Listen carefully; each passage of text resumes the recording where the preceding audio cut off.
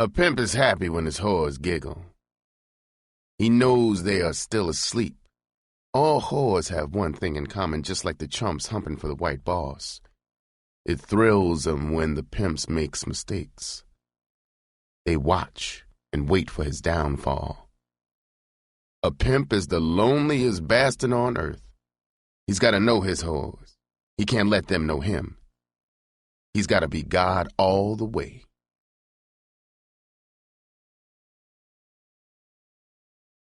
Pimp. The story of my life. Iceberg Slim. Read by Carrie Height. Forward. Dawn was breaking as the big hog scooted through the streets. My 5 whores were chattering like drunk magpies. I smelled the stink that only a street whore has after a long, busy night. The inside of my nose was raw. It happens when you're a pig for snorting cocaine. My nose was on fire, and the stink of those whores and the gangster they were smoking seemed like invisible knives scraping to the root of my brain. I was in an evil, dangerous mood, despite that pile of scratch crammed into the glove compartment. God damn it, has one of you bitches shit on herself or something? I bellowed as I flipped the long window toward me. For a long moment, there was silence. Then Rachel, my bottom whore, cracked in a pleasing ass-kissing voice. Daddy, baby, that ain't no shit you smell. We been turning all night and ain't no bathrooms in those Trix's cars we been flipping out of. Daddy, we sure been humping for you, and what you smell is our nasty whore asses. I grinned widely, inside, of course. The best pimps keep a steel lid on their emotions, and I was one of the iciest. The whores went into fits and giggles at Rachel's shaky witticism. A pimp is happy when his whores giggle. He knows they are still asleep. I coasted the hog into the curb outside the hotel where Kim, my newest, prettiest girl, was cribbing. Jesus! I would be glad to drop the last whore off so I can get to my own hotel to nurse my nose with cocaine and be alone. Any good pimp is his own best company. His inner life is so rich with cunning and scheming to outthink his whores. As Kim got out, I said, "Good night, baby. Today is Saturday, so I want everybody in the street at noon instead of 7 tonight. I said noon. Not 5 minutes after or 2 minutes after. But at 12 noon sharp, I want you down. Got it, baby?" She didn't answer. But she did a strange thing. She walked into the street around the hog to the window on my side. She stood looking at me for a long moment, her beautiful face tense in the dim dawn. Then in her crisp, New England accent, she said, "Are you coming back to my pad this morning? You haven't spent a night with me in a month, so come back, okay?" A good pimp doesn't get paid for screwing. He gets his payoff for always having the right thing to say to a whore right on lightning tap. I knew my 4 whores were flapping their ears to get my reaction to this beautiful bitch. A pimp with an overly fine bitch in his stable has to keep his game tight. Whores constantly probe for weakness in a pimp. I fitted a scary mask on my face and said in a low, deadly voice, "Bitch, are you insane? No bitch in this family calls any shots or muscles me to do anything. Now take your stinking yellow ass upstairs to a bath and some shut-eye, and get in the street at noon like I told you." The bitch just stood there, her eyes slitted in anger. I could sense she was game to play the string out right there in the street before my whores. If I had been 10 years dumber, I would have leaned out of that hog and broken her jaw and put my foot in her ass, but the joint was too fresh in my mind. I knew the bitch was trying to booby-trap me when she spat out her invitation. "Come on, kick my ass. What the hell do I need with a man I only see when he comes to get his money? I am sick of it all. I don't dig stables and never will. I know I'm the new bitch who has to prove herself. Well, goddammit, I am sick of this shit. I'm cutting out. She stopped for air and lit a cigarette. I was going to blast her ass off when she finished, so I just sat there staring at her. Then she went on. I have turned more tricks in the 3 months I have been with you than in the whole 2 years with Paul. My pussy stays sore and swollen. Do I get my ass kicked before I split? If so, kick it now because I'm going back to Providence on the next thing smoking. She was young, fast, with trick appeal galore. She was a pimp's dream and she knew it. She had tested me with her beef, and now she was lying back for a sucker response. I disappointed her with my cold overlay. I could see her wilt as I said in an icy voice, "Listen, square-ass bitch. I have never had a whore I couldn't do without. I celebrate, bitch, when a whore leaves me. It gives some worthy bitch a chance to take her place and be a star. You scurvy bitch. If I shit in your face, you gotta love it and open your mouth wide." The rollers cruised by in a squad car, so I flashed a sucker smile on my face and cooled it until they passed. Kim was rooted there, wincing under the blizzard. I went on ruthlessly. "Bitch, you are nothing but a funky zero. Before me, you had one chilly chump with no rep. Nobody except his mother ever heard of the bastard. Yes, bitch, I'll be back this morning to put your phony ass on the train." I rocketed away from the curb. In the rearview mirror, I saw Kim walking slowly into the hotel. Her shoulders slumped. In the hog, until I dropped the last whore off, you could have heard a mosquito crapping on the moon. I had tested out for them. Solid ice. I went back for Kim.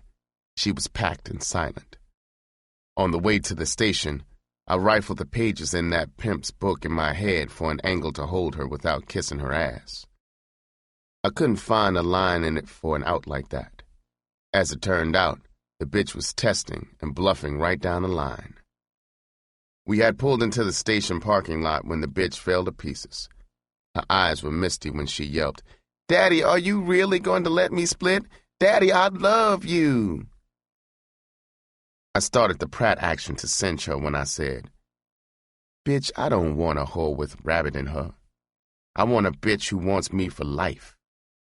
You have got to go after that bullshit earlier this morning. You are not that bitch." That Pratt butchered her, and she collapsed into my lap crying and begging to stay. I had a theory about splitting whores.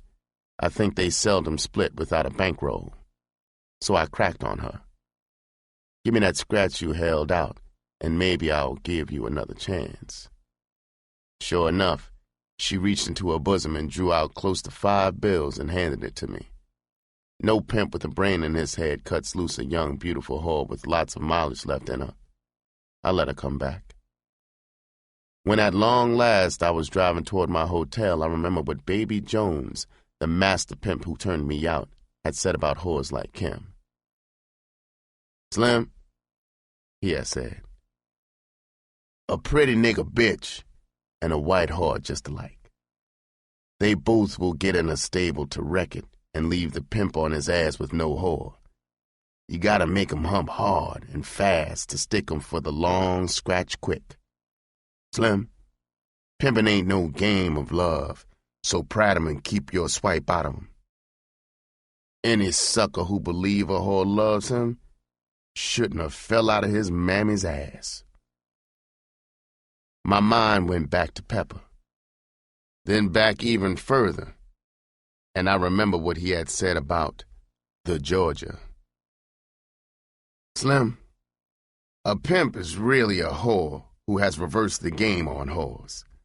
So, Slim, be as sweet as the scratch, no sweeter, and always stick a whore for a bundle before you sex her. A whore ain't nothing but a trick to a pimp. Don't let 'em Georgia you. Always get your money in front, just like a whore." On the elevator riding to my pad, I thought about the first bitch who had Georgia'd me and how she had flim-flammed me out of my head. She would be old and gray now, but if I could find her, I would sure get the bitch's unpaid account off my conscience. Preface. In this book, I will take you, the reader, with me into the secret inner world of the pimp. I will lay bare my life and thoughts as a pimp. The account of my brutality and cunning as a pimp will fill many of you with revulsion. However, if one intelligent, valuable young man or woman can be saved from the destructive slime, then the displeasure I have given will have been outweighed by that individual's use of his potential in a socially constructive manner. I regret that it is impossible to recount to you all of my experiences as a pimp. Unfortunately, it would require the combined pages of a half-dozen books.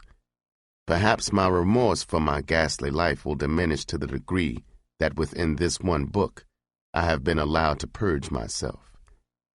Perhaps one day I can win respect as a constructive human being. Most of all, I wish to become a decent example for my children and for that wonderful woman in the grave, my mother. Chapter 1. Torn from the Nest. Her name was Maud, and she Georged me around 1921. I was only 3 years old. Mama told me about it. And always when she did, her rage and indignation would be as strong and as emotional, perhaps as at the time when she had surprised her panting and moaning at the point of orgasm with my tiny head wedged between her ebony thighs, her massive hands vice-like around my head. Mama worked long hours in a hand laundry, and Maud had been hired as a babysitter at 50 cents a day. Maud was a young widow. Strangely, she had a reputation in Indianapolis, Indiana, as a devout holy roller. I have tried through the years to remember her face, but all I can remember is the funky ritual. I vaguely remember not her words, but her excitement when we were alone. I remember more vividly the moist, odorous darkness and the bristle-like hairs tickling my face, and most vividly, I can remember my panic, when in the wild moment of her climax, she would savagely jerk my head even tighter into the hairy maw. I couldn't get a breath of air until, like a huge black balloon, she would exhale with a whistling whoosh and relax limply, freeing my head. I remember the ache of the strain on my fragile neck muscles, and especially at the root of my tongue. Mama and I had come to Indianapolis from Chicago, where since the time when she was 6 months pregnant, my father had begun to show his true colors as an irresponsible, white spats-wearing bum. Back in that small town in Tennessee, their hometown, he had stalked the beautiful virgin and conned her into marriage. Her parents, with vast relief, gave their blessing and wished them the best in the promised land up north in Chicago. Mama had 10 brothers and sisters. Her marriage meant one less mouth to feed. My father's father was a skilled cook, and he passed his know-how to my father, who shortly after getting to Chicago scored for a chef's job at a huge middle-class hotel. Mama was put on as a waitress. Mama told me that even with both of them working 12 hours a day, 6 days a week, they couldn't save a nickel or buy furniture or anything. My idiot father had come to the big city and gone sucker wild. He couldn't stay away from the high yellow whores with their big asses and bitch dog sexual antics. What they didn't con him out of, he lost in the cheat crap joints. At the hotel one night, he vanished from the kitchen. Mama finally found him thrusting mightily into a half-white waitress lying on a sack of potatoes in a storage room, with her legs locked around his back. Mama said she threw everything she could lift at them. They were unemployed when they walked away from the shambles. My father tearfully vowed to straighten himself out and be a man, but he didn't have the will, the strength to resist the cheap thrills of the city. After my birth, he got worse. and had the stupid gall to suggest to Mama that I be put on a Catholic church doorstep. Mama naturally refused, so he hurled me against the wall in disgust. I survived it, and he left us, his white spats flashing, and his derby hat at a rakish angle. It was the beginning of a bitter winter. Mama packed pressing irons and waving combs into a small bag and wrapped me warmly in blankets, and set out into the bleak, friendless city to ring doorbells, the bag in one arm and I in the other. Her pitch was something like this. Madam, I can make your hair curly and beautiful. Please give me a chance. For 50 cents, that's all. I will make your hair shine like new money. At this point in the pitch, Mama told me she would slip the blanket aside to bare my wee big-eyed face. The sight of me in her arm on a sub-zero day was like a charm. She managed to make a living for us. That spring, with new friends of Mama's, we left Chicago for Indianapolis. We stayed there until 1924, when a fire gutted the hand laundry where Mama worked. There were no jobs in Indianapolis for Mama, and for 6 months, we barely made it on the meager savings. We were penniless and with hardly any food when a tall black angel visiting relatives in Indianapolis came into our lives. He fell instantly in love with my lissom, beautiful mother. His name was Henry Upshaw, and I guess I fell as hard for him as he fell for Mama. He took us back to Rockford, Illinois with him, where he owned a cleaning and pressing shop, the only Negro business in downtown Rockford. In those tough Depression times, a Negro in his position was the envy of most Negro men. Henry was religious, ambitious, good, and kind. I often wonder what would have happened to my life if I had not been torn from him. He treated Mama like she was a princess. Anything she wanted, he got for her. She was a fashion plate, all right.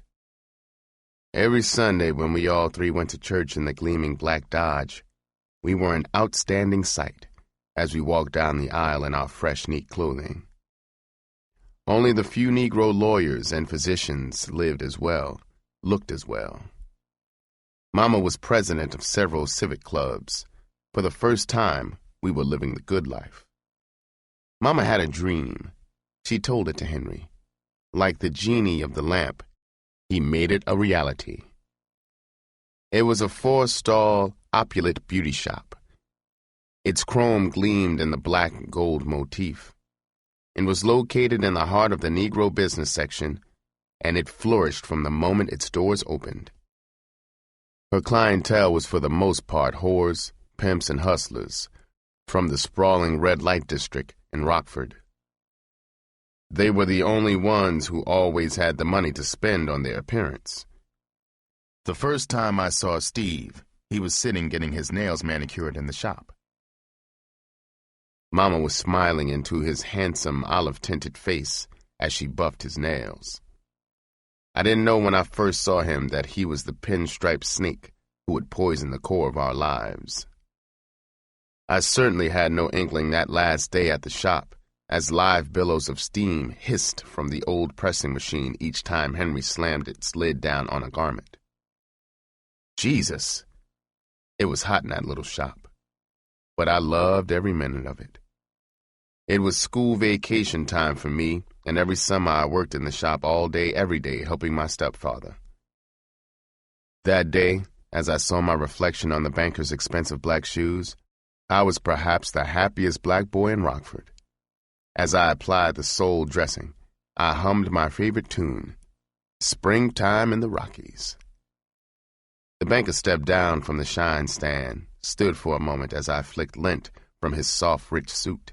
Then, with a warm smile, he pressed an extravagant 50-cent piece into my hand and stepped out into the broiling street. Now I whistled my favorite tune. Shines were only a dime. What a tip. I didn't know at the time that the banker would never press another coin into my hand, that for the next 35 years this last day would be remembered vividly as the final day of real happiness for me.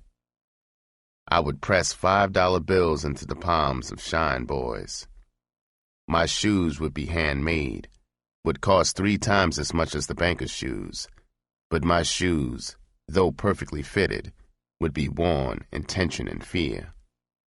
There was really nothing out of the ordinary that day, nothing during that day that I had heard or saw that prepared me for the swift, confusing events that over the weekend would slam my life away from all that was good to all that was bad. Now looking back, remembering that last day in the shop as clearly as if it were yesterday, my stepfather, Henry, was unusually quiet. My young mind couldn't grasp his worry, his heartbreak. Even I, a 10-year-old, however, knew that this huge, ugly black man who had rescued Mama and me from actual starvation back in Indianapolis loved us with all of his great sensitive heart. I loved Henry with all my heart. He was the only father I had ever really known. He could have saved himself an early death from a broken heart if instead of falling so madly in love with Mama, he had run as fast as he could away from her.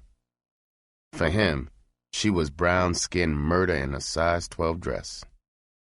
That night at 8 o'clock, Dad and I flicked the shop's lights out, as always at closing. In an emotion-muffled voice, he spoke my name. Bobby.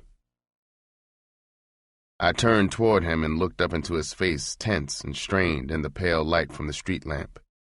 I was confused and shaken when he put his massive hands on my shoulders and drew me to him very lightly, just holding me in this strange, desperate way. My head was pressed against his belt buckle. I could barely hear his low, rapid flow of pitiful words. He said, Bobby, you know I love you and your mama, don't you? His stomach muscles were cording, jerking against my cheek. I knew he was going to burst into tears. I said as I squeezed my arms around his waist, Yes, Daddy. We love you too, Daddy. We always will, Daddy. He was trembling as he said, You and your mama would never leave me. You know, Bobby, I ain't got nobody in the world but you two. I just couldn't go on if you left me alone. I clung tightly to him and said, Don't worry, Daddy. We'll never leave you. I promise. Honest, Daddy. What a sight we must have been. The 6'6" black giant and the frail little boy holding on to each other for dear life, crying there in the darkness. I tell you, when we finally made it to the big black Dodge and we were riding home, my thoughts were turning madly. Yes, poor Henry's fears had foundation. Mama had never loved my stepfather. This kind, wonderful man had only been a tool of convenience. She had fallen in love with a snake, all right. His plan was to cop Mama and make it to the Windy. The dirty bastard knew I would be excess baggage, but the way Mama was gulping his con, he figured he could get rid of me later. Only after I had become a pimp years later would I know Steve's complete plot and how stupid he really was. Here this fool had a smart, square broad with a progressive square John husband infatuated with him. Her business was getting better all the time. Her sucker husband was blindly in love, and the money from his business was wide open to her. If Steve had been clever, he could have stayed right there on top of things and bled a big bankroll from the business in a couple of years. Then he could have pulled Mama out of there, and with a big bankroll, he could have done anything with her, even turned her out. I tell you, she was that hot for him. She had to be insane over the asshole to walk away from all that potential with only $2,500 in cash. Steve blew it in a Georgia skin game within a week after we got to Chicago. I have wished to Christ, in 4 penitentiaries, that the lunatic lovers had left me in Rockford with Henry when they split. One scene in my life I can never forget, and that was that morning when Mama had finished packing our clothes and Henry lost his inner fight for his pride and dignity. He fell down on his knees and bawled like a scalded child, pleading with Mama not to leave him, begging her to stay. He had welded his arms around her legs, his voice hoarse in anguish, as he whimpered his love for us. His agonized eyes walled up at her as he wailed, "Please don't leave me. You are sure to kill me if you do. I ain't done nothing. If I have, forgive me." I will never forget her face, as cold as an executioner's, which she was, as she kicked and struggled loose from him. Then, with an awful grin on her face, she lied and said, "Henry, honey, I just want to get away for a while. Darling, we'll be back." In his state, she was lucky he hadn't killed her and me and buried us in the backyard. As the cab drove us away to the secret rendezvous with Steve sitting in his old Model T, I looked back at Henry on the porch, his chest heaving as tears rolled down his tortured face. There were too many wheels within wheels, too much hurt for me to cry. After a blank time and distance, we got to Chicago. Steve had vanished, and Mama was telling me in a drab hotel room that my real father was coming over to see us, and to remember that Steve was her cousin. Steve was stupid, all right, but cunning, if you can get what I mean. Mama, at Steve's instruction, weeks before, had gotten in contact with my father through a hustler brother of Mama's in Chicago. When my father came through the hotel door, reeking of cologne and dressed to kill, all I could think was what Mama had told me about that morning when this tall, brown-skinned joker had tossed me against the wall. He took a long look at me. It was like looking in a mirror. His deep-down guilt cream-puffed him, and he grabbed me and squeezed me to him. I was stiff and tense in the stranger's arms, but I had looked in the mirror, too, when he came in, so I strung my arms limply around his neck. When he hugged Mama, her face turned toward me, and stony like back there with Henry. My father strutted about the hotel room boasting of his personal chef's job for Big Bill Thompson, the mayor of Chicago. He told Mama and me, "I'm a changed man now. I have saved my money, and now I really have something to offer my wife and son. Won't you come back to me and try again?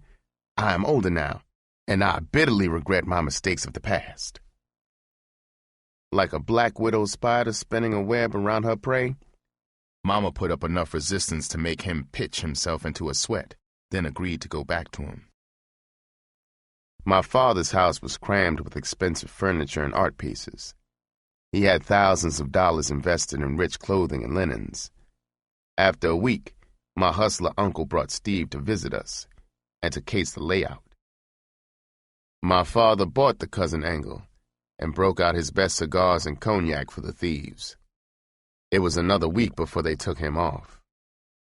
Remember, at the time I had no idea as to what really was going to happen. I would learn the shocking truth only after we got to Milwaukee.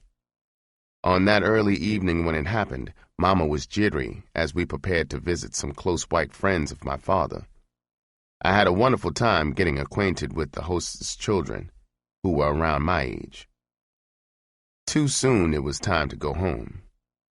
In my lifetime, I have seen many degrees of shock and surprise on the human face.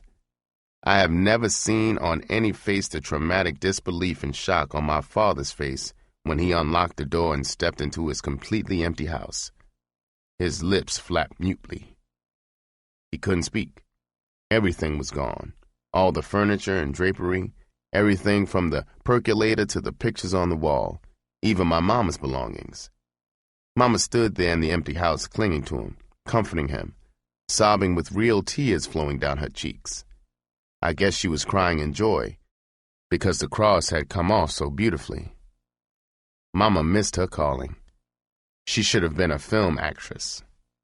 With only a bit part, an Oscar season would have been a lead pipe cinch for her. Mama told my father we would go to Indianapolis to friends until he could put another nest together. When we got to Milwaukee by train 90 miles away, Steve had rented a house. Every square inch of that house was filled with my father's things. Those lovely things did us little good and brought no happiness. Steve, with his mania for craps, within weeks had sold everything, piece by piece, and lost it across the craps table. Mama worked long hours as a cook, and Steve and I were alone quite often. At these times he would say, "You little motherfucker, you. I'm going to beat your motherfucking ass. I am telling you, if you don't run away, I am going to kill you." He was just so cruel to me. My mother had brought me a little baby cat. I loved that kitten, and this man hated animals. One day, the cat, being a baby cat, did his business on the kitchen floor. Steve said, "Where is that little motherfucker?" The little kitten had hidden under the sofa. He grabbed that kitten and took it downstairs where there was a concrete wall. He grabbed it by the heels. I was standing, we lived on the second floor, looking down at him. He took the kitten and beat its brains out against that wall. I remember there was a park behind our house, concrete covered. There were some concrete steps. I sat there and I cried until I puked. All the while I kept saying like a litany, "I hate Mama, I hate Mama, I hate Mama." And, "I hate Steve, I hate Steve, I hate him, I hate him." For many tortured years, she would suffer her guilt.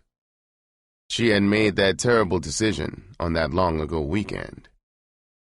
I know my lousy old man deserved what happened to his goods. I know Mama got her revenge, and it was sweet, I am sure. But it was bitter for a kid like me to know that Mama was part of it. Perhaps if Mama had kept that burglary cross a secret from me, in some tiny way, I might have been stronger to fight off that pimping disease. I don't know. But somehow after that cross, Mama just didn't seem like the same honest, sweet Mama that I had prayed in church with back in Rockford. I went to her grave the other day, and I told her for the 100th time since her death, "Mama, it wasn't really your fault. You were a dumb country girl. You didn't understand. I was your first and only child. You couldn't have known how important Henry was to me." I choked up, stopped talking to her beneath the silent sod, and thought about Henry lying rotten, forgotten in his grave. Then through my tight throat I said to Mama, "To you, he was ugly. But Mama, I swear to heaven, he was so beautiful to me. I loved him, Mama. I needed him. I wish you could have seen beyond his ugly black face and loved him a little and stayed with him. Mama, we could have been happy. Our lives would have been different. But I don't blame you. Mama, I love you." I paused, looking up at the sky. Hoped she was up there and could hear me. And then I went on. "I just wish you were alive now. You would be so proud of me. I am not a lawyer as you always wanted me to be. But, Mama, you have 2 beautiful grandchildren and another on the way, and a fine daughter-in-law who looks a lot like you when you were young." The grave next to her had visitors, and an old man with a bright-eyed girl about 10. I stopped my bragging until the pair walked away, and then I said, "Mama, I haven't shot any H in 10 years. I haven't had a hoe in 5 years. I have squared up. I work every day. How about it, Mama? Iceberg Slim, a square. You wouldn't believe it, Mama. I wear $50 suits right off the rack, and my car is 10 years old. You gotta believe it now, Mama. Goodbye, Mama. See you Christmas. And remember, I'll always love you." When I walked away from her grave, I thought, I don't know, maybe that prison head shrinker was right when he told me I had become a pimp because of my unconscious hatred for my mother. I know one damn thing. I can't help crying at her grave almost as if I was crying because I did so much to put her there. Maybe the hidden hate that I can't feel wants me to laugh that she's down there in the earth. Maybe my crying is really laughing. About 90 days after Steve smashed my kitten, Mama cast off her spell, and one gray April dawn, while Steve lay in a drunken open-mouthed stupor, Mama and I packed what we could carry and moved into a hotel room. It was complete with hot plate and down-the-hall toilet. Steve had stomped on 3.5 years of our lives. I would soon be 14. On August 4th, my birthday, our old friend Steve, with diabolical timing, made that event unforgettable. Since that chilly dawn in April, he had searched the slum streets for his escaped dupes, thirsty for revenge. I waited eagerly in the hotel room for Mama, who had promised to bake a cake in her white woman's kitchen. She said she would be home early at 6 o'clock to celebrate my birthday. Well, she came home all right on the 7th of August from a hospital, with her broken jaw wired and her body covered with bruises. Steve had stalked her and attacked her with his fists and feet, and then escaped through the grimy catacombs of the ghetto. All that night and the next day I crouched in the dark shadows beneath his stairwell, gripping a gleaming ice pick. He never came back. He had moved. 20 years later, while idly looking from the window of a plush hotel suite, I would see something familiar in the white-haired, stooped figure of a garbage collector on the street 3 stories down. I blacked out. When reason returned, I was down there on the street in the bright morning sunlight, clutching a pistol, wearing only a pair of red silk pajamas. As the garbage truck turned the corner a block away out of range, a small crowd of passerbys stood, bug-eyed, watching the strange scene as Rachel, my main whore, tugged at my arm, pleaded with me to get off the street. That was the last time I saw Steve, but I just don't know, even now, what I would do if our paths crossed. Perhaps that beating Mama took was good, as painful as it was. I remember how it worried me in that cruddy hotel room when the hotel's neon sign outside our window would flash on her face. Her eyes would be bright, riveted on the ceiling. She would be in a trance, remembering, still hot for him. As worthless as that bastard was otherwise, he sure must have been a son of a bitch in the bed. After all he had done to us, she still had a terrible itch for the bastard. That beating was good for her. It cured the itch. Mama had learned a bitter lesson the hard way. The country girl had rolled in the hay with a city slicker, and now I saw all of her sorrow and guilt in her eyes. We couldn't go back to the peaceful green hills of Rockford. She had destroyed a good man back there, a native son. Henry died a year after we left him. Until the grave claimed her, Henry would rise from his own to haunt her in the lonely gloom. Mama was desperate to save at least fragments of her image, to hold fast to the love and respect I had for her in Rockford. I had seen too much, had suffered too much. The jungle had started to embalm me with bitterness and hardness. I was losing page by page the fine rules of thought and deed that I had learned in church, from Henry, from the Boy Scout troop in Rockford. I was sopping up the poison of the street like a sponge. I had begun to play Steve's favorite game, craps, in the alleys after school. Dangerously, I was frantic to sock it to every young girl weak enough to go for it. I had to run for my life one evening when an enraged father caught me on his back porch, punching animal-like astraddle his daughter's head. I had become impatient with the unusual thickness of her maidenhead. Chapter 2. First Steps into the Jungle. The slide was greased. I was starting my long plunge to the very bottom of the grim pit.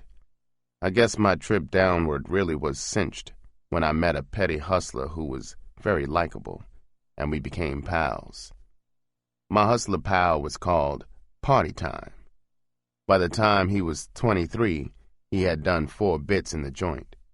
On each fall, he had been jacked up for either strong-arm robbery or till tapping. He got his moniker hung on him because as soon as he scored for scratch, he would make fast tracks to the nearest underworld bar. When he got inside the door, he would shout, All right, you poor-ass bastards, it's party time, and Joe Evans is in port, with enough scratch to burn up a wet elephant. All you studs stop playing stink finger with these long-cock whores, and everybody belly up to the log and get twisted on me. His flat African features were pasted to a skull that could have belonged to a caveman. He was short, powerful, and shiny black. He was ugly enough to break daylight with his fist, but for some curious reason, he was irresistible to many of the thrill-seeking white women who sneaked into the black side of town, panting as they chased after that hoary myth. Nigger men do it so good, it thrills you to your toenails. There was a fast sheet joint with the trick rooms in the rear, right on the alley. I was peeping one night into one through a frayed shade when I saw Party Time for the first time. My eyes were bugging when I saw the tall Viking-type white man, his tiny but voluptuous female white companion, and Party Time taking their clothes off. Finally they stood there, naked. I could see their lips moving, so I pressed my ear and eyes sideways against the window that was open a couple of inches at the top to get the sound. The white joker was tenderly hefting Party Time's weapon into his hand like maybe it was Ming Dynasty pottery. He said excitedly to the broad, "Oh, honey, can you believe the size, the beauty of it?" In the glow of the room's red light, that broad looked like an animated portrait by Da Vinci. Her eyes were blue fire in her passion. She purred like a Persian kitten and pounced onto the bed. Party Time stood at the side of the bed looking down at her. He was an ebony executioner. His horizontal axe cast a cruel shadow across the snowy peaks, rose-tipped.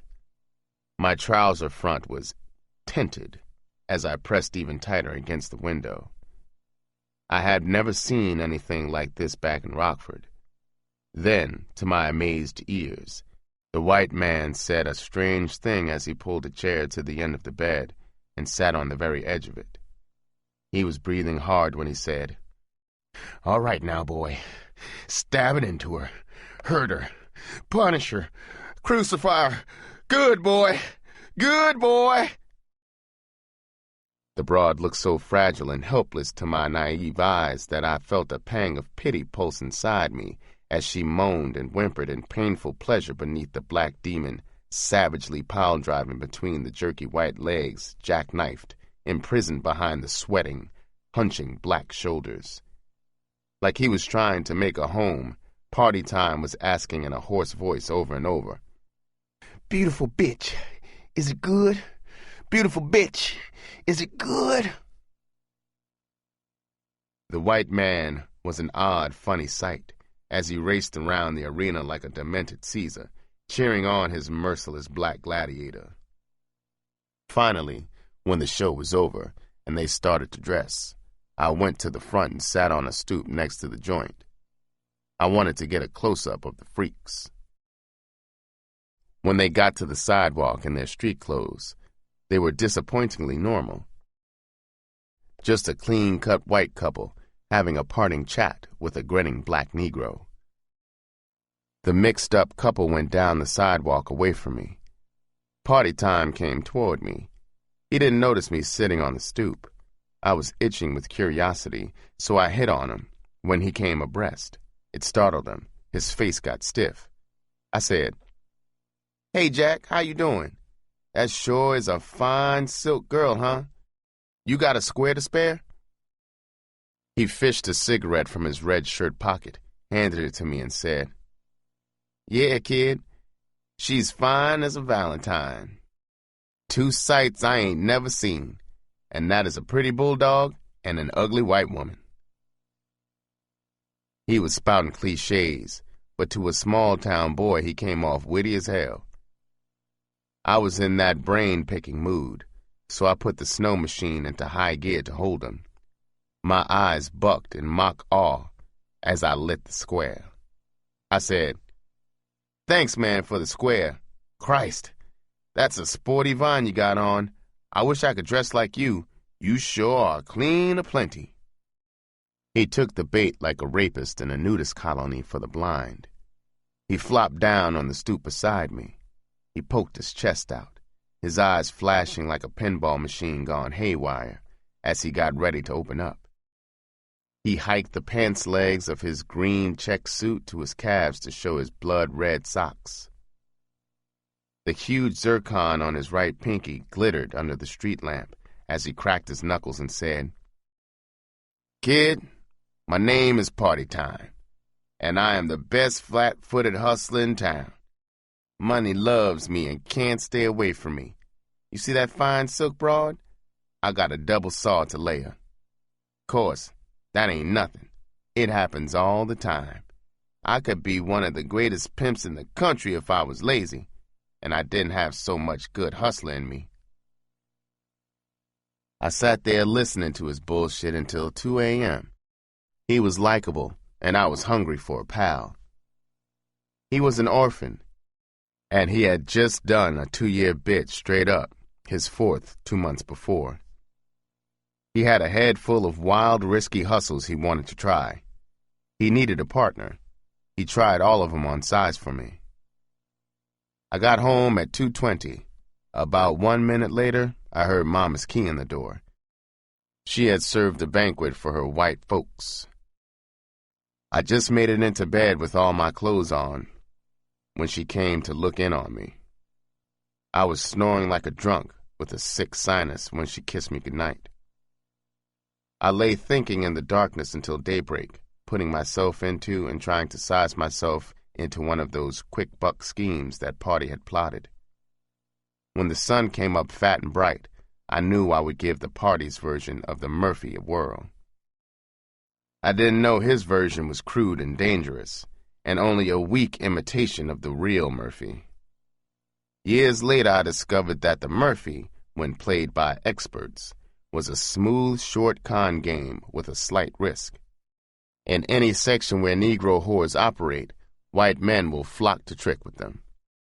I met Party several times after school at a pool room. He ran my roll down to me, and the next Friday night we got down with our hustle. Mama was serving a party, so I could stay in the streets until at least 1 a.m. Around 10 that night in an alley in the heart of the Vice section, 7th and Bleach Streets, we unwrapped the package that Party had brought. I rolled up my pants legs beyond my bony knees. I slipped into the 25-cent red cotton dress from the Salvation Army. I put on the frayed red satin high-heeled shoes. I pinned a scraggly piece of hair just inside the front inner band of the faded blue straw bonnet. When I tilted it on my head at a sexy angle, the ringlets of uneven hair hung down over my eyes like bangs. I stood wide-legged, flexed my thigh and hip muscles against the tight red dress, aping the horse stance.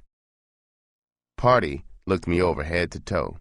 I was wondering how I came off as a broad. He shook his head, hunched his shoulders, and walked toward the mouth of the alley to catch a sucker. I got the answer when he reached the sidewalk. He twisted his bead toward me and said, "Listen, man, stay out of the light, okay?" Within 5 minutes, he gave me the office that some action was coming down the street. I watched Party giving the pitch to a short, elderly white man. I wonder if I had enough voltage as a broad to come through with my end of the deal. He officed my flash cue an instant before the white man peeked up the alley at me. I jerked my skinny ass in a series of bumps and grinds and hopefully waved him toward me. That skinny black bitch he saw must have lit a fire in him all right. He fumbled his hide from his hip pocket and handed a bill to Party. The chump started up the alley at a hell of a pace for an old bastard. He had paid his money, and he was red hot to take his chance to stick that hot nigger bitch waiting for him in the shadows. He had no chance, but in a way he was lucky. Lucky that his hide had not been fat with greenbacks. If he had been loaded, when I evaporated through the gangway, Party, instead of fading away, would have come into the dark alley behind the sucker and robbed him with brute force. My heart was pounding in excitement as I galloped through the alleys towards our next prearranged duck blind. I took a new station several blocks away. Party time came moments later. Looked up the alley and hooked the tips of his thumb and index fingers into an all is well O. We beat several other suckers. None had the fare for the strong arm. We worked until 12:30. Then, unlike Cinderella, I stashed my mildewed costume, got my half of the $70 take, and raced home. Mama came in a half hour after I did. As in all other things, there are many Murphys. Real Murphy players use great finesse to separate a mark from its scratch. The most adept of them prefer that a trick hit on them. It puts the Murphy player in a position to force the sucker to qualify himself and to trim the mark not only for all his scratch, but his jewelry as well. When approached and quizzed by a mark as to where a girl can be found, the Murphy man will say, "Look, buddy, I know a fabulous house not more than 2 blocks away. Brother, you ain't never seen more beautiful, freakier broads than are in that house. One of them, the prettiest one, can do more with a swipe than a monkey can do with a banana. She's like a rubber doll. She can take 100 positions." At this point, the sucker is wild to get to this house of pure joy. He entreats the con player to take him there, not just direct him to it. The Murphy player will prat him to enhance his desire. He will say, "Man, don't be offended, but Aunt Kate that runs the house don't have nothing but high-class white men coming to her place. No niggers or poor white trash. You know, doctors, lawyers, big-shot politicians. You look like a clean-cut white man, but you ain't in that league, are you?" At this pricking of his ego, the mark is ready for the hook. He will protest his worth as a person and his right to go where any other son of a bitch can go. Hell, for a high-class lay, a double saw wouldn't faze him. Few can resist the charm of exclusivity in its myriad forms. The con player, still hedging, shoring up firmly the convincer, will then say, "Man, I believe you, and everything you say is true as gospel. In fact, I like you, pal, but try to see my side of it. First, to show you I trust you, I'll tell you a secret. I've been working for Aunt Kate's house for many years now as her outside man, you know, making sure only nice dates went up there. Aunt Kate and I got an airtight system. Friend, I know you will help me keep Aunt Kate's rules, so let's go. I am taking you to the thrill of your life." While keeping up an inflaming description of the whores and sexual delights to be found only at Aunt Kate's, the Murphy player had steered the sucker to a pre-chosen, neat, attractive apartment building. In the foyer, in a subtle but compelling manner, the con player nudged the mark into a fast meeting of minds, the question agreed upon. As hot as he was, he couldn't go up before he checked in all valuables. It was Aunt Kate's unshakable rule. Aunt Kate was rock right, never to tempt or trust a whore. Only fools trusted whores, right? The mark wasn't a fool, right? Right. The con player produced a sturdy brown envelope. The sucker counted all the scratch in his pocket into the hand of Aunt Kate's outside business manager. The efficient, affable manager shoved it into the envelope, licked it, sealed it, and stuck it in his pocket for safekeeping from the possible larceny in the hearts of the gorgeous dolls upstairs, 3rd floor, first apartment to the left, number 9 to be specific.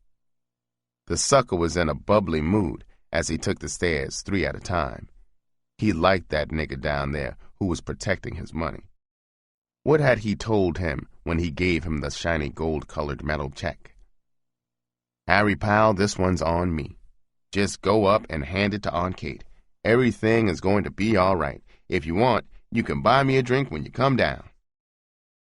The 2 strikes that had whiffed across the white man's mental plate and had set him up for the kill The third strike was first his desperate need to relieve himself into a black body. The second was his complete inability to conceive that the black boy before him was intelligent enough to fool him, to fashion the Murphy dialogue.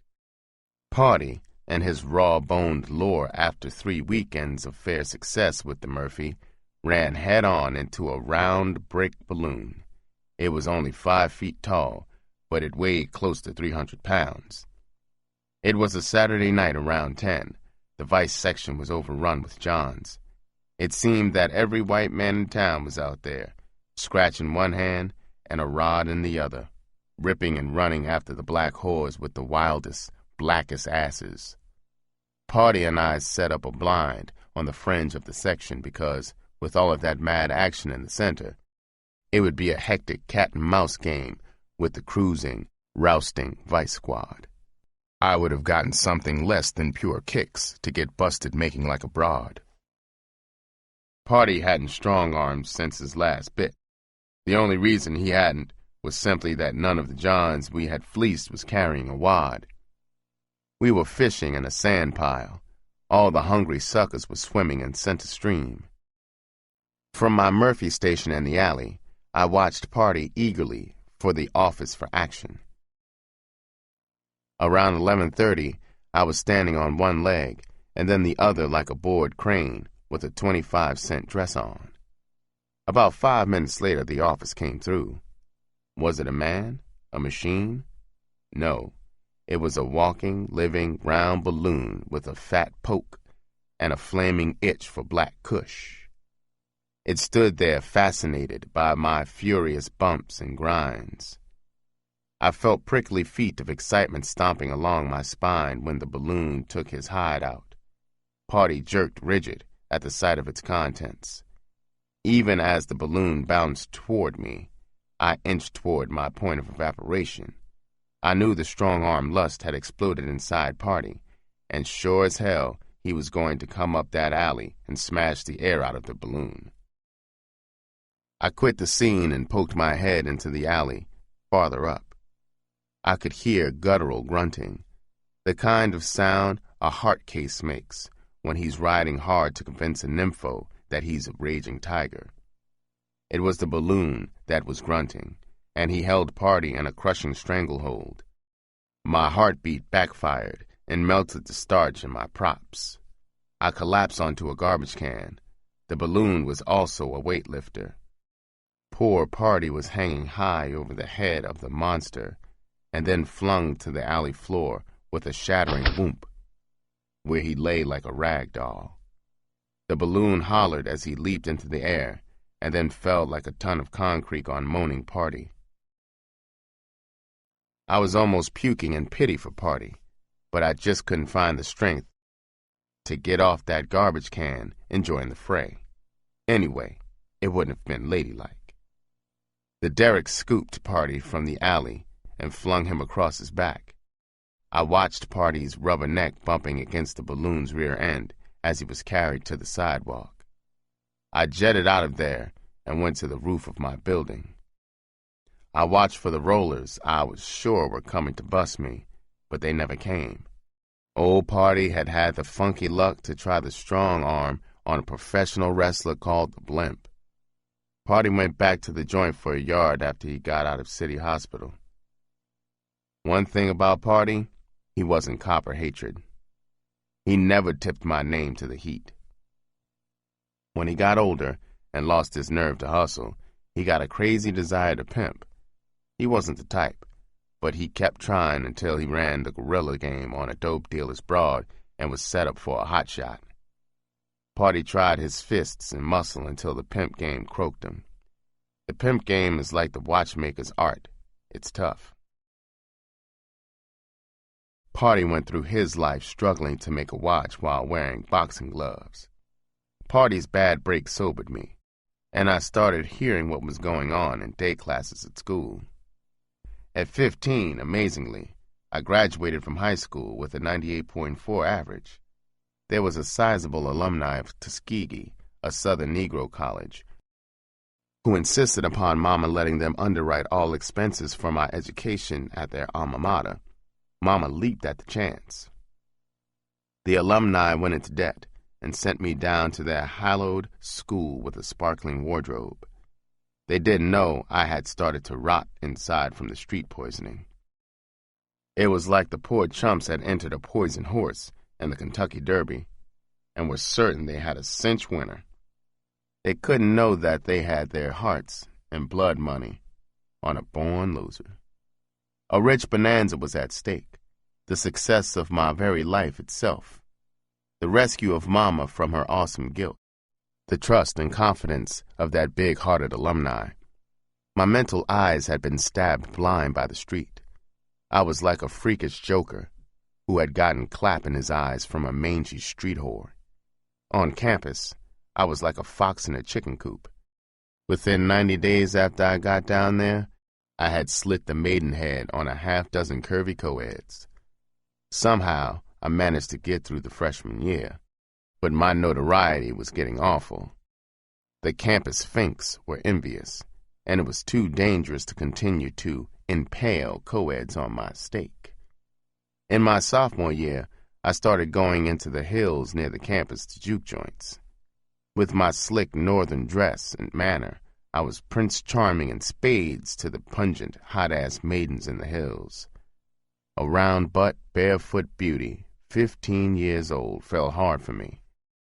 One night, I failed to meet her in our favorite clump of bushes. I had stuck her up to keep a date in another clump of bushes with a bigger, hotter, rounder ass than hers. Through the hill grapevine, she got the wire of my double-cross. It was high noon on campus the next day when I saw her. I had just walked out of the cafeteria onto the main drag. The street was lousy with students and teachers. She stood out like a pope in a cat house. Her potato sack dress was grimy and dirty as hell from the long trip from the hills. Her bare feet and legs were rusty and dusty.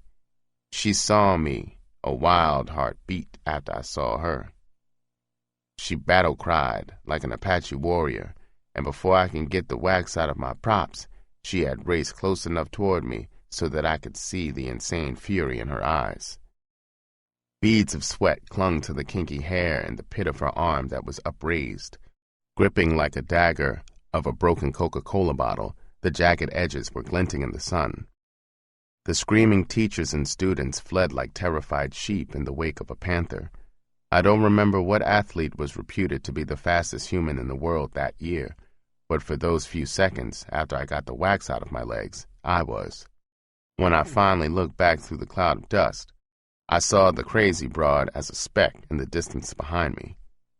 Mine had been a carpet offense, and I was on it in the office of the school president. I stood before him seated behind his gleaming mahogany desk. He cleared his pipes and gave me a look like I had jacked off before the student body. He held his head high, his nose reaching for the ceiling like I was crap on his top lip. In a sneaky southern drawl, he said, "Boy, you are a disgrace to our fine institution. I'm shocked that such has occurred. Your mother has been informed of your bad conduct. Our board is considering your dismissal. In the meantime, keep your nose clean, boy. You are not to leave campus for any reason." I could have saved my worry over dismissal. That alumni had powerful pull, all right. I got a break and got the chance to stay until midterm of the sophomore year, when I went for the okey-doke. I took a bootlegging rap for a pal. What goes around comes around, old hustlers had said. Party had taken our beef without spilling. Anything with a buzz in it was in great demand on campus. A pint of rot-gut whiskey brought from $7.50 to $10, depending on supply. My roommate had scratch and a Fagin disposition. He was a Sharpie from a number racket family in New York. We made a deal. He would bankroll our venture if I copped the merchandise and sold it. He got my promise that I would keep his part in it a secret. He was a fox for sure. He gave me the scratch, and I slipped up into the hills to contact a moonshiner who would supply me. Perhaps I don't have to say that I carefully avoided any contact with that broad who pushed me to that track record. I scored for a connection, and the markup on campus was 400%. Everything was beautiful. The merchandise was moving like crazy. I was sure that when I got back home for the summer, I would have enough scratch to turn everybody green with envy. I recruited a co-ed I had laid to distribute for me in her dorm. It was the beginning of the end. There were 2 Jasper co-eds in her dorm who were fierce rivals for the love of a coffee-colored, curvaceous doll from a country town in Oklahoma. The doll was really dumb. She had no idea of the lesbian kick, so naturally she couldn't know she was a target. Eventually, the crafty of the 2 Jaspers wore the doll down and turned her out. They had to keep the secret of their romance from the other Jasper because she was so tough and built like a football player. She was doing money favors for the doll, hoping to get into her pants. The doll and her jockey were in cahoots, playing the sucker Jasper hard for the scratch. One night the doll and her jockey were tied into a pretzel doing the 69 and drunk as hell on my merchandise when their passionate outcries reached the ears of the muscular Jasper. The bloody fight and spicy details were topics for statewide gossip. In the heat of the investigation, my agent fell apart. She put the finger on me, and within a week, I was on the train going back to the streets for good. I didn't turn over on my roommate. I obeyed the code. Mama changed jobs a week after I got back to nurse and cook for a wealthy white recluse. Now I really stuck my nose in the devil's ass. Mama had to stay on the place. I saw her once a week on Sunday when she would come in for a day. That was the only time I stayed at the hotel. I had found a fascinating second home, a gambling joint run by a broken-down ex-pimp and murderer called Diamond Tooth Jimmy. The 2-carat stone wedged between the upper front rotting teeth was the last vulgar memento of his infamy as the top ass-kicker of the 1920s. He boasted endlessly that he was the only nigger pimp on earth who had ever pimped in Paris on French girls. I was to discover later, when I would meet and be trained by the master, that Jimmy was a mere buffoon, an amateur not fit to hold the master's coat. After the suckers were trimmed and all the shills had been paid, Jimmy would lock the door and then, like a ritual, light up a thin brown reefer. As he talked, he would pass it to me, cursing me affably for not inhaling deeply and holding the smoke, as he put it, deep in my belly. When dawn broke, he would go out through the joint door home to the 19-year-old Jasper on whom he lavished furs and jewels. He was a real sucker. I would go to bed in the tiny cubicle in the rear of the joint and dream fantastic dreams. Always beautiful whores would get down on their knees and tearfully beg me to take their money. For several months, I had been screwing the luscious daughter of a popular band leader.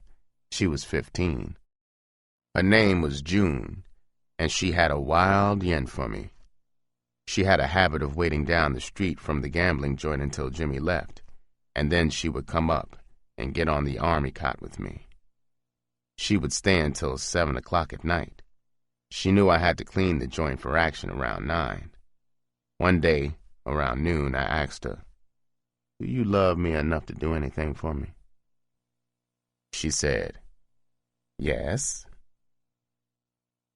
So I said, "Even turn the trick?" She said, "Anything." I put my clothes on and went to the street and saw an old gambler whom I knew was a trick and told him what was upstairs. Sure enough, he gave me a $5 bill, the asking price, and I took him upstairs and let him in on her. She turned him in less than 5 minutes. My 17-year-old brain reeled. This was still the Depression. I could get rich with this girl and drive a big white Packard. My next prospect was all wrong. He was an acquaintance of the band leader, June's father. He went upstairs, saw her, and called the father in Pittsburgh. The father called the local police department, and my pimping career died a borning. When the detective came, I was still out there looking for tricks for the down payment on that big white Packard. Diamond Tooth's bullshit had screwed me for certain. My mother, of course, was shocked. She was sure it was a frame-up. That June, that evil girl had led her sweet little Bobby astray. At the county jail 2 days before my trial, I left my cell on an attorney consultation pass. A short, gopher-faced Negro sat in the cage at an old oak desk, grinning at me. My blood ran cold. My palms got slippery wet as I took a seat across from him. The gleaming yellow gold teeth filling his mouth had been a flash of doom. Christ, I thought, a deep South nigger lip. Didn't Mama know that most of them turn to jelly when defending a criminal case? The rodent wiped his blue-black brow with a soggy handkerchief and said, "Well, Bobby, it seems that you're in a little trouble, huh? I am Attorney Williams, an old friend of your family. I knew your mother as a girl." My eyes sent special delivery murder across the table to that ugly bastard. I said, "It isn't a little trouble. Under the max, I can get a fin." He fingered his dollar necktie and hoisted his starved shoulders inside the jacket of his cheap vine and said, "Oh, now let's not be fatalistic.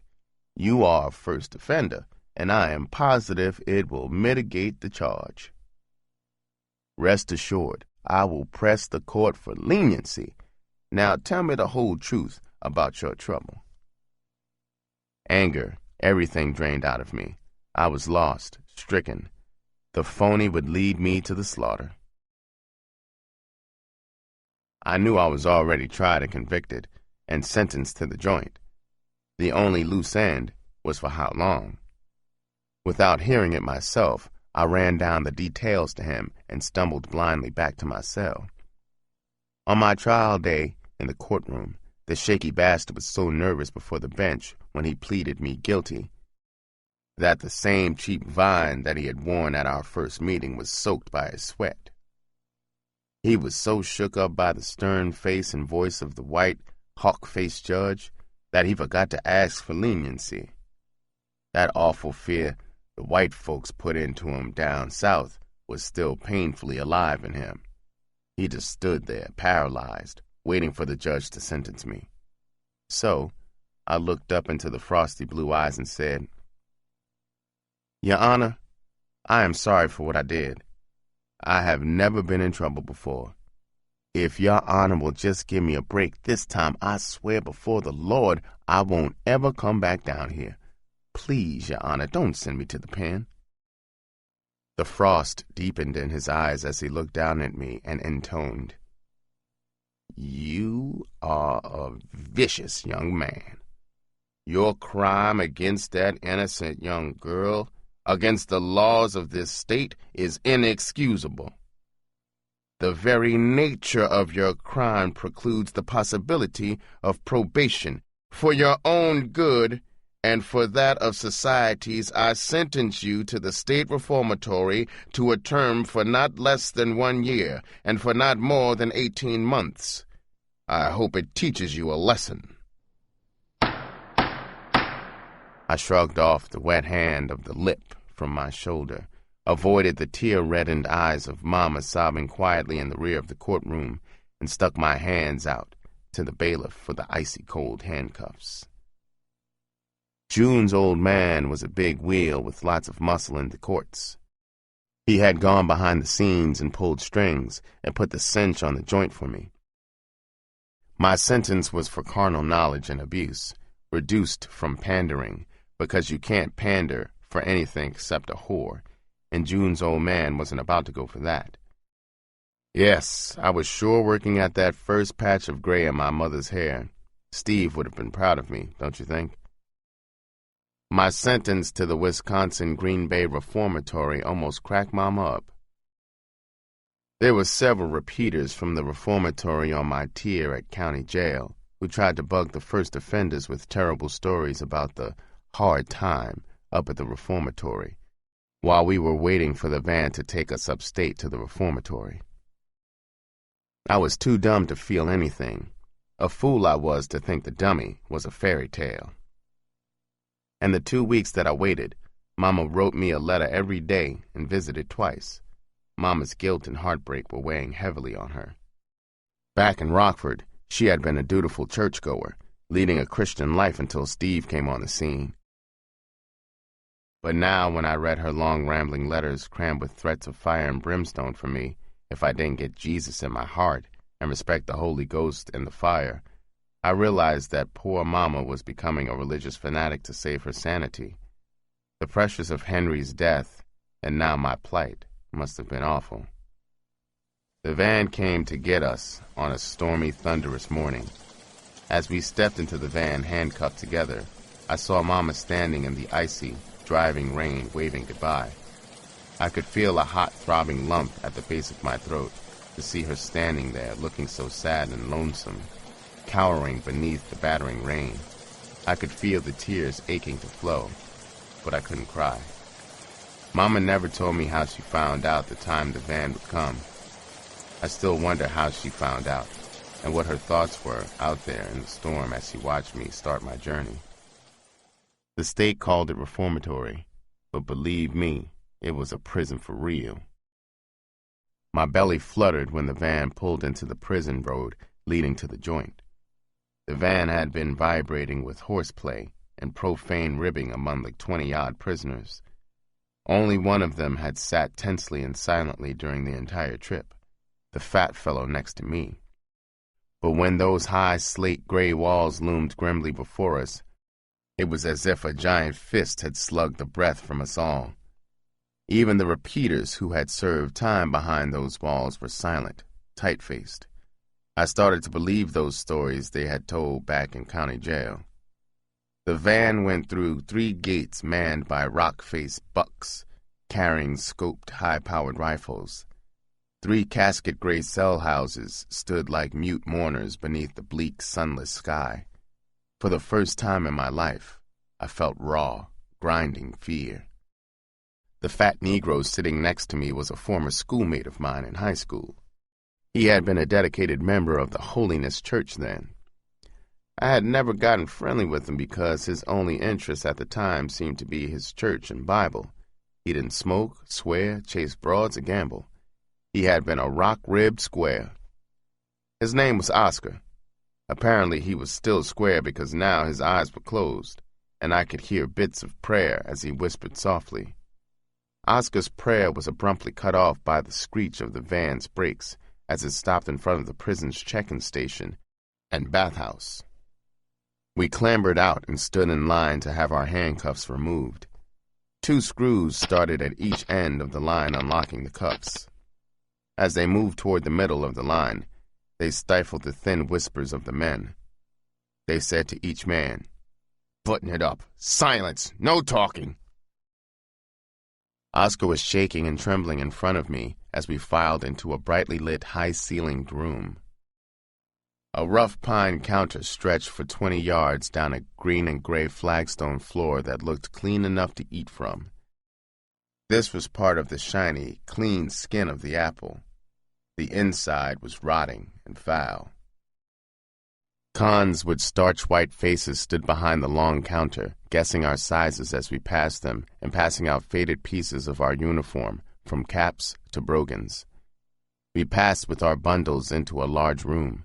A tall, silent screw, dazzling with brass buttons and gold braid on his navy blue uniform, slashed his lead-loaded cane through the air like a vocal sword, directing us to put our bundles on a long bench and to undress for short-arm inspection, and a brief exam by the prison croaker seated at a battered steel desk in the back of the room.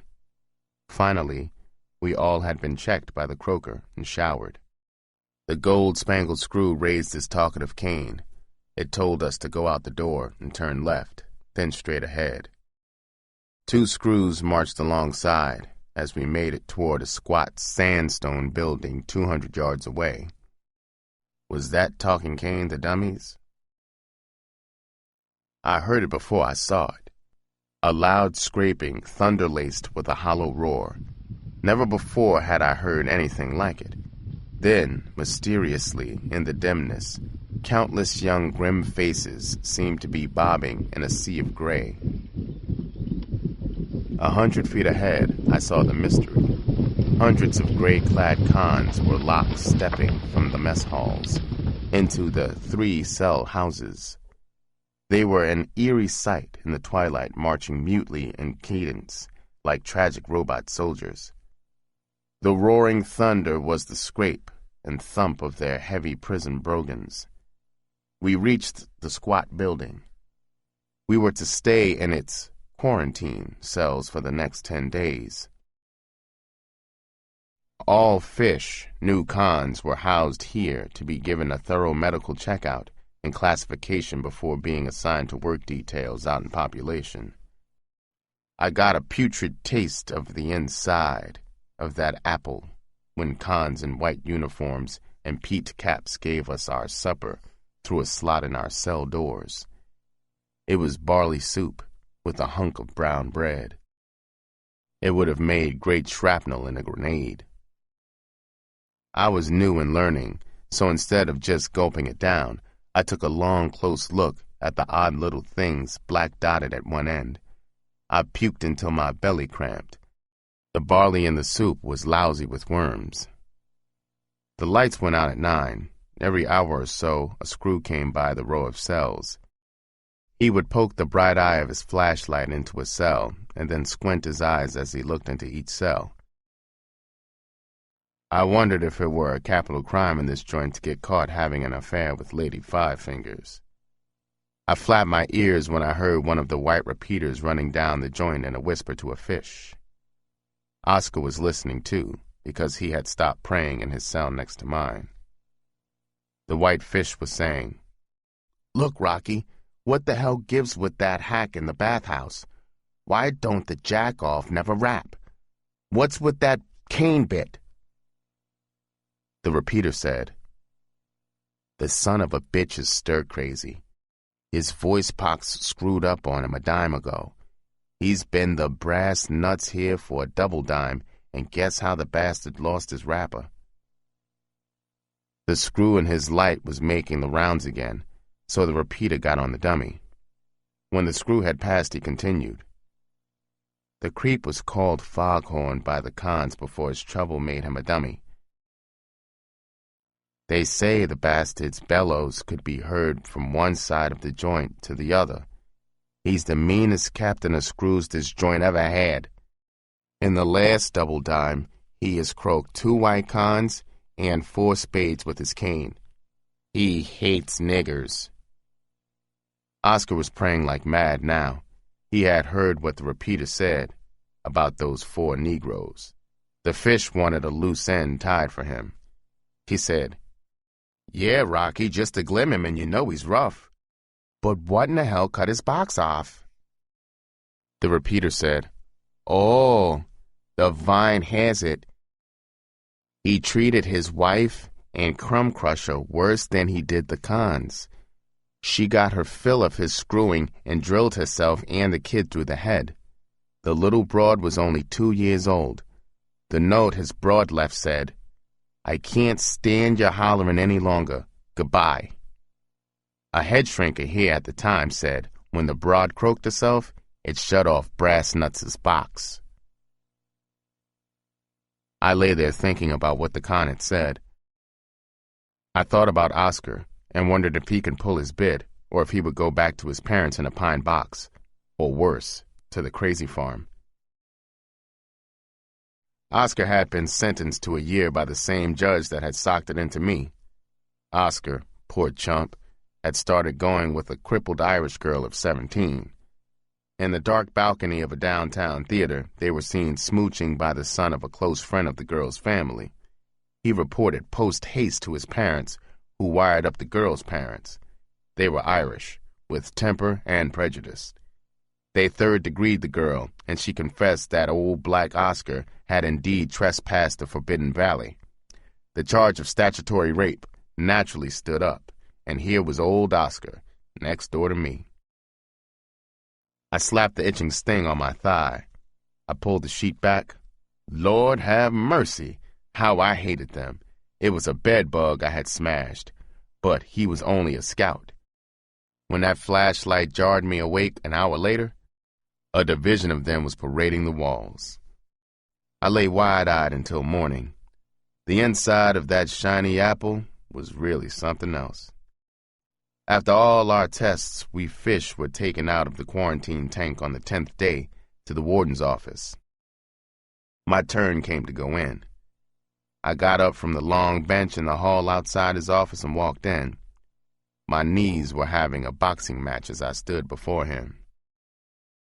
He was a silver-maned, profane, huge white bull with 2 tiny chunks of black fire rammed deep into his eye sockets.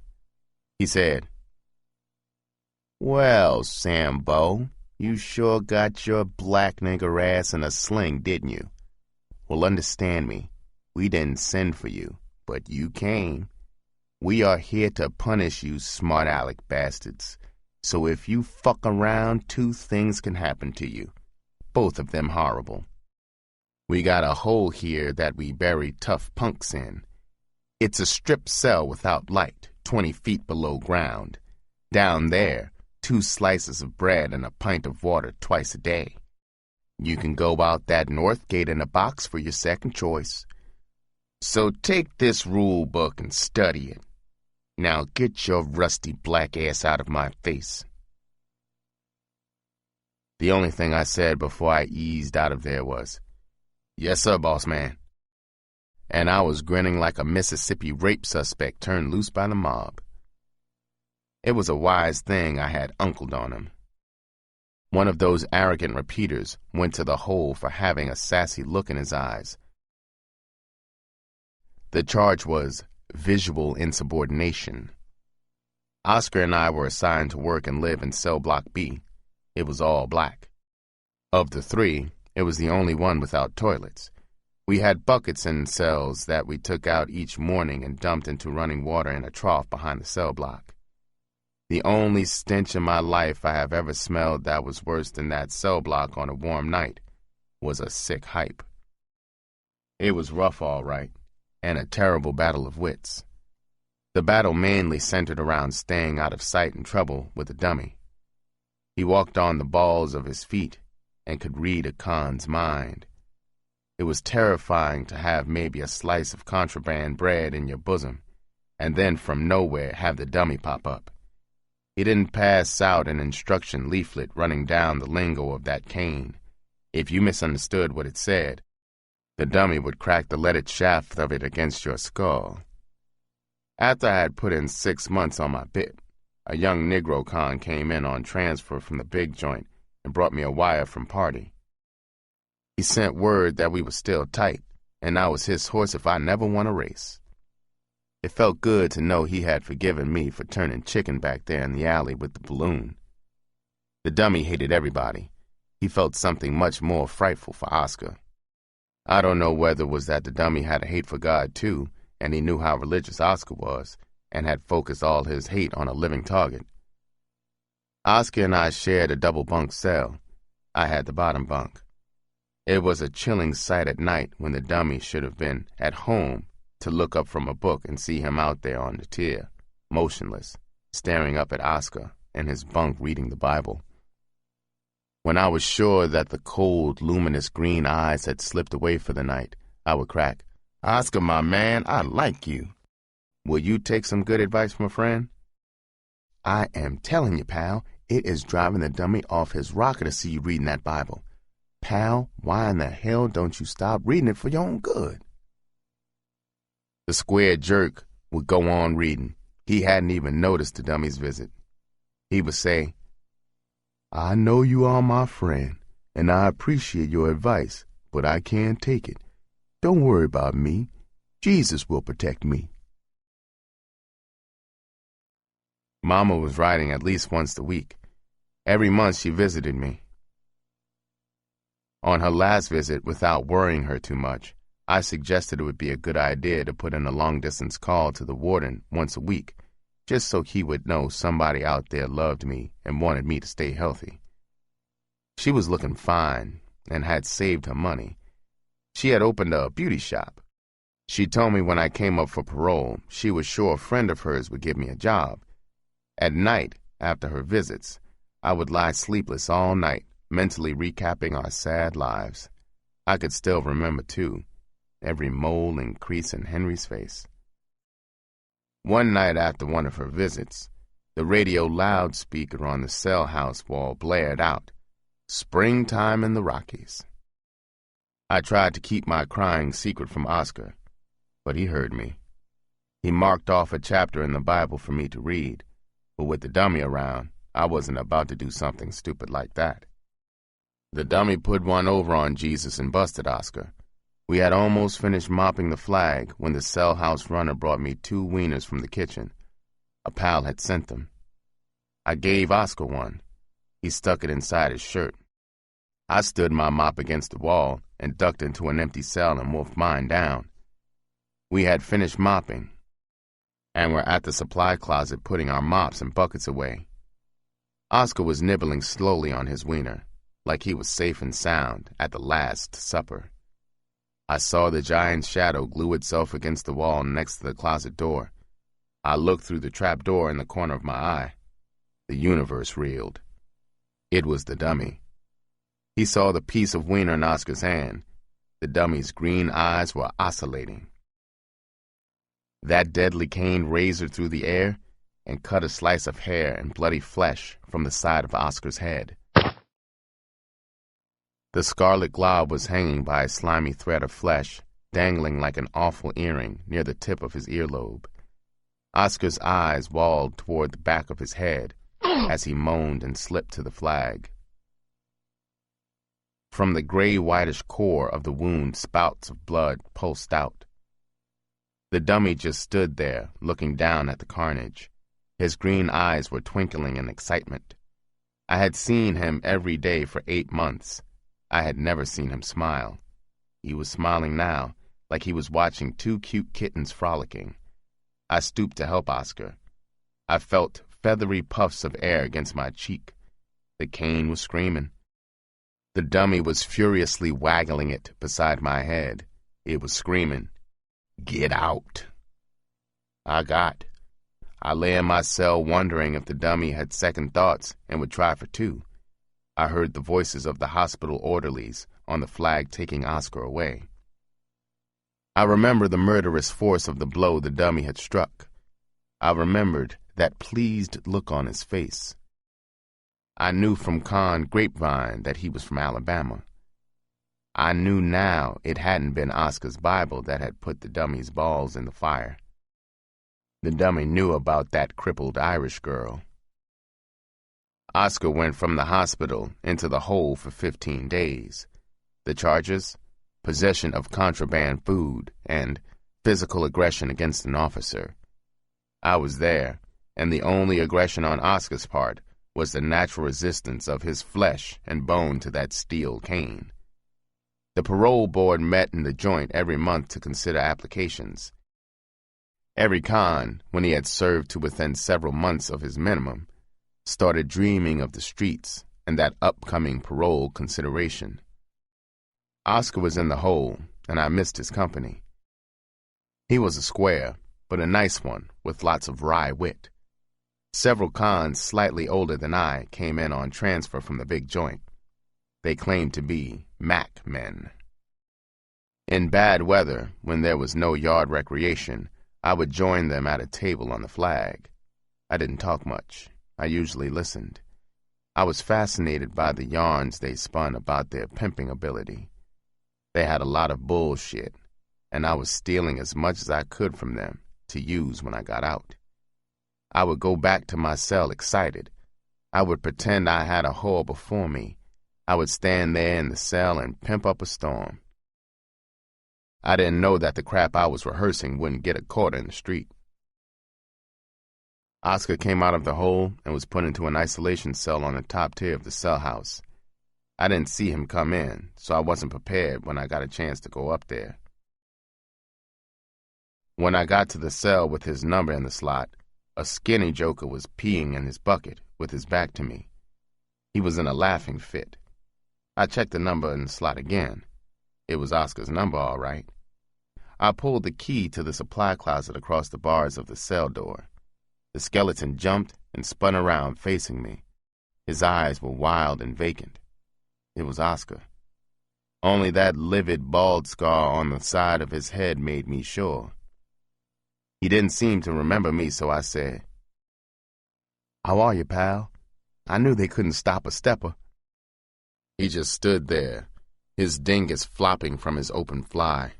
I said, "Jack, you are going to give your bright future the flu if you don't get it out of the draft." He ignored my words, and then from the very bottom of his throat, I can hear a kind of eerie, high-pitched humming or keening, like maybe the mating call of a werewolf. I was beginning to worry about him. I was standing there trying to figure something to say to get through to him. He hadn't been out of the hole for more than 2 hours. Maybe some loose circuit would jar back to contact. I knew he had been destroyed when he gave me a sly look and went to the back of his cell. He picked up his bucket and thrust his hand into it. He brought out a fistful of crap. He scraped the crap from his right palm into the rigid upturned left palm. Using his left palm as a kind of palette, he dipped into the crap with his right index finger and started to finger paint on the cell wall. I just stood there in shock. Finally, he stopped, snapped to attention, saluted me, and stuck his chest out proudly and pointed a crappy finger at his art on the wall. There was an idiot's look of triumph on his face, like he had finished the Sistine Chapel ceiling. I gave up on him. I went downstairs and told the cell house screw. The next day they shipped Oscar to the funny farm, where perhaps he is today, 30 years later. My time went fast after the 8th month. I had gone before the parole board, and I was waiting for my pink slip. A white one meant denial and a new date for consideration. I saw the mail clerk when he shoved it through the bars of my cell. I leaped up and grabbed a small brown envelope. My hand shook so badly it took seconds to rip it open. It was pink. I banged my fists against the steel of my cell wall. I was so happy I couldn't feel pain. They dressed me out in a cheap Glen plaid suit. I would have been thrilled to have left that den of pressure in tar and feathers. On the way out, I had to face the bull. When I walked into his office, he said, "Well, Snowball, you must have had your rabbit's foot. So long. See you in a couple of weeks." I wasn't out yet, so I gave him the same uncle smile going out that I gave him coming in. When I walked out of the joint, the fresh air was like a blast of oxygen. It made me woozy. I turned and looked back at the joint. The dummy was standing at the chapel window staring at me, but for once, that steel cane wasn't talking to me. Chapter 3. Salty Trip with Pepper. First thing back in Milwaukee, I reported to my parole officer, a Mr. Rand, I think. After asking 1,000 questions and filling out a mountain of papers, he gave me an IQ test. When he computed my score, his sea-blue eyes saucered in surprise. He couldn't understand how a boy with a score of 175 could do a stupid thing like peddling a girl's ass on the sidewalk. If that IQ test had been on the basis of the half-baked criminal, pimping theories that I had picked up in the joint at the table from those chili pimps that were churning in my mind, and that I was so eager to try, my score would have been 0.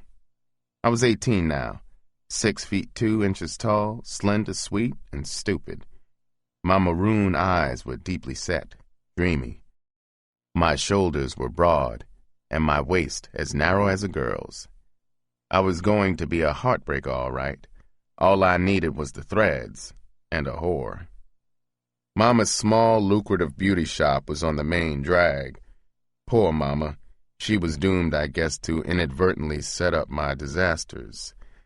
I had started on my job delivering for the drugstore owned by the friend of Mama's who had hired me to satisfy the parole condition of a job upon release. As fate would have it, Mama's shop and the drugstore were in the same building. Mama and I lived in an apartment over the storefronts. Mama called me in from the sidewalk one day about 3 months after I had gotten parole. She wanted me to meet one of her customers who was getting her eyebrows arched. I walked through the pungent odors rising from the hot pressing combs pulling through the kinky hair of several customers to the rear of the shop. There she was, flashy as a Christmas tree sitting before a mirror at a dressing table with her back to me. Mama stopped plucking at her brows as she introduced us. "Mrs. Ibbets, this is my son, Bobby." Like a yellow cat hypnotizing a bird, she sat there motionless, her green eyes smoky, as she stared at me through the mirror. "Oh, Bobby, I have heard so much about you. It's so exciting to meet you. But please, call me Pepper. Everyone does." I don't know what excited me more as I stood there, her raw sensuality or the blazing rocks on her tapered fingers that I was sure hadn't come from Crestcheese. I mumbled something like I had to go back to the drugstore to work, and I would see her around. Later I saw her slide into her sleek caddy convertible, her white silk dress riding up exposing the satin sheen of her banana-yellow thighs. As she gunned away from the curb, she turned deliberately and gave me a full dose of those hot green eyes. She was signing our deal. I quizzed around and got the background on her. She was 25, an ex-whore who had worked the jazziest houses on the eastern seaboard. A wealthy white fence and gambler had tricked with her out there, and it had gotten so good to him that he crossed her pimp into a 5-year bit and squared her up. 3 days later, a half hour before closing, an order came in for a case of mums. The address was in the plush Heights, miles from the store. I made the trip on a bicycle. She answered the door wearing only a pair of white lace step-ins. My erection was hard and instant. It was a fabulous pad, and the lights were soft and blue. The old man wouldn't be back for a week. I was just a het punk. I wasn't in her league, but one of my greatest assets has always been my open mind. That freak bitch cajoled and persuaded me to do everything in the sexual book, and a number of things not even listed. What a thrill for a dog like her to turn out a tender fool like me. She was a hell of a teacher, all right, and what a performer. If Pepper had lived in the old biblical city of Sodom, the citizens would have stoned her to death. She nibbled and sucked hundreds of tingling bruises on every square inch of my body.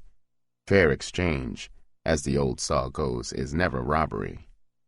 It took me a week to get the stench of her piss out of my hair.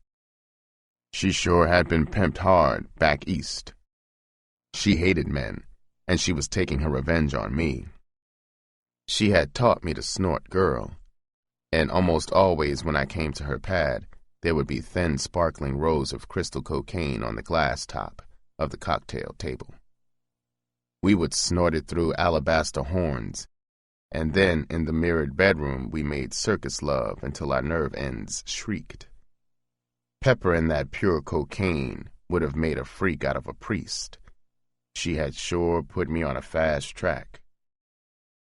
I couldn't know at the time that at the end of the line stood the grim state penitentiary.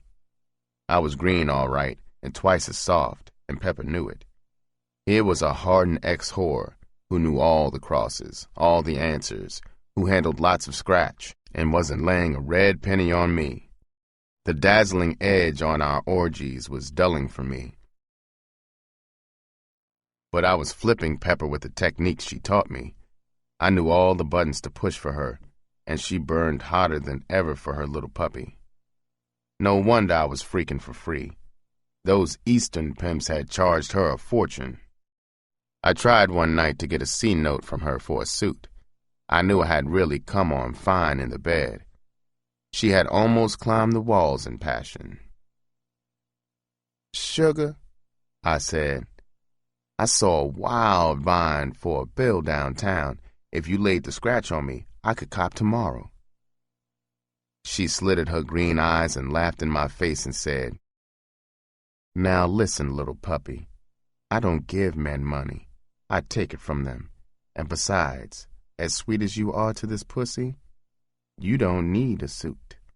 I like you as you are, with no clothes on at all." I was a rank greenhorn for sure, but her cold turn down of my plea for a C note was bitchy cute. And I was a salty sucker, so I reacted like any stupid would-be pimp who had been Georgia'd. I had filed up basic business. I had led with my dick instead of my mitt. I reached down and slapped her hard against the side of her face. It sounded like a pistol shot.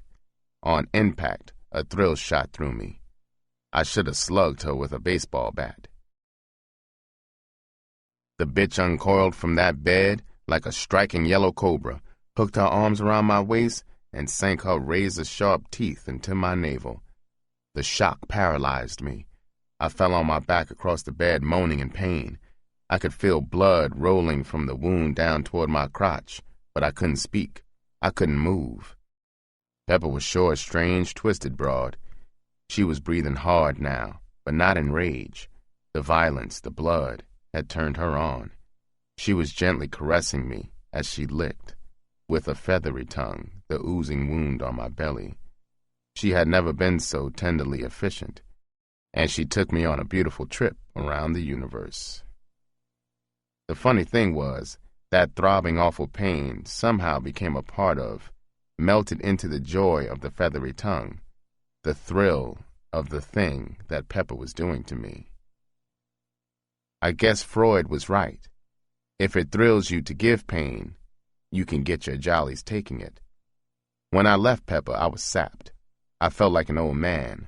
My mood was as bleak and cheerless as the gray dawn I cycled through. When I got home and looked into the mirror, a death's head stared back at me. The vampire bitch was sucking my life's blood all right. I also knew that crystal cocaine wasn't exactly a health tonic. Pepper was too fast, too slick for me. I had to make her shit or get off the pot.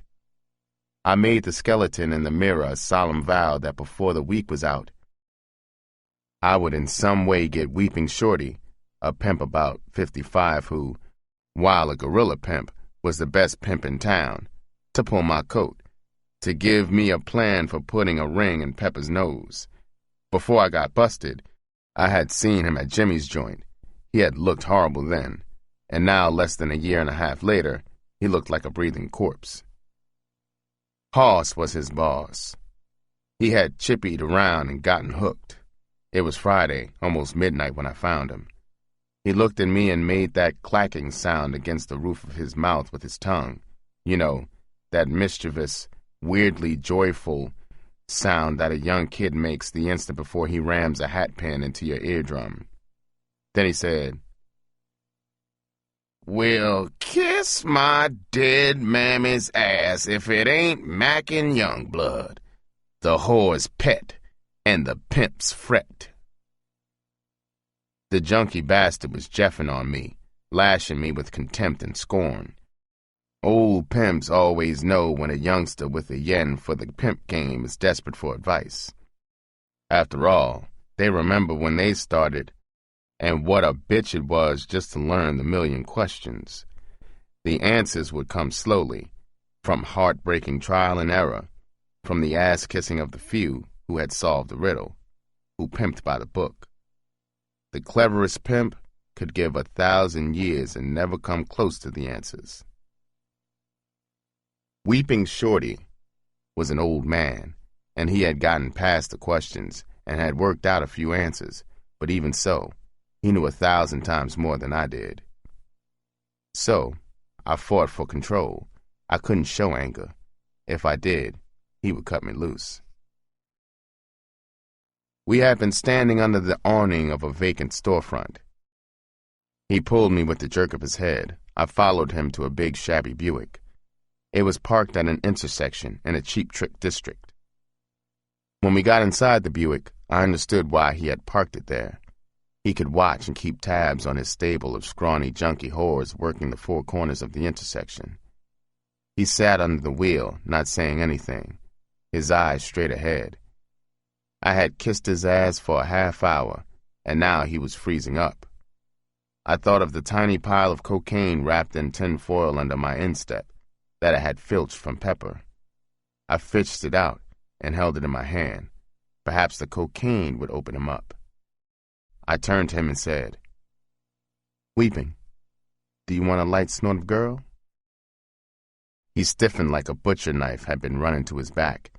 He looked at the wad of tinfoil in my palm and snatched it in the same motion, hurled it through the window on his side. His top was blown. He shouted, "Nigga, ain't you got no sense? You trying to go back to the joint and blow my wheels?" I said, "What did I do wrong? All I did was to offer you the C, just to be sociable. What's wrong with that?" He said, "Sucker, first, booty butt, you don't transport no hard in your stomp. Keep it in your mitt so you can down it fast to the turf. Second, you're on parole. You're hot. You ain't got no business sitting dirty in my short. There's a law, sucker, that can confiscate a short with stuff in it. You know if the heat had hit on you, you would unload in my short. Keep stuff off you. When you stop somewhere, down it in the street until you're ready to split. It's better to get beat for the stash than beat for the heat. Now, what took your head out of Pepper's ass long enough for you to look me up?" Oh, how this junkie creep bugged me. I sat there beside him trying to think of questions that would bleed him so I can get out of his face fast. He looked exactly like a withered baboon. His breath stunk like he had just eaten a bowl of maggots. I said, "Weeping, Pepper hasn't got my nose open for her. She's too jazzy and slick for me. I came to you because everybody knows that your game is mellow. I want you to pull my coat so I can pimp some scratch out of her." The baboon liked that banana I threw him. He was ready to talk the pimp game. He said, "The suckers in hell want ice water, but it's late for them. They ain't never going to get no ice water. The way you start with a bitch is the way you end with a bitch. You can start pimping hard on a bitch and then sucker her out and blow her, but ain't no way you can turn it around and pimp on Pepper after starting with her like a sucker. Forget her and get down on a fresh bitch." I said, "You mean there is no way to get any scratch out of her?" He said, "Nah, you see, I didn't say that. I said you couldn't pimp any scratch out of her. A foxy, cold-blooded stud can always find an angle to cross a broad out of scratch." I said, "I'm not foxy, but I think I could be cold-blooded enough to cross that slick bitch Pepper." "Weeping, you are the fox. Lay some game on me and put me to the test. I'll split any scratch I take right down the middle with you." I hadn't noticed it was raining. Now it was raining hard enough so that Weeping had turned to run up the window on his side. He had just raised it and was about to answer my proposition when there was a frantic rapping on his window. It was one of his whores. Through the closed window of the locked door, she said loudly, "Daddy, open the door! My feet are soaked! Nothing is happening out here tonight, and besides, I am hot as hell. The Vice is watching me. It's Costello. He told me to get off the street or he would bust me. Please open the door." Weeping was a cold gorilla, all right. He sat there for a long moment. His monkey face was tight and hard. He casually opened the wind wing as the rain beat down on his hull. She stuck her nose through it. Without moving toward the wing, sitting erect in the car seat, he hollered, "You bullshit bitch! Make something happen! You a whore! You supposed to be hot! Let Costello bust you! He can't make a beef stand up unless he catches you with the trick! you dumb chicken-hearted bitch. What do you think I got this ass pocket full of fall scratch for? Now, get out there and work.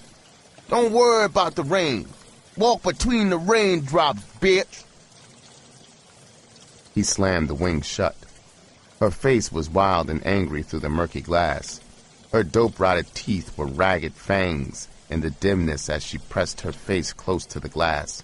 She screamed, "You just lost a girl. You had 4. Now you got 3. I'm cutting you loose, shorty." Weeping let his window down, stuck his head out into the rain as she walked away. He was all gorilla now. He screamed, "Bitch, I give you odds you won't split. As much of my dope you've been shooting, I'm playing catch-up. You rank bitch. You know if you split, I'll find you and stick my knife in your stinking ass and gut you to your breastbone." I wondered if he had lost her. He read my mind. He said, "She ain't going nowhere. Look at this." He turned his car engine on and started the windshield wiper so we could see the street. There she was, back out there in the rain, whistling and waving at the passing cars. He turned the engine off. He said, "That bitch knows I ain't jiving. She'll make me some scratch this morning. Now, Youngblood, about Pepper. You don't know anything about her. You ain't long out of the joint. I like you, so my advice is the same I gave you at first. Forget her. Try in another spot."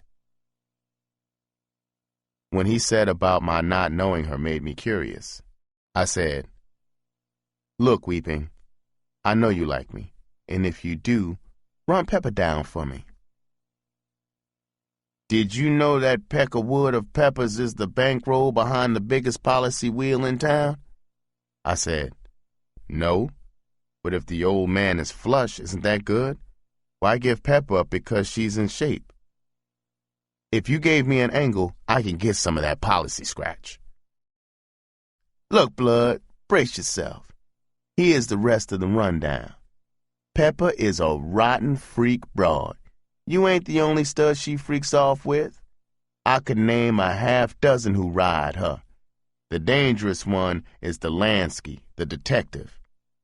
He is in a bad way over Pepper. If he ever found out you were freaking off with her, Blood, shame on your ass." I was shaken by the rundown. Like a sucker, I believed I was the whole show in her love life. I was thinking like the young punk I was. I said, "Are you sure there are that many studs laying her?" He said, "Maybe more." I had a bellyache and a worse headache. I felt lousy. I mumbled, "Thanks for the advice and the rundown, Weeping."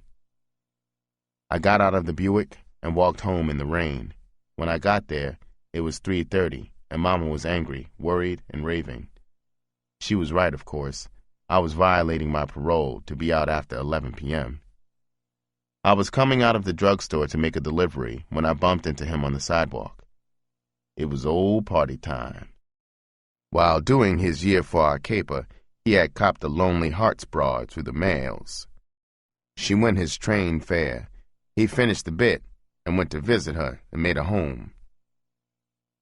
She had died, and the home went to relatives who threw him out.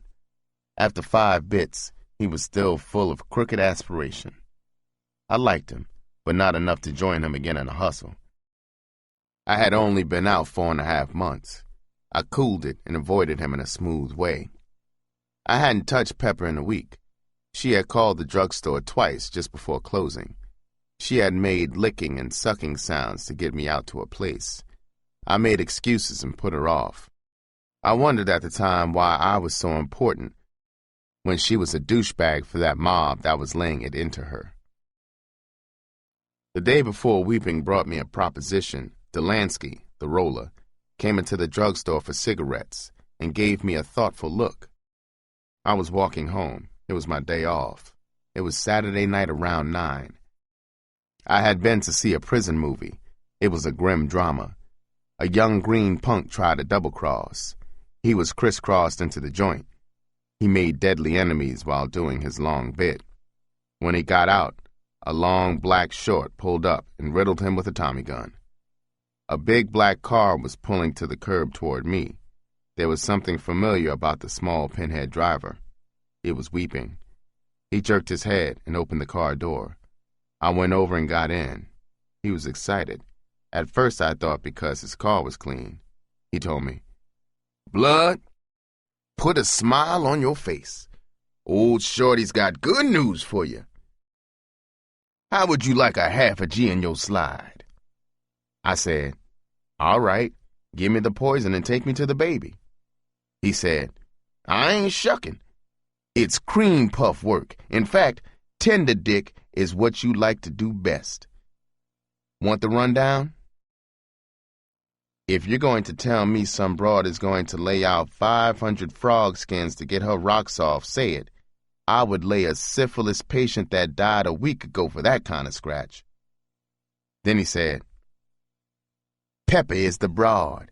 All you have to do is take her to bed and go through a full circus with her. That's all. Are you game?" "Yes, if I can get a rake off from the bleacher seats," I said. "And you tell me who wants the show on." His eyebrows jitterbugged. He was a slick joker. I should have run from him. He said, "No, I can't tell you who. Don't worry about the scratch. It's guaranteed. Are you in?" I said, "Yes, but I want to know more. Like why?" The tale he told me went like this. A fast hustler from New York who specializes in pressure rackets saw a chance to trim Pepper's old man out of a bundle. The hustler knew that Pepper was a dog and a freak. He also knew that Pepper's old man was hung up on her. Even though he had met her in a whorehouse and squared her up, he was dangerously jealous of her and unpredictable if he caught her wrong.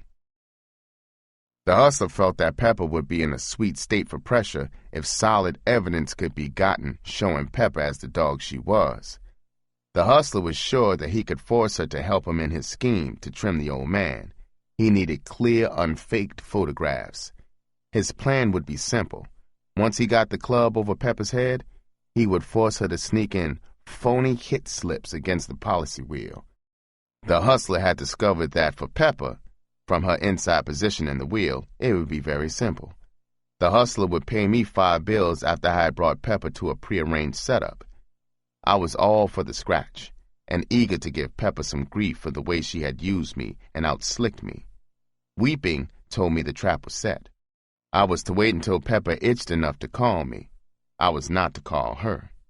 Whenever she called, I was to tell her to meet me in the bathroom of an old but still elegant hotel on the fringe of the arcade and shooting gallery section of town. I was then to call him.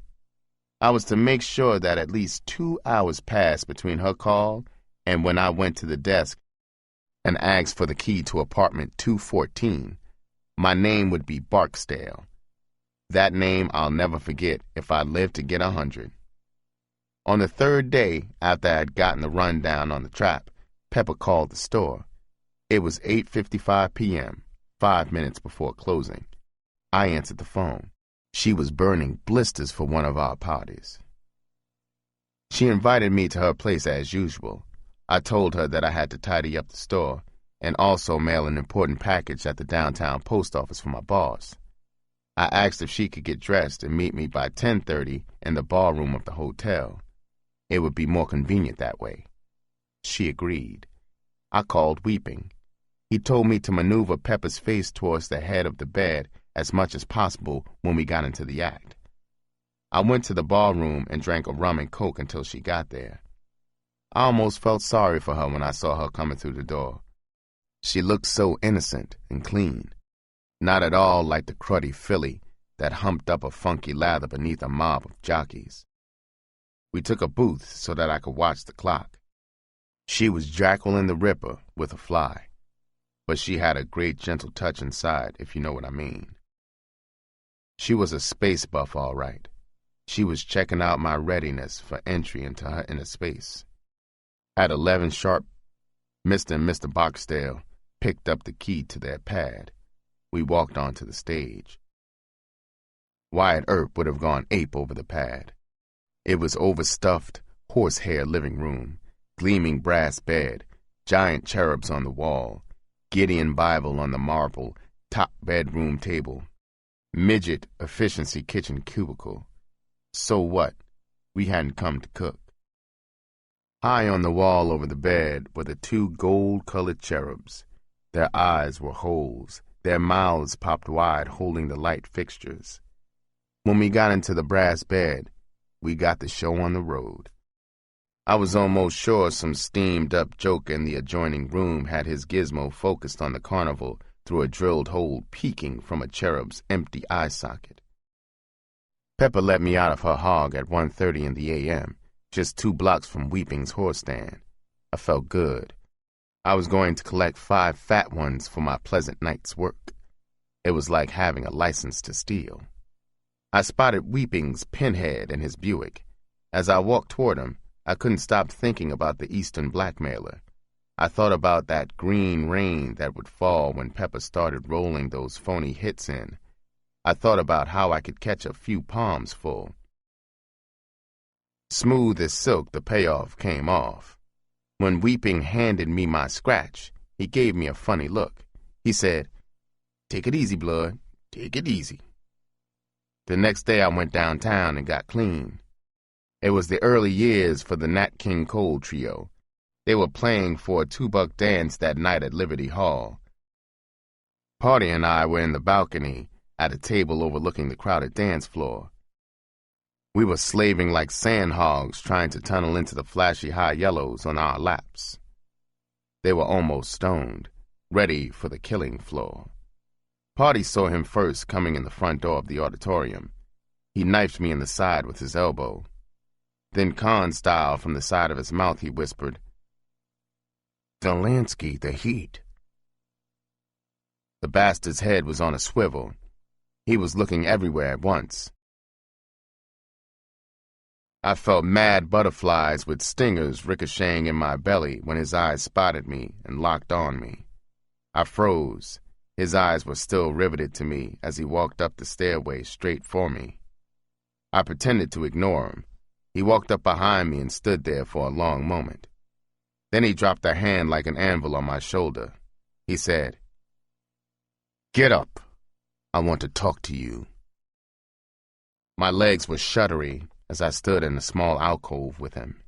He said, "Where were you around 10 and after last night?" Relief and courage flooded me. That was easy. I hedged. "Why?" He said, "Look, punk, don't get cute. Where were you?" "Don't answer." "I know where you were. You were out on Crystal Road in the nighttime burglarizing the home of Mr. and Mrs. Frank Ibbets. Nighttime burglary is 5 to 10. My courage and relief swiftly drained out. Frank Ibbets was Pepper's old man. He was roughly frisking me now. He ran his hands into my side pockets. With one hand, he brought out the $300 left from my payoffs, plus 20 clean dollars. The other came out with a strange brass door key. He said, "Geez, for a flunky in a drugstore, you got a hell of a bankroll. Where did you get it? And where and what does this key fit?" I said, "Officer, that's crap game money. I have never seen that key before." He grabbed me firmly like he had captured Sutton and walked me through the dancers out the door to his short. He took me down and booked me on suspicion of grand theft burglary. He also booked the scratch and key as evidence. Mama came down bright and early the next morning. She was in a near-fainting dither. She was clutching her chest over her heart. She said, "Bobby, you are going to kill your mama. You haven't been out 6 months and now you're back in trouble? What's wrong with you? Are you crazy? You need prayer. Get down on your knees and pray to the good Lord." I said, "I don't need to pray. Mama, believe me, there is nothing to worry about. I didn't steal anything from Pepper's house. I am not nuts. Pepper will tell the truth. Mama, I was with her." I got my first nightmare inkling of the corkscrew crisscross when Mama broke into tears. She rolled her eyes to heaven. She blubbered, "Bobby, there's no hope for you. You are going to spend your young life in prisons. Don't you know, son, your mama loves you? You don't have to lie to me." "I went out to see her early this morning," she said. "She told me she hasn't seen you in a week. Mr. Delansky has brought Pepper's spare key down here. That key in your pocket was one you stole when you made a delivery out there." Finally, she went down the corridor. Her shoulders were jerking in her sobbing. It was an iron cross. My public defender went to that hotel to get corroboration for my alibi. The joint had been too crowded, too hectic. None of the employees remembered Pepper and me. At least, they say they didn't. The desk man on that night had been a substitute and wasn't now available. My signature wasn't on the register anyway. I went into court again with the dirty end of the stick. I was a parolee arrested at 1 a.m., with a bottle of whiskey in front of me in a public place. Pepper looked like a prospect for a convent. She had stripped herself of paint and gewgaws. She testified that the key found in my slide was hers, and that, yes, it was possible that I had stolen it while making deliveries to her home. No, she had not seen me for a week before my arrest. My defender had gotten a change of venue. I was afraid to go before the judge who had sent me to the reformatory. I got 2 years in state prison for grand theft, the amount of $500. My parole was to run concurrently with the new sentence. Pepper's old man was with her in court. They brought the cross. I couldn't figure out who sold it to them. Was Delansky the joker that weeping worked for? Or had Delansky heard that I had a wad and, without knowing anything about the hotel affair, sold it to Pepper? For what reason had the old man bought it? Had those hotel employees been bribed or threatened? If Delansky was the brain, did he want me out of the way for a reason other than Pepper? Maybe someday I'll find out what really happened. I know if I had lots of scratch, Miss Justice would have smiled on me. She favors the bird with the scratch. The Waupun State Prison was tough, but in a different way than the reformatory. Here the cons were older, many of them murderers, serving life sentences. These cons would never put up with the kind of petty tyranny that was practiced in the reformatory. Here the food was much better. There were industries here. A con could learn a trade if he wanted to. He could go into the yard during recreation hours and learn other trades and skills. Here the desperate heistmen congregated to plot new, more sensational robberies. The fruits and punks lay on the grass in the sun romancing each other. This was a prison of cliques, of bloody vendettas. I found my level with the soft-smoking, smooth Midwestern pimps and stuff players. Since I was one of the youngest cons in the joint, I bunked in a dormitory. It was like a suite in the Waldorf compared to the bug-infested tight cells in the reformatory with their odious crap buckets. It was there, in the dormitory, that I got the insatiable desire to pimp. I was a member of a clique that talked about nothing except whores and pimping. I began to feel a new slickness and hardness. I worked in the laundry. I kept my clothing fresh and neat. It was in the laundry that I met the first man from whom I got cunning to balance my hardness. He was an old drag man with his bit getting short. He was the first to attempt to teach me to control my emotions. He would say, "Always remember, whether you be sucker or hustler in the world out there, you've got that vital edge if you can ironclad your feelings. I picture the human mind as a movie screen. If you're a dopey sucker, you'll just sit and watch all kinds of mind-wrecking, damn fool movies on that screen."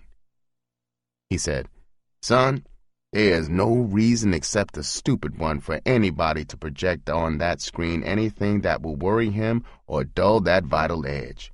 After all, We are the absolute bosses of that whole theater and show in our minds. We even write the script. So always write positive, dynamic scripts and show only the best movies for you on the screen, whether you are pimp or priest. His rundown of his screen theory saved my sanity many years later. He was a twisted, wise man, and one day, when he wasn't looking, a movie flashed on the screen. The title was Death for an Old Con. He died in his sleep behind the high gray walls. His fate was that which lives like a specter with all cons, the fear of dying in a cell. I sure missed that convict philosopher. The wisdom he taught me took me successfully through my bit. I was released after 21 months. I got 3 months good time for good conduct. With good time, I was free, slick, and bitter. No more small towns for me. I was going to the city to get my degree in pimping. The pepper cross had answered a perplexing question for me. Why did justice really always wear a blindfold? I knew now. It was because the cunning bitch had dollar signs for eyeballs. Chapter 4. A Degree in Pimping. When I got back to Milwaukee, Mama, and the street, my mind was straitjacketed into the pimp game. Back in the joint, I had dreamed almost nightly. They were cruel playets. They were fantastic. I would see myself gigantic and powerful like God Almighty. My clothes would glow. My underwear would be rainbow-hued silk petting my skin. My suits were spun gold shot through with precious stones. My shoes would be dazzling silver. The toes were as sharp as daggers. Beautiful whores with piteous eyes groveled at my feet. Through the dream mist, I would see huge-shaped stakes. The whores' painted faces would be wild in fear. They would wail and beg me not to murder them on those sharp steel stakes. I would laugh madly. Springs of scarlet would spurt from their behinds as I joyfully booted them, crotch first, onto the sharp pikes. They would flop around like dying chickens. They would finally fall away in a welter of blood into 2 red halves. When I awoke, my ticker would be earthquaking inside me. The hot volley of the savage thrill lay sticky set between my trembling thighs. I had other terrible dreams. I would be very tiny. A gargantuan Christ in a sea of light would be towering above me. In his anger, his eyes would be blazing blue suns. His silky platinum hair would stand on end in his rage. A shaft of purest white light would shoot from the tip of his index finger. He would point toward a woman. Her back would be turned to me. He would hand me a barbed leather whip. Like a crash of summer thunder, he would command, "Punish this evil woman. Destroy the devil inside her. The Lord so directs thee." Eagerly, I would grab the heavy whip in both hands. I would bring it down with all my force on the woman's back. She would just stand there. The scarlet would drain down from her slashed back. She would be standing to her knees in a river of blood. She would turn her brown, agonized face toward me. It would be Mama. I would be shaking and screaming in my sweat. It was horrible. I could never cut the dream off until its end. It had to run its fearful course. The dreams about Mama came until her death. For a day or two following them, these dreams would recreate in daydreams. Sudden dark arrows of depression and regret would stab into that open sore in my mind. I would get high. The narcotics seemed to ward off like armor the stealthy arrows. After a week of rest and Mama's soul food, my color and strength came back. On a Saturday night, I decked myself out in one of the vines and topcoat I had bought the day before Delansky busted me. I remembered the pimp rundowns at the joint. I had learned my first step had to be a fast cop. I needed a horde to hit the city scene. I had to get on that fast track to pimping. I was only several months away from age 20. My baby face was gone. I was 6'2". I was thin as a greyhound on a crash diet. I went into an underworld bar, the 7-Eleven Club, crowded with pimps, whores, and thieves. I stood at the far end of the bar, stalling with a Coke. I faced the front door. I turned and asked the slightly familiar elephant beside me about weeping and party. He turned his head. His dime-sized eyes got stuck in my fly zipper as he looked me over head to toe. He remembered me. He said, "About a month ago, your Boone-Coon party caught 60 in the county. One of them tight pussies opened his nose wide enough to drive a freight train through. He caught a stud whamming it into her. The stud quit the scene. The broad had to go to a croaker to get Party's shoe out of her ass." Then, after pausing to thumbnail a ball of snot from his trunk, he said, "Old Weeping fell dead outside a shooting gallery in St. Paul. Must have shot some pure, 'cause a lookout on the sidewalk heard him mumble before he croaked. Well, kiss my dead mammy's ass if this ain't the best smack I ever shot."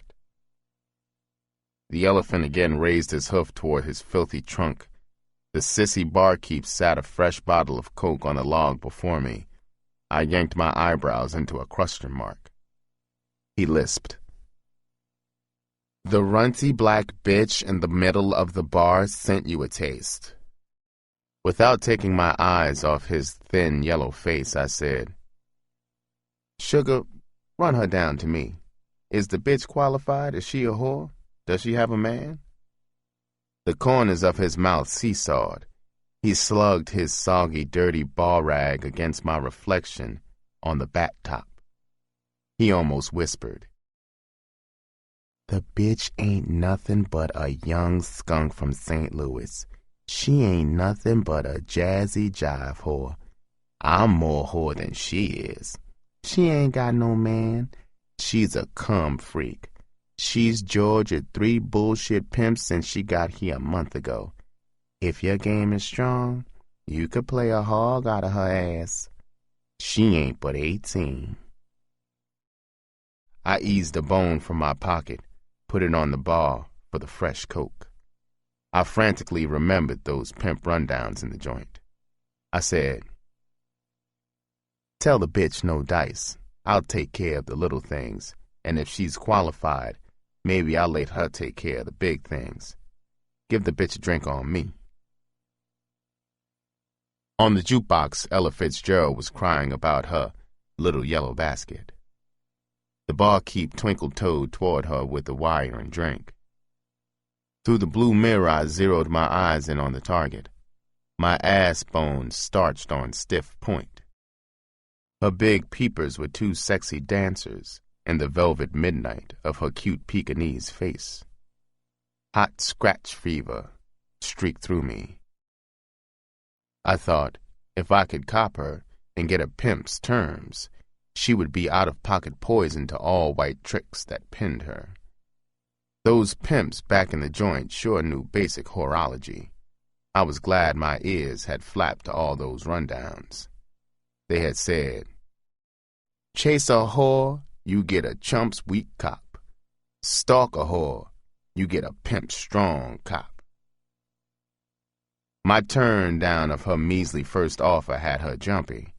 It was a slick, sharp hook twisting in the bitch's mind. Her juicy tongue darted out like a red lizard past her ivory teeth. It slithered over the full lips.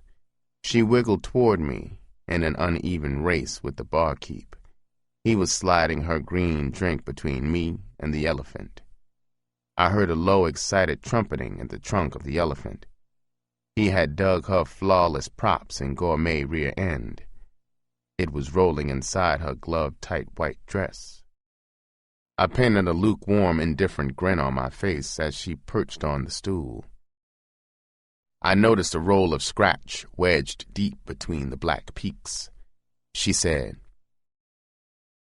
Who the hell are you, and what is that off-the-wall shit you cracked on the bartender?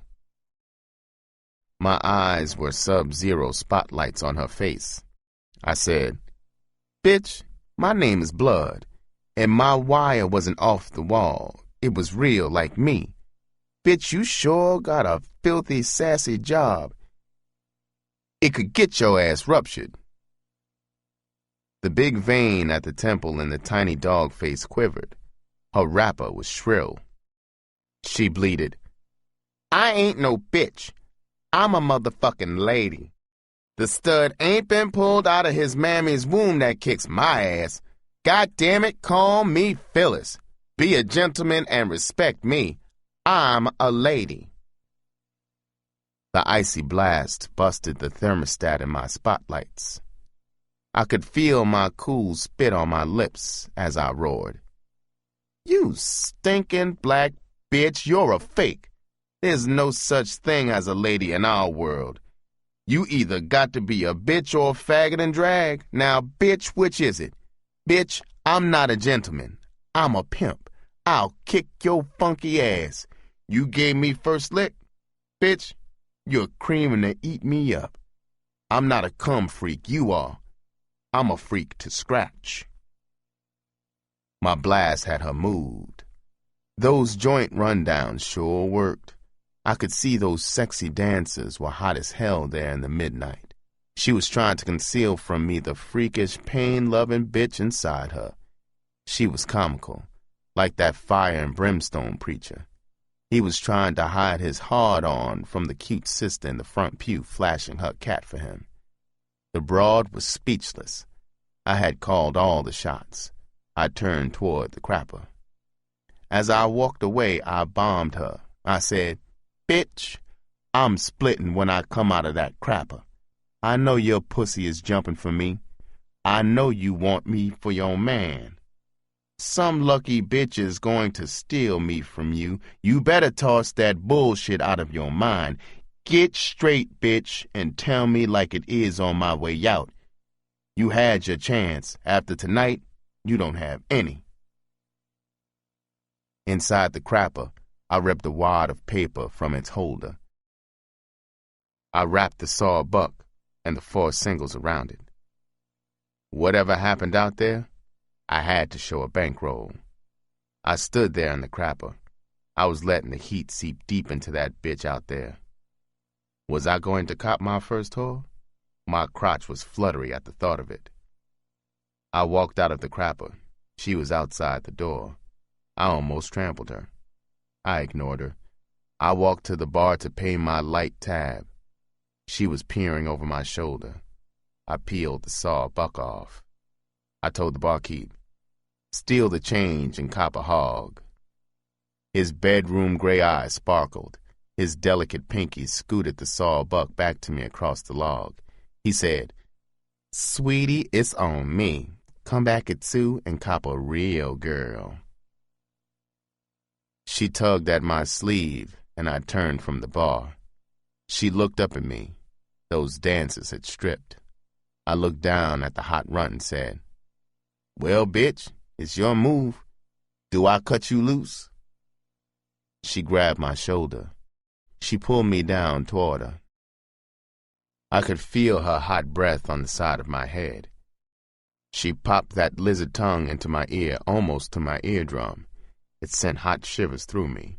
I stayed cool. I turned my head and knifed my teeth into the side of her neck. I don't know why she didn't bleed. She just moaned. Then she whispered, You cold-blooded sweet motherfucker. I go for you. Let's go to my pad and rap. We walked to the slammer. I glanced back. The elephant was staring at us. His tongue was Frenching his chops. His trunk was twitching for a party. On the sidewalk, she handed me the key to her yellow 36 Ford. I was lucky. I had been taught to drive the laundry tuck back in the joint. The Ford's motor sang a fine tune. It wasn't a pimp's wheels, but it sure would make the trip to the city track. I drove to her pad. On the way, she played on me. She was setting me up for the Georgia. That lizard through my ear was a speedway. It did 100 laps inside it. I was still green. I shouldn't have let her touch me. A pad was a trap for suckers, all right. She had pasted luminous white stars on the hotel room's blue ceiling. There was one blue light. It glowed sexily from behind a 3-foot plastic copy of Rodin's The Kiss. There was a mirror over the bed. There were mirrors on the walls flanking the bed. There was a polar bear rug gleaming whitely in front of a blue chaise lounge.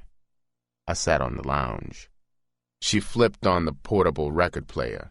Ellington rippled out. Mood indigo. She slipped into a cell-sized bathroom. Its door was half shut.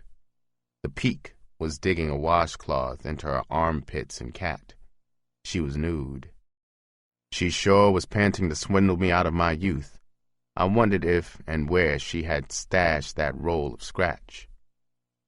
She came out belly dancing to the indigo sex booster.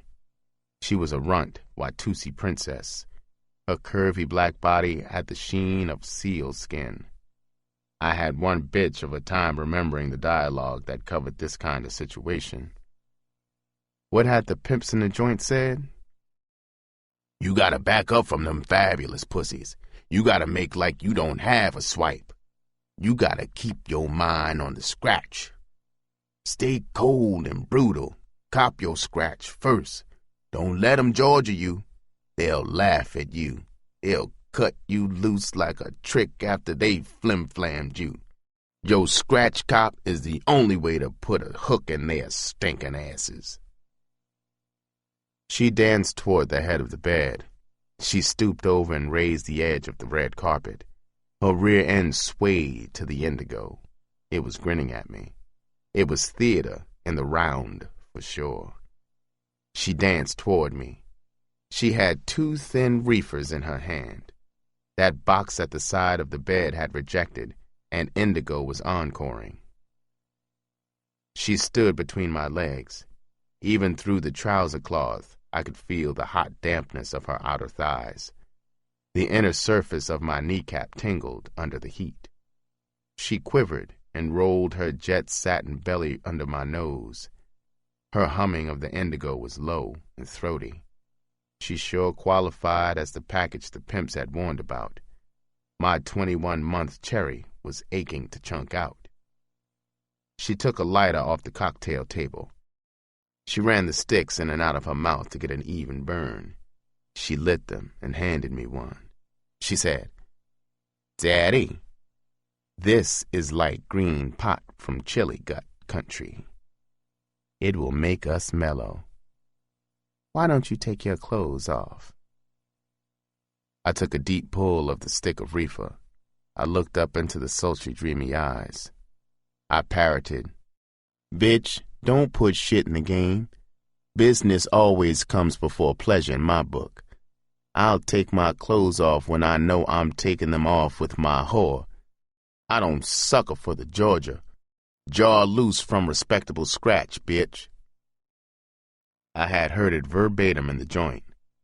It worked like a lie detector. The motor in her belly threw a rod. Her eyes had a faraway look. She was busy tailoring the con for me.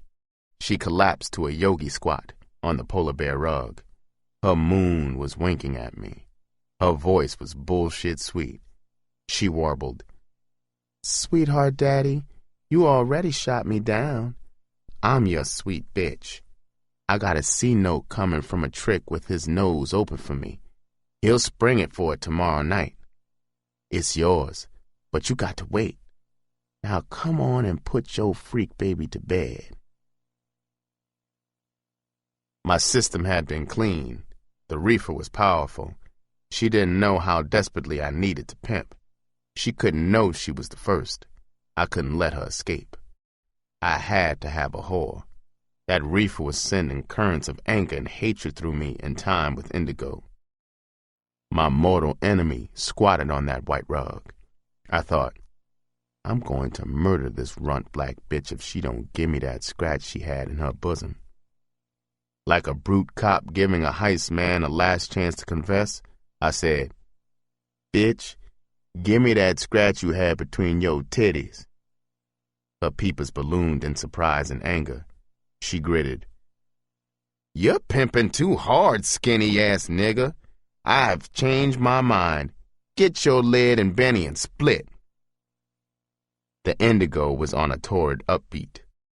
Like brown-skinned lightning, I leaped erect from the chaise. I flung my right leg back. I could feel the tendons at my hip socket straining. My eyes sighted for a heart shot. My needle-toed 11 AAA shoe rocketed toward her. The lucky runt turned a fraction of a second in time. The leather bomb exploded into her left shoulder blade. It knocked her flat on her belly. She lay there groaning. Then, like in the dreams in the joint, I kicked her rear end until my leg cramped. Through it all, she just moaned and sobbed. I was soaked in sweat. Panting, I lay on the bearskin beside her. I thrust my mouth against her ear. In an icy whisper, I said, "Bitch, do I have to kill you to make you my whore? Get up and give me that scratch." She turned her head and looked into my eyes. There was no anger in them now, only fear and strange passion. Her tremulous mouth opened to speak. For a long moment, nothing came out. Then she whispered, "You got a whore blood. Please don't kick me anymore. I'm your little dog. I'll do anything you say. I love you, pretty daddy." Her talons stabbed into the back of my neck as she tried to suck my tongue from its roots. I could taste her salty tears. She wobbled to the record player. She lifted a corner of it. She slid that wad of scratch from beneath it. She rejected indigo. She put another platter on the turntable. Lady Day was singing a sad lament. "My man don't love me, treats me awful mean. He's the meanest man that I ever seen." I was standing on the bearskin. She came toward me with the scratch in her hand. She laid it in my palm. I rifled it in a fast count. It was respectable. It had to be over 2 bills. I was ready to let that cherry pop. I scooped the 90-pound run up into my arms. I bit her hard on the tip of her chin. I carried her to the side of the bed. I hurled her onto it. She bounced and lay there on her back. She was breathing hard. Her legs were a wide pyramid. I got out of my clothes fast. I snatched the top sheet off. I ripped it into 4 narrow strips. I tied her hands to the bedposts. I spread-eagled her legs. With the longer strips, I tied her legs to the top of the springs at the sides of the bed. She lay there, a prisoner. I put her through the nerve-shredding routines Pepper had taught me. She blacked out 4 times.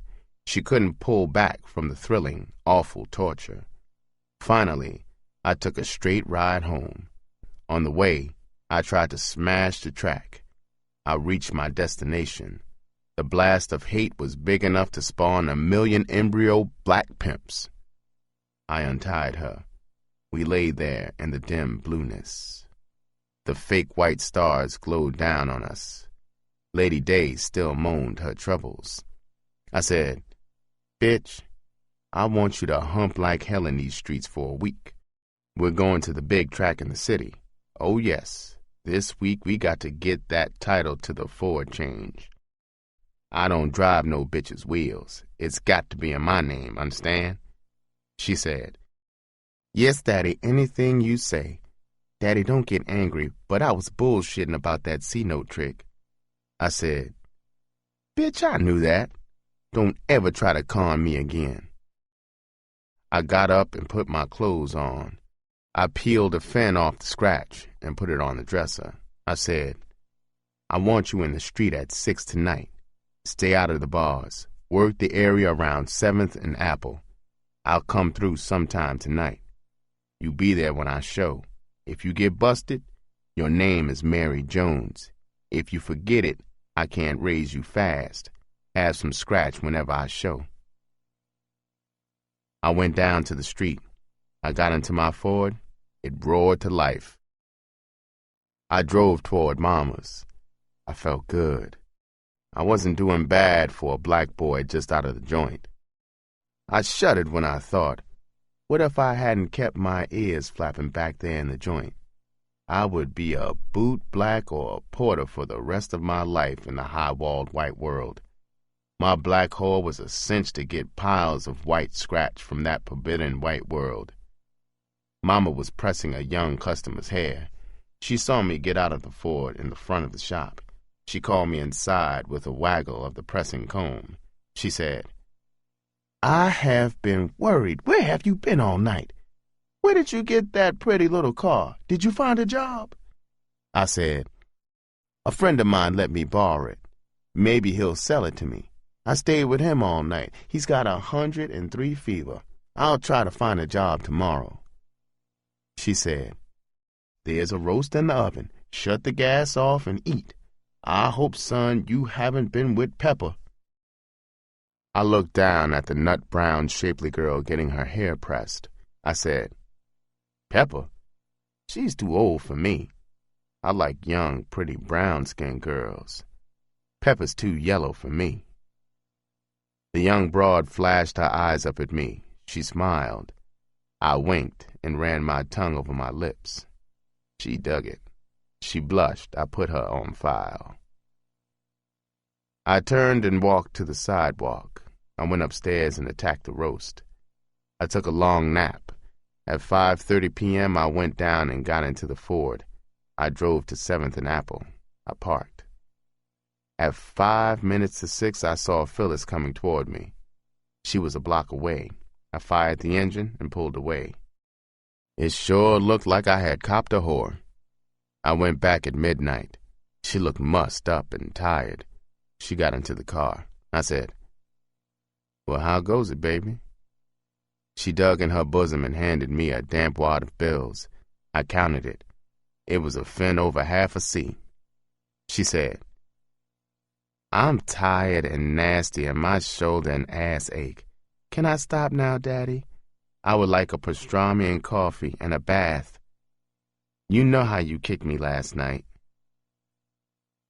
I said, bitch, the track closes at 2. I'll take you to the sandwich and coffee. The bath will have to wait until the 2 o'clock breakdown. You needed your ass kicked. She sighed and said, all right, Daddy, anything you say. I drove her to an open-air kosher joint. She kept squirming on the hardwood bench. Her butt must have been giving her fits. She was silent until she finished the sandwich and coffee. Then she said, Daddy, please don't misunderstand me. I like a little slapping around before my man does it to me. Please don't be as cruel as you were last night. You might kill me. I said, baby, never horse around with my scratch or try to play a con on me. You blew my stack last night. You don't have to worry so long as you never violate my rules. I will never hurt you more than to turn you on. I drove her back to the track. She got out of the car. As soon as she hit the sidewalk, 2 white tricks almost had a wreck pulling to the curb for her. She was a black money tree, all right. The next day I took her to a notary. In 10 minutes, we walked out. She gave me the 3 bills back that I had paid her for the Ford. It was legal now. She wasn't beefing. Her bruises were healing, and she was ripe for another prisoner of love scene. She finished the week in great humping style. I had a 7-bill bankroll. Sunday evening, I packed the runt's bearskin and other things into the trunk of the Ford. I parked around the corner from Mama's. I went up to get my things together. Mama caught me packing. Tears flooded her eyes. She grabbed me and held me tightly against her. Her sobbing was strangling her. She sobbed, Son, don't you love your mama anymore? Where are you going? Why do you want to leave the nice home I've fixed for you? I just know if you leave, I'll never see you again. We don't have anybody but each other. Please don't leave me. Don't break my heart, son. I heard her words. I was too far gone for her grief to register. I kept thinking about that freak black money tree in the Ford. I was eager to get to that fast Pimp track in the city. I said, "Mama, you know I love you. I got a fine clerk's job in a men's store in the city. Everybody in this town knows I'm an ex-con. I have to leave. I love you for making a home for me. You have been an angel to stick by me through those prison bits. You'll see me again. I'll be back to visit you. Honest, Mama, I will." I had to wrestle out of her arms. I picked up my bags and hit the stairs. When I reached the sidewalk, I looked up at the front window. Mama was gnawing her knuckles and crying her heart out. My shirt front was wet with her tears. Chapter 5.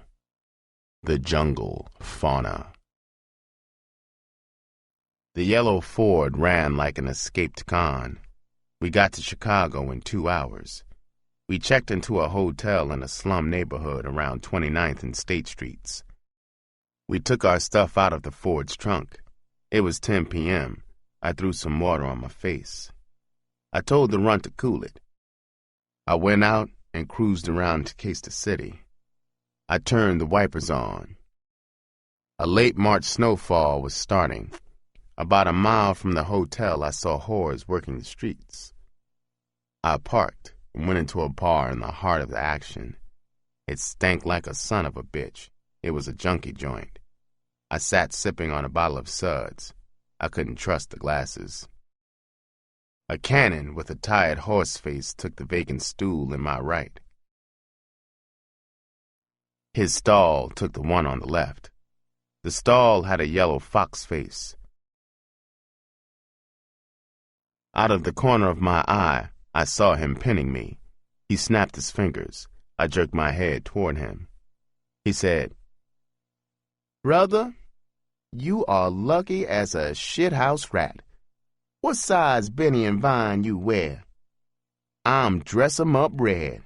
"Stand up, brother, so I can dig your size.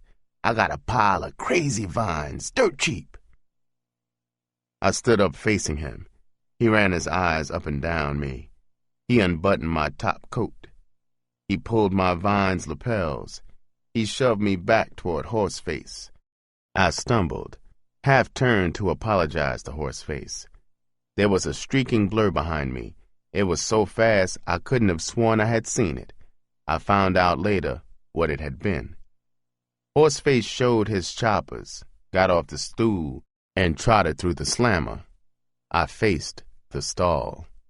I said, "Jim, you got my size? Do you have any black mohairs?" The stall smiled crookedly at me. He straightened my tie. He said, "Slim, I got blue and black mohair. I can fit you like Savile Row in London." "You want the blue too? The bite is 2 for 50 slats." I said, "Man, let's go. I am ready to cop." His brow telescoped like I was going to open the door and catch his mother crapping in my hat. He started oozing toward the slammer. He said, "Brother, I don't know you well enough to trust you. I got to protect my stash. Wouldn't it be a bitch if you went with me and copped? What if you came back later and beat me?"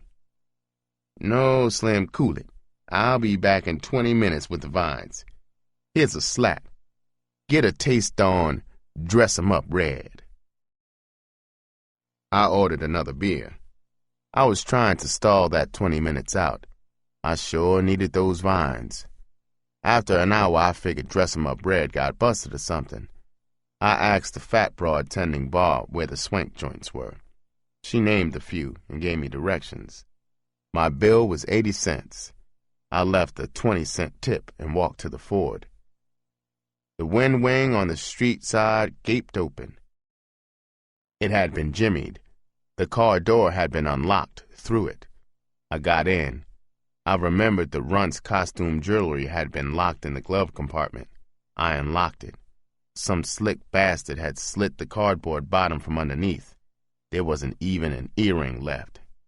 I started the motor and turned the lights on. The snow had stopped falling. My headlights beamed on a squatting junkie whore with a Dracula face peeing in the gutter. She grinned toothlessly into the glare like maybe she was a starlet taking bows at a movie premiere. I thundered the motor. She stood up wide-legged. Her cat was a mangy red slash. She was holding up the bottom front of her dress with her rusty elbows. Her long black fingers were pulling her snare wide open to stop me. As I shot by her, she shouted, "Come back here, nigga, it ain't but a buck." I drove through the snow-slush streets. The streetlights were dim halos in the murk. I thought, I can't put the runt down in a spotlight back there. I have to find somebody to give me a rundown. I drove 100 blocks. Suddenly, a huge red neon sign glittered through the gloom. It read, "Devil's Roost." It was one of the joints the fat broad at the hype bar had told me about. Gaudy hogs and Lincolns were bumper to bumper. They pigged the parking lot spaces on the Roost's side of the street. I parked across the street. I got out of the Ford and crossed the street. I started walking down the sidewalk toward the Roost. The Bird, Eckstein, and Sarah sent a crazy melody of soul sounds from the rib and chicken joints, loudspeakers. The street was as busy as a black anthill. Studs and broads in sharp clothes paraded the block. The hickory-smoked chicken and rib odors watered my mouth. I was at the point of stepping into one for a fast feast. The sign said, "Creole Fats, Rib Heaven." I didn't make it. A long, stooped shadow stood in my way. He was chanting at me like a voodoo doctor. He pointed toward the storefront. Its window was blacked out with blue paint. He sang, "Shoot 'em up inside, heavy and good, scratch piled up like cords of wood. Geez, you look lucky, Jack. 7-Eleven point right back. That's sure you, Jack, going fast. Come out quicker. Lady Luck is a bitch, but you can stick her." His top coat was a threadbare green-checked antique. The tops of his shabby black shoes had crisscross holes snipped out. His bulging corns were humps pressing through the vents.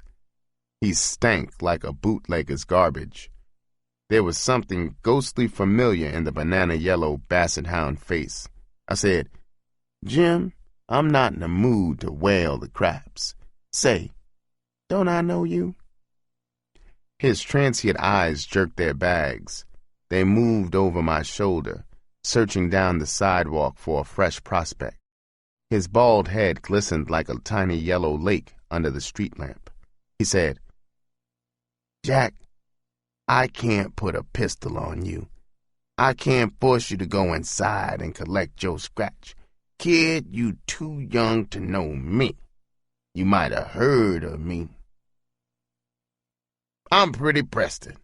I gave the whores blues in the night when I was pimping at my peak. Who are you?" His name triggered my clear memory of him. He had driven a gleaming black LaSalle car. I had shined his shoes back in the pressing shop days. Then he had been sleek and handsome, like a yellow Valentino.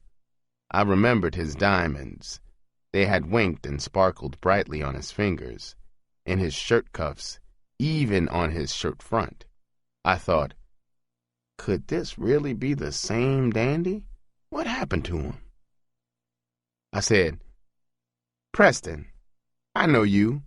I'm the kid who used to shine your Stacy's back on Main Street. Remember me? I'm pimping myself now. You sure pimped up a storm when I was a kid. What happened? Why you steering for this craps joint?"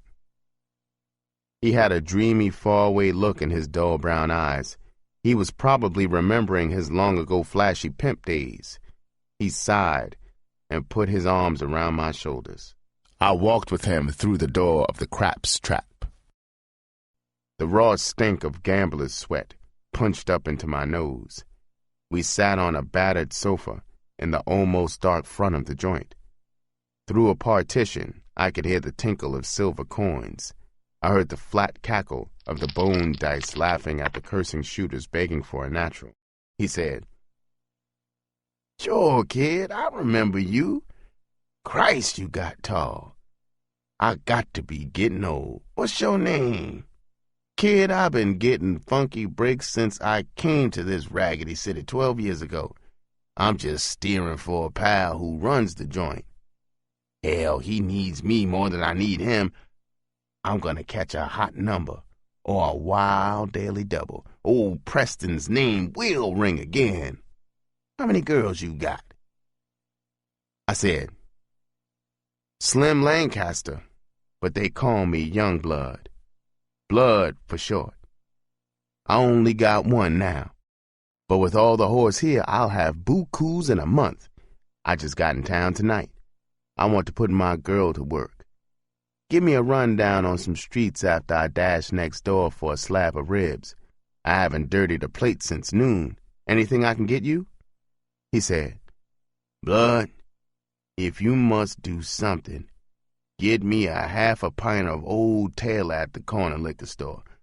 I'll run down for you, but you ain't gonna like my tail end rundown at all."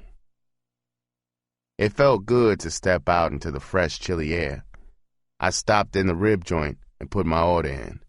I saw the front of the roost on my way to the corner. I tiptoed and peeked through the bottom of the window blind. The joint was jumping. Pimps, whores, and white men crowded to the circular bar. Some skinny joker with skull burns on his face was fronting a combo. He tried to ape the bird phrasing and tone. His tan face had turned black. He was choking on his horn. Mixed couples danced to Stomping at the Savoy on a carpet-sized dance floor in the rear. Silk broads itching for forbidden fruit sat in booths lining the walls. Their faces glowed starkly in the red dimness. Their long hair flopped around their shoulders as they threw their heads back. They laughed drunkenly with their black lovers. I took my peepers out of the slot. I walked toward the corner to cop the bottle for Preston. I made a skull note to pop into the roost after Preston's rundown. I was 50 feet from the corner when I saw him. He was in the center of a small crowd. His high-crowned white hat was bobbing a foot above it. He was a nut-brown giant. As I drew closer, I could see his snow-white teeth. His heavy lips were drawn back in a snarl. His wide shoulders jiggled. He was stomping on something. It was like maybe he was a sharply togged fire dancer, or maybe a dapper grape crusher from Sicily. I squeezed through the crowd for a ringside view. He was grunting. His labor was yanking the sweat out of him. The crowd stood, tittering and excited, like a Salem mob watching the execution of a witch. The witch was black. She had the slant eyes and doll features of a geisha girl. The chill breeze whipped back the bottom of his benny. The giant's thigh muscles rippled inside the pants leg of his $200 vine. Again and again he slammed his size 13 shoe down on the witch's belly and chest. She was out cold. Her jaw hinge was awry, and red frothy bubbles bunched at the corners of her crooked mouth. At last he scooped her from the pavement. She looked like an infant in his arms. His eyes were strangely damp. He wedged through the crowd to a purple hog at the curb. He looked down into her unconscious face. He muttered, "Baby, why? Why do you make me do you like this? Why don't you hump and stop lushing and bullshitting with the tricks?"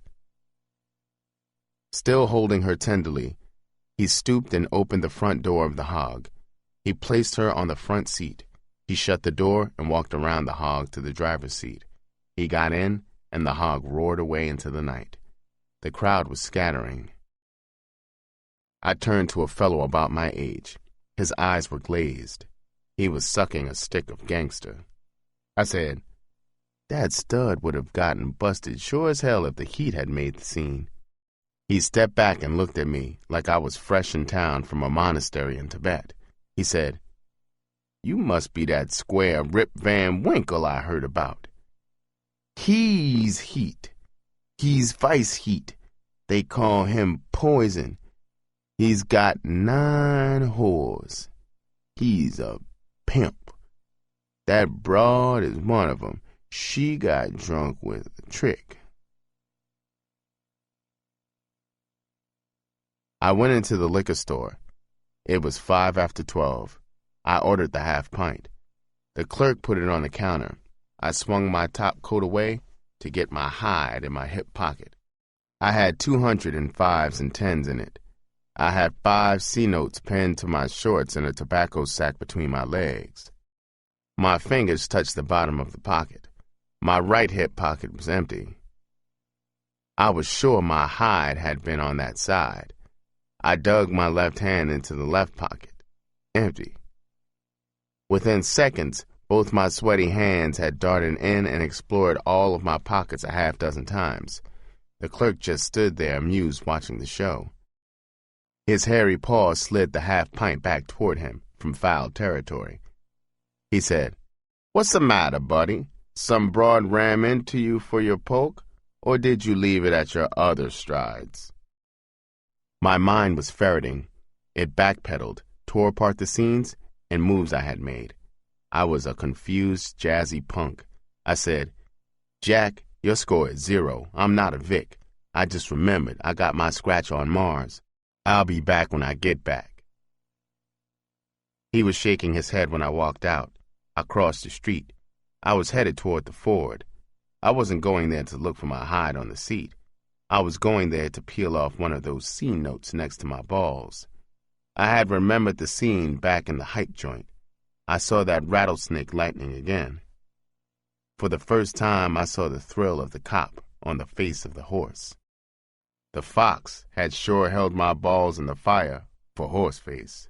I thought, as slick as those 2 bastards are, they can't miss making $1 million or getting croaked. From that day to this one, almost 30 years later, no scratch has ever been in my hide. I copped the bottle. I was hurrying to pick up my rib order. Old Preston was back out there bird-dogging suckers.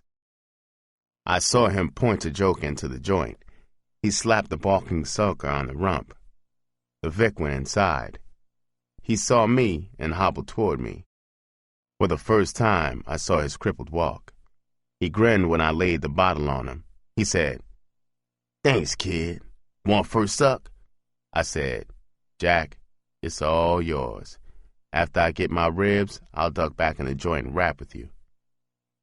Preston had his bad dogs propped on a chair when I got back. I stumbled over his makeshift sandals beside the sofa. I sat down. His feet stank like a terminal cancer victim. Even a budding pimp has to have a cast iron belly. I unwrapped and started to gobble the ribs. He said, "I guess you saw Pimp and Poison hanging that hoe on the corner. He's number 2 Mac in town." Through the peppery grease, I blurped, "Yeah, she looked dead to me. I guess he checked her into the morgue. How does he cut the double action? Who, as strong as he is, could top him?" He tilted that bottle straight up and drained it. He said, "She ain't croaked. She'll be back out before daylight, humping her ass off. He's the top nigger viceroy in town. His pimpin' don't faze the white brass, just so he don't kick no white asses. Poison is a nice sweet stud compared to Sweet Jones. Sweet's the top spade pimp in the country." I said, "Preston, I want to be great like Sweet. I want my name to ring like his. I want to be slick enough to handle 100 whores. Can you pull my coat so I can cut into Sweet and get down right and really do the thing?" In the half-darkness, I saw his yellow jaw pop loose. His hound face was twisting sideways in quizzical amusement. His face jigsawed like maybe I had asked him to let me knock him up. He starched like a corpse on a sofa.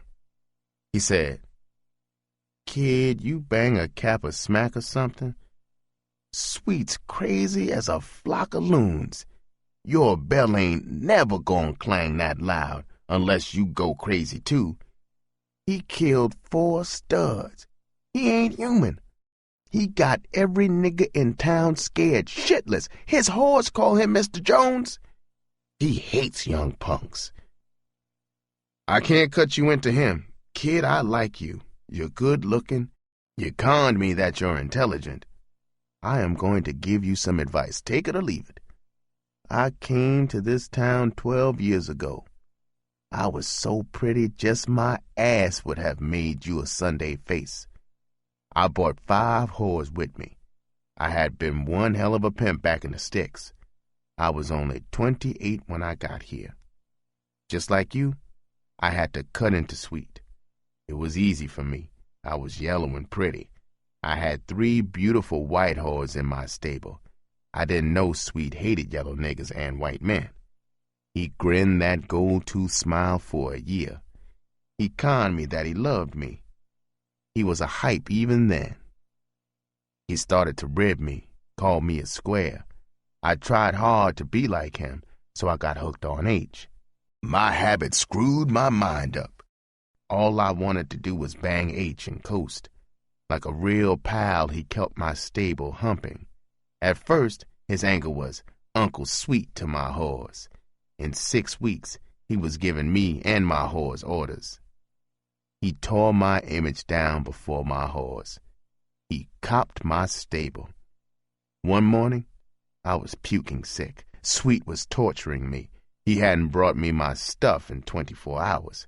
I was cold as ice, wrapped in a blanket, then red hot. I was naked, crawling on the floor, nailing my body bloody when he came in. He stood over me, flashing that gold in his jib. Sweet said, "Easy now, you pretty yellow bastard. There's been a panic. Until this morning, I couldn't cop any stuff. I copped you a 16th in Spicktown. You know I gotta love your stinking junky ass to stick my neck out like that.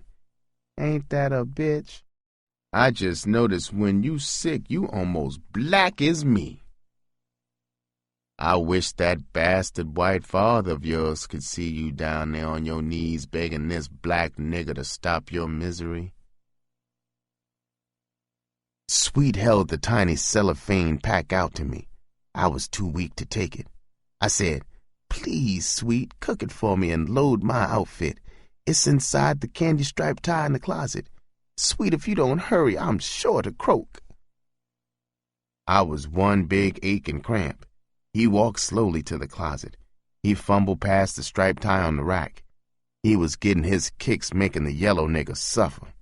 I screamed, "Sweet, you had your mitt on the right one. It's there, right there." Sweet finally got the spike out of the tie lining. I was too weak to shoot the H when he got it cooked. I held my arm flat on the carpet. My eyes begged him to tie me up and bang me. He pulled my belt from my trousers on a chair. He tightened the belt around my arm above the elbow. My veins stood out like blue rope. He stabbed a needle into a vein in the hollow. The glass tube turned red. I lay there freezing to death, waiting for the smack to slug the sickness and pain out of me. Preston stopped for breath. Bubbles of sweat had popped out on his bald head. While running down Sweet's double-cross, he had really relived it. I licked the hot sauce off my hands. I crushed the greasy sack into a ball and sailed it into a paper box at the end of the sofa. I fished my handkerchief out and wiped my mouth and hands. Those dice the house was using had a PhD. Every 10 minutes a chump would shuffle from the rear with a tapped-out look on his face. I said, "Christ, Sweet's slick and cold-blooded. What happened after that?" Preston said, "That shot took the fever and pain away. I wasn't ready to go a fast 15 with Joe Louis. I felt better. Sweet stood in the middle of the floor watching me. My legs were weak. When I finally stood up, I stood there naked. I said, "Sweet, I know you have stolen my stable. I know I have been a prize sucker. I demand that you lay $1,000 or so on me. I got to kick this habit you conned me into. I won't give you any headaches. You got to loan me that G." Sweet just stood there like a black Buddha for a long moment. For a second, I thought he was going to put his foot in my ass like I was a whore. He grinned. He pulled my robe from the foot of the bed. He draped it around my shoulders. Then he said, "Sweetheart, I ain't stole no whores from you. Them whores would have blew to the wind if it don't be for me. You got me. I'm just like your whore. Wouldn't you rather I had them whores than some bastard you couldn't cop a favor from? Course I'm gonna give you the $1,000. I'm even going to give you back that buck-toothed yellow whore you had. I want you to straighten up. Sweetheart, I love you." I said, "Sweet, when do I get the $1,000? I got to know it's coming at a certain time." Sweet said, "Look, sweetheart, you get it no later than tomorrow morning. I'll bring the buck-toothed bitch with me. Today before noon I'll send you a quarter piece. You got no reason to sweat. Sweet's in your corner, sweetheart." He chucked me under the chin and walked out. The runner came with the quarter piece at 11 o'clock. I was beginning to think Sweet was only half rat. At noon, 2 rollers broke down the door. I was coasting. I was draped in my PJs. They found the H and booked me for possession. I got a fin. I kicked the habit cold turkey in city jail. I did 3 years, 9 months in the state joint. I left my hair, teeth, and looks in the joint. A con ran a shiv into my plumbing. That's why I limp and pee out of this tube in my side. I ain't had a horse since. Preston had choked up. He said, "Kid, you still want to try this track and cut into Sweet?" I turned my face from him. He was mopping his tears away with his sleeve. I was sure a lost, stupid punk. After a rundown like that, I was still itching to take my crack at the fast track. The rundown had only boosted my desire to meet the slick, icy Sweet. If I had been smart, I would have jumped in that Ford and rushed back to the sticks. I thought, Sweet hates yellow and white. I am black like him. The runt is black. Sweet won't have a black whore. I have no reason to fear him. I have nothing that he wants. I have to find him and pick his brain. I got to take that shortcut to become a great pimp. I said, "To hell with Sweet cut in. I'm not Bats, but I got to try this track." "Yeah, Preston, you sure got the hurt put to you. Man, I feel for you. When I start pimping a zillion, I'll do something big for you. You are overdue for a break. Now tell me the best spot to down my package." He said, "You gotta get your head bumped, huh? What kind of package you got?" I said, "Black, 18, cute, stacked, and 3-way. He said, "Blood, we are sitting on the best street in town for a package like that. Only drawback is this street is crawling with fast, whore-hungry pimps. You would also be playing your girl against a half-dozen strong Jasper whores on this stem. They pimping tough as studs. They got some fancy con lay on a fine young whore. If your game ain't tight, you'll blow your girl fast. How long you had her? What kind of wheels you got?" I said, "About a week. But I got her uptight. The bitch loves me. Nobody can steal her. Temporarily, I got a Ford." He threw back his head and started laughing. I thought he had flipped his cork. He died laughing for a full minute. The tears were rolling down his cheeks when he stopped. He said, "Blood Lancaster, Slim Young, Dizzy Willie, or whatever your name is, don't get down in this town if you ain't hip that a pimp don't never have a whore tight. Do you believe any whore can love a pimp? You ain't no pimp. These slick niggas will steal that young bitch as soon as you down her. The bartenders and bellhops on this fast track are better pimps than the best in the hinterlands. You ain't got no front and flash. Some of these boot blacks got hogs. You'll get that young bitch dazzled out from under you. Get out of town and be a good pimp in a chump town. Go to the West Coast. Believe me, you ain't ready for this one." He stopped rapping. He sat there just looking at me like I should bolt out the door and head for Suckerville. He sure thought he had spooked me. His ribbon had me hot as a bull-run musket.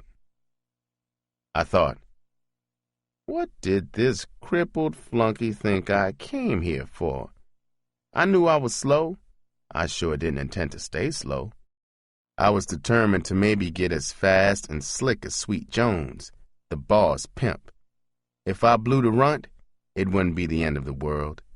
This poor crybaby had let Sweet's cross destroy him. I said, "Look, Preston, I got lots of heart. I'm not a pussy. I've been to the joint twice. I did tough bits, but I didn't fall apart. I believe my whore loves me in her freaky way. I believe I got her. If I'm wrong and I blow her, so what? I won't give up no matter what happens. If I go stone blind, I'm still going to pimp. If my props get cut off, I'll wheel myself on a wagon looking for a whore. I'm going to pimp or die. I'm not going to be a flunky in this white man's world. You can't convince me I can't pimp here. I know I can get my share of pussies to peddle. I'm going to get hip to what I don't know. I'm not afraid of Sweet. I'm going to cut into him and pick his brain like a buzzard." A heavy-set Greek with a carny face came in the door. I dummied up. He walked by us, then went through the small door in the partition. Preston started to put his shoes on. He looked nervous. I asked, "Who's the big stud? Is he heat?" He said, "Oh, he's the owner of the joint. Come to check the bankroll and cut box." "Then you and your pal are flunkies for the Greek?" Before he could answer, the Greek came out. Preston was slipping into his topcoat. The Greek paused and glared at him. He said, "I ain't paying you a fin a night to sit on your keister. I can get 100 boys to jump for that fin and the cot in the back. Your ass will grow icicles in the alleys if you don't get on the ball. Get out on the midway and dump some suckers into the joint." Preston said, "Yes, sir, Mr. Nick, but I wasn't sitting there but a minute before you showed. You know nobody can pull a mark better than me." I avoided Preston's eyes when he got on the sidewalk. I knew what I'd see there. I felt sorry for him. I pulled a sawbuck from my pocket. I folded it and dropped it into his ragged coat pocket. He took it out and put it in his short pocket. He said, "Thanks, Blood. Maybe I was wrong about you. Maybe you got the guts for the fast track. You'll need all you got. Good luck, kid." I said, "Preston, thanks for the rundown. In 6 months, you'll have to anchor your eyeballs. I'm getting down right on this stem tomorrow night. You can't stop a stepper. Don't worry if the Greek boots you out. I'll cop you a pad." I peeped into my skull file and saw that roost note. My Mickey Mouse read 1:30 a.m. I headed toward the roost. I had been in town only 3.5 hours. It had cost me only 212 slats to find out how little I knew. It's easy for a half-wise punk to lock his mind. Just this was worth a fortune. I thought, I have to keep my mind like a sponge. I'll use my eyes and ears like suction cups. I have to know everything about crosses and whores. Fast, I got to find out the secrets of pimping. I don't want to be a half-ass gigolo lover like the white pimps. I really want to control the whole whore. I want to be the boss of her life, even her thoughts. I got to con them that Lincoln never freed the slaves. The roost was still jumping.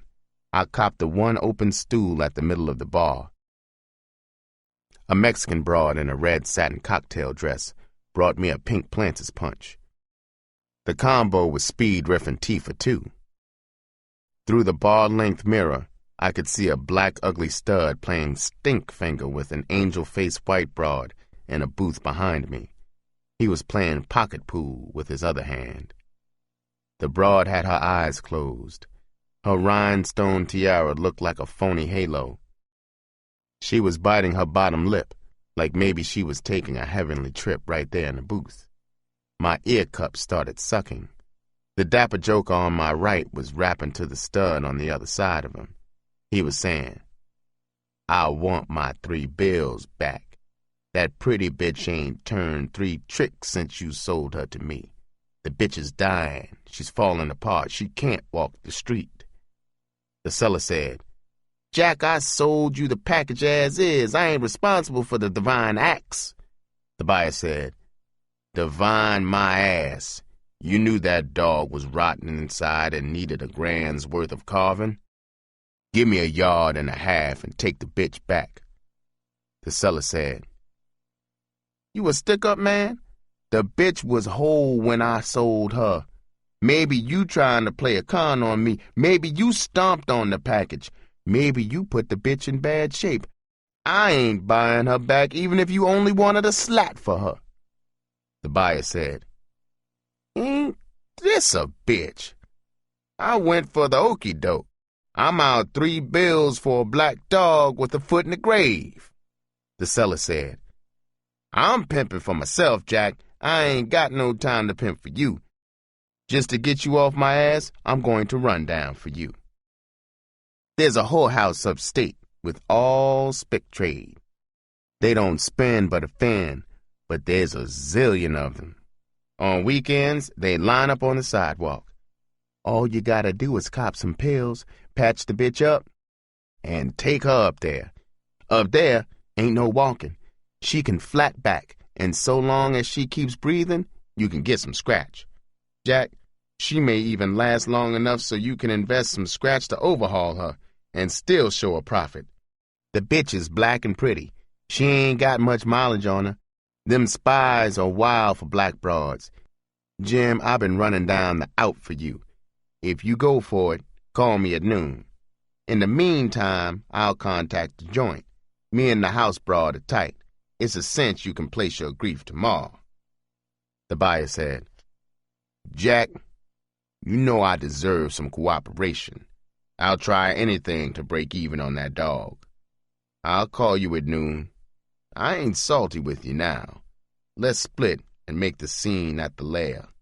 I'll pop for a couple of rounds." The buyer stood up. He knocked his knuckles against the log. The cute Mexican broad came toward him to check him out. She stood before him. She was smiling. The seller drained his glass and stood. He leaned across the log, staring at her bosom. I was digging the action from that trap door in the corner of my eye. She said, "Both tabs come to $12. Yours is $7. Your friend's is $5. The buyer said, "I've got 'em both. Here's a double saw.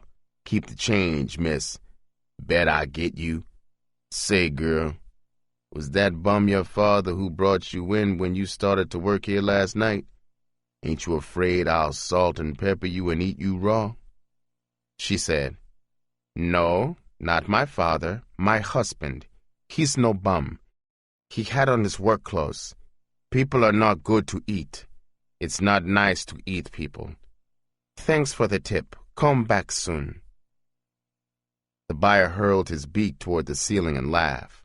Flakes of grayish-white dust clung to the hairs in his nostrils. He had snorted and loaded his skull with H. Her mouth was still smiling. Her big black eyes had slitted in Latin fury. She turned away toward the register. She punched it. She came back. She stood staring at the buyer. She had a fin and 3 slats in her hand. She was crushing them into a missile. In the mirror, I saw the seller shaking his head as he walked out the door. The buyer was looking at her like the 8 slats had made her his indentured slave. The 4-carat stone in his left hand flashed like a neon as he caressed his fly. He said, "If that tramp was your man, I'm stealing you. Shit, I should kidnap you right now. You ain't got no business juggling suds. Bitch, you got a mint between your big hairy legs. I'm gonna show you how to make $1,000 a week. I ain't never wanted nothing and didn't get it. Bitch, I'm gonna get you. I'll be back at 4 to pick you up." A massive black bulk with a face like a rabid bulldog had come on the scene. It had to be the joint bouncer. He was standing several feet behind the buyer, grinning like a starved croc. He was hunching his shoulders. The Mexican broad was shaking. She fired the missile. It struck the buyer on the tip of his beak. He threw his hands across his face. She shouted, "You stupid, ugly filth! You insane nigger bastard! Do you think I'd let you touch me?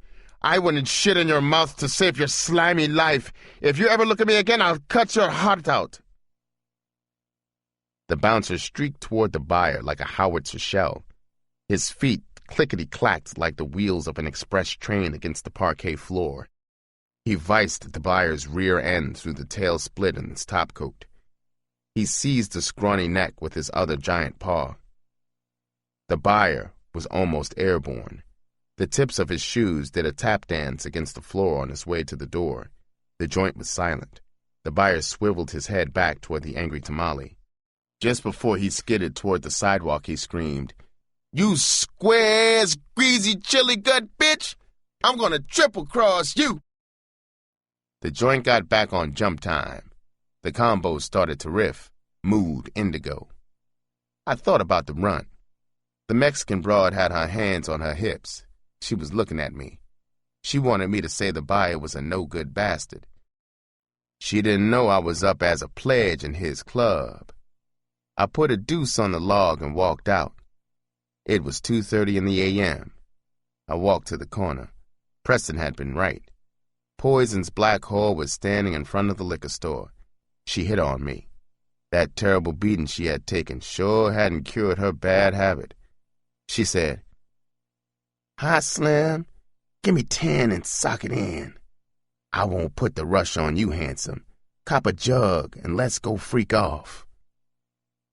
I jerked my head away from the sight of her like she was Medusa. I put my dogs in high gear and crossed the street. I had a quick vision of Poison's 13s giving me a buttache. I got into the Ford and made a U-turn. I was going to the run and some DOS. I caught Preston in my headlights on the turn. He was still out there trying to make the Greek richer. He waved. I honked. The mercury had fallen, the icy streets, like a ski run. Less than a mile from the roost, I saw a clean front of a hotel. The blue neon sparkled out. Blue Haven Hotel. I went into the blue and red lobby. A broad was on the desk. She had a razor slash on her tan cheek. She had the build and a wrapper of a heavyweight wrestler. She said, "You want something permanent or just for the night?" I said, "How much are permanent pads? I want the best you got. Whatever it is, it's got to be on the front with a view."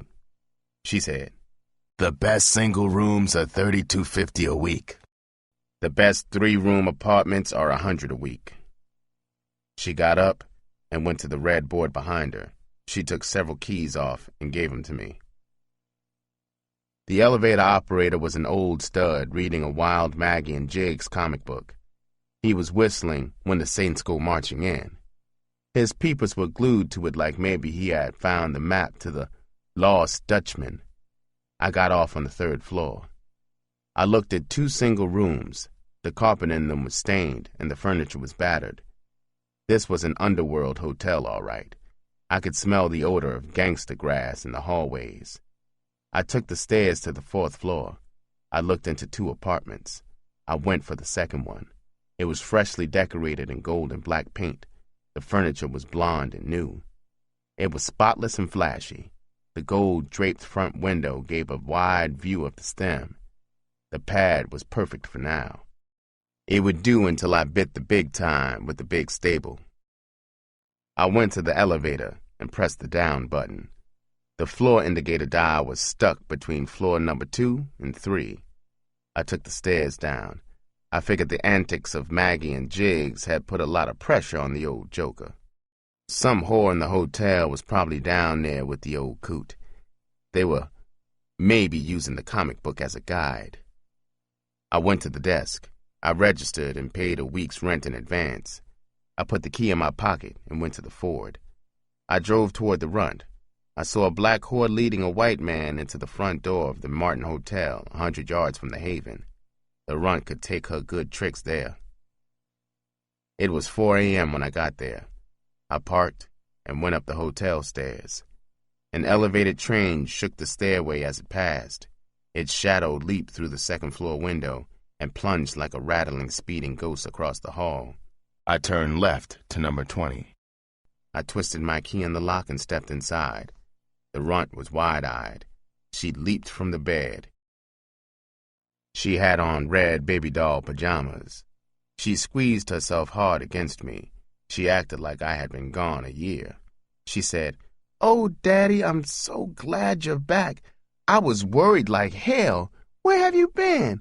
Do you love me as much as I love you? Did you miss me? I'd die if anything ever happens to you." A heart-aching montage tornadoed through my skull. I gritted my teeth.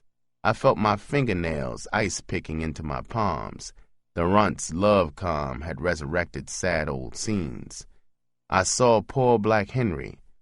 He was on his knees blubbering his love for Mama. I saw his pitiful eyes begging Mama not to break his heart. I saw Mama kicking herself free of his clutching arms. I saw that terrible look of scorn and triumph on Mama's face. I thought about the worms that had devoured his flesh on his lonely grave. I shuddered and punched the Runt with all my might against the left temple. On impact, needles of pain threaded to my elbow. She moaned and shot backward onto the bed. She bounced like she was on a trampoline. There was a crunching, pulpy thud on the second bounce. She'd crash face first on the steel edge at the foot of the bed. She just lay there, breathing hard. I moved to the foot of the bed. I grabbed a fistful of hair. I turned her face toward me. Her eyes were closed, and there was a bloody gash just above her right eyebrow. I went to the face bowl and drew a pitcher of cold water. I doused her full in the face. Her eyes flickered open. She just lay, looking up at me. A scarlet trickle ran down her cheek across her chin. She stroked the side of her face. She saw the blood. Her eyes full-mooned. Her mouth was open. I stood looking down at her. The guts in my scrotum were twisting. I could feel hot currents firing up that generator at the base of my weapon. Then she said, "Why, Daddy? Why did I get my ass whipped? Are you high or what?" I said, "Bitch, if I have you 100 years, don't ever ask me where I've been. Don't ever try to play that bullshit love con on me. We're not squares. I'm a pimp, you're a whore. Now get up and keep a cold towel on that eyebrow." She got up and stood at the wash bowl, washing the blood off. Her big eyes were staring at me through the mirror. I didn't know she had started to keep a revenge score on her skull. 7 years later, she would tally up and happily cross me into prison. She sat on the side of the bed, pressing a towel against the wound. I got in the sack in the raw. 15 minutes, the leak had stopped. It was now only a small puckered slash. She crawled in beside me, nibbled at my ear. That lizard did cross-country laps and then took the boss trek around the world. I lay there silently. I was trying to figure the real reason why I had slugged her. I couldn't find the answer. My thoughts were hamstrung by the razor edge of conscience. She whispered, "Daddy, do you feel like tying me down? Please, I want you to.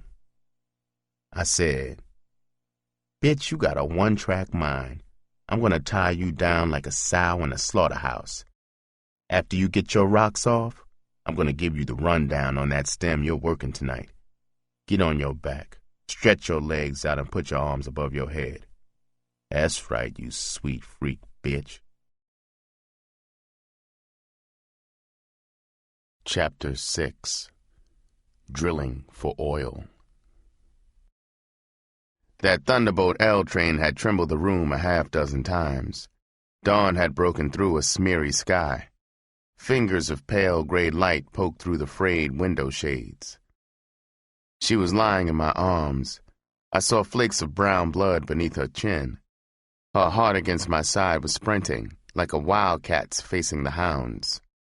I could hear the clip-clop of an ice huckster's horse. The creaking wagon wheels were in rhythm to his pitch. He sang, "Ice, man, ice. 100 for 20, 50 for a dime. Keep your watermelon cold and your pork chops fine. Invite old Joe up to Chitlins just any old time. Ice, man, ice." I thought, even the Iceman is starving down here. I gotta get down up there on that stem. Off Preston's rundown, that stem must be a son of a bitch. I gotta down her there. It's where the scratch is. When I run down to her, I have to be cool and confident. I can't falter and tip her that I'm still going to school. I gotta really remember the get-down, rundown I hustled from those pimps in the joint. I said, "Phyllis, Daddy's been out there casing those streets. It's like walking in a river of tricky crap. If I had any other bitch but you, I would say she couldn't go out there and get me some scratch. Baby, I got a lot of confidence in you. I know no stud or con bitch can sell you a pig and a poke. In fact, I would stand in the halls of Congress and swear that you would be too busy getting scratched to even listen to bullshit. Am I right so far about you, or have I overrated you?" She said, "Daddy, I'm a big girl now. No nickel slick bastard can steal me from you. You know what, you, and always will. Honey, I just want to be your little dog and make you $1 million. When we get rich, maybe you won't mind if Gay, my daughter, lives with us. She's only 2. She's so cute and friendly. You'd be crazy about her. My aunt in St. Louis takes care of her." I thought, I was sure sap making like a pimp. Here I had her a week, and I was flat-footed. I hadn't heard about a crumb crusher. Worse, I hadn't given her a deep quiz. I really knew nothing about her. It had been the one rundown from the joint I'd goofed. I had been satisfied with the shallow rundown from that sissy barkeep. The pimps in the joint had said, "There ain't nothing more important than what makes a new bitch tick and why. You gotta scrape her brain. Find out whether the first joker who laid her was her father or who. Make her tell you her life story. If she can remember back in her mammy's ass, good. Fit all the pieces together. Maybe then you'll know if she's a 2-day package or a 2-year package. Don't try to play 'em in the dark. Quiz 'em into a crack-up if you have to. Wake 'em up from a dead sleep. Check the answers you got with what you get." I said, "Girl, your rap is right on the scratch.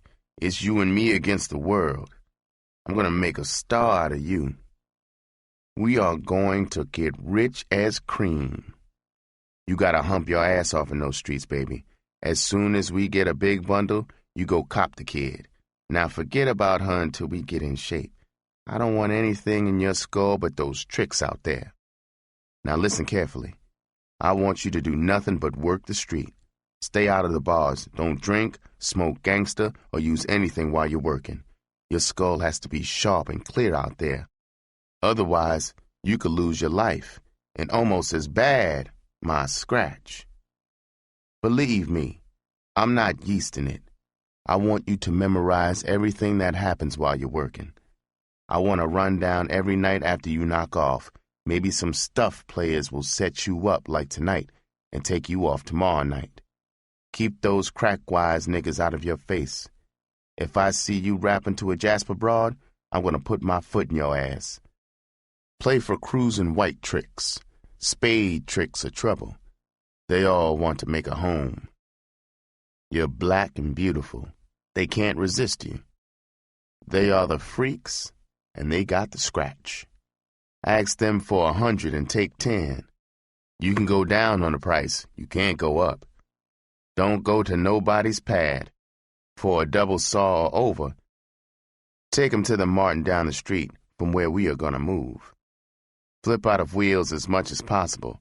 Flip 'em fast and crack more scratch for overtime. Your name is Mary Jones. I got enough BR to raise you fast. You're not a thief. I don't need a bondsman or lip now. You don't have a sheet. You see a young girl out there, square or whore, pull her. Be friendly to her. Build me up. You know, tell her how smart and sweet I am. Don't let no bitch pull you. This family needs some whores. Don't bring no junkie bitch to me. Now, is there anything you don't understand? She said, No, Daddy, I dig everything. You can wire me if something turns up I don't dig. Daddy, I am so proud of you. You are so clever and strong. I feel so safe being your girl. I'm going to be a star for you. I had told her all I knew. It was just pimp garbage. What the 90% know to tell a whore. What she really needed to protect herself in those terrible streets were daily rundowns for as long as she was my woman. How could I run down the 1,000 crosses she'd face? All I knew I'd gotten from the pimps in the joint. They were only fair pimps from small towns. None of them had the guts or savvy for this rapid track. The runt and me were a pure case of the blind leading the blind. I was bone tired. I had to be fresh for our debut. I said, Sugar, let's cop some Dodge. We got a hectic night coming up. Oh, I forgot. Some louse put the heist on your slum. Don't worry. With what you got to offer, I'll have enough scratch soon to score for the real thing.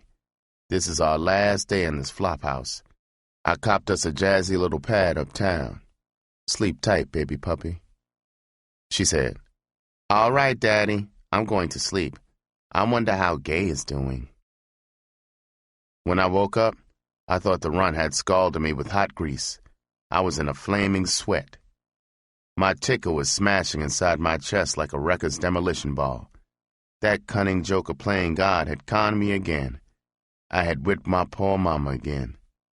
The runt's frightened big eyes almost touched mine. That puckered gash looked like she had grown an extra cat. She was saying, Daddy, Daddy, you all right? It's your baby, Phyllis. Damn, you had a bitch kitty nightmare.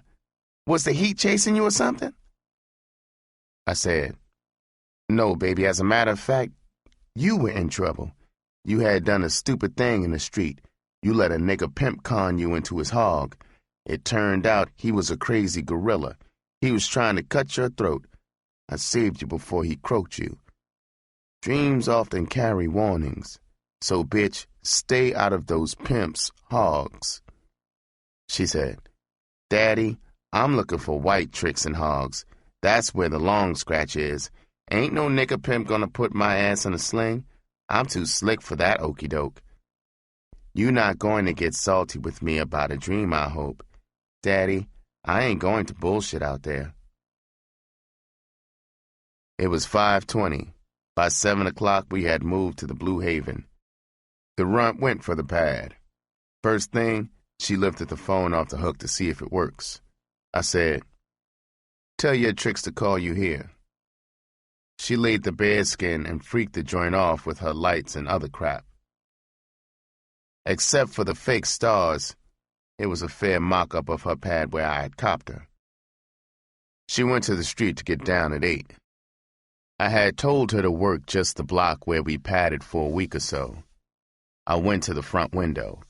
10 minutes after she got down, she broke luck.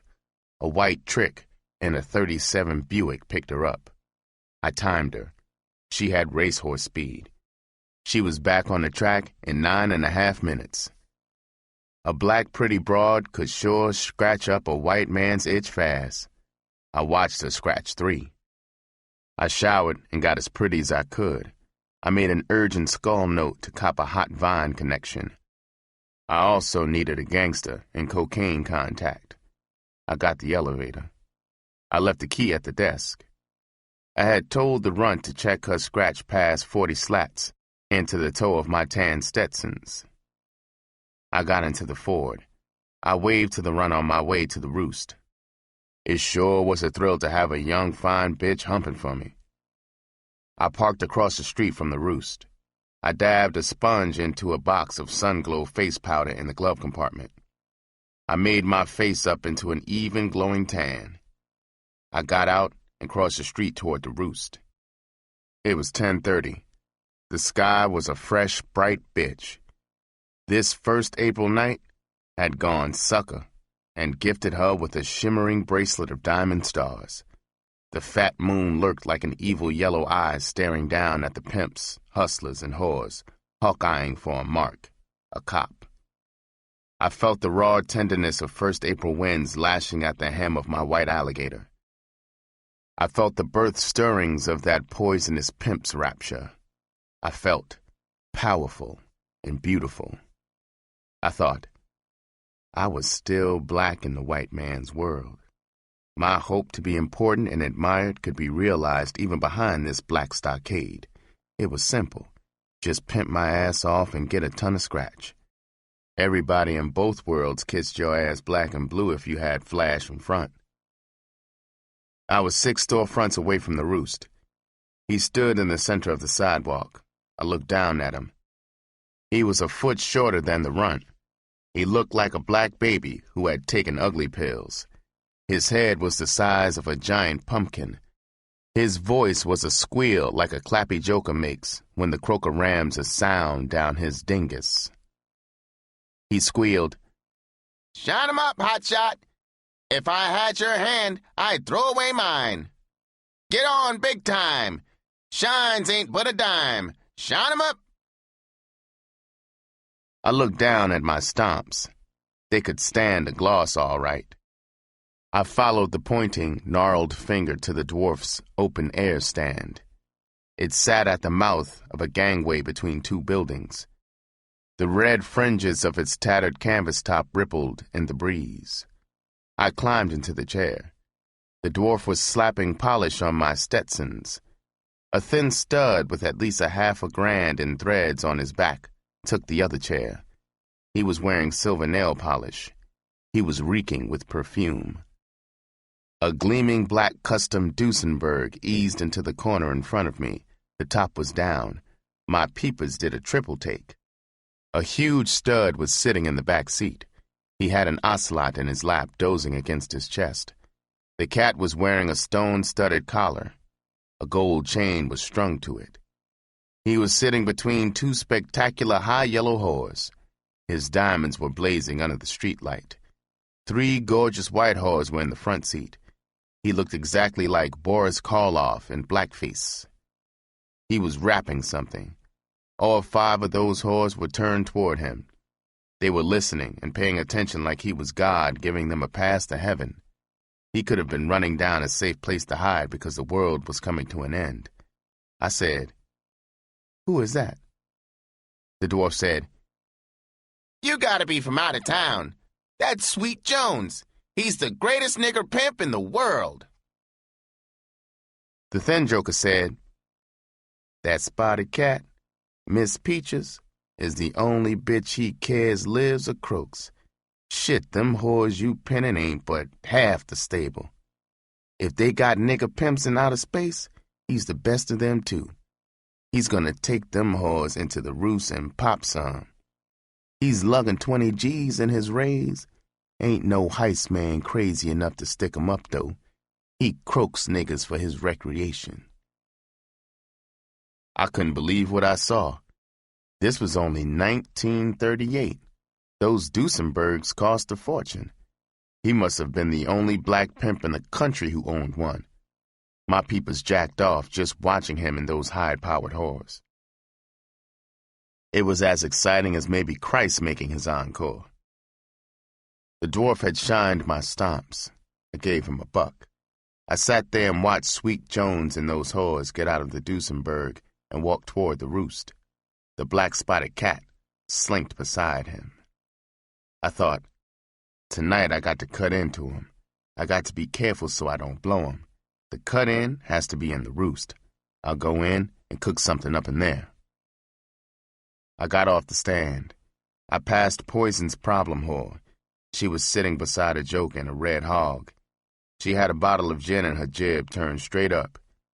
As I neared the roost, I saw old Preston trying to shoot 2 marks into the Greek's joint. Just as I turned into the roost, he bucked his eyes and jerked his thumb at me. He was tipping me Sweet was in the roost. I nodded my head and went in. It was an off night for the combo. The jukebox was grinding out pennies from heaven. The joint hadn't crowded yet. There were maybe a half-dozen couples in the booths. Sweet Jones and his whores were the only people at the log. They were in the center. The cat was licking her paws beneath Sweet's stool. I sat at the log near the front door facing him and the stable. The pretty Mexican broad was standing in front of him. Sweet was buying the house a drink. She served his party. She glanced at me. She remembered my drink. She brought me a Planter's Punch on Sweet. The floor waitress loaded a tray from the log and served the couples in the booths all on Sweet. I sat there studying Sweet. He had to be 6'6". His face was like a black steel mask. Not a flick of emotion played over it. He kept smashing the heels of his brute-sized hands together like he was crushing an invisible throat. Even at a distance, it made me edgy. I guess it kept his whores on the brink of peeing on themselves. If he had smiled, maybe they would have dropped dead from shock. He sure proved pimping wasn't a charm contest. Those whores lit his cigarette. They took turns feeding him sips of his coke. They fought to ram their noses up his ass. I froze. One of the white broads was whispering in his ear. Those unearthly gray eyes of his in the ebony sockets were staring at me. I could hear the thud of those meat sledges. I thought, Christ almighty! Mama darling, I hope my double hasn't put the muscle on this broad for some snatch or scratch. Please don't let this broad bumfinger me. He slid his terrible pearl gray peepers off me. I saw him pound the bottom of his glass against the log. The Mexican broad expressed to him. He was rapping to her. She was nodding her head and looking down the log at me. My Stetsons on the stool rung were slamming together like the heels of a flamenco dancer. The jukebox was sobbing Lady Day's beef about her mean but sweet man. I wondered if I'd see the run again, and if not, how soon she'd get another ass-kicker. The couples in the booths were bug-eyeing the arena. It was maybe like the Circus Maximus, the doomed Christian, me, pitted against the king of beasts, him, plus the ocelot. The Mexican broad came slowly toward me. Her face was tight and serious as she stood before me. She had pity in her peepers. She hated capital punishment. She said, Mr. Jones wants you to come to him pronto. She turned and walked away. I staggered to my feet. I started hoofing that 1,000 miles to Mr. Jones. On the way, I dusted off the 175 IQ in my skull. I got to him. The cat snarled under the stool. It pasted its yellow eyes on me. I jerked my eyes away from the cat and kept them riveted to the floor. I was afraid to look into Sweet's glowing peepers up close. I knew I'd crap my pants. He whirled around on his stool, his back to the log. I glued my peepers to the tapping tips of his needle-toed patent leather stomps. I flinched at each crash of his huge hooks. He whispered, Nigga, you know who I am? Look at me when I'm spieling to you. That teletype in my skull hammered out the escape hatch. It read, For this maniac, you gotta be just like a Mississippi nigga. You gotta pretend he's a white lynch mob leader. You gotta con him, but be careful. Don't get cute. Keep your nose square in his ass. Jeff it out all the way. I said, "Sure I know who you are, Mr. Jones. You're the black god of the sporting world. Ain't a nigga alive unless he's stupid and deaf that ain't heard your fame and name ring. The reason I don't look at you is because I remember what happened to that sucker in the Bible that snitched a peep." His whores broke out into gales of laughter. Miss Peaches wasn't a lady. She broke wind and grinned. Those patent leather toes stopped tapping. Could I be selling it? He reached out and grabbed my chin. He held my head up and cupped it in his giant hook. I flexed my belly to take up the slack in my bowels. Those deadly gray slits almost slugged me into a dead faint. When he opened his jib, I saw spidery webs of spit for an instant bridge to his fat lips. He said, "Little nigga, who are you and where you from?" "You kinda look like me. Maybe I laid your mammy, huh?" I neatly sidestepped his booby trap. I said, "Mr. Jones, I'm nobody trying in your world to be somebody. I was born right here in your town. Could be my mammy went for you. What bitch wouldn't? If I was a bitch, I'd give you some scratch to get some." He said, "Nigga, you like fine white pussy? This dog of mine wants you to lay her.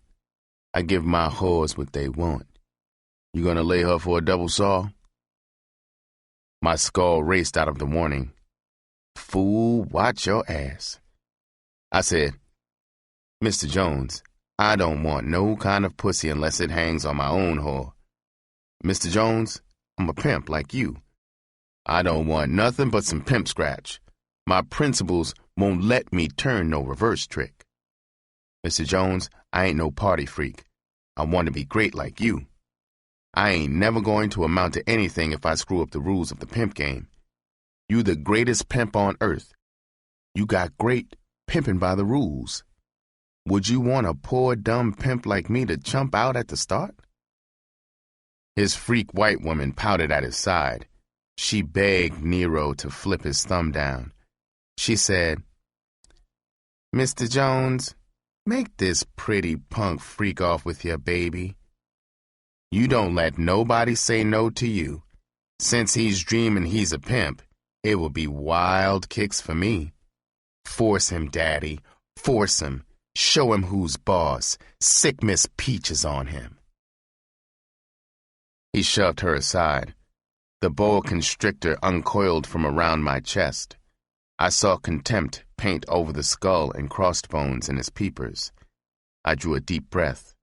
He roared, "You little pissy green-ass nigga. You a pimp? You can't spell pimp. You couldn't make a pimple on a pimp's ass. Nigga, I'll blow your head off through that ceiling. Don't let the word pimp come out of your jib in my presence. Now get out of my face, pussy.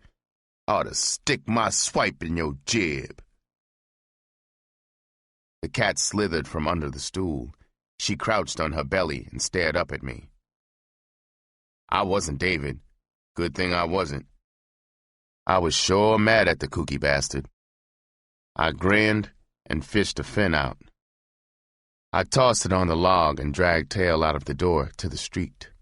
I was glad I hadn't stacked that slingshot switchblade in my pocket against that .38 Magnum stuck beneath Goliath's belt.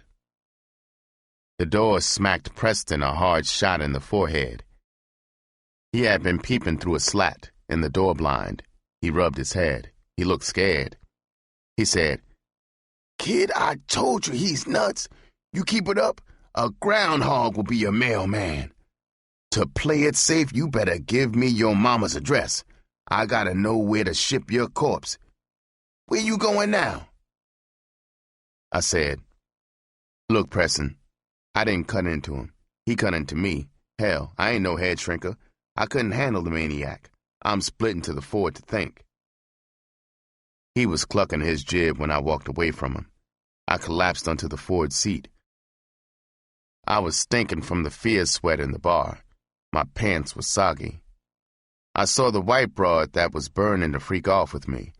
She was holding the roost door open. Sweet filed out. His whores strutted out behind him. They walked behind him to the Duesenberg. A tall, brown-skinned joker with a gleaming head of processed hair got out of the red hog. He was the gutty stud I saw pouring that gin down Poison's girl. Sweet's stable had gotten into the Duesenberg. The shiny-top joker and Sweet were rapping on the sidewalk. They pounded each other on the back. They looked like boon buddies. Miss Peaches stood lashing her tail at Sweet's side. I almost leaped out of my hide. It was Preston banging on the car window. I unlocked the door. He slid in. His peepers were ballooning, looking past me to Sweet on the other side of the street. He was sucking air like a mackerel on the beach. He was shoving a rusty owlhead .22 pistol across the seat. He was trembling, like the 0 second had come to assassinate maybe FDR. He said, "Kid, you sitting here hating him, ain't you? You despise his guts. I saw the way you was looking at him. A bastard like him ain't got a right to live on God's green earth. Do yourself and the world a favor, kid. Take this rod and walk sneaky-like down that sidewalk while he's rapping to Glass Top. Stick the barrel in his ear and pull the trigger. Then quick, blow the cat's brains out. It's easy, kid. You can do it. Every nigger in the country will love you. Kid, it's your chance to get great. Go on, kid, do it now. You ain't never gonna get a choice of your chance." I said, "Preston, I'm not hip to the murder game. I don't want to get hip to it. I don't want to blow his brains out on that sidewalk and waste them. I want his brains to work inside my skull. You're getting old, Preston. You can't even dent the mustard. He screwed you around 1,000 times worse than me. You can't lose for winning. Why don't you be the hero and croak him? Look, Preston, take that Tommy gun and split. I like you, but give me a break, huh? I've had a funky night and my skull needs a change." He said, "Kid, you think I ain't got the guts? He ruined me, kid. He destroyed me. He's just another nigger. He ain't no bear, and that cat ain't no tiger. I'm going over there right now and cash them out." Old Preston sprang out of the car. I watched him all the way. That game leg had him tilting from side to side. He looked like one of those dowdy Spirit of 76 jokers on the posters around the 4th of July. I wondered if he was tanked up with enough rot-gut moxie to really fold Sweet's dukes for good across his chest. Preston was on the other side of the street, only 20 feet from Sweet and Glass Top. His mitt was rammed into his benny pocket, keeping the rod warm and ready. Preston's shoulders and back was stiff and straight. Sweet's back was toward me. He was facing the sidewalk. I thought, the old dingbat may do it. He sure had reasons. Sweet put the hurt to him all right. Will there be much gore? Will Sweet croak right away or flop around on the street like a chicken with his head wrung off? Will Miss Peaches leap up and cut Preston's throat? If Preston croaks him, I'll have to cut into poison. I'll bleed his skull. He will be the top pimp. Maybe a couple of those 10 whores Sweet's got will go for me. I'd be some kind of son of a bitch and young pimp in a Duesenberg. Preston came abreast of Sweet. He had slowed to an amble. I could see his yellow mitt easing out of his pocket. He got maybe 3 feet past Sweet and stopped. He was going to do it. He was coming back for the fatal flank sneak. At that instant, Sweet turned his buffalo head and looked down at Preston. Miss Peaches stiffened. I saw a black cavern open in Preston's toothless yellow face. The chicken-hearted bastard had been chilled by those awful gray orbs and the cat. He was grinning at Sweet. He scooted his empty hand out of his pocket. Preston might have made it if Sweet hadn't turned those lights on him. Old Preston bowed his bald head. He walked toward the Greek's joint. His shoulders were sagging. His back was a stooped slouch. Old Preston had missed his choice chance at glory. I just sat, watching Sweet, and trying to plot a way to cut into him. It looked hopeless. Finally, Sweet got into the rear seat of his Duesenberg. The cat leaped into his lap. One of the white broads roared it away. I saw Glass Top pat his greasy dome as he turned into the roost. I thought, that glossy top stud with a face like a pretty whore's might be the tunnel to Sweet. I took my sponge out and freshened my makeup. I got out of the Ford and walked to the roost. The joint was getting crowded. I was lucky. There was an empty stool in the middle of the log. The beautiful Joker was on the stool next to it. The memory of that four-slat tip out of the fin sent the tamale skidding to me. I sipped my Planter's Punch. I drummed my Stetsons against the stool legs. Hamp's Flying Home was rocking on the joint. A pack of white broads had a booth behind me. They looked like they had been to a PTA meeting. Their perfume sent a melody of sexy odors through the joint. They were flirting their cans off. I guess they were writers. They were maybe doing urgent research on the sexual habits of the black male. I wasted no time. I was afraid the pretty Joker might split. I snatched my eyes from the excited pack in the mirror. I turned my head toward him and touched him lightly on the sleeve. He was sure a wrongdoer, all right. He frogged at least 3 inches off his stool. It was like I stabbed him in the butt with a red-hot poker. He turned his shocked face toward mine. His silky, long-lashed eyes were popped wide in alarm. He had panicked, like maybe a cute nun caught naked in the priest's bedroom by the Mother Superior. I said, "Geez, excuse me, Jim. I didn't know you were in deep thought. I'm sorry I hit on you like a square. My name is Youngblood. I'm a friend of Preston's. You must be the fabulous Glass Top. It would be a boss honor to buy you a taste." He patted his shiny mop and said, "Yeah, man, I'm Glass Top. What's your stupid story? You young studs sure ain't got no finesse. It drags me to get hit on like that. When somebody touches me, I like to be digging it and facing the stud, you know? I ain't salty. I dig you ain't nothing but a punk that needs his coat pulled to social polishing class. I ain't no lush. You can spring for a Coke if you want. Tell her to sugar it heavy." The Mexican broad spooned sugar into a glass and brought his Coke. He stirred it with a straw. He raised the glass to drink. I noticed ugly black tracks tracing the veins on his light brown mitt. He was a junkie for sure. He would know where the cops see, and probably gangster for the runt. He was also a pal of Sweet's. Maybe I could make a 2-bird killing here. He said, "So you know Preston, huh? What's your racket? You a till tapper, or maybe a burglar, huh?" I said, "I've been knowing Preston since I was a kid. I used to buff his stomps when he was pimping. I'm no till tapper or burglar. I'm a pimp. You must be a pimp yourself. I saw you rapping to the best pimp there is." He said, "You a pimp? I ain't never heard of you. Where you been pimping, in Siberia?" "Sweet ain't the best pimp there is. I am. Pimps are just like cars. The best known ain't no real yardstick to the best car. It's like I'm a Duesenberg and Sweet's a Ford. I got all the quality and beauty. He's got all the advertising and all the luck. Sweet's got 10 whores, I got 5. These whores in town ain't hip to how great I am. When they wake up to me, I'll have to fight 'em off with a baseball bat. How many girls you got?" I said, "I only got 1 girl now. I just got out of the joint, but I'm going to have 10 in a year. This town will hear about me. I was thinking about cutting into some top pimp like Sweet. I'm not stupid enough to think I don't need to learn 1,000 times more about pimping than I know. I also need connections for girl and gangster. I'm just a kid in darkness waiting for some brain to help light the way." He said, Stay cool, blood.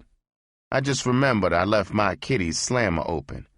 I'll be back after I lock it up. I looked in the mirror and saw him go out. He turned left towards the Greek's joint. I knew he was going to Preston to check me out. When he walked out, that panting pack behind me turned as one. It was like Cary Grant had walked out. The jukebox was moaning gut bucket blues. Some joker was singing, "Going down slow. Don't send no doctor. Doctor sure can't do no good. Please write my mother. Tell her the shape I'm in. I'm going down slow." I remembered it had been my father's favorite record. He had kept it spinning on the rich Victrola. I remembered his shocked face there in the doorway when he discovered it, and everything else gone. I wondered if he were alive and still in town. If I ran into him, I sure wouldn't know what to say to him after all these years. I saw the silk chicks crane their necks toward the door. I switched my eyes left in the mirror. I saw Glass Top coming in. Those chickens were clucking when he sat down. I said, "Jack, aren't you afraid those silk broads behind us will rape you?" He said, "Shit, if you stripped and searched all of them, you wouldn't find a C-note. They ain't nothing but square housewives. They sick of all that half-ass screwing at home. They layin' to swindle chump niggas out of their youth. They know enough on each other to keep all their jibs sealed. Ain't a chance for their husbands to tumble to what's going on. So what if some white joker who knows them made this scene and saw him? Every one of them is just slumming out with the girls. Jack, what they got is a secret sex club." I said, "Top, I'm afraid. I sure wish I had a snort of girl. Can you score?" He told me, "Blood, I believe you're a down young stud. I got news for you. You can score right with me. I got the best girl and boy in town. Even my reefer's dynamite. Blood, I love you. You got heart. How much stuff you want?" I said, "What's the bite for girl?" "A fin, a number 5 cap, a 16th for a C, a piece for $1,000. I got a cozy pad around the corner. There you can fly to the moon, pimpin' buddy." I said, "Top, let's split to your pad. If your girl is mellow, I'll maybe go for a C-note." I threw a fin on the log. The Mexican showed me her choppers like I was her dentist. 3 square black studs were standing rapping to the purring pack in the booth. We went out and got in Glass Top's hog. My foot struck a bottle. I looked down. It was the dead gin soldier Poison's whore had sucked dry. The hog shot from the curb like a red torpedo. Eckstein's syrupy "Cottage for Sale" oozed from the hog's radio. I thought, I sure gotta hurry and get my ass into a hog at least. I'll cop a Duesenberg in maybe a year. Geez, it must be 1:30. I should have checked on the run. My luck is changing, though. This glossy top joker is my end to sweet. He lived in a plush apartment building. It had all the jazz. Technicolored lights spotlighted the exterior. Fake rubber plants stood tall in the foyer. We took a chrome and brass elevator to his second-floor pad. Thick red broadloom carpet wall to wall in the hall.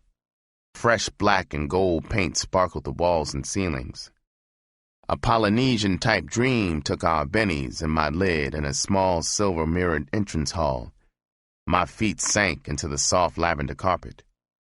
I could hear the deep-throated boom of a console phonograph. The ink spot's lead tenor was parfaiting, whispering grass. I followed Top and the olive-tinted beauty into the womb-like living room. Double heavy lavender drapes covered the windows. Not a beam of street light or sunshine could violate this pimp's lair. Top and I sat on the long gray sofa. It had cost him a big buck to lower the ceiling with the silver lame fabric. The only light came from the glass-topped cocktail table. It gurgled and flashed a pale blue light. A score of yellow, red, and orange tropical fish streaked inside the aquarium built 6 inches below the tabletop.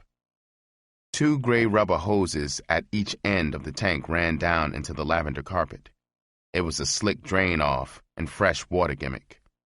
The broad was almost naked. She stood wide-legged in front of us, like a bellhop waiting for orders.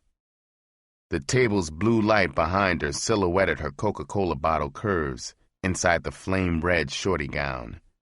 I saw a 4-inch cone of jet hair between her thighs. She had a rare cat with that extra dimension. I unglued my eyes and looked into her face. She had the dreamy eyes of a freakish Mona Lisa. He said, "Bitch, bring a couple of outfits and some caps of girl and boy. Oh yeah, blood, this is Raydell." That awesome round butt of hers jiggled as she wiggled past me. The big white phonograph in the corner was booming out a novelty tune. When your pipes get dry, then you know you're high. Everything is dandy. You truck on down to the candy store, but you don't get no peppermint candy. Then you know your body's sent, and you don't care if you don't pay rent. Light a tea and let it be, if you're a viper. This pretty gouster's sure pimping his ass off, I thought. He's a crazy gouster if he thinks he'll con me into banging any H. I'm not even sure about shooting the girl. Of course, I can't come off like a hayseed either. I said, "Jim, you sure ain't jiving. Your layout is a son of a bitch." He said, "I got 5 bedrooms here. These whores on the fast track dig front and flash. You can't pimp here unless you got 'em. Jack, this C I got ain't going to let you split for a while. You may as well shed your threads and get in the groove." The broad brought the outfits, a spoon, and a dozen white and brown caps. She put them on the cocktail table. She slid it closer to us. The water tidal waved in the tank. The fish darted in a frenzy. She stooped and started unlacing tops, shoes. I reached into my pocket for a C-note. I had peeled it off from my crotch stash before leaving the Haven. He said, "This flight's on me. It's a sample. You can cop what you want later." We stripped our clothes off to our shorts. His were candy-striped silk. I felt like a bum in my white cotton jocks. The broad draped our clothes on each arm of the gray overstuffed chair across the room. She didn't have any of my scratch in her mitt when she came away. She stood next to me.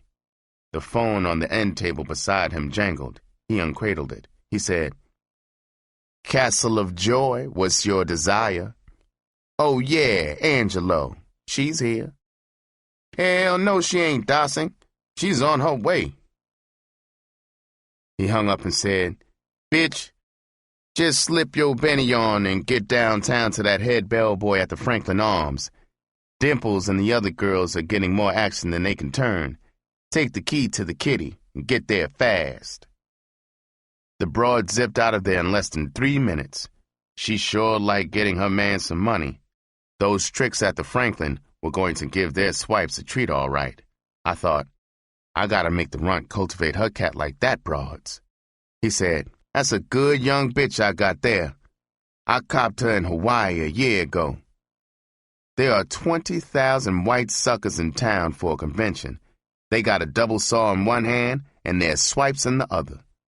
Raydell ain't had no sleep in 36 hours. My other 4 whores been humping at the Franklin since early this morning. I can't miss a 5G score for the 3 days, even with Angelo's 30% off the top.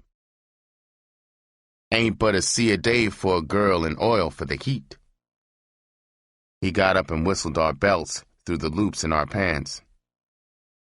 He walked back and started to coil my belt around my arm just above the elbow hollow. "Look, Top, I'm not a square," I said, "but I ain't shooting no H. I'm game to bang some C. I've been curious to try it like that.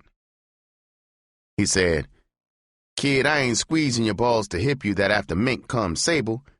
Ain't nothing a greater blast than horse. It's your privilege to wake up slow if you want. Horse is what puts the ice in a pimp's game. He upended a cap of girl into the spoon and stuck an eyedropper into the fish tank. He pressed the bulb and drew the dropper full. He emptied it into the spoon. He held the yellow flame of a table lighter beneath the spoon and took a tiny wad of cotton from an ashtray. He tossed it into the bowl of the spoon and then wrapped a thin piece of cellophane around the tip of the dropper. He fitted the needle on it. He stuck the hollow end of the needle into the cotton and drew the dropper full. I felt my blood smashing against the tight coils of the belt. I saw the veins balloon in the throbbing hollow. I smelled the sharp, sickly sweet odor of the cocaine. My palms were dripping sweat. He had the spike in his right hand. He grabbed my forearm with his left hand. I turned my head and closed my eyes. I bit down on my bottom lip, waiting for the stabbing plunge of the needle. He said, Damn, you got some beautiful lines. I shivered when he daggered it in. I opened my eyes and looked. My blood had shot up into the dropper. He was pressing the bulb. I saw the blood-streaked liquid draining into me. It was like a ton of nitro exploded inside me. My ticker went berserk. I could feel it clawing up my throat. It was like I had 1,000,000 swipes in every pore from head to toe. It was like they were all popping off together in a nerve-shredding climax. I was quivering like a joker in the hot seat at the first jolt. I tried to open my talc-dry mouth. I couldn't. I was paralyzed. I could feel a hot ball of puke racing up from my careening guts. I saw the green, stinking puke rope arch into the black mouth of the wastebasket. I could feel the cool metal against my chest. I saw Top's manicured fingers pressing it close to me. He was saying, You'll be all right in a minute, kid. You thought I was bullshitting when I told you I had the best stuff in town. I still couldn't say anything. I felt like the top of my skull had been crushed in.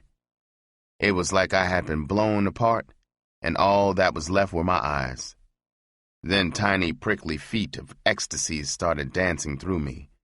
I heard melodious bells tolling softly inside my skull. I looked down at my hands and thighs. A thrill shot through me. Surely they were the most beautiful in the universe. I felt a Superman's surge of power. I thought, it was a cinch that any stud as beautiful and clever as me would become the greatest pimp in history. What bitch could resist me? I turned and stared at the ugly stud beside me. He said, Did you hear those chapel bells? Ain't they a bitch, kid? Yeah, man, I heard 'em loud and clear. Right now I'd like to see the bitch I couldn't make. It's sure wild to bang girl. The only time I'll snort after this is when I'm in the street between bangs.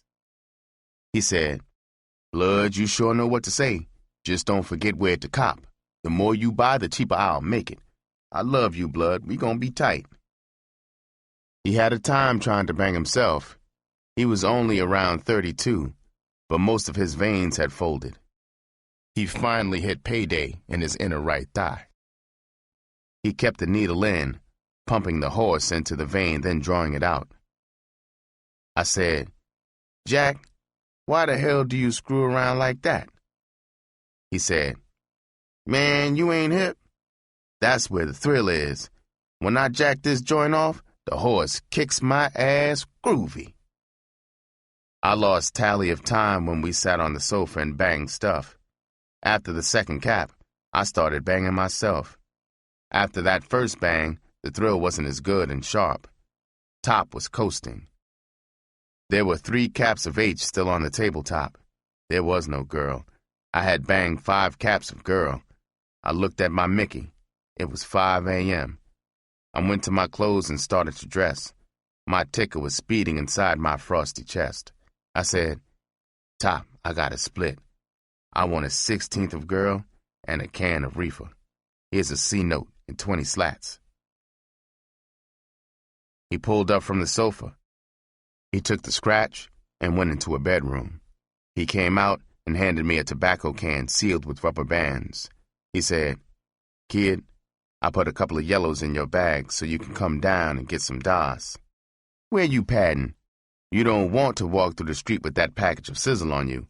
I'll call a cab." I said, "Thanks, Top. I'm padding at the Blue Haven, but my wheels are just around the corner across from the Roost. I'll hoof it there. The fresh air will be a kick." I stood at the living room doorway to the entrance hall. He was uncapping a thing of horse. I thought, now's the time to crack on him to sew up the cut into Sweet. I gotta phrase it right. This joker envies Sweet. I said, "Top, I was thinking how much more common sense and cool you got than your pal Sweet." His hands froze. His eyes beat his mouth to the question. I knew Preston hadn't told him about my clash with Sweet. I guess Preston's chicken act had blocked Sweet out of his mind. Top said, "You know Sweet personally?" "I met him last night in the Roost. That tall blonde of his wanted me to freak off with her. Sweet offered me a double saw to do the job. I stood on Pimp principle and turned him down. He flipped his cork. He forced me to split. He told me he'd blow my head through the ceiling. I figured he might do it. I guess now I have blown my chance to get acquainted with him. I don't suppose anybody in town is strong enough with him to square me and cut me into him. As foxy as you are, Top, I wouldn't be shocked if you couldn't cut it. After all, a man is complicated.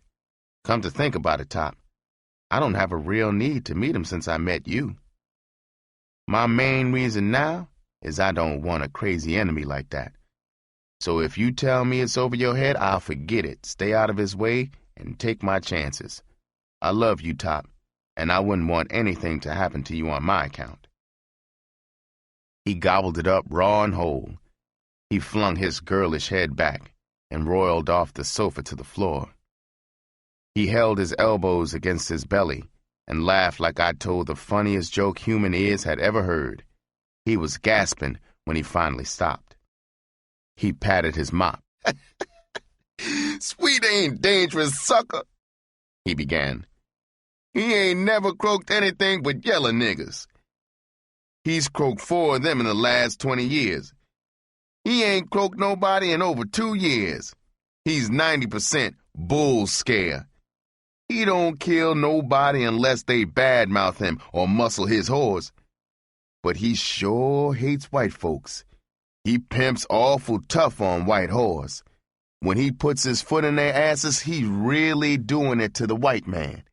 He says he's paying them back for what they done and are doing to black people. His brain is rotted from hate. Shit, he probably wouldn't know you if he saw you again. He wasn't salty with you for turning down the freak off. He was playing strong con on his white whore.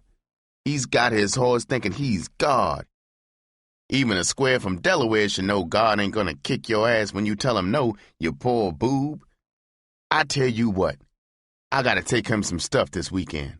I'll buzz your crib to let you know just when. I'll stop on the way and pick you up. I'll take you with me to his pad. He ain't nothing but a big, ugly nigga with a filthy, loud mouth." I said, "I pad in 420 under the name Lancaster. Top, you gotta overlook my dumbness. I told you I was just a kid in the darkness, needing some brains to light the way. Top, I sure appreciate your coat pulling. See you later, pal." He said, "All right, kid, keep that sizzle in your mitt so you can down it in a hurry. Oh yeah, you can cop a spike at any drugstore. You got a crack for insulin with it." I walked into the entrance hall. I flicked my sponge across my greasy face in the silver mirror. I went out the door to the elevator. It opened on the ground floor. I flinched before the stark morning light. Out on the sidewalk, I saw Glass Top's red hog pulling to the curb. It was his 5 whores back from the Franklin Arms salt mines. I thought as I walked to the Ford, how about it?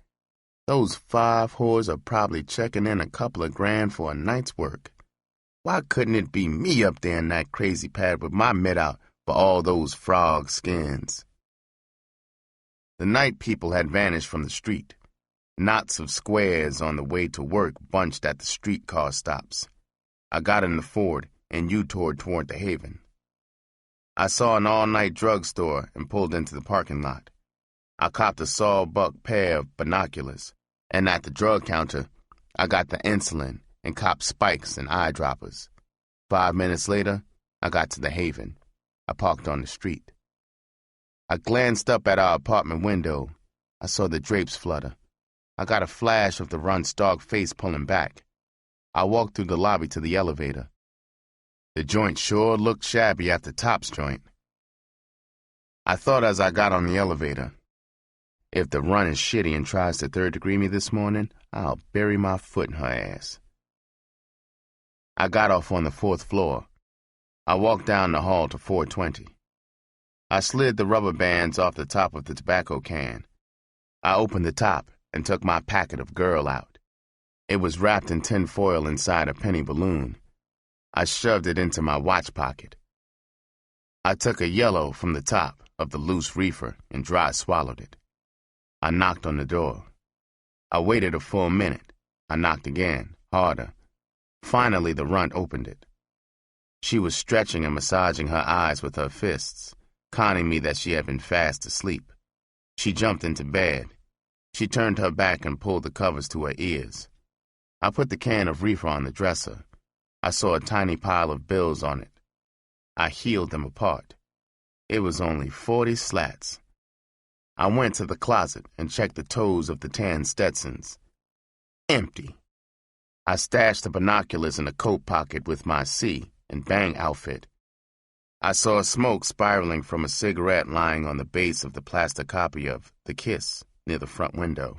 I said, "Bitch, what did you do, break your leg? Or knock off as soon as you saw me split? Is this tonight's take?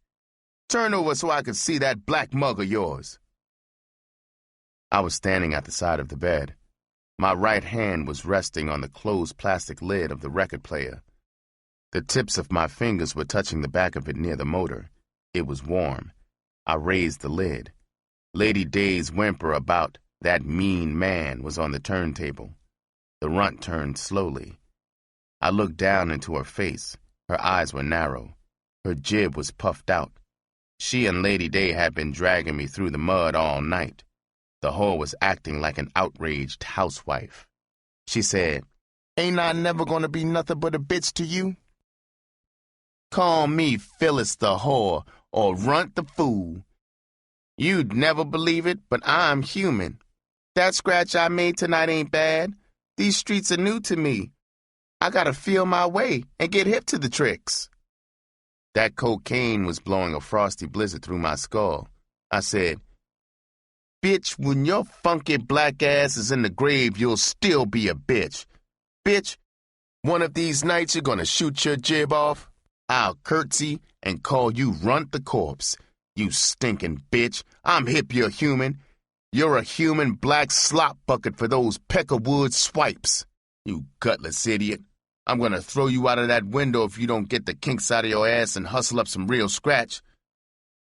Don't get hip to the tricks, bitch. Get hip to what I'm rapping. If you don't stop your bullshit, I'm gonna kick your heart out and stomp on it. Now don't crack your jib unless I rap to you, bitch." I started to take my clothes off. She just lay there staring at me. Her eyes were gleaming like a crazy voodoo doctor's. I got into bed. I turned my back to her. I could feel the freak inching toward me. She stroked the back of my neck. I felt the hot tip of the lizard on the back of my neck.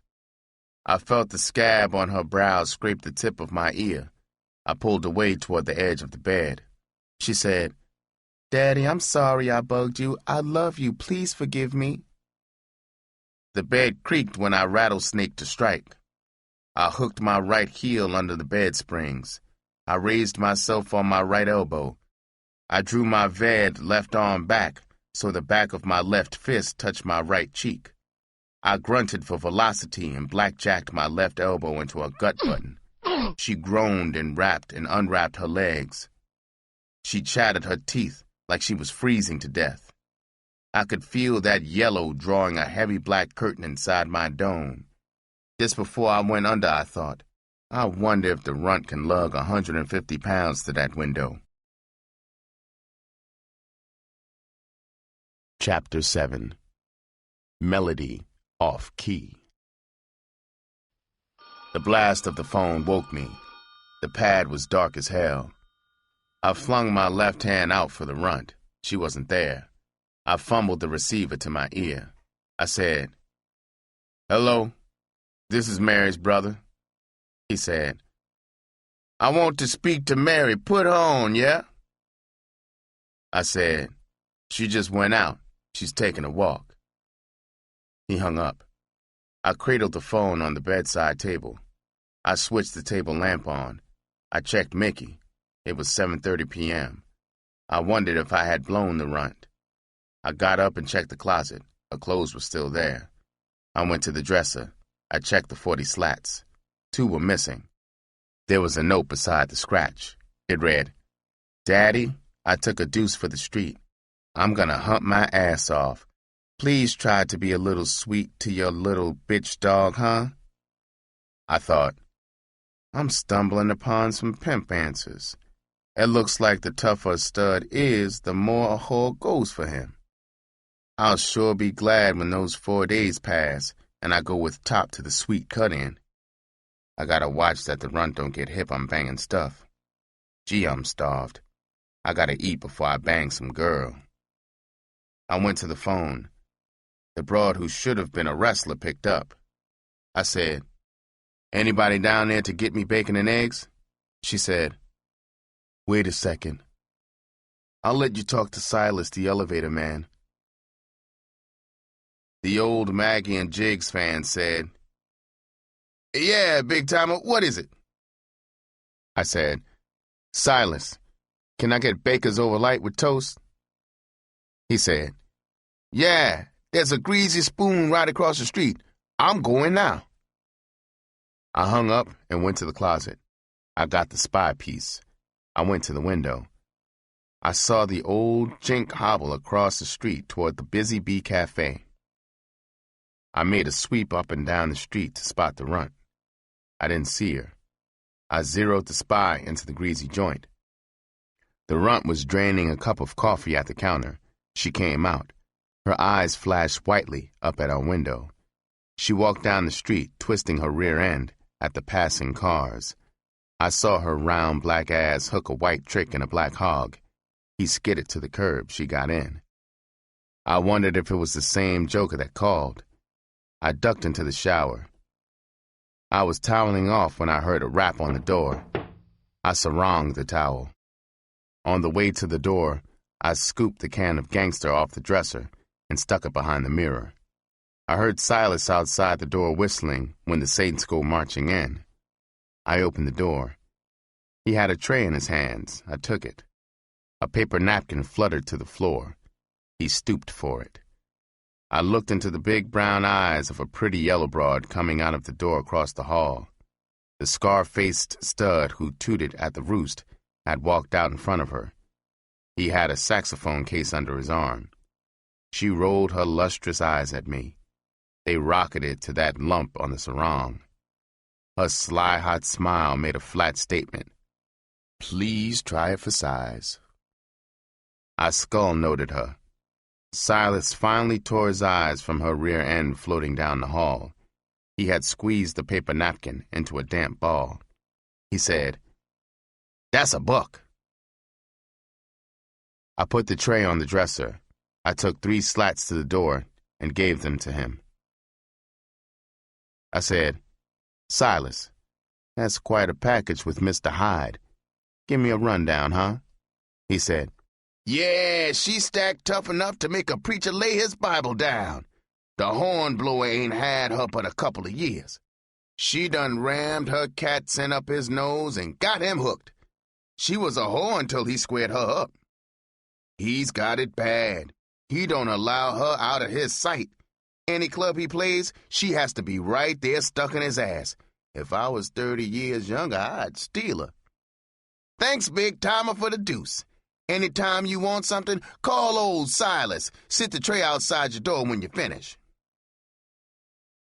I sat on the side of the bed and wolfed down the bacon and eggs. I felt better. I wanted to feel wonderful. I put together everything for bang time. I held the end of a necktie in my teeth. I coiled it and tightened it around my arm. On first stab, I hit a perfect bullseye. I did Top's jack-off bit. I threw up. I just made it to the John. The kick was greater than the one at Top's. I thought, what if my black face like magic turned white? Shit, I can go out that hotel front door and sneak through the barbed wire stockade. I'd be like a wolf turned loose on a flock of sheep. That white world wouldn't tumble that I'm a nigger. I can pay 'em all back in spades. The dummy, the white bull, the bastard judge that crucified me on my first rap. Once I escape this black hell, I'll find a way all right. Well, nigga, you're pretty, but a bleach cream will never be invented that will make you white. So pimp your ass off and be somebody with what you got. Could be worse.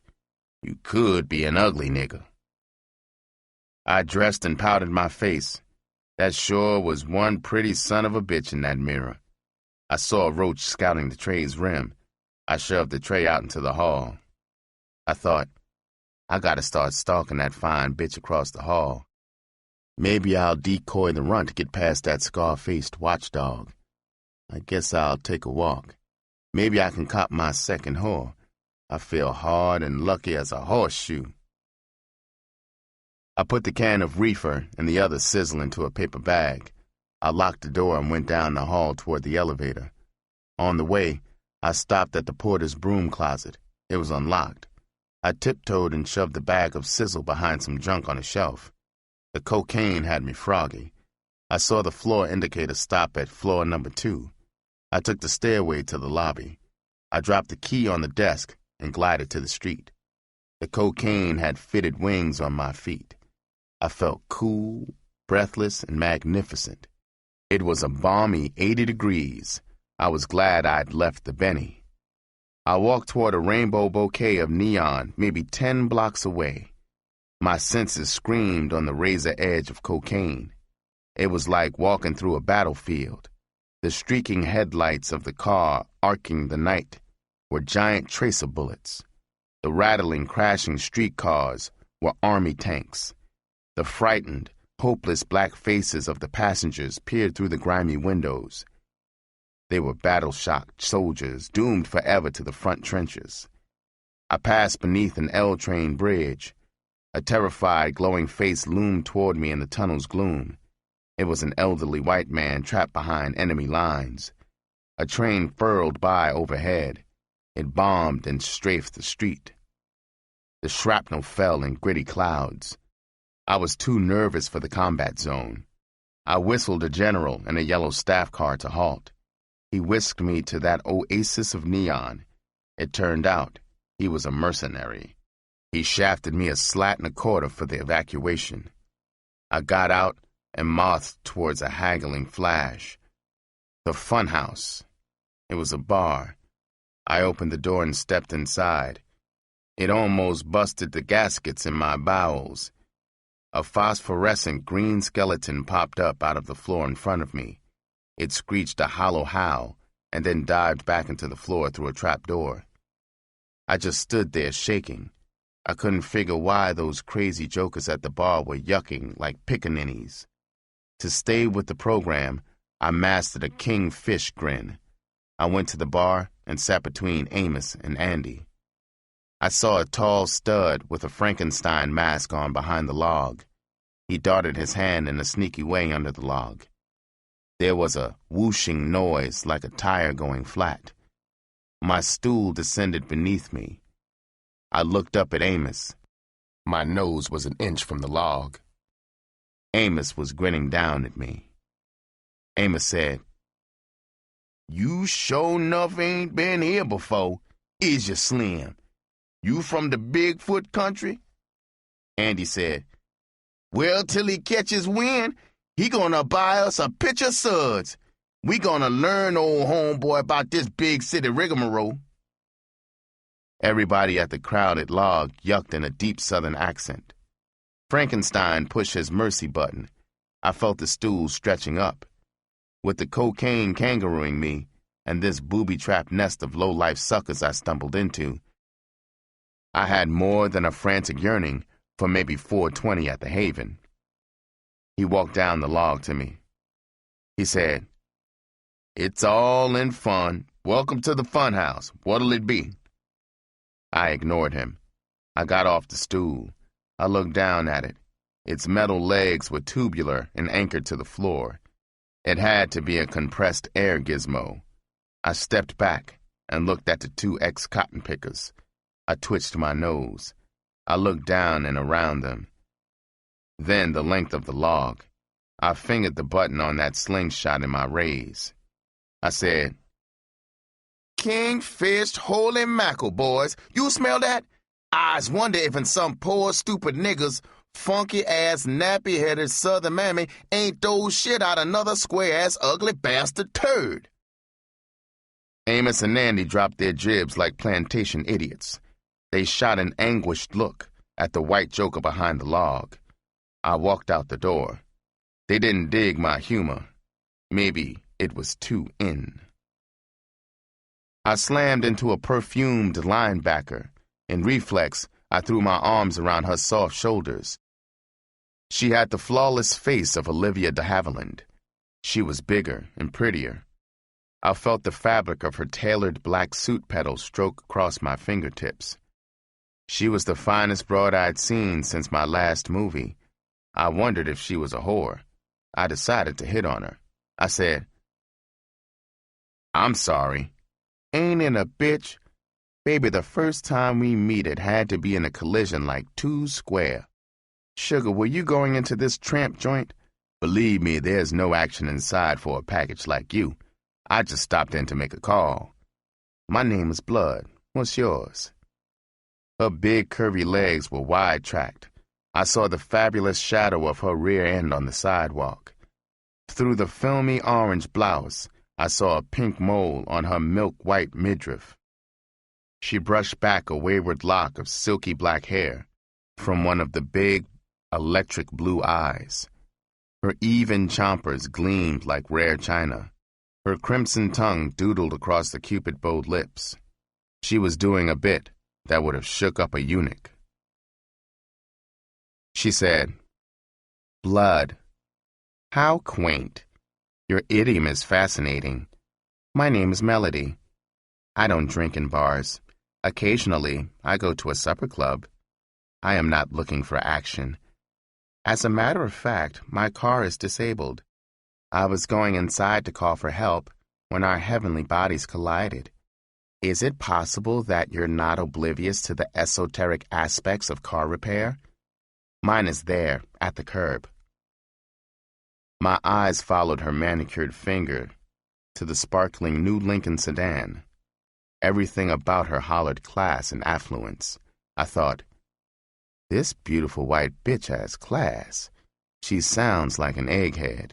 With wheels like that, she's probably got a bundle in the darner. Maybe she's got some rich sucker in her web. I'll nut roll on her.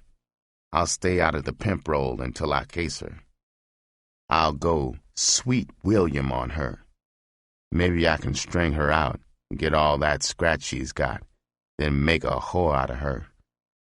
With her rear end, this bitch is sitting on a mint." I said, "Darling, I'm not a mechanic. I did learn a little about cars from a buddy in a prep school I just finished. You get in. I'll raise the hood and have a look."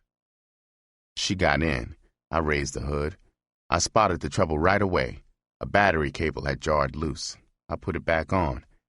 I looked around the hood and signaled for the starter try. She did, and smiled happily when the engine throbbed to life. She waved to me. I stuck my head through the open window. She said, Are you driving? If not, I should love to take you wherever you want to go. I said, honey, I'm not driving, and it's a long, sad story. You don't want to hear my troubles. If you drop me off at some nice bar, I'll promise not to bore you with it.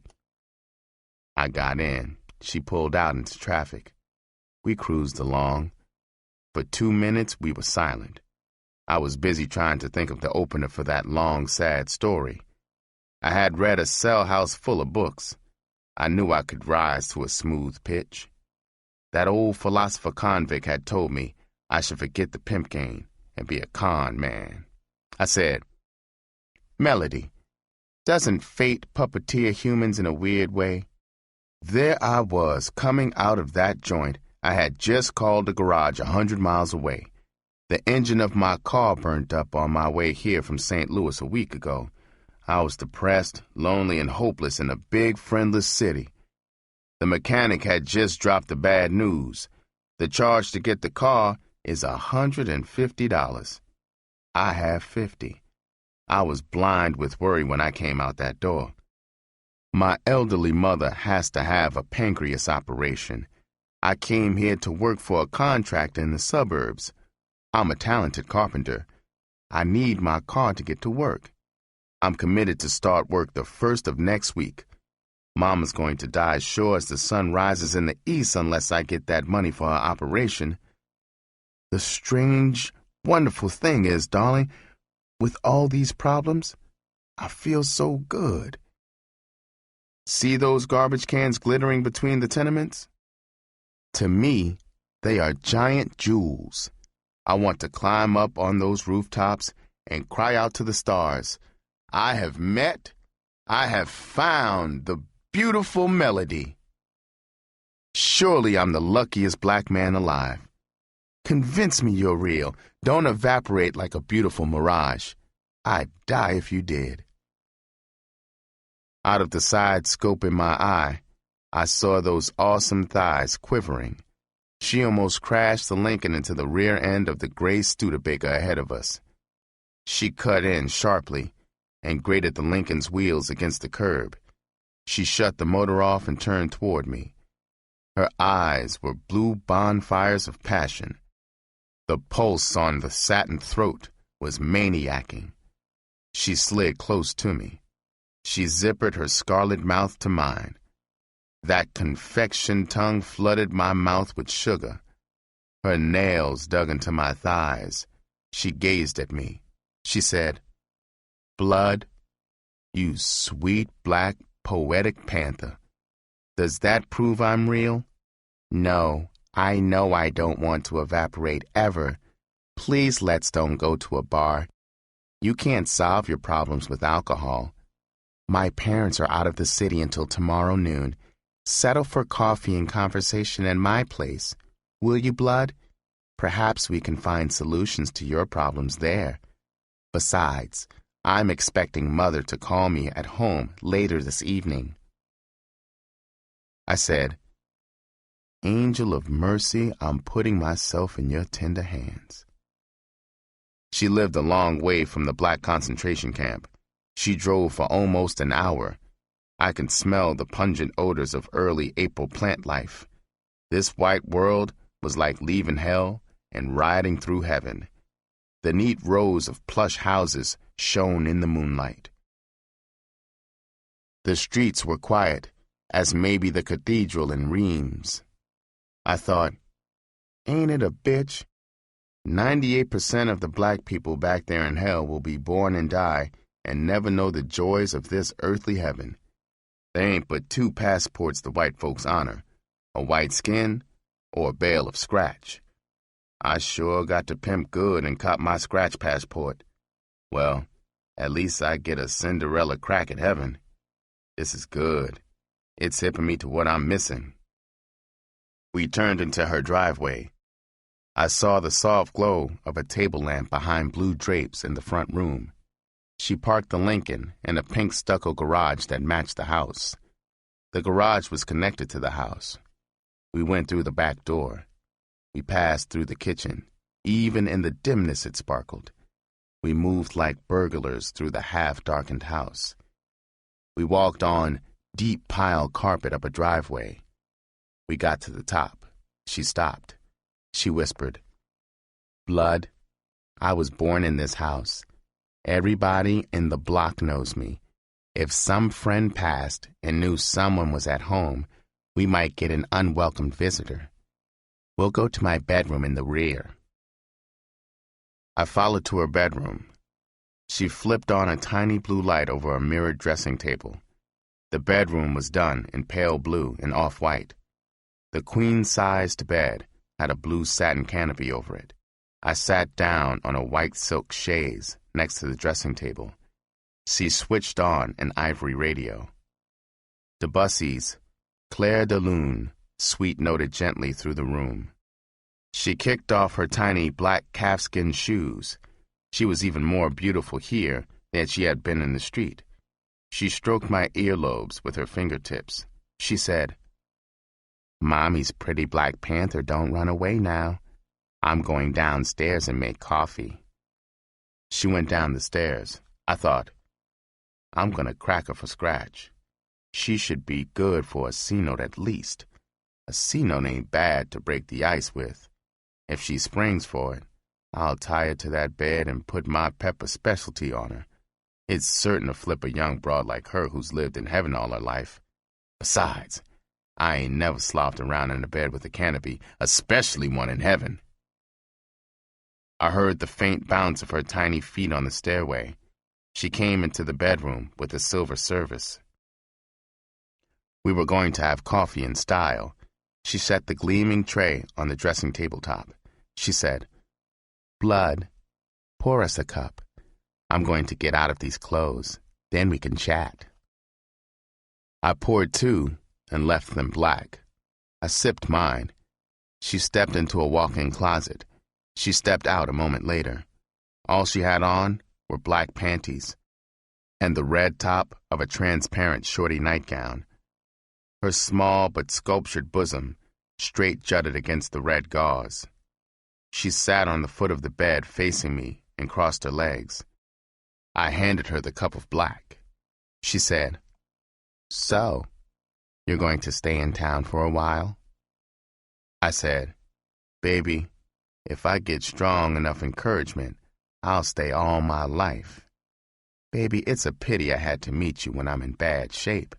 I want to be good company, but that car problem and Mama won't let my mind stay on a pleasant track." Her ringer snapped. "Eureka!" She got off the bed and went to the dresser across the room. She opened the top drawer and took out a bank book. She came back and sat on the bed. She tapped the red nail of her left index finger against her white teeth. She studied the book's figures. I saw a frown hedgerow her brow. She got up and went to the dresser and threw the book into the open drawer and banged it shut. I thought, this broad has overdrawn. She's going to try the check con on me. She stooped and opened the bottom drawer. She brought out a foot-long, foot-tall metal pig. She walked to the dressing table and put the porker on the table beside me. She said, "Blood, this is the best I can do to help you now. I don't get my allowance for a week. I have less than $100 in my account. Cheer up. There must be at least $100 in quarters and halves in this bank. Believe me, I can vividly imagine what it's like to be colored and faced with your problems. Let's say it's a loan." I hefted the porker for a moment to check its gross weight. It was heavy, all right. It felt a C-note heavy. I reached out and took her hand. I guided her to my side on the chaise. I put my arm around her. I kissed her and sucked that sugary tongue like a suicidal diabetic. I leaned back from her. I looked into the heart of the blue fire. I said, "Baby, it's a wonderful secret that you've discovered. Not many people know that it's better to give than to receive. Maybe it sounds crazy, but I wish you weren't so beautiful and generous, so perfect. I don't see how—" you can miss capturing my foolish heart. You're a cinch to make me yours forever. Baby, I'm just a poor black country boy. Please don't hurt my heart. She sure had an appetite for the Jeff Con. The blue fire softened. Her eyes were misty and serious. She held my head between her dove-soft palms. She said, "Blood, baby, I'm white, but I have been more unhappy than any black person all my life. My parents have never understood me. When my whole being cried out for love and understanding, they gave me shiny things to stop my tears. Non-whites are like dirt to them. They are narrow and cold. If they found out you had been here, they would disown me before they dropped dead. There's a sweet warmth that you have. I know that you can make me happy. I am so desperate for love and understanding. Please give it to me." I said, "Baby, you can dump all your money on the black horse to win. I'm going to win them all for you, beautiful."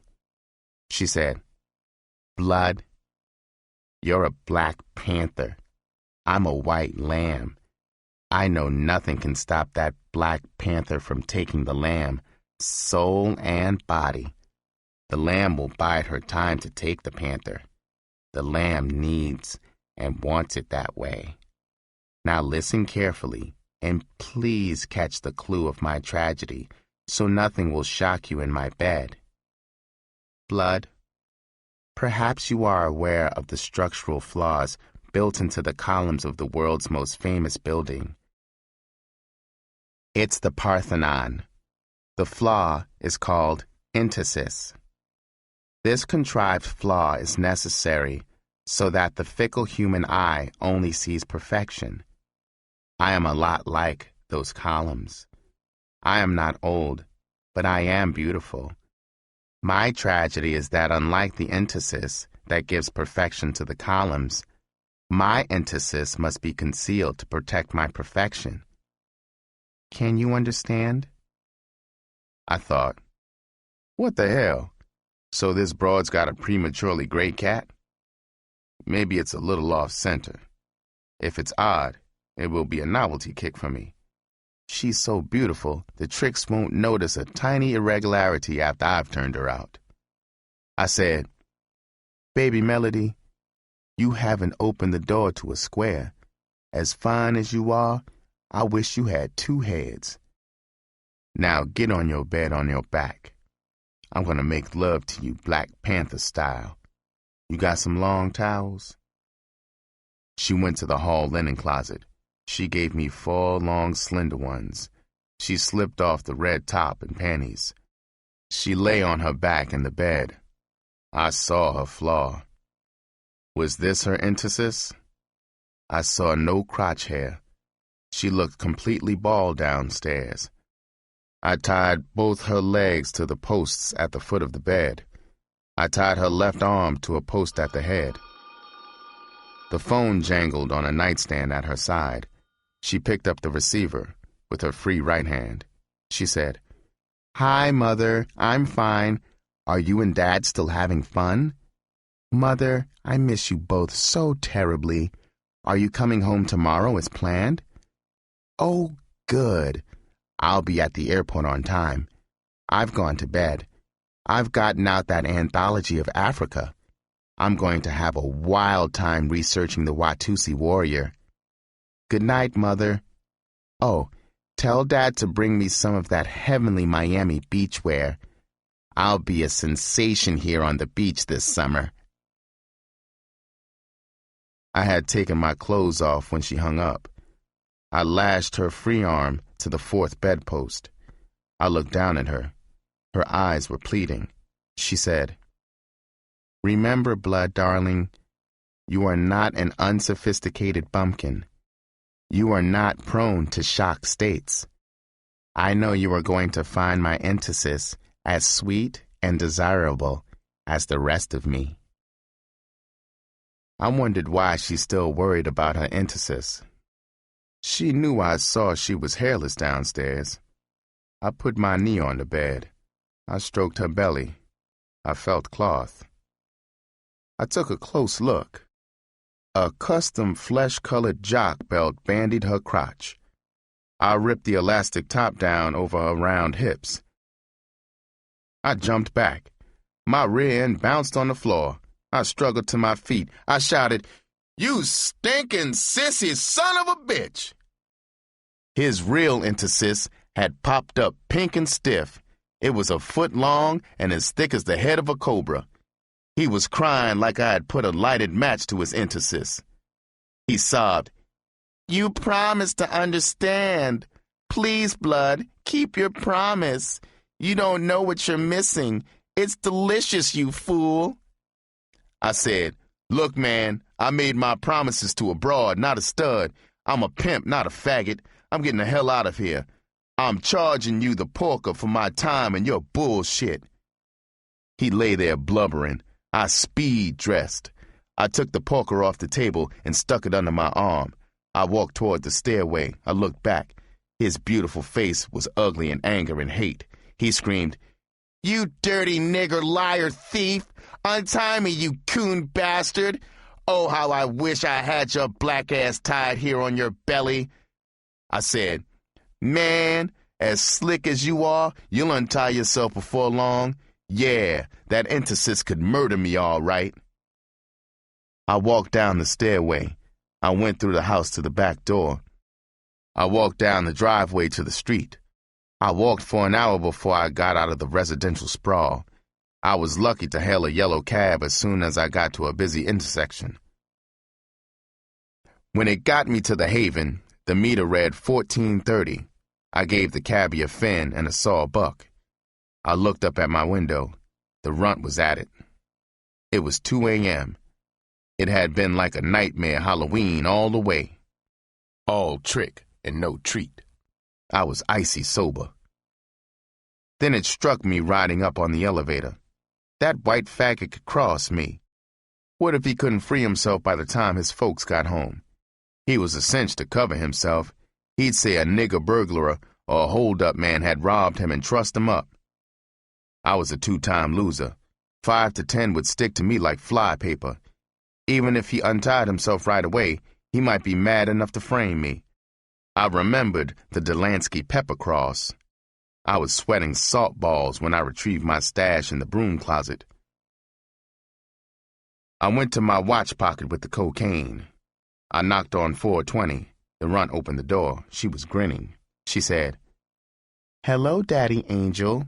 Your dog bitch bumped her black ass off tonight. Got a piggy bank, huh?" I said, "So what do you want, bitch? A medal for doing your whore duty?" I didn't answer the question. I looked down to see if she'd sprouted an intersis. She was buck naked. I stepped inside and bolted the door. There were 70 slats on the dresser. I turned and lowered my face. She kissed me. I put the porker on the base of the kiss statue. I gave her the can of grass. She sat on the bed. She shook some grass out of the can onto a newspaper in her lap. She started rolling a joint. I took my clothes off. I went into the bathroom to shower and scrub the sissy taste out of my jib. The piercing heavy odor of the gangster wafted to me. Over the roar of the shower, I shouted, "Girl, there's a gap under the slammer. Chink it up with a rag or something. Torch a couple of sticks of incense." I came out of the bathroom and got into the bed beside her. She handed me a joint. I lit it and sucked it into a roach. I squeezed tobacco from the tip of a cigarette. I stuck the butt of gangster into the empty tip. I twisted the end and lit it. It was good reefer. I could feel my skull go into a dreamy float. I got one brilliant thought after another. The trouble was, each one I tried to hold on long enough so I can put a saddle on it stampeded. It was maybe like the painful irritation a drunk wrangler suffers trying to corral a herd of greased mustangs. Gangster was sure horse high. That reefer confusion was no good for a pimp skull.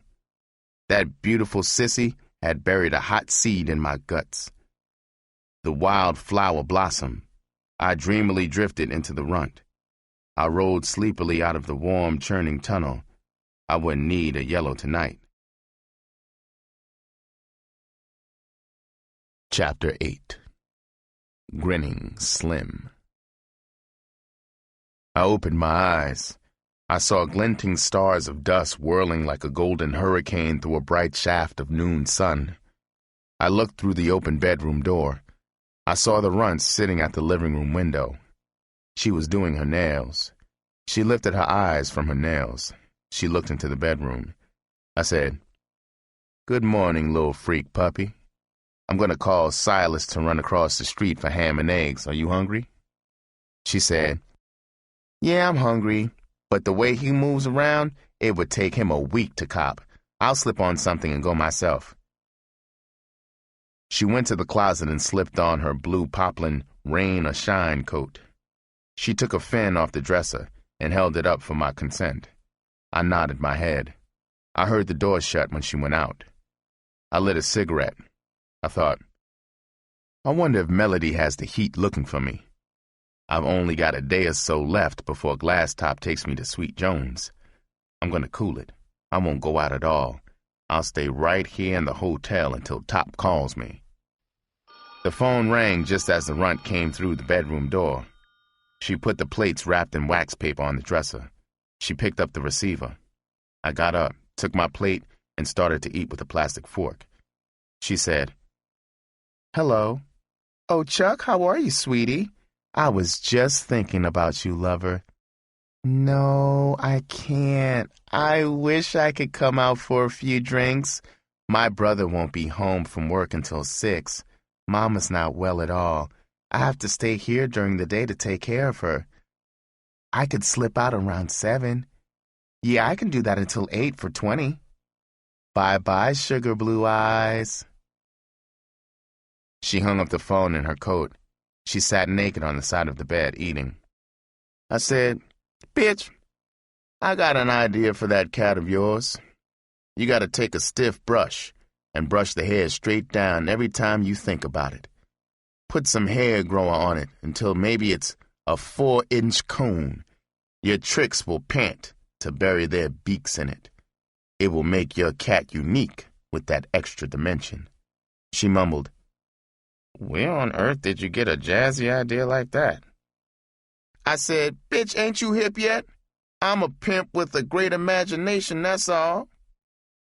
She finished her flapjacks. She got up and gathered an armful of our soiled clothing. She went into the bathroom. I heard the water sloshing in the bowl. She was doing our laundry. I turned my back to the sunlight. I felt old Morpheus slugging his velvet hammer against my eyelid. I woke up in darkness. I looked at the front room window. The streetlights were on. I turned the nightstand lamp on. Mickey said 7:10. The runt was gone. She was breaking her luck with Chuck. I thought, Jesus, I sure needed rest all right. That fast track I've been blundering on sure took the juice out of me. I got up and went into the bathroom to brush my teeth. I had made several brush strokes when the phone rang. I picked it up. He rapped before I could even open my mouth. He said, "Kid, this is Glass Top. The plans have changed. I'm in a hurry. Be outside your joint in 15 minutes. You got that?" I said, "Yeah, but..." He had hung up. I dressed even faster than I had at the sissy's pad. I rushed down the hall. I stopped at the broom closet stash. I hurled the sizzle into the corner on the shelf.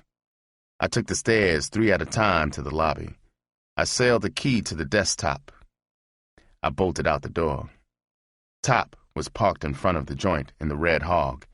He had his hand over the horn when he saw me. I got in. The hog squealed from the curb. Top was sure in a hurry. I could hear the harsh whisper of the hog's tires against the pavement. We passed that neon bouquet.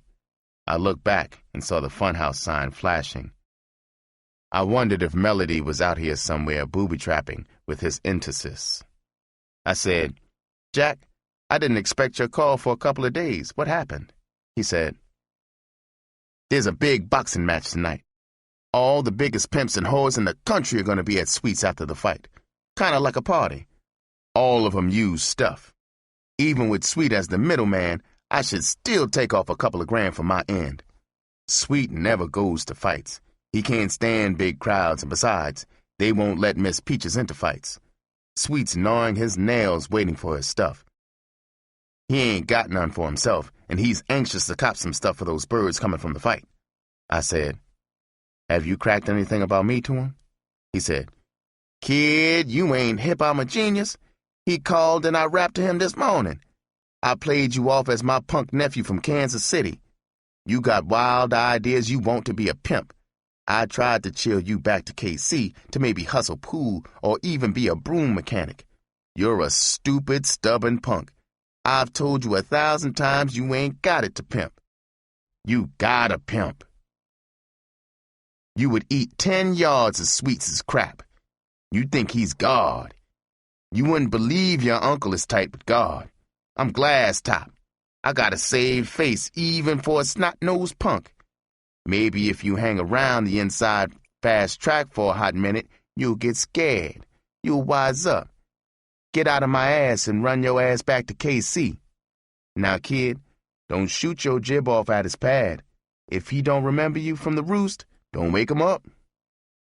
I said, "Don't worry, Top. I won't rank us. I'll never forget you, pal, for the cut-in. That was sure some beautiful stuff you played for Sweet." He caressed his patent leather hair. He erected his wide shoulders inside his blue mohair jacket. His pretty bitch face wore that terrible conceit and awful pride, maybe of a cute mass murderer who never gets her victim's blood on her. The full moon through the window shield shone flush on his face. He said, "Kid, you ain't heard nothing yet. Shit, I done drove 3 whores screaming crazy with this brain. They in the boo box upstate right now babbling about pretty glass top.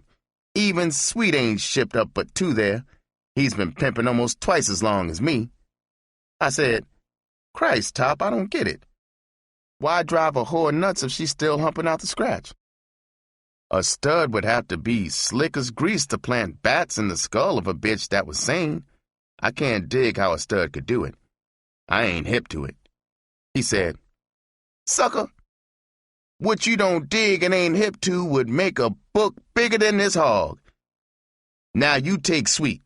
The 2 he crossed were young white broads with small mileage. He's sick in the head. He's got an insane hate for the whole white race. He was a crumb crusher of 7 down in Georgia when the white folks first poisoned his skull. His mammy was jet black and beautiful. The Pecker Woods for miles around were aching to lay her.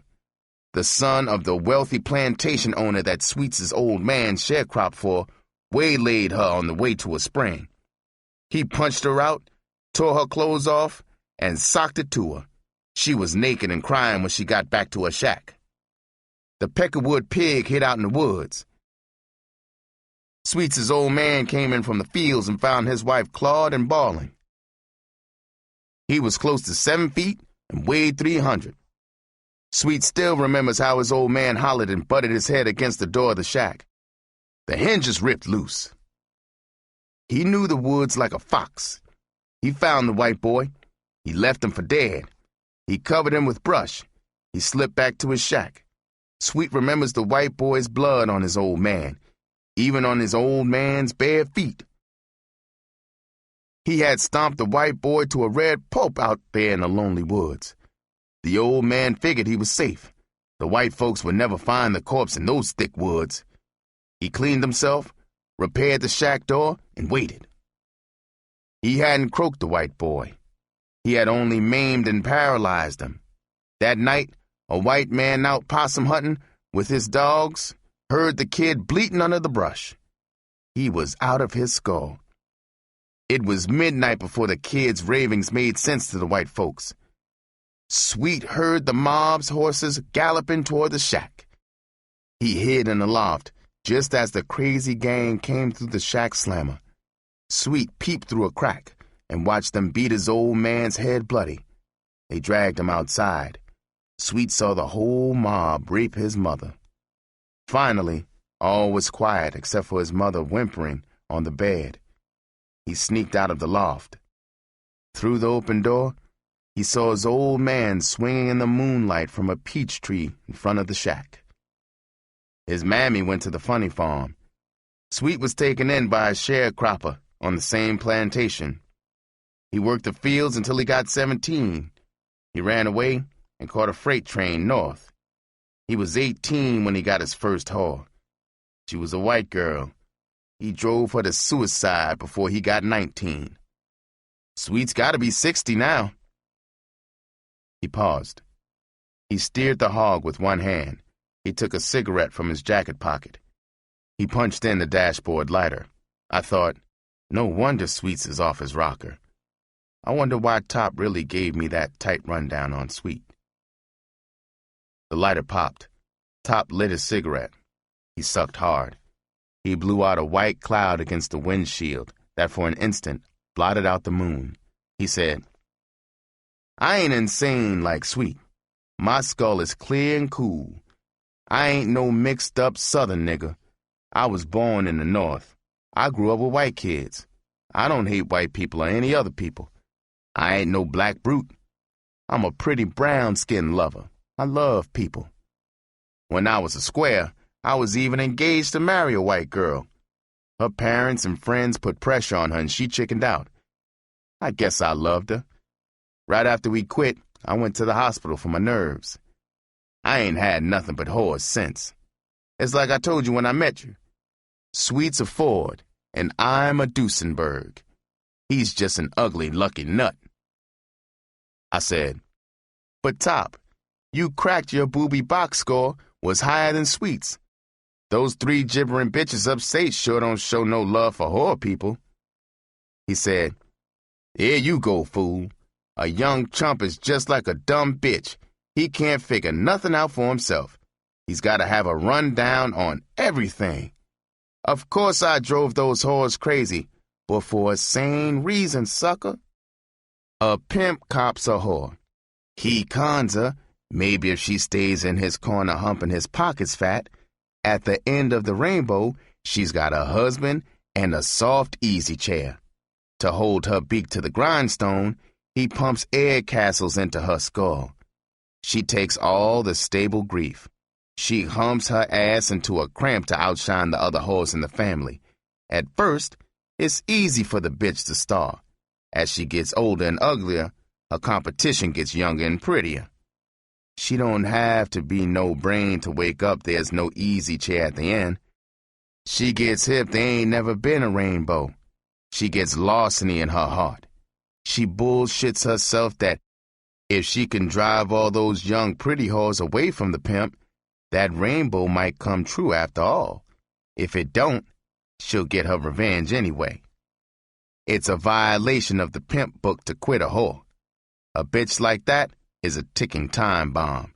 Every day, her value to the pimp drops to the 0 line. She's old, tired, and dangerous. She can rattle a pimp into goofing his whole game. If the pimp is a sucker, he'll try to drive her away with his foot in her ass. She's almost a cinch to croak him or cross him into the joint. I'm a genius. I'm hip that after a bitch has had maybe 10,000 tricks drill her, she ain't too steady skull-wise. I don't tip her I'm salty and disgusted. I talk like a sweet head shrinker to her. Indeed, of air castles, I pump her full of H. Her skull starts to jelly. I'll be worried as hell about her. I'll start sneaking slugs of morphine or chloral hydrate into her shots.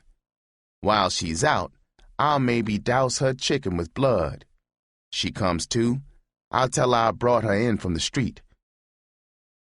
I'll tell her, I hope you didn't croak anybody while you were sleepwalking. I got 1,000 ways to drive 'em goofy.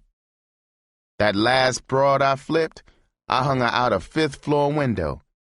I had given her a jolt of pure cocaine so she'd wake up outside that window.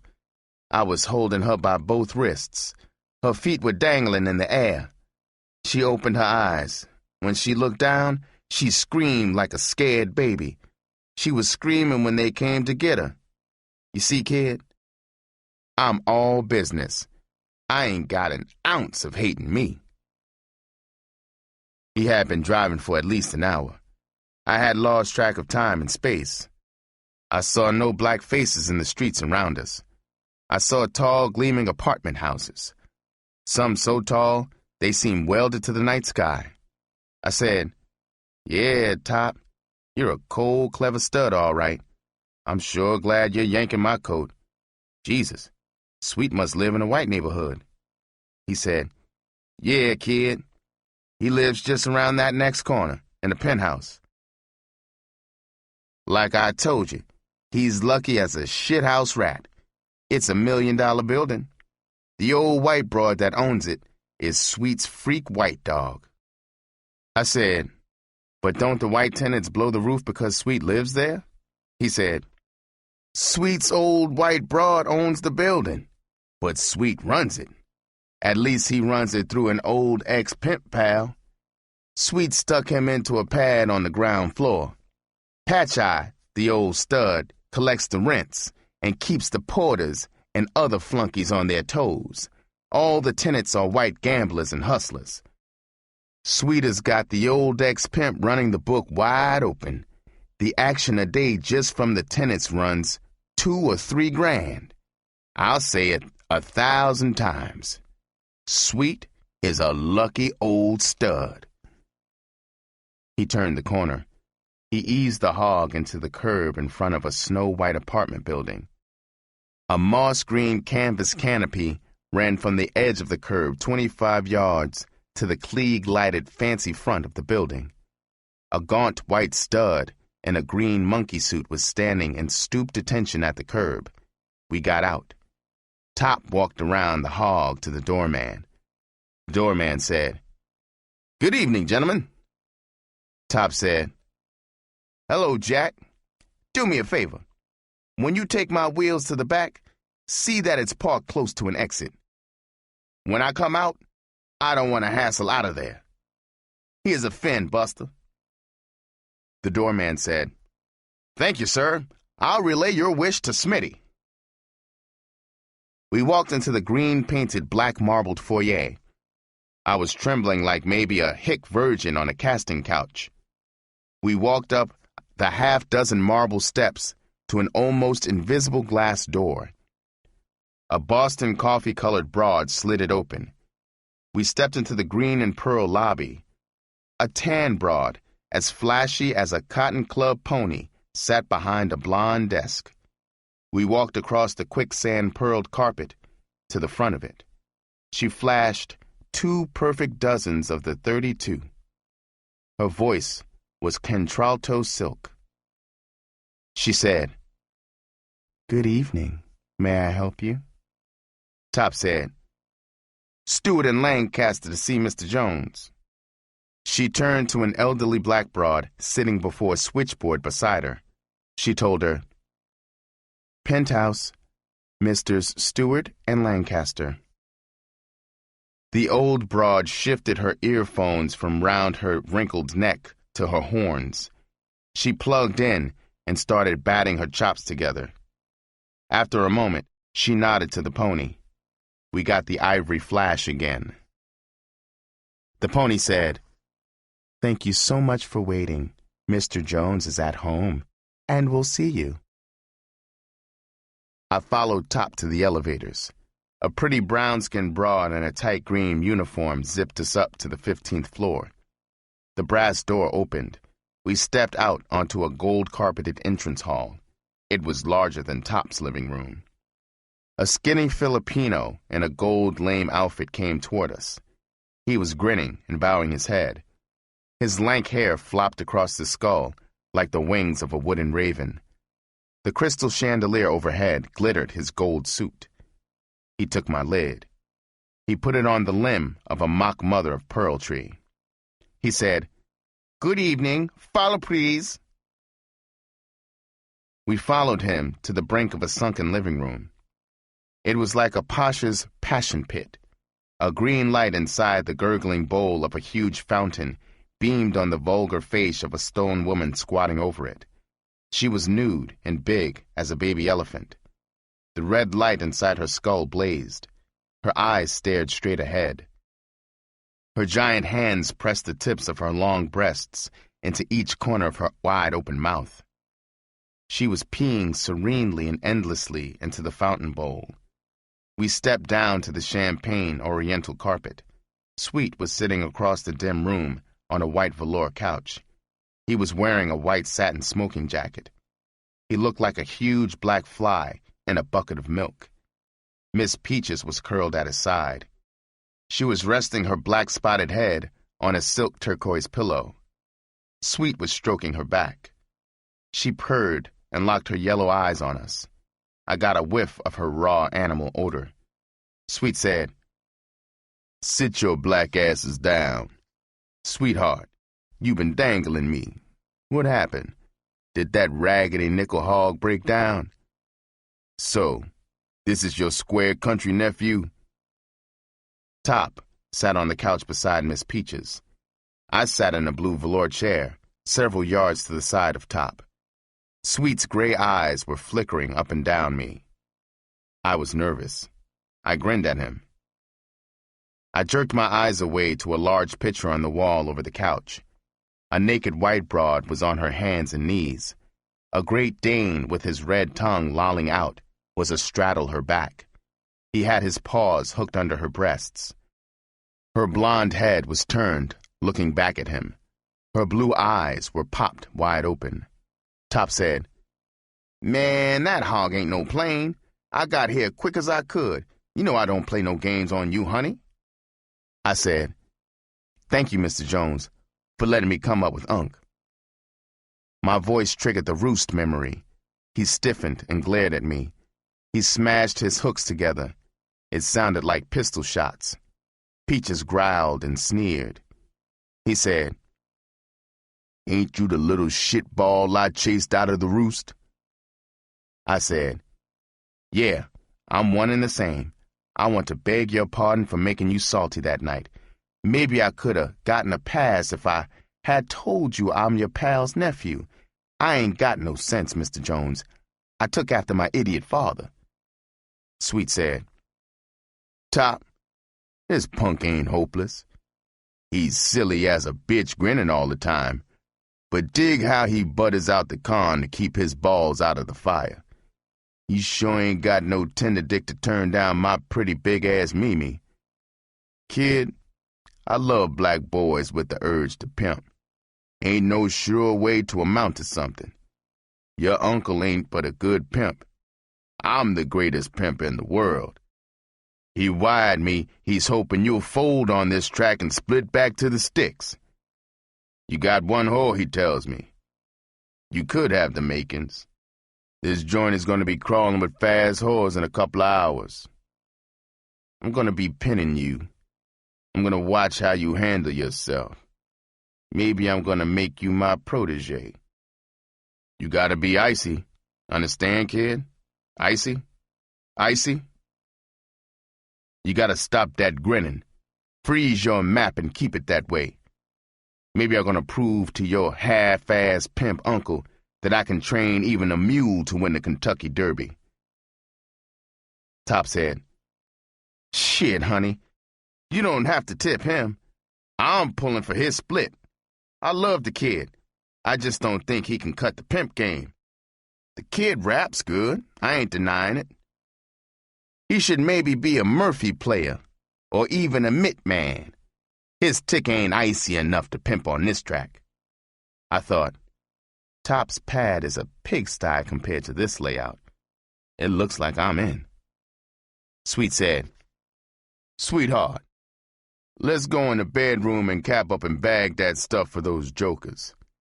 I'm gonna have old Patch Eye come up here and deal it off. I ain't no dope peddler. I'm a pimp. Kid, you can cool it. Have the Filipino bring you a taste. If you want, get it yourself from the bar over there." They went around a hand-painted gold silk screen through a doorway. Peaches padded behind them. I saw a bronze bell on the table beside the couch. I decided to get my own taste. I walked across the room to a turquoise bar. I went behind it. I took a tall crystal glass off the mirrored shelf on the wall. I mixed creme de menthe and bubbly water. I took my green cool drink and walked toward the floor-to-ceiling glass door. I slid it open and stepped up into the patio. I looked up.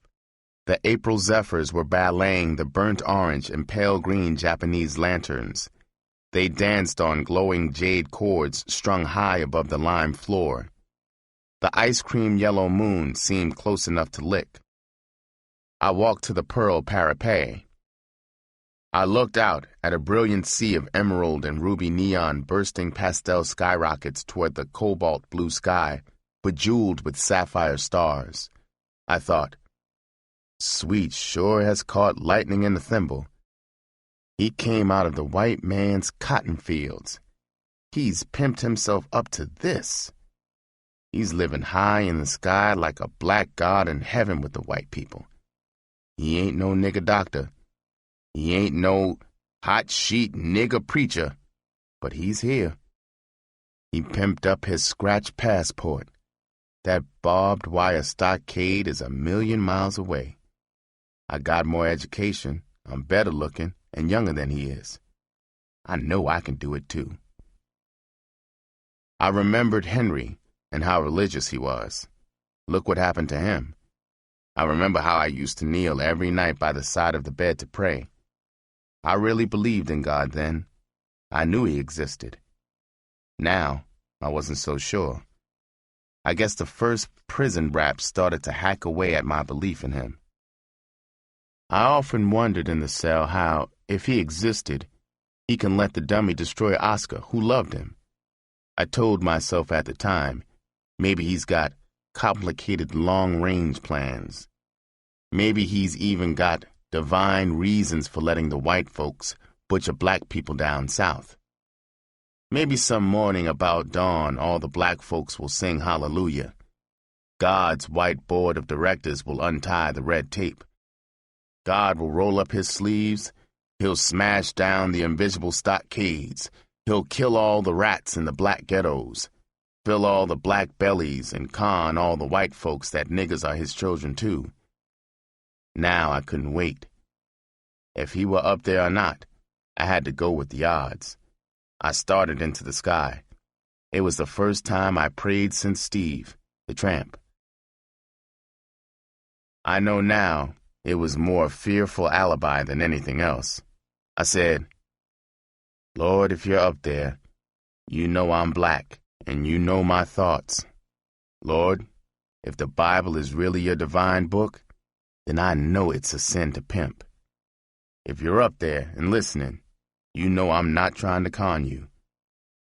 Lord, I'm not asking you to bless my pimping. I ain't that stupid. Lord, I know you ain't black. Surely you know, if you're up there, what it's like to be black down here. These white folks are doing all the fine living and sucking up all the gravy. I gotta have some of that living and some of that gravy. I don't want to be a stick-up man or a dope peddler. I sure as hell don't want to be a porter or a dishwasher. I just want to pimp, that's all. It's not too bad, because whores are rotten. Besides, I ain't gonna croak them or drive them crazy. I'm just gonna pimp some real white-type living out of them. So, Lord, if you're up there listening, do one thing for me. Please don't let me croak before I live some and get to be somebody down here in the white man's world. I don't care what happens after that. I looked down over the parapet. I wondered if the Undertaker had been born yet, who was slick enough to paste a sucker's ass together after a Brody 15 stories down. I heard Tuxedo Junction pulsing behind me. I had pitched my pipes dry. I upended my drink. I turned and walked toward the glass door. I saw the Japanese lantern splashing color on the polished alabaster-topped tables. The Filipino had sure been busy flopping his mop. I slid the door open to a chorus of profanity. The horse scent flared my nostrils. There must have been 30 yapping pimps and whores lounging around the spacious pit. I stepped down and slid the door shut. An ebony satin-skinned pimp, was sprawled in the blue velour chair. A tawny, tan tigress was kneeling before him between his legs. She had her chin rammed into his crotch. She clutched him around the waist, like a humping $2 trick in an alley. Her dreamy maroon eyes rolled toward the top of her long skull. She was staring at his fat blue lips. It was maybe she expected him to whistle the lost chord. The rock on his finger exploded blue-white frozen waterworks. He raised his glass to curse all square bitches. He was toasting all whores. The room got silent. Somebody had strangled the gold phonograph in the corner. He toasted, "Before I touch a square bitch's slit, I'd suck 1,000 clappy pricks and swim through liquid shit. They got green puke between their rotten toes, and snot runs from their funky noses. I hope all square bitches become syphilitic wrecks. I hope they all fall through their own assholes and break their motherfucking necks." It was the first time I'd heard it. It was the first time for the crowd, too. They roared and begged him to do it again. He looked toward the hand-painted Chinese screen. All eyes turned to Top and Sweet coming into the room. An old black stud wearing a white silk patch over his right eye trailed behind them. Peaches followed him. He looked like a vulture decked out in a gray mohair vine. Peaches stood before the white velour couch and bared her fangs. The 3 pimps sitting on it scattered off it, like quail under a double-barreled shotgun. They thumped their rear ends to the carpet. Sweet, Top, and Peaches sat on the couch. I sat on a satin pillow in the corner near the glass door. I watched the show. I saw Patch Eye go and sit behind the bar. Everybody was in a big half circle around the couch. It was like the couch was a stage, and Sweet was the star. Sweet said, "Well, how did you silly bastards like the fight? Did the nigga murder that peck of wood, or did his black ass turn shit yellow?" A southern white whore with a wide face and a sultry voice like Bankhead's drawled, "Mr. Jones, I'm happy to report that the nigga run the white stud back into his mammy's ass in the first round." Everybody laughed except Sweet. He was crashing together his mitts. I wondered what madness bubbled in his skull as he stared at her. A high-ass yellow broad flicked life back into the phonograph. Gloomy Sunday, the suicide's favorite, dirged through the room. She stared at me as she came away. Sweet said, "All right, you freakish pigs. Patch Eye's got outfits and bags of poison. You got the go sign to croak yourselves." They started rising from the satin pillows and velour ottomans. They clustered around Patch Eye at the bar. The high-ass yellow broad came to me. She stooped in front of me. I saw black tracks on her inner thighs. The inside of her gaping cat was beefsteak red. She had a shiv slash on the right side of her face. It was a livid gully, from her cheekbone to the corner of her twisted mouth. Smallpox craters covered her face. I caught the glint of a pearl-handled switchblade in her bosom. Her gray eyes were whirling in her skull. She was high. I was careful. I grinned. Sweet was digging us. He was shaking his head in disgust. I wondered if he thought I ought to slug her in the jib and maybe take that shiv in the gut. She said, "Let me see that pretty prick, handsome." I said, "I don't show my swipe to strange bitches. I got a whore to pamper my swipe." She said, "Nigga, you ain't heard of me. I'm Red Cora from Detroit. That red is for blood. You ain't hip I'm a thieving bitch that croaked 2 studs? Now I said show that dick. Call me Cora, little bullshit nigger. Ain't you a bitch with one whore? You gonna starve to death, nigga. If she's a chump flatbacker, nigga, you better get hip and cop a thief. A big husky broad with a spike in one hand and a pack of stuff in the other took me off the hook. She kneed Cora's spine. She said, "Bitch, I'm gonna shoot this dope. You want some? You could Georgia this skinny nigga later." I watched Cora's rear end twist away from me. She and the husky broad went to the bar and got a spoon and a glass of water. I looked at Sweet. He was giving me a cold stare. I thought, this track is too fast. I can't protect myself. With young soft bitches like the runt, I'm a champ. These old hard bitches, I gotta solve.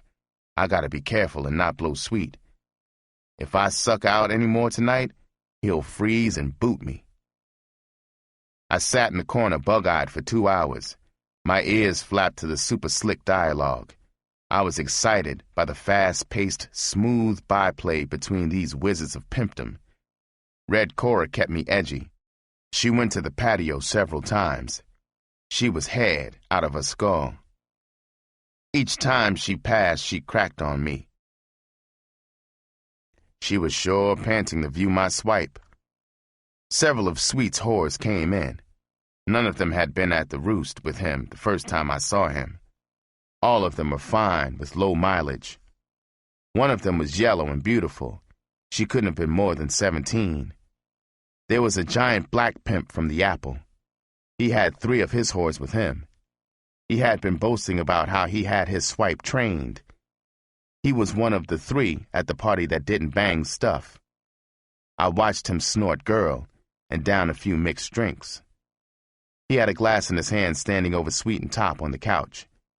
He said, "Sweet, ain't a bitch living can pop me off unless I want her to. I don't care if she got velvet suction cups in her cap. Her jib can have a college degree. She ain't gonna make me pop against my will. I got the toughest swipe in the world. I got a C note to back my crack." Sweet said, "Sucker, I got a young bitch I turned out 6 months ago that can blow that tender sucker swipe of yours in 5 minutes. I ain't going to teach you no lesson for a measly C note. If that C note ain't all you got, put 5 bills in Top's mitt, and you got a bet." The big joker snatched a roll from his side pocket. He plunked 5 C notes into Top's palm. Sweet eased a bale of C notes from the pocket of his smoking jacket. He covered the bet in Top's hand. Sweet snapped his fingers. The beautiful yellow broad kneeled before the standing giant. She started to perform before the cheering audience. Within less than 3 minutes, she had won the bet for Sweet. The big joker stood there for a long moment with his eyes closed. He had a goofy grin on his face. One of his whores snickered. He slapped her hard against the jaw. He went to the bar. I thought, she sure had a head for business. Pepper was great, but she couldn't hold this broad's douchebag. I got up and went behind the Chinese screen through the door. I went down the long hall. I passed 3 way-out bedrooms. I went into a mirrored john. It was as big as a bedroom. I pushed the door shut. I should have locked it. I walked to the stool. I raised the lid. That tough bitch Red Cora darted in. She was licking out her red tongue. Her gray eyes were voodooing in her skull. She was hot as hell for my relative innocence and youth. She was a double murderess, with a skull load of H and a hot jib. I stood there before the deadly bitch. I searched the thin catalog in my skull. I didn't know the right crack for a situation like this. I mumbled a plaintive pitch. I said, "Now listen, girl, you haven't given me a nickel. I'm not your man." It was like trying to stand off a starving leopard with a broom straw. She snaked that shiv out of her bosom and popped the gleaming blade open. She clawed my fly open with the other hand. I heard buttons bounce on the tile floor. My ticker was doing a foxtrot. She said, "You jiving pretty son of a bitch. You ain't no pimp. I'm gonna eat your sweet ass up or chop off your dick." I backed up to the wall beside the stool. I could feel the wet, throbbing tips of my fingers against the cool tile. She was grabbing inside when Sweet pulled in. He seized a fistful of her long hair. She squealed in pain. He jerked her away from me toward the door. He cussed her as he drove his needle-toed shoe into her wide caboose several times. He said, "Bullshit, bitch. This chump is in my school. I ain't gonna let you Georgia him. Now nix, bitch, nix." I heard her high heels staccato against the tile as she fled. He turned toward me. His black face was gray with fury. Maybe Sweet would forget I wasn't yellow. I remembered what Top had told me about those 4 murders. He thrust his flat black nose against mine. I could feel a spray of spit strike my lips as he cursed me. He twisted the collar of my vine like a garrote around my throat. He had snatched me 6 feet from the wall. He shouted, "Listen, you stupid little motherfucker. You know why that bitch screwed you around? You always grinning like a Cheshire cat. What's funny? Can I get the sucker out of you? I can't make a pimp out of a pussy like you. I told you once. Do I have to tell you 1,000 times? Green-ass nigga. To be a good pimp, you gotta be icy cold like the inside of a dead horse pussy. Now if you a bitch, a sissy or something, let me know. I'll put you in drag and you can hold for me. Stay out of my face, nigga, until you freeze up and stop that sucker grinning." I heard his ground grippers skid against the floor as he hurled me against the wall. The back of my skull torpedoed into it. Through a drowsy fog of pain, I saw him float away. My back snailed down the wall. I laughed at the funny way the shoe tips turned in as the long legs glided across the tile. I sat there on the cool floor, gazing at the weird, comical legs stretched out before me. I saw a pair of blue mohair legs right-angle the flat ones. I looked up. It was Top. He bent over to help me up. He said, "Kid, now you believe the ugly bastard is insane? Take this key to my hog. Get it out of the lot and back. Park in the block and cool it. I'm getting out of here myself as soon as I caught my end of the smack scratch." I riveted my eyes to the champagne carpet. I zigzagged through the snickering whores and pimps. I made it across the pit to the elevator. The Filipino was standing beside it. He was pressing the down button. He looked like a friendly brown snake sausaged in gold foil. He reached up and stroked my jacket collar down, flat from around my ears. He took my lid off the pearl tree. He stuck it on my skull and snapped the brim. I felt the sweatband needle the aching boil. I adjusted my lid. He said, "Good night, sir. Sammy hopes you had fine time." I said, "Sammy Pyle, it's been a wild night. I'll never forget it." I got a whiff of crotch as the elevator plunged to the lobby. I wondered if the pretty brown-skinned jockey whored a little bit as a sideline. I stepped out of the gilded cage into the lobby. I saw a winking red-arrowed sign in the rear. I walked to the glass door below it. I went down the white stone steps to the parking lot. I spotted Top's red hog in the ocean of cars. I went to it, unlocked it, and got in. A big white Buick was parked in front of it. A grinning brown-skinned joker in white overalls came toward the Buick. I saw Smitty, blue-stitched across his breast pocket. He pulled the Buick out. I keyed the hog and scooted it out of the lot. I whipped around the corner and coasted to the curb 50 feet from the entrance of Sweet's apartment building. I shut the motor off. I lowered the driver's side window. I put my lid on the seat. I threw back my head on the top of the seat. I closed my eyes. I dozed. Something was crushing my jaw. A blinding spotlight burned into my eyeballs. I heard the foghorn voice. It blasted. "Police officers! Nigger, what the hell you doing? What's your name? Show us your identification." I couldn't answer with my jaw crushed in a vice. I was dazed. I lowered my eyes below the inferno of light. I saw a white, brutish wrist. Thick black hair bristled on it.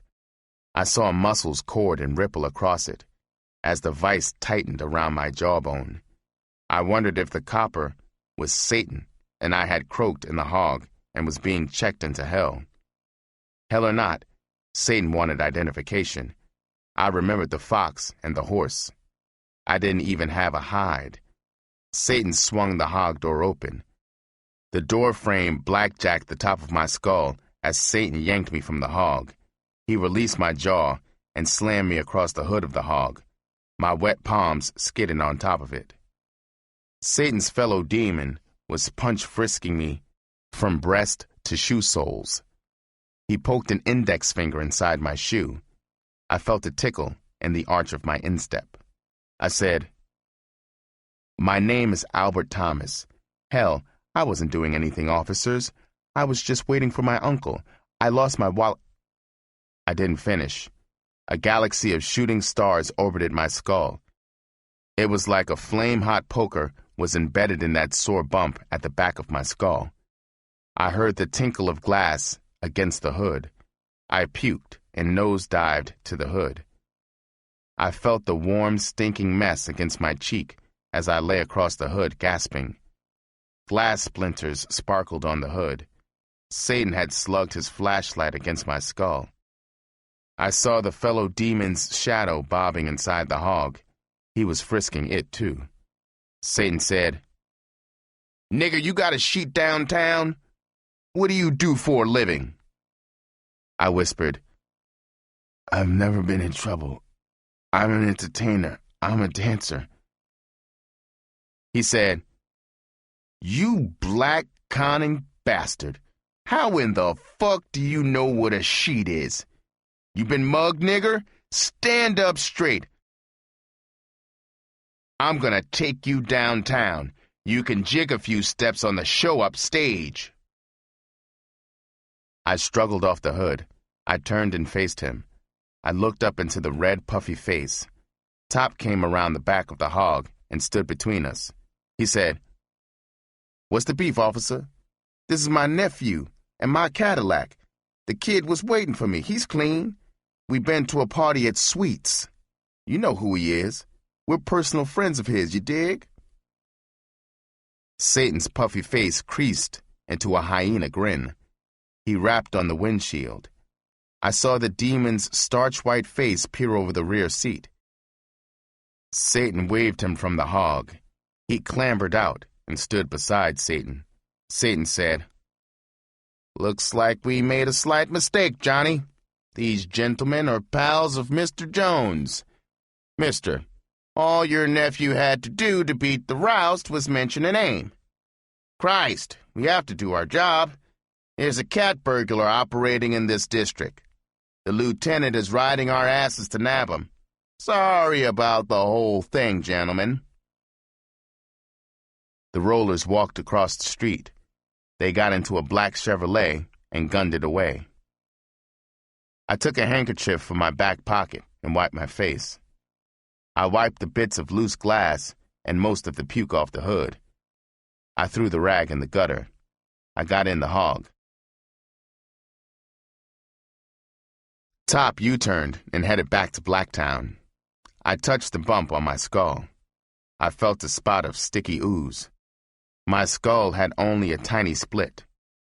I wiped my fingers on the end of my lapel pocket handkerchief. I thought, if it gets any rougher on this track, I'll be punchy before long. Maybe I better take Preston's advice and go back to the sticks. I said, "Geez, Sweet Jones sure has got pull. It was like magic when you cracked his name." Top said, "Magic your black ass. The only magic is in that C-note a weak Sweet lays on him. Every copper in the district from captain down greases his mitts on that lard bucket in Sweet's pocket. Mary, mammy of Jesus, you stink. You must have shit your pants. You sure getting funky breaks, kid. Too bad you couldn't handle Red Cora. She's one of the fastest thieves in the country." I said, "Look, Top, if that crazy pock-faced bitch had a tunnel straight into Fort Knox, I wouldn't fart in her jib. I hate old hard-leg whores." He said, "That's a chump crack. After you get hip to the pimp game, you'll take scratch from a gold-toothed, three-legged bulldog with two heads. Say, listen, kid, don't ever forget to keep that rundown on Sweet under your lid. I'm the only stud he told. He'd twist my skull off and play soccer with it."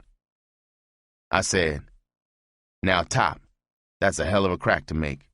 Do I look like the kind of rat square that would cross a pal?" I was glad when I saw the Haven's blue sign. Top parked across the street from it. I got out. I had crossed to the middle of the street. Top blew the horn. I turned back to the side of the hog. Top had my lid and a small square of paper in his hand. I took them. He said, "Kid, here's my phone number in case you want to ring me for something. Take it easy now." I passed through the lobby. The indicator pointed out. The elevator was at the 4th floor. I took the stairs and picked up the sizzle from the broom closet. The runt let me in after the first knock. I walked by her to the bedroom and stuck the sizzle in a coat pocket in the closet. I started taking my stinking clothes off. She was standing in the doorway. I tossed them in a pile in the corner. She said, "Daddy, when you passed me, you smelled like you'd been dunked in a garbage truck. What happened?"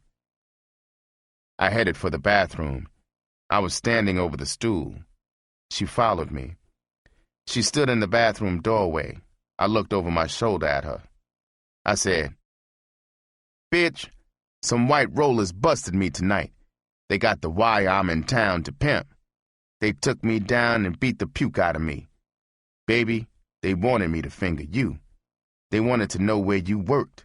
Shit, I was too pure in heart to put a finger on you, baby.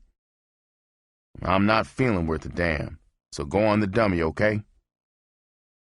I flushed the toilet. I turned the shower on. I gave her a hard look and frowned. She turned and got into bed. I took Mickey off. It was 4 a.m. I showered and toweled off.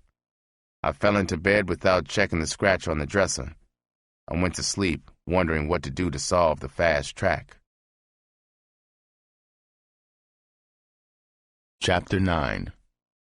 The Butterfly. I woke up. The sun was noon bright. I heard a squad of rats or something in the direction of the closet. I turned and looked. It was the runt.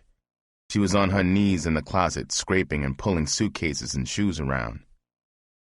The back of my skull was sore and throbbing. I touched it. I felt a crusty cap over the bump. I thought as I watched the runt's rear end, "What the hell is she doing?" I said, "Damn, bitch, can't you put a damper on that racket? I got an aching skull." I wake up. The first living thing I pin is the rusty black ass of a dizzy whore. She's digging a ditch in the closet. Now there's got to be a prettier way to start a day. She snapped her head around and said, "I'm looking for the reefer. I feel low." "Where did you stash it? I couldn't find it last night when I came in." I got up and went to the closet. I ran my hand into the coat pocket stash. I separated my stuff from the reefer inside the pocket. I gave her the can. I saw 2 lonely sawbucks on the dresser. I went back and got into bed. I said, "Bitch, I take an outside stash where else? I don't want to come home some night and greet a roller. Wouldn't it be a bitch if he had that can of 1 to 2 in the penitentiary in his mitt?" Christ, your scratch for last night is shitty. What happened? Some joker stick you up? That reefer ain't making you lazy, is it? A double saw take for a young freak bitch is outrageous. Shit. You broke your luck for the double saw with the lover sugar blue eyes. You must have shot a blank the rest of the night. I'll murder you, bitch, if I find you freak off all night with your tricks for a double saw. She was looking at the sides of the joint she had rolled. She sat on the side of the bed next to me. She rolled her sassy eyes at me. She said, "Daddy, I'm your girl. If I ever stop loving you, I'm gonna quit whoring for you. If you don't croak me, I'll get another black man when we're washed up. Right now, I'm in your corner all the way. White tricks don't move me. I want to vomit when they paw and slobber over me. I baby talk them, but I hate them. Daddy, I just want their scratch. I get a thrill with them, all right. It knocks me out that here I am, a black nigger bitch, taking their scratch. A lot of them are clean-cut, high muckety-mucks in the white world. Some of them show me pictures of beautiful wives and cute children. It makes me feel greater than those white bitches living in soft luxury. Those white broads got nigger maids they laugh at. They think we ain't good for nothing but clowning and cleaning. It would give them a stroke to see their trick husbands moaning and groaning and licking between a black whore's thighs. I know I ain't got no silky hair and white skin. I'm damn sure hip those white men ain't leaving heaven to come to hell every night just for the drive. They coming because those cold-ass white broads in heaven ain't got what these black whores in hell got between their legs. Black and low as I am, I got secrets with their white men those high-class white bitches ain't hip to. Now, Daddy, we rap so little, I got earned away. I ain't nobody's fool but yours. I wanted to run down to you this morning about last night. You put me on the dummy, remember? After I turned Chuck at the Martin, I got aroused. 2 white vice coppers picked me up. They rolled me around and felt over me. One of them was a mean, nasty bastard. The other, the blonde, nice one, was sorry for me. Nasty said, "I know this black bitch is a sitch ringer for those 8 larceny from the Persons beefs. We ought to take her down and put her on a show-up or 2. What the hell, Carl? We know she's a whore." Blondie said, "But Max, she ain't no hard leg. She's just a beautiful, young, sexy kid with a mother to support. You know how tough it is for boots to get 3 squares and a roof in this town. Let's give her a break and cut her loose. Jesus, Max, this broad has got a pair of thighs on her. She's soft as kitten fur." Nasty said, "Carl, you sure got a weak spot for spades. This broad says she's broke. That black ass of hers ain't enough to buy a pass from me. If she ain't too shy to show what her derby's like, maybe, I say just maybe, I might give her a break. I'm driving into this alley. Carl, you test her lid and snatch. If you ain't raving how great it is upstairs and down when you finish, I'm gonna wheel out of this alley and toss her black ass in jail. I'm gonna book her on those 8 counts of larceny. If she's lucky, she'll get a deuce." Daddy, Blondie pushed my head down to his lap. Then I got on the back seat with him. That freak bastard Max turned around and kept his flashlight on us the whole time. I made Blondie holler. I finished with Blondie. Max got back there with me. For a half hour, he called me filthy names. He punched and pinched me. I'm sore all over. Blondie begged him to stop. My ass feels like he split something back there. I had a rough time. Finally, they let me out. Max told me to never let him see me again. I was so scared I came in. That's why the scratch is short. Max will bust me if he sees me again.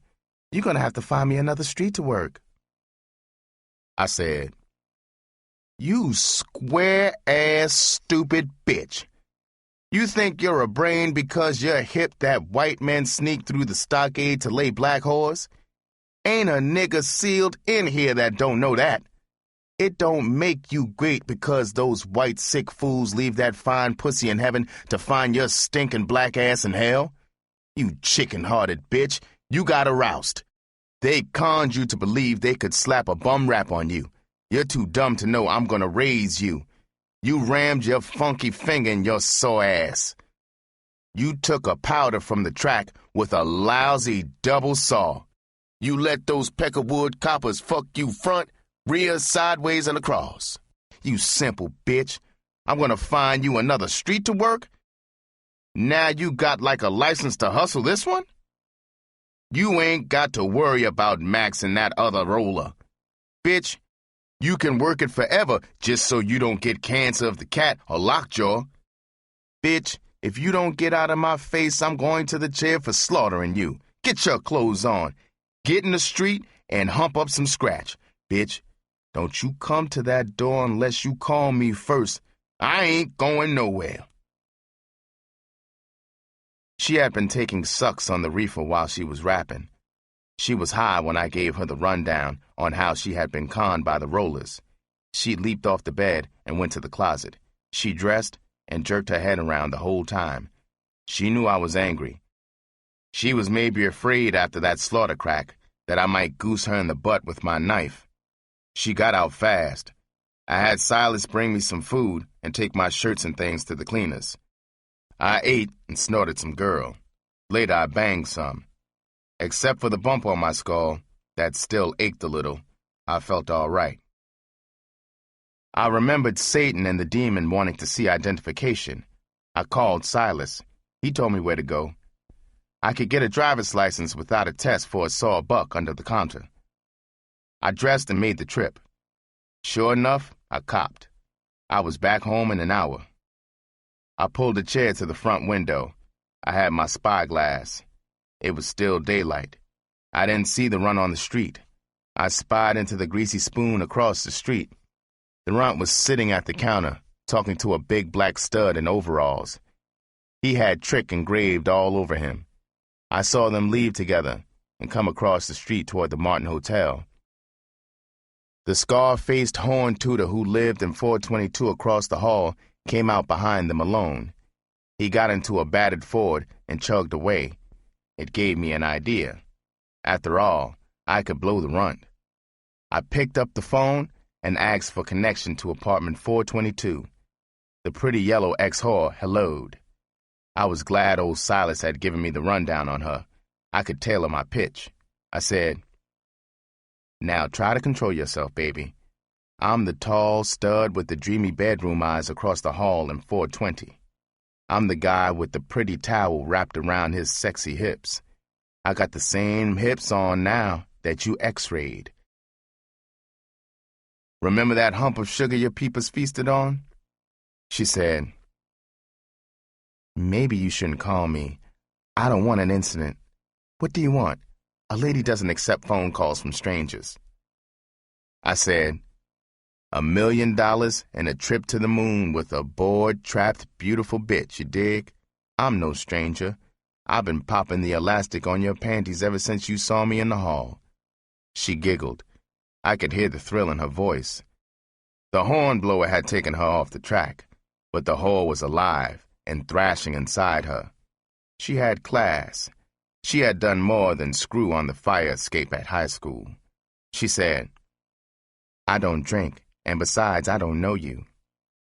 I said, "You met me in your first hot dream, remember? You know, that pretty joker in your little girl dreams that always faded when you woke up wet between the legs. You waited and wished.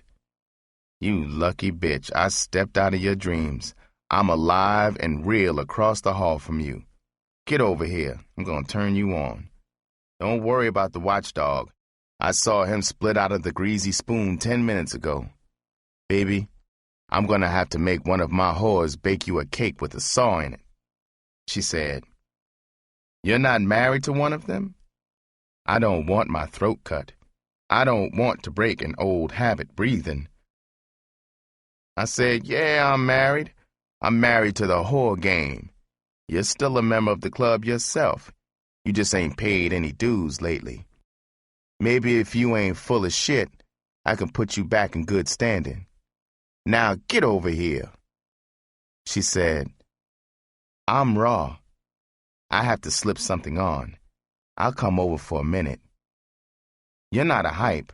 I'm not hip to anything but grass."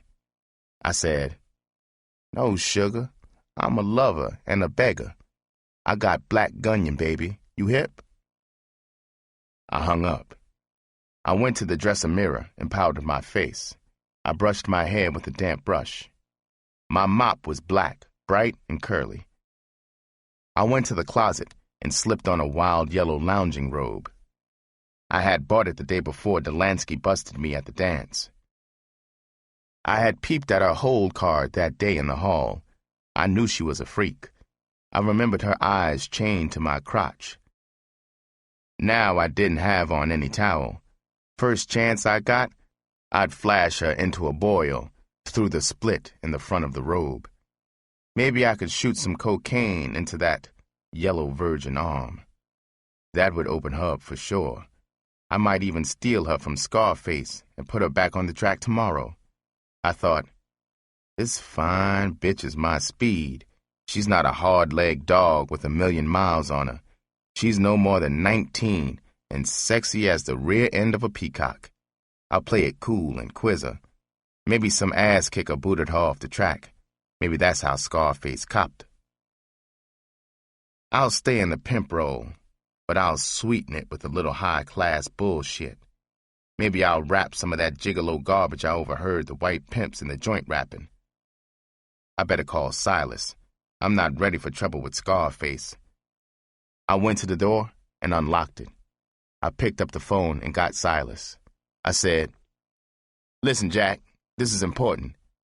I'm going to be rapping to the big butt yellow broad who lives in 422. I'm going to give you and the broad on the desk a fin apiece.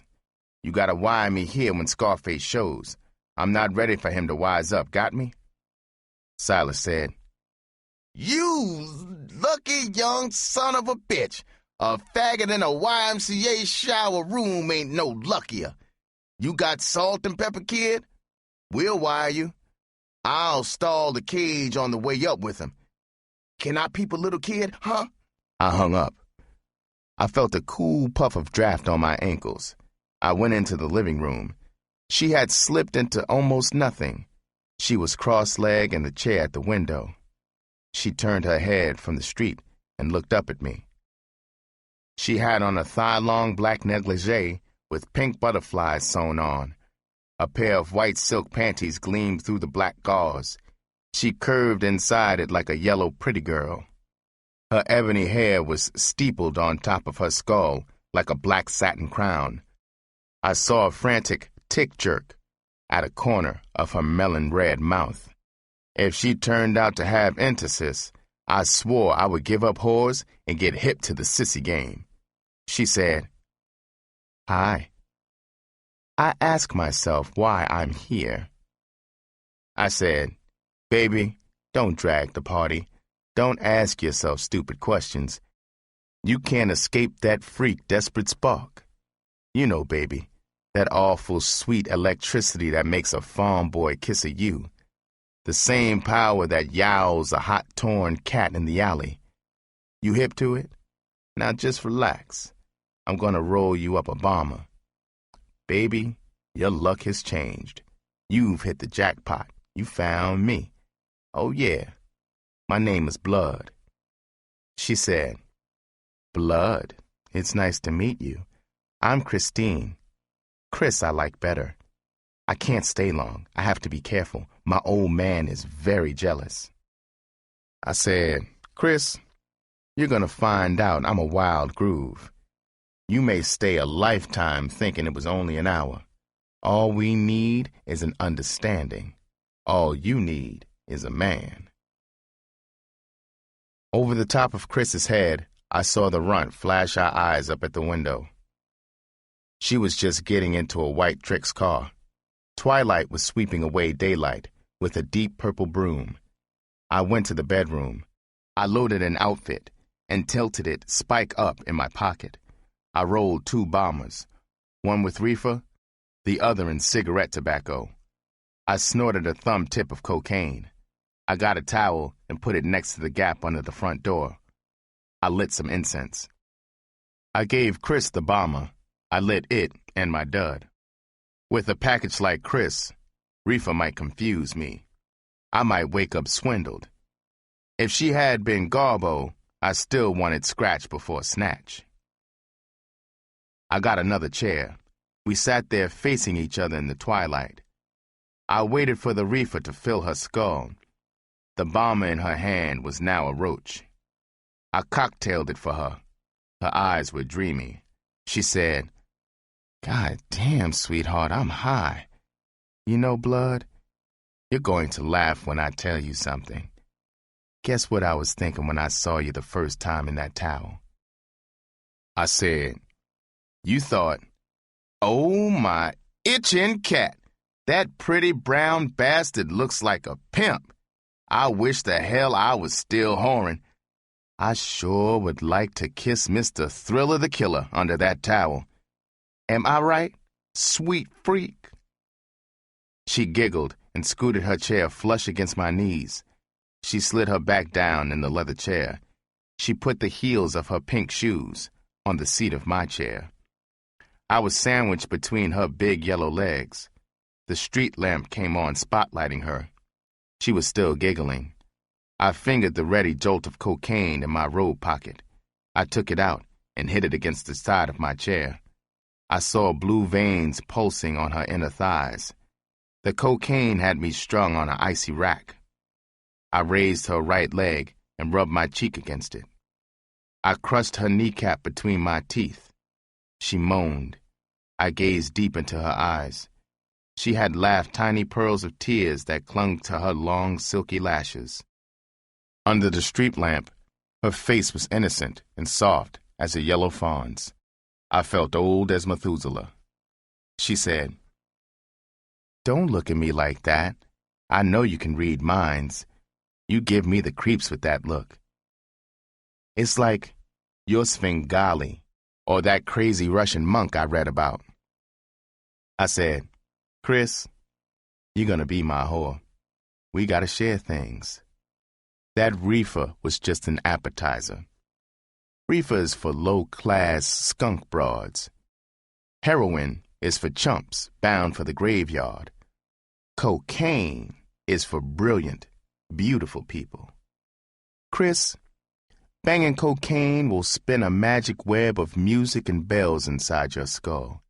Every pore in your body will feel like Daddy's jugging his swiping all over you. It will torch off a racy secret fire of life inside you. It's a miracle, Chris.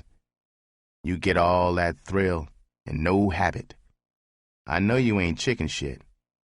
Are you game to try?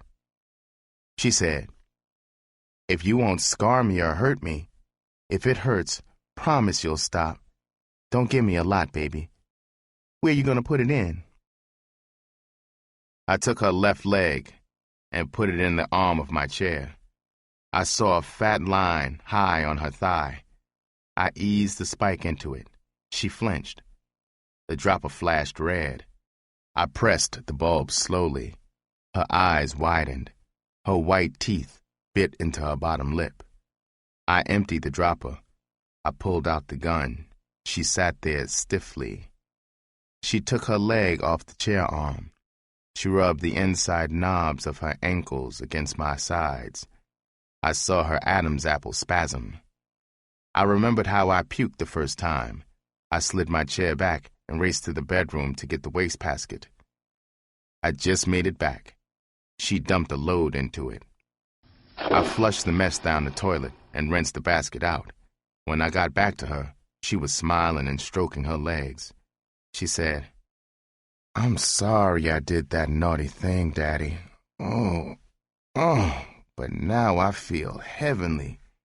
Baby, I'm so glad I came over and got this feeling. Aren't those bells something? Baby, you got a lot of this. I want to do this every day. Stay like this every minute." Let's lie down. I want a formal introduction to Mr. Thriller. I said, bitch, when you come to me as my whore, I'll keep your skull mellow. Now you gotta be joking about Mr. Thriller. He won't have anything to do with a broke bitch that claims a square hornblower as her man. Let's go over there while he's away and get your clothes. You're not married to him, are you? She said, how many girls do you have? Maybe your stable is too big for comfort. I get salty standing in a long line for my loving. I said, whore, answer my question. What are you, a roller or something? When you are my whore, you don't worry about anything but your own ass and scratch. Now answer my question. She said, Blood, I didn't want to answer because I am married to him. Leroy, that's my husband, saved my life, really. He's been wonderful to me. He used to be good looking. He didn't get so insanely jealous until after his accident. We've been waiting over 2 years for a settlement. Blood, honestly, you are my kind of stud. My life is so screwed up, I don't know what to do. I don't know what to tell you. Would you believe that you're the first fellow I've talked to in over 2 years? Blood, I don't love Leroy. That cocaine had her speed rapping. I couldn't cop her tonight unless I croaked Scarface. My plans had to change. I had to unhook her from Leroy soon. She'd make bales of scratch. Maybe I could work an angle to get her and a slice of that settlement. Of course, I couldn't wait forever. If I had to, I'd cop without a slice of the settlement. I knew Leroy was going to blow her. He didn't have a chance to hold much longer with that ugly face and that jealous bit. I had to find out if she would level with me all the way. Silas had told me she was an ex-whore.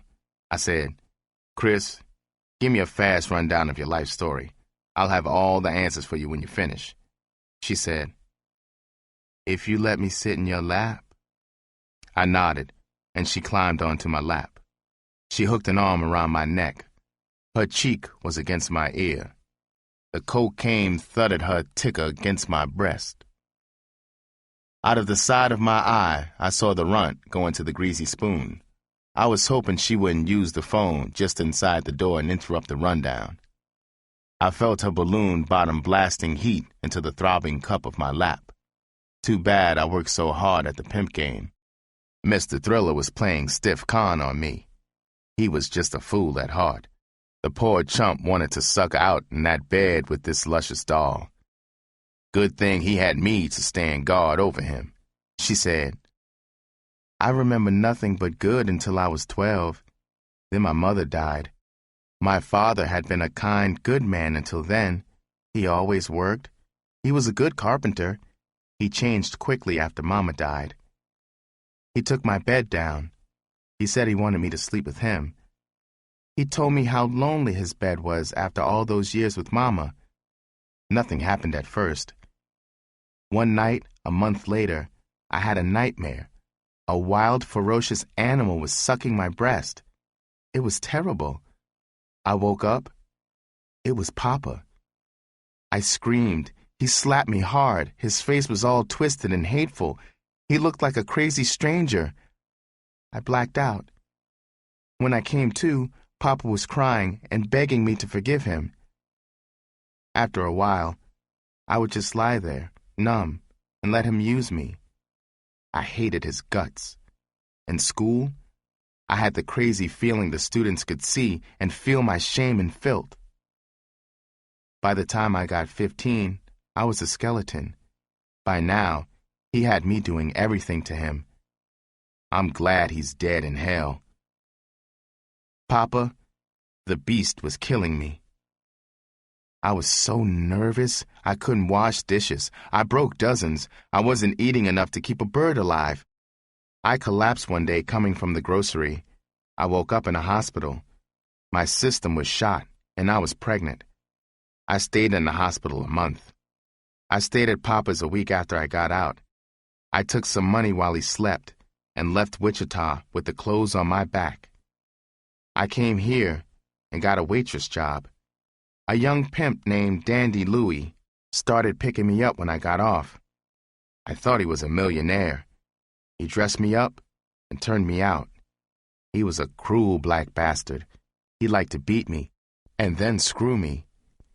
He worked me in a house run by one of his whores. He kept his foot in my ass. Funny thing, I made money even when my belly was stuck way out. A lot of chicks who came there wanted a pregnant girl. I lost the baby while turning a trick. Dandy got 5 years on a white slave rap 2 months later. I got a barmaid job and met Leroy. He was playing a gig in the spot. I was a sick girl. I fell out twice while serving the bar. The doctor said I needed rest. He said I couldn't expect to live long unless I rested. Leroy nursed me back to health. He was good to me. I needed someone who cared. I married him. When I was just 4 months shy of 17, I went with Leroy on a string of one-nighters in the Midwest. The group broke up in Youngstown, Ohio. We were stranded. Leroy got a job in an industrial cleaning plant. The second week, a boiler exploded, and you've seen his face. His lawyer says we can expect a $10,000 settlement any time now. Leroy is driving Ro crazy with his jealousy. I don't mind hustling. I'd be your girl, Blood. I go for you, Blood. Are things clearer now? What should I do? I said, you've had nothing but heartache. I feel so sorry for you, baby. Now I know you've got to be my woman. I gotta protect you. I got to give you affection and understanding. Don't worry, Angel. With me, life will be as smooth as the snow at Sun Valley. You'll be so happy you'll be out of your mind half the time. With our color combination, we could make a son of a bitching baby together after we get rich. Tell me, does Leroy plan to work the roost for a while? She said, oh, I forgot to tell you. Last night was his last night. They want him for another 6 weeks, but he's going to drop the combo. It's too much headache to get them to show for work, sober and on time. He's out now with a booking agent. I think he might go with a big band on an East Coast tour. I hope he gets it. Band leaders want band members' wives to stay at home. Daddy, please figure things out fast. I want to be your girl as soon as possible. I was sucking her scented cheek. I flogged my skull for a quick plot to tear the yellow gold mine from Scarface. The phone rang. She got out of her nest. I rushed to the phone. It was the excited broad on the desk. She said, forgive me for goofing. 422 went up 2 minutes ago. I was having a hassle with the checkout. I saw him come in. It didn't register until the second that I called you. You better clean house fast. I ran into the living room. I snatched her from the chair. I pulled her to the door. I cracked it. We peeped down the hall. Scarface was 20 yards away from coming down the hall. He had a big stack of papers, maybe sheet music under his arm. He shifted the bundle to his other arm. A paper fluttered to the carpet. He stooped to get it. I saw her door ajar. I stepped aside. I slapped her on the rump. She blurred across through the doorway. Scarface was standing with his mouth open, staring toward his now locked door. He was sure he'd seen her. His face was puzzled. I shut my door easy-like. I stood with my ear against the door. A bomb of sound shocked my eardrum. Someone was punching his fist against my door. I ran into the bedroom and got my switchblade. I came back to the door. I held my open blade behind me. I opened the door. It was Scarface. He looked like Mr. Hyde, all right. His orange-brown eyes were spinning counterclockwise. I saw a bundle of papers in a careless heap in front of his door. His right mitt was deep in his coat pocket. I saw the faint outline of maybe a skinny lead pipe or a gun barrel. I gauged the moves for a heart stab to beat his mitt out of his pocket. I said, yeah, Jack, what is it? I'm on the phone with my bondsman. The court just raised my bond on a double murder beef. I'm in a bad mood. I don't want to buy anything." He just stood there like a scar-faced zombie staring at me. He looked down at the carpet in front of my door. I looked down. A pink butterfly lay there like a silent indictment. He heaved his chest and took a deep breath. It was like his last one. He stooped and picked it up. The eerie bastard took his other hand out of his pocket. Tears rolled down from his unblinking orange eyes as he stared at me. His scarred cheeks were quivering as he shredded the butterfly into pink lint on the carpet. He turned and walked away. I shut my door and got a beak load of cocaine. I took the lounging robe off. It was dripping sweat. I showered. I sat in Chris's chair at the window. Her sweet odor was still rising from it. For an hour, I heard a loud sobbing whine across the hall. It was Scarface chewing out Chris. Mickey said midnight. I hadn't eaten since morning. I wasn't hungry. Cocaine was a strong con for the belly. I thought, I hope that jealous chump doesn't croak her. It would be like making a big bonfire out of $100 bills. If she wasn't his wife and I had a rod, I'd go over there and claim her. The phone rang. It was Silas. He said, "What happened, kid? Was she a whiz in the sack? Did the Joker catch her? I've been busy. I ain't had a chance to check with you until now. I was worried about you, kid. The broad told me she was late with the wire. I stalled him in the cage." I said, "It was very close, Silas. I'm a pimp. I didn't stick her. I'll take care of you and the broad this weekend when I pay my rent. Silas, if you get any news on the broad or Scarface, wire me fast."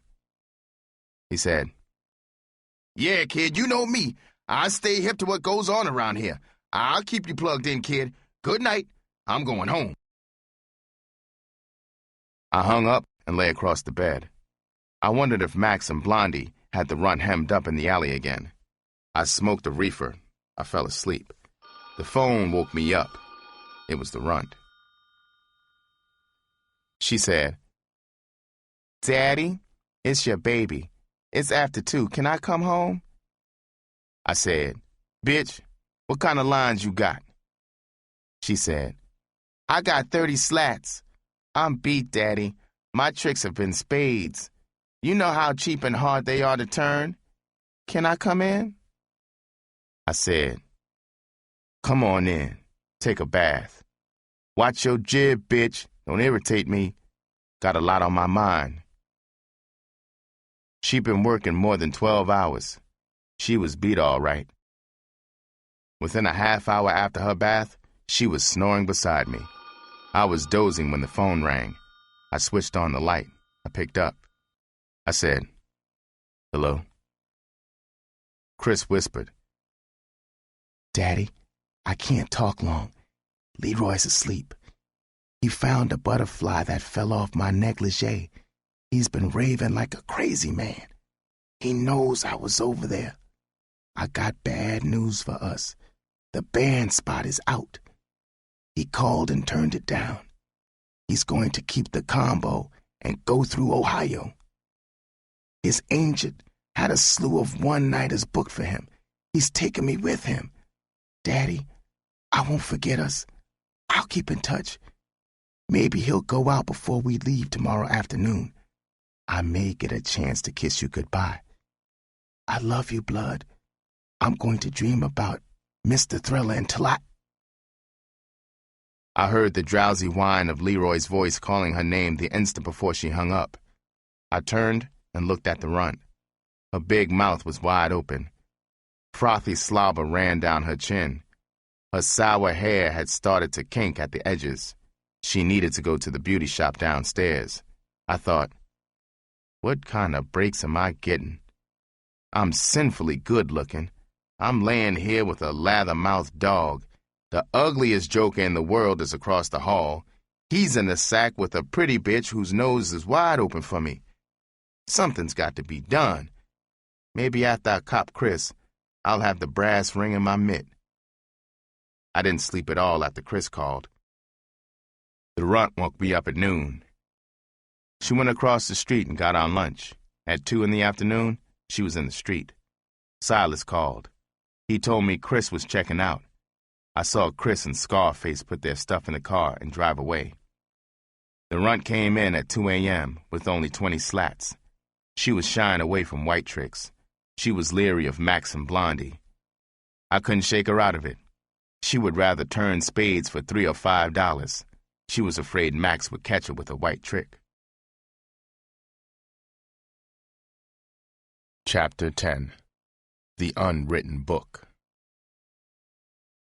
A week after Chris left, I copped another bag of cocaine from Top. It was almost gone. The runt was only making expenses.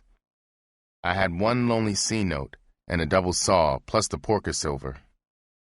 The weather was getting balmy. I needed fresh clothes. I was going to the bottom, fast. In the 3 weeks after Chris left, I kicked the runt's ass a half-dozen times. I only left the hotel twice in almost a month. I was expecting Chris to call me and say she was on her way. Things were getting worse. It had been 2 weeks since I saw Top. I decided to call him. Maybe he could hit me to a new spot to work for Runt. My bankroll was thin. At 10 a.m., I called Top. One of his broads said he was out of town. He wouldn't be back for a week. I got a sudden thought. I asked her if she knew Sweet's phone number. She said she did, but she'd have to call and find out if Sweet wanted me to have it. She called back in 10 minutes and gave it to me. I called him. He answered. He was in a good mood. He said, "Well, what do you know? If it ain't Grinning Slim. You still got that one whore, or have you grinned yourself whoreless?" I looked over at the runt. She was still asleep. She hadn't been in the street for 3 days. Her period had run 5 days. She claimed she was too weak and sick to go out. I had given her a terrible whipping the night before. I needed advice, badly. I said, "Sweet, my bitch is falling apart. She's playing dead. If you don't pull my coat, I'm gonna starve to death. You gotta help me, Sweet." He said, "Nigga, you ain't cracking and nick me for scratch, are you? I don't loan my scratch to suckers who got whores and can't pimp on them. I ain't gonna support you in that lazy bitch." I said, "No, Sweet, I don't want scratch. I want you to run the game through my skull. I got a tiny bit of scratch. I gotta get my coat pulled before I tap out." He said, "You got wheels? You know how to get out here? Now remember, you get a roust out here, crack my name. Don't repeat your boner." I said, "Yeah, I'm driving. I think I can find your pad. When should I come out there?" He said, "Quick as you can get here. You get here and grin in my face, I'm gonna throw you over the patio wall. Say, kid, Peaches and me got a taste for some of that barbecued chicken down there in hell. Bring one with you when you come." He hung up. My ticker was pounding like Chris had walked in the door with $1 million. I shook the runt. She opened her eyes. I stood over her. I said, "Bitch, you better be in the street when I get back." She said, "You can't do anything but kill me. I'm ready to die. I don't care what you do to me. I'm sick." I said, "All right, bitch. Just hit me where you want your black stinking ass shipped." I got in a Ford. I realized I hadn't put on a tie. I didn't have a lid. I looked into the rearview mirror. I sure looked scroungy. Maybe he'd be alone. Then I remembered the lobby. What the hell did it matter? I drove for about 15 minutes before I saw a clean, open barbecue joint. A black stud in a tall white cap was stabbing chickens into a turning spit in the window. I went in. I came out with 2 birds. Peaches might be really hungry for barbecued chicken. It made solid sense to brown-nose Miss Peaches. After several wrong turns, I found Sweet's building. I parked the Ford in almost the same spot at the curb where Satan had sat me a month ago. A young white stud in a monkey suit was out in front. Crusader Sweet, doing his bit to reverse the social order. I went to the desk in the lobby. I felt like a tramp as I waited for the pass. I got on the elevator. A different broad was at the controls. The spicy scent of the chicken wiggled her nose. She wasn't as pretty as the ripe-smelling broad. She sure kept her crotch from advertising. Maybe it was just that she didn't get heavy action. I stepped from the cage. The friendly brown snake wasn't at his station to flop his mop for me. I figured it was his day off. The odds were 100 to 1 he was in the sack somewhere with a 6-foot blonde.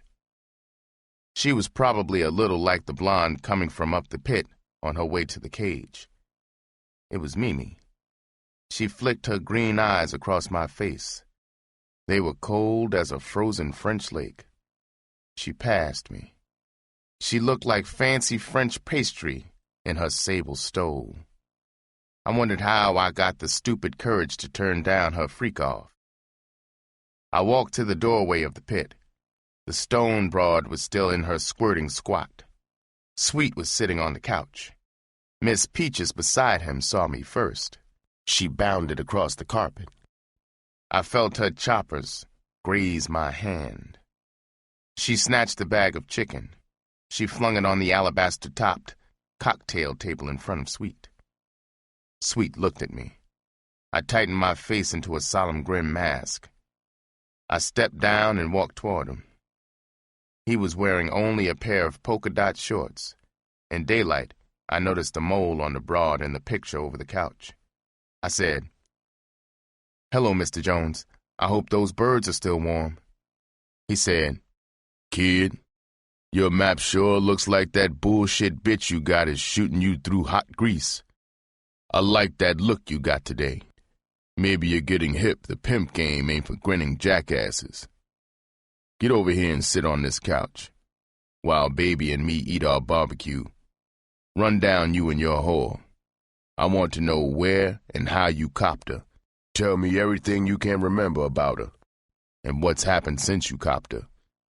Run down your whole life as far back as you remember. It don't matter which is first." I ran down my life for him. Then I ran down the night I met the runt until the moment I left the haven. It took maybe 45 minutes. I even described the runt in detail. Sweet and his greedy girlfriend had devoured both birds down to the bare bones. Sweet was wiping Miss Peach's whiskers with a paper napkin. She put her head in his lap. She was jammed against my thigh. Sweet leaned back on the couch. He put his bare feet on the top of the cocktail table. He said, "Sweetheart, you're black like me. I love you. You got the hate to pimp. You a lucky nigga to get your coat pulled by me. You flap your horns and remember what I'm gonna spiel to you. There are thousands of niggas in this country who think they're pimps. The pussy-weak white pimps ain't worth mentioning. Don't none of them pimp by the book. They ain't even heard about it. If they was black, they'd starve stiff. There ain't more than 6 of them who are hip to and pimp by the book. You won't find it in the square nigger or white history books. The truth is, that book was written in the skulls of proud, slick niggers freed from slavery. They wasn't lazy. They was puking sick of picking white man's cotton and kissing his nasty ass. The slave days stuck in their skulls. They went to the cities. They got hip fast. The conning bastard white man hadn't freed the niggers. The cities was like the plantations down south. Jeff and Uncle Tom still did all the white man's hard and filthy work. Those slick nigga heroes bawled like crumb crushers. They saw the white man just on the plantation still ramming it into the finest black broads. The broads were stupid squares. They still freaked for free with the white man. They wasn't hip to the scratch in their hot black asses. Those first nigger pimps started hipping the dumb bitches to the gold mines between their legs.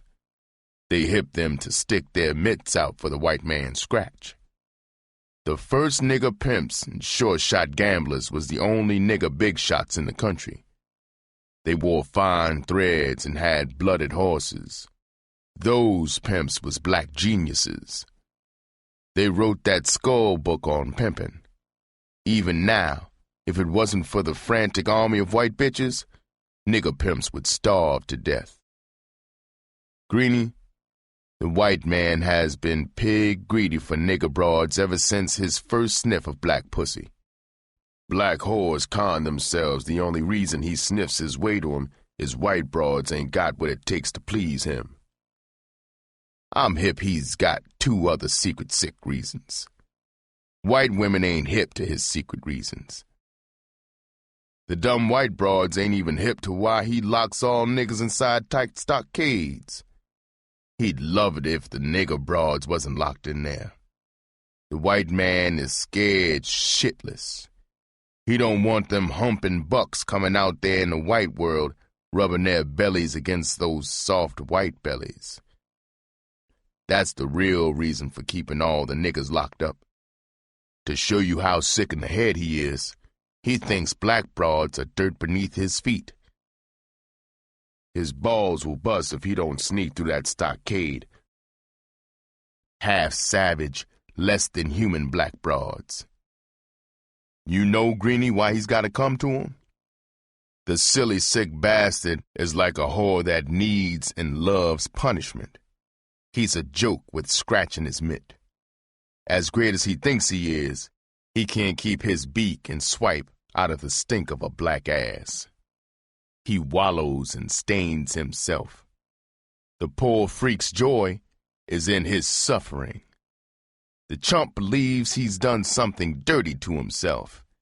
He slips back into his white world. He goes on conning himself he's God, and niggers are wild, filthy animals he has to keep in the stockades. The sad thing is, he don't even know he's sick in the skull. Greenie, I'm pulling your coat from the bottom to the top. That rundown on the first nigger pimps will make you proud to be a pimp.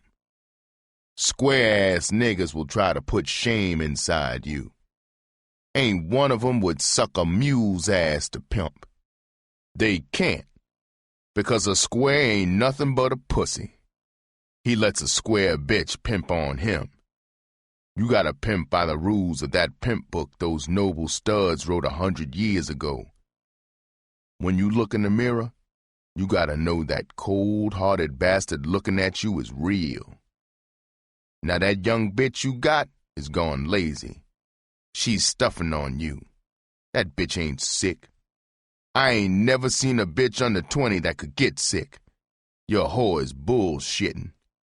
A whore's scratch ain't never longer than a pimp's cold game. You gotta have strict rules for a whore. She's gotta respect you to hump her heart out in the street. One whore ain't got but one pussy and one jib. You got to get what there is in her fast as you can.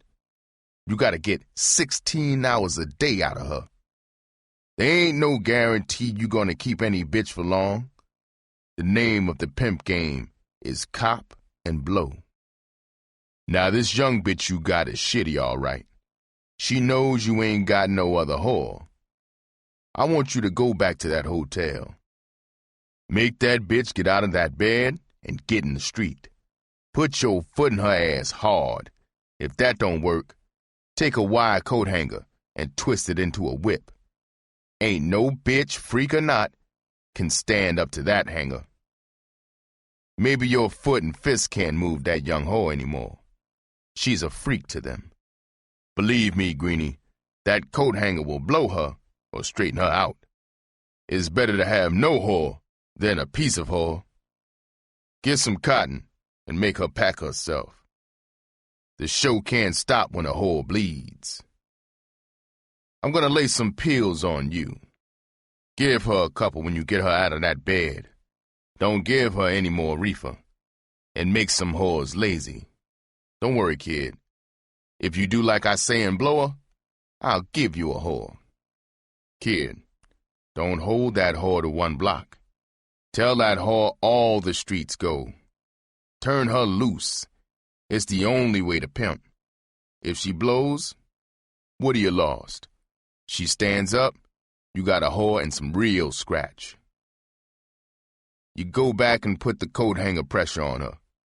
If it don't blow her, and she stands up for a week, you ought to have $50,000 in a week. Take that scratch and drive to one of the whore towns close around. Go to Western Union. Send that scratch back to yourself at your hotel. Use some broad's name as the sender. That lazy bitch you got will think she's got competition. Watch the sparks fly from her ass. She'll try to top that bitch that doesn't exist. Greenie, you listen to Sweet Jones. You'll be a hell of a pimp. Never get friendly and confide in your whores. You got 20 whores, don't forget your thoughts or secrets. A good pimp is always really alone. You gotta always be a puzzle, a mystery to them. That's how you hold a whore. Don't get sour. Tell them something new and confusing every day. You can hold them as long as you can do it. Sweet is hipping you to pimp by the book. I'm the greatest nigger pimp in the world. Now, Greenie, is your skull gonna hold everything I told you? I said, 30 years from now, I'll still remember every word. Sweet, you won't be sorry you helped me. I'm gonna pimp my black ass off. I'll make you proud of me. I'll call you later and hip you to what the run did under hanger pressure. Oh, yeah, don't forget to give me those pills. He got up. Miss Peaches stretched her legs. She jumped down and followed him. A sharp hooked nail in one of her rear claws snagged out an inch of cloth from my pants knee. I wouldn't have cared if she had clawed me naked. I was in a thrilled daze. With Sweet Jones on ready tap to pull my coat, I was going to set a record on the fast track. Sweet came back. He gave me a tiny bottle of small white pills. He put his hands on my shoulders. He looked down at me. His sub-zero eyes warmed to my maybe zero. He said, I love you, sweetheart. You know, kid, I don't ever think I'm gonna grin in your face. I love you like a son. Anytime I grin in a sucker's face, I'm gonna cross him or croak him. Call me anytime you need a rundown. Good luck, Greenie. I walked across the pit. I stepped up the doorway. I glanced back. Sweet had Peaches in his arms. She was purring like a new bride. Sweet was squeezing her in a lover's embrace. He was covering her laughing face with kisses. I checked Mickey when I got in the Ford. It was 4 p.m. I drove toward the runt. I tromped hard on the gas pedal. I thought, no wonder Sweet is the greatest nigger pimp in the world. He even knows the history of the black pimp. I ain't going to spare the runt's ass. I'm going to go right in with the pressure. I hope she's not in the street. Sweet promised me a whore if I blow the runt. Any whore of Sweet's is already trained to a fine edge. Maybe he'll give me Mimi. Chapter 11. To lose a whore. I pulled the Ford into the curb across the street from the Haven. I didn't see the runt anywhere in the street. I peeped into the Greasy Spoon. She wasn't at the counter. I looked up at our window. I crossed the street and went through the lobby. I took the stairs to the 4th floor. I made 3 stabs at the lock with the key before I made it. I stepped inside. I was excited. I chain-bolted the door. I walked to the bedroom. The runt was propped up in bed smoking a stick of gangster. Lady Day was tar brushing that mean, sweet man again. I stood by the side of the bed, next to the record player. I saw the edge of a paper plate sticking out of the wastebasket. I took it out and put it on the bed. 2 navy beans were in a puddle of grease on the side of the plate. A pile of sucked, clean neck bones were heaped in the center of it. The runt had gone out to the greasy spoon and copped a hearty meal. She sure had a healthy appetite for a sick bitch. Her eyes were wild and big, looking up at me. She fingered gently at the hole in my pants knee. I shut the box off. I ripped the record off the turntable. I broke it in half and hurled the pieces into the wastebasket. She kept her eyes on the hole at my knee. She ignored the broken record. She played it cool. She said, "You'll have to get it rewoven, huh? Daddy, I'm feeling better. I felt good enough to go across the street for food. Maybe by tomorrow, I'll feel good enough to go in the street. Baby, I would have went out after I ate, but my legs were too weak." I said, "Bitch, I already passed the death sentence on you. It's good you had your last meal. I'm gonna send your dead ass to your daughter, Gay. Take off that gown and lie on your belly, bitch." I went to the closet. I took down a wire hanger. I straightened it into one long piece. I doubled and braided it. I wrapped a necktie around the handle end. I turned back to the bed. She was still propped in the bed. Her mouth was gaped open. She had both her hands clapped over her chest. She was like a broad in a movie. She opens the door, and there's Dr. Jekyll just going into his frightful change. I saw her tongue tremble inside her jib. Her lips made a liquid plopping sound as they mutely pounded together. She rolled across the bed, away from me. I raised my right arm up and back. I heard my shoulder socket creak. Her gown was hiked up to her waist. Her naked rear end had scrambled to the far edge of the bed. I raced around the foot of the bed. She rolled to the middle. She was on her back. Her arms held her jackknife legs against her chest. The whites of her eyes glowed like phosphorus. I brought the wire whip down. I heard it swish through the air. It struck her across the shin bones. She cried out like she was celebrating New Year's Eve. She screamed, "Owie, owie!"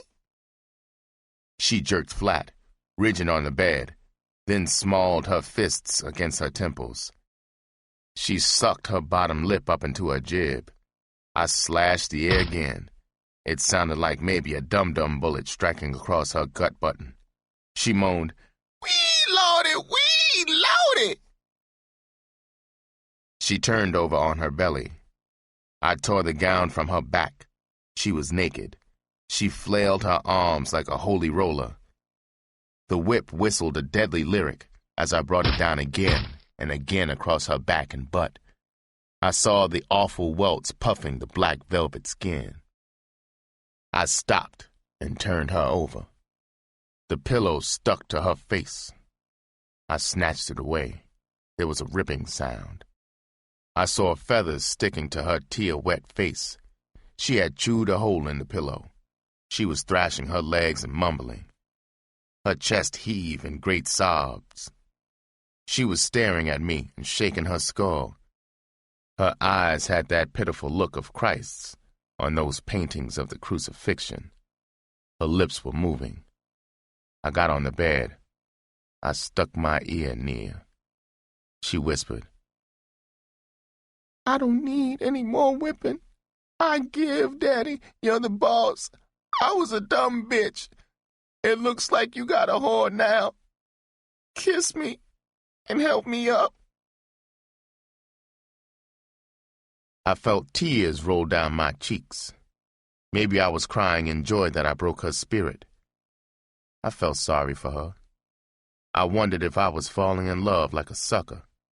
I kissed her hard. I carried her into the bathroom. I placed her tenderly in the tub. I turned the water on. A steam burst from the shower nozzle overhead. She squealed. I pushed in the shower bypass on the tub faucet. The warm water started filling the tub. I dumped a bottle of rubbing alcohol into the tub. She looked up at me. I took the tiny bottle of pills out of my pocket. I shook out 2 into my palm. I took a glass off the face bowl. I handed her the pills. She put them in her mouth. She washed them down with the glass of water I gave her. I said, "Phyllis, why do you make your sweet daddy mean? Daddy's gonna kill his little bitch if she don't straighten up and whore like the star she is. Bitch, lie down in that water for a while. Then get in the street and get some real scratch for your man. You don't have to stay on this block. Just walk and work until you get respectable scratch to bring in. I can raise you if you take a fall. They gotta let you make a phone call. If I go out, I'll check the desk here by phone every hour or so. Bitch, get down and stall. You want your man. Get him some real scratch." I went and sat on the bed. The sheet looked like a red zebra had lain down, and his stripes had faded on it. I heard her sloshing the water in the tub. She was humming the record I'd smashed. Sweet's pills sure weren't hurting her. Whores are strange people, all right. She was silent while she combed her hair and fixed her face. She put on a red knit suit. She stood in front of me. She held her hand out. I saw dark stains on her stockings at the shins. Her eyes were bright. She said, "Daddy, I don't have a dime. Give me a couple dollars, please. Don't worry. When I come in, I'll have nice scratch." I stood up. I gave her a fin. I walked to the door with her. She turned her face up. I leaned down. I sucked her bottom lip, then bit it hard. She squeezed my arm and gouged her teeth into my cheek. She went down the hall. I shut the door and went to the front window. I rubbed my cheek to see if the skin was broken. I saw her cross the street at the corner. She was walking fast. That whipping and those pills had made her well. She looked like a child. She was so tiny and sexy in her red suit. I wondered as she disappeared whether she'd come back. It was 7 p.m. I thought, I better stick here in the pad. Whipping abroad with a hanger is not a bit like a foot in the ass. Christ, I'd kill the bastard on the spot if he hit my bare ass with one. Sweet was right. She got out of that bed all right. I wonder if those slavery pimps invented the hanger whip. No, even hangers hadn't been invented then. I guess Sweet did. I'm gonna wait to run out. If she tries to slip in here and steal her clothes, I'll croak her. I wonder why Chris hasn't gotten in touch. Maybe some fast pimp has already stolen that pretty bench from Leroy. Maybe Leroy had one of his fits and croaked her. I wonder what the bitch will be like I get from Sweet if the runt blows. This is a hell of a feeling I got. I don't know if I got a whore or not. It would be a bitch if Sweet goes back on his word and leaves me whoreless on this fast track. I'm gonna get high. I better take the flight with Gangster. Cocaine will only sharpen my grief. I took a shower. I stepped out of the tub. I got a towel from the wall rack. I saw splotches of red on the one beside it. I toweled off. I rolled a giant bomber. I put a fresh case on the pillow the runt had gnawed. I propped myself against the head of the bed. I sucked the bomber down to a roach. The reefer and the sibilant mumbling of tires against the street lulled me into deep sleep. I woke up. I was still half propped against the pillows. It was broad daylight. The runt hadn't come in. I had blown whoreless with that wire hanger. I lit a cigarette. It was 7 a.m. I lay there staring at the entwined lovers on the kiss statue. I thought, The runt's got a pair of tits like that broad. Geez, she was sure a freak. Some pimp is going to have a sweet bitch when he straightens her out. I wonder if that little bitch will miss me. She damn sure can't forget me. Hell, I can't worry about the mule going blind. I'll wait until noon or so. I'll rip open that whole grab bag Sweet promised me. Maybe I was hasty to shut the door on Melody and his intersis. At this point, I can get hip to anything except work. No one could know I was freaking with a stud. Christ, I wish beautiful Chris would call. What a thrill if she'd tell me she was rushing to me. To get her tight, I'd maybe eat everything but the tacks in her shoes. I'm hungry. I'm not going to let my troubles abuse my skull and my belly. I got Silas on the phone. I ordered home fries and sausage. I got up and brushed my teeth. I skull noted to call Top when he got back in town. Maybe he could find out who booked Leroy. Maybe I'd trace Chris that way. I'd get Preston's owl head and take her from Leroy at gunpoint. I was listening to Mood Indigo and thinking about the runt. I was remembering the day I left Mama crying at the window. I couldn't wait to get around the corner to the runt.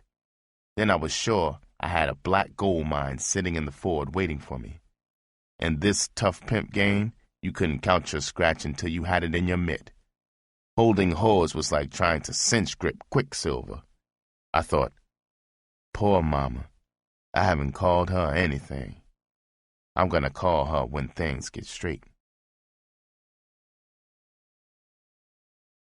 Chapter 12. To gain a stable. I heard Silas knock on the door. I went and opened it.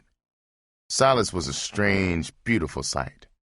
The slick sorcerer bastard had my breakfast on a tray. He had turned himself into a cute black bitch in a red knit suit. It was the runt. I murdered the grin of relief in its jib womb.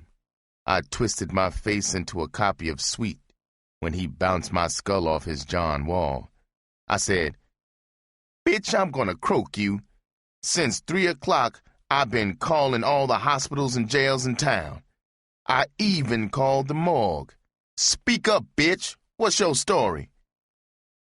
She looked up at me. She was smiling. She walked past me into the bedroom. I followed her. She sat the tray on the dresser. She ran her fingers deep into her bosom. She brought out a damp wad of bills. She gave it to me. She said, "Daddy, my last trick was a 50 slat. All-night trick. I caught him at 2 this morning. Baby, I gave you 128 slats. Silas had your breakfast on the elevator on my way up.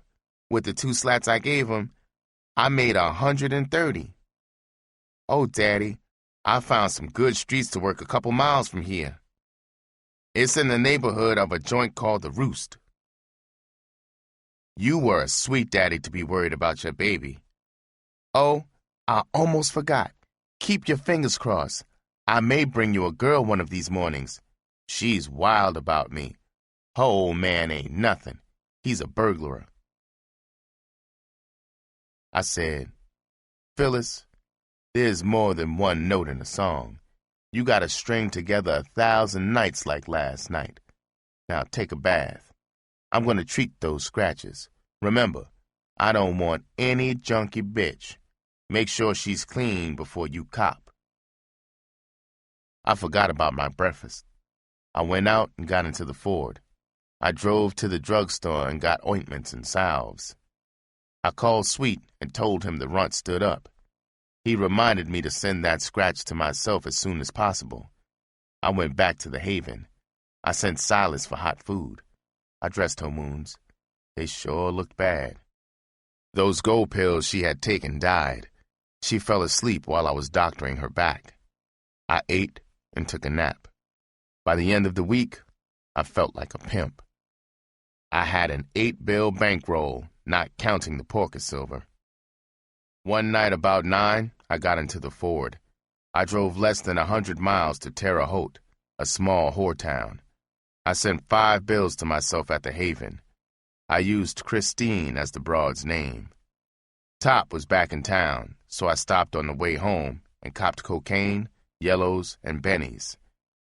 The runt came in that morning around 4. She had 105 slats. She was on her way to stardom. When we were in bed, when I cracked on her, I said, "Baby, I think our luck is changing all around. I'm pretty sure Daddy's copped another whore. I met her in the bar about a week ago. It's a small world, all right. She says she just moved out of this joint not long ago. She went wild over me. She's a fine young bitch. She begged me to go to Terre Haute with her. She's working a fast house up there.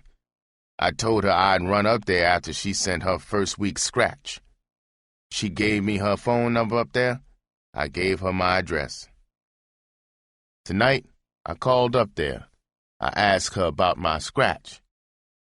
She told me 5 bills were on the way. Baby, if she's driving, we ain't hurt. If she sends it, and it's respectable scratch, your daddy got a small stable." She said, "Is she a white bitch? What does the bitch look like?" I said, "Bitch, don't get shitty now. What's wrong with a white broad helping 2 spades? She's a boot. She looks like what she is. A scratch-getting fine bitch in love with your man at first sight." It was a little after noon when the messenger brought the scratch notice. The runt went to the door and brought him into the bedroom. I opened it. The office was a half-mile away. I asked the runt if she'd like some air. She was eager to go. It was a good thing I had gotten that driver's license. I had to go through a long routine. They even made me crack the amount I was expecting. I got the cash. The runt was silent on the way home. Sweet sure knew the angles to put pressure on a whore's skull. In the next month, I made 2 more trips to Terre Haute. Twice, I went across town and stayed in a hotel overnight until around noon. I was conning the runt I was visiting her stablemate. The runt was really humping. She was averaging no less than a bill a night. 2 months after the hanger whipping, I took a furnished 3-bedroom vacancy in Top's building. It was a gold and red dream after the Haven. The runt really freaked this pad off. I guess she felt at home at last. It was on the 6th floor. I copped 6 $200 vines at 60 slats apiece. The booster lived on the 2nd floor beneath me. The same week, Top cut into a stud who had a black LaSalle car in mint condition. He was out on an appeal bond, and his lip wired him he was joint-bound. I gave the stud 4 bills in his mitt. I paid off the last 2 notes on the wheels. I had 2 cars. I gave the runt her Ford back. She could cover and get down in a wider area. I started hanging around out at Sweet's pad, sucking up the Pimp game. I got home from Sweet's one morning around 5. I heard the runt rapping to someone in one of the bedrooms. I pushed the door open. The runt was in bed with a tall, pretty brown-skinned broad. She looked 15. They were naked. They stopped kissing and looked at me. The runt said, "Daddy, this is Ophelia. I told you about her in the Haven. Her old man got 1 to 3 in the joint for burglary. She wants to join our family, can she?" I said, "Ophelia, if you're not full of shit and you obey my rules, you're welcome. Have you bitches been in the streets working tonight? I hope you just got in that bed to freak off. Phyllis, get out of that bed and get my double-action scratch." The runt went into the closet and brought me a roll of bills. She said, "A bill of this I made." I fast counted a yard and 75 slats. I took off my clothes and got between them. I spent an hour quizzing Ophelia and running down my rules. She was 18. The circus started. I was circus master. I had become too much pimp to freak off with a new package. They were the performers. She had put only 6 bits in my pocket. How cheaply did she get me if she blew tomorrow? It was the night before my 20th birthday in August. I had gone to the west side to cop some dresses for Phyllis and Ophelia. I had left the booster's pad. I was loading the dozen or so pieces in the trunk of the LaSalle. I slammed the trunk lid shut and locked it. I heard screaming and smashing sounds coming from a cabaret just down the street. I saw a hatless, gray-haired man come staggering to the sidewalk. He was holding his head. The side of his head looked shiny. I walked down the sidewalk toward him. He was bleeding from a deep cut in his head. He was moaning and trying to stop the flow of blood with his hands. A dark, thin joker ran out behind the old man. I saw something gleam in his hand, and he raised his arm again and again. I moved closer. The thin joker was savagely pistol-whipping the old stud. He was beaten to his knees. He looked like someone had painted his face red. The thin joker turned his face. The light coming from the open door of the cabaret shone on it. It was Chris's Leroy beating the old man. 20 customers had come out. They formed a circle around the massacre. I moved to the outside of the circle. Then I saw Chris standing on the other side of the circle. She was screaming and tugging at Leroy's pistol arm. Leroy had gone insane. I moved around the circle closer to Chris. I stood behind her. I saw greasy stains on the back of her dress collar. Her hair looked frowsy and dull. Scarface was sure taking her to the dogs. I heard the screech of brakes. I saw 2 huge white rollers muscle through the crowd. Leroy was astraddle the unconscious figure, still pounding his pistol into it. They shoved Chris backward. One of them put an arm lock on Leroy's gun arm and took the pistol. The other viced his neck in a stranglehold. They dragged him to the prowl car and threw him into the back seat. A short, middle-aged white broad stepped to the side of the fallen figure. She was wringing her hands. She was wearing a bar apron. She stooped and stroked the figure's brow. One of them got on the front seat. He turned sideways, guarding Leroy. He put a microphone to his lips. He was calling an ambulance, no doubt. The other roller came back and stopped beside the white woman. He said, "Anybody you know?" She sobbed. "Yes, he's my father-in-law." He said, "What happened?" She said, "Everybody knows Papa Tony loves to kid around the girls. He's got a heart as big as New York. Everybody loves and understands him. Papa Tony came in the bar. He started kissing the cheeks of all the girls at the bar. He kissed that one behind you. That maniac man of hers stopped singing. He leaped off the stage. He started to beat poor Papa Tony with his pistol. It's the first night the maniac has worked for my husband. If my husband Vince had been here, that jerk's brains would splatter the sidewalk." The roller looked back at Chris. He started making notes in a small book. He knew he'd quiz her after he got the full picture. I touched Chris lightly on the shoulder. She turned and looked up at me. She got weak in the knees. She slumped against me. I took her arm and steered her down the sidewalk. I heard the distant whine of an ambulance siren. I said, "Chris, you had better split. That's a white man Leroy beat up. The white folks are going to cross you into it. After all, you're the reason he nipped." We got into the LaSalle. I moved it down the street toward the prowl car. I put on the brakes. A couple came from the front of the prowl car. They crossed the street in front of me. I stopped beside the prowl car. Chris could have reached out and touched it. I turned my head and looked into the rear seat of the prowl car. Leroy was staring at Chris. His eyes shifted to me. He leaped toward the front seat. The roller backhanded him. I saw Leroy's head dip out of sight as I pulled away. I made book from that frantic leap of his that he remembered me. The LaSalle moved quickly away from the west side. Chris was crying. I stayed silent until I hit the fringe of the south side. Then I said, "All right, Chris. I got you away from the heat. Tell me where you live and I'll take you home. Don't cry. You can bail him out when they book him." She sobbed. "All right. You want to take me home? Turn around and take me to Leroy's Jalopy. It's parked behind the bar where he blew his silly top. We got into town broke this afternoon. He didn't get the settlement. Maybe he'll never get it. I'm so disgusted. He was to get paid nightly for the gig. He does a blues singing bit now." I said, "Bitch, you look like a bum. You conned me you'd keep in touch. You were going to be my whore, remember?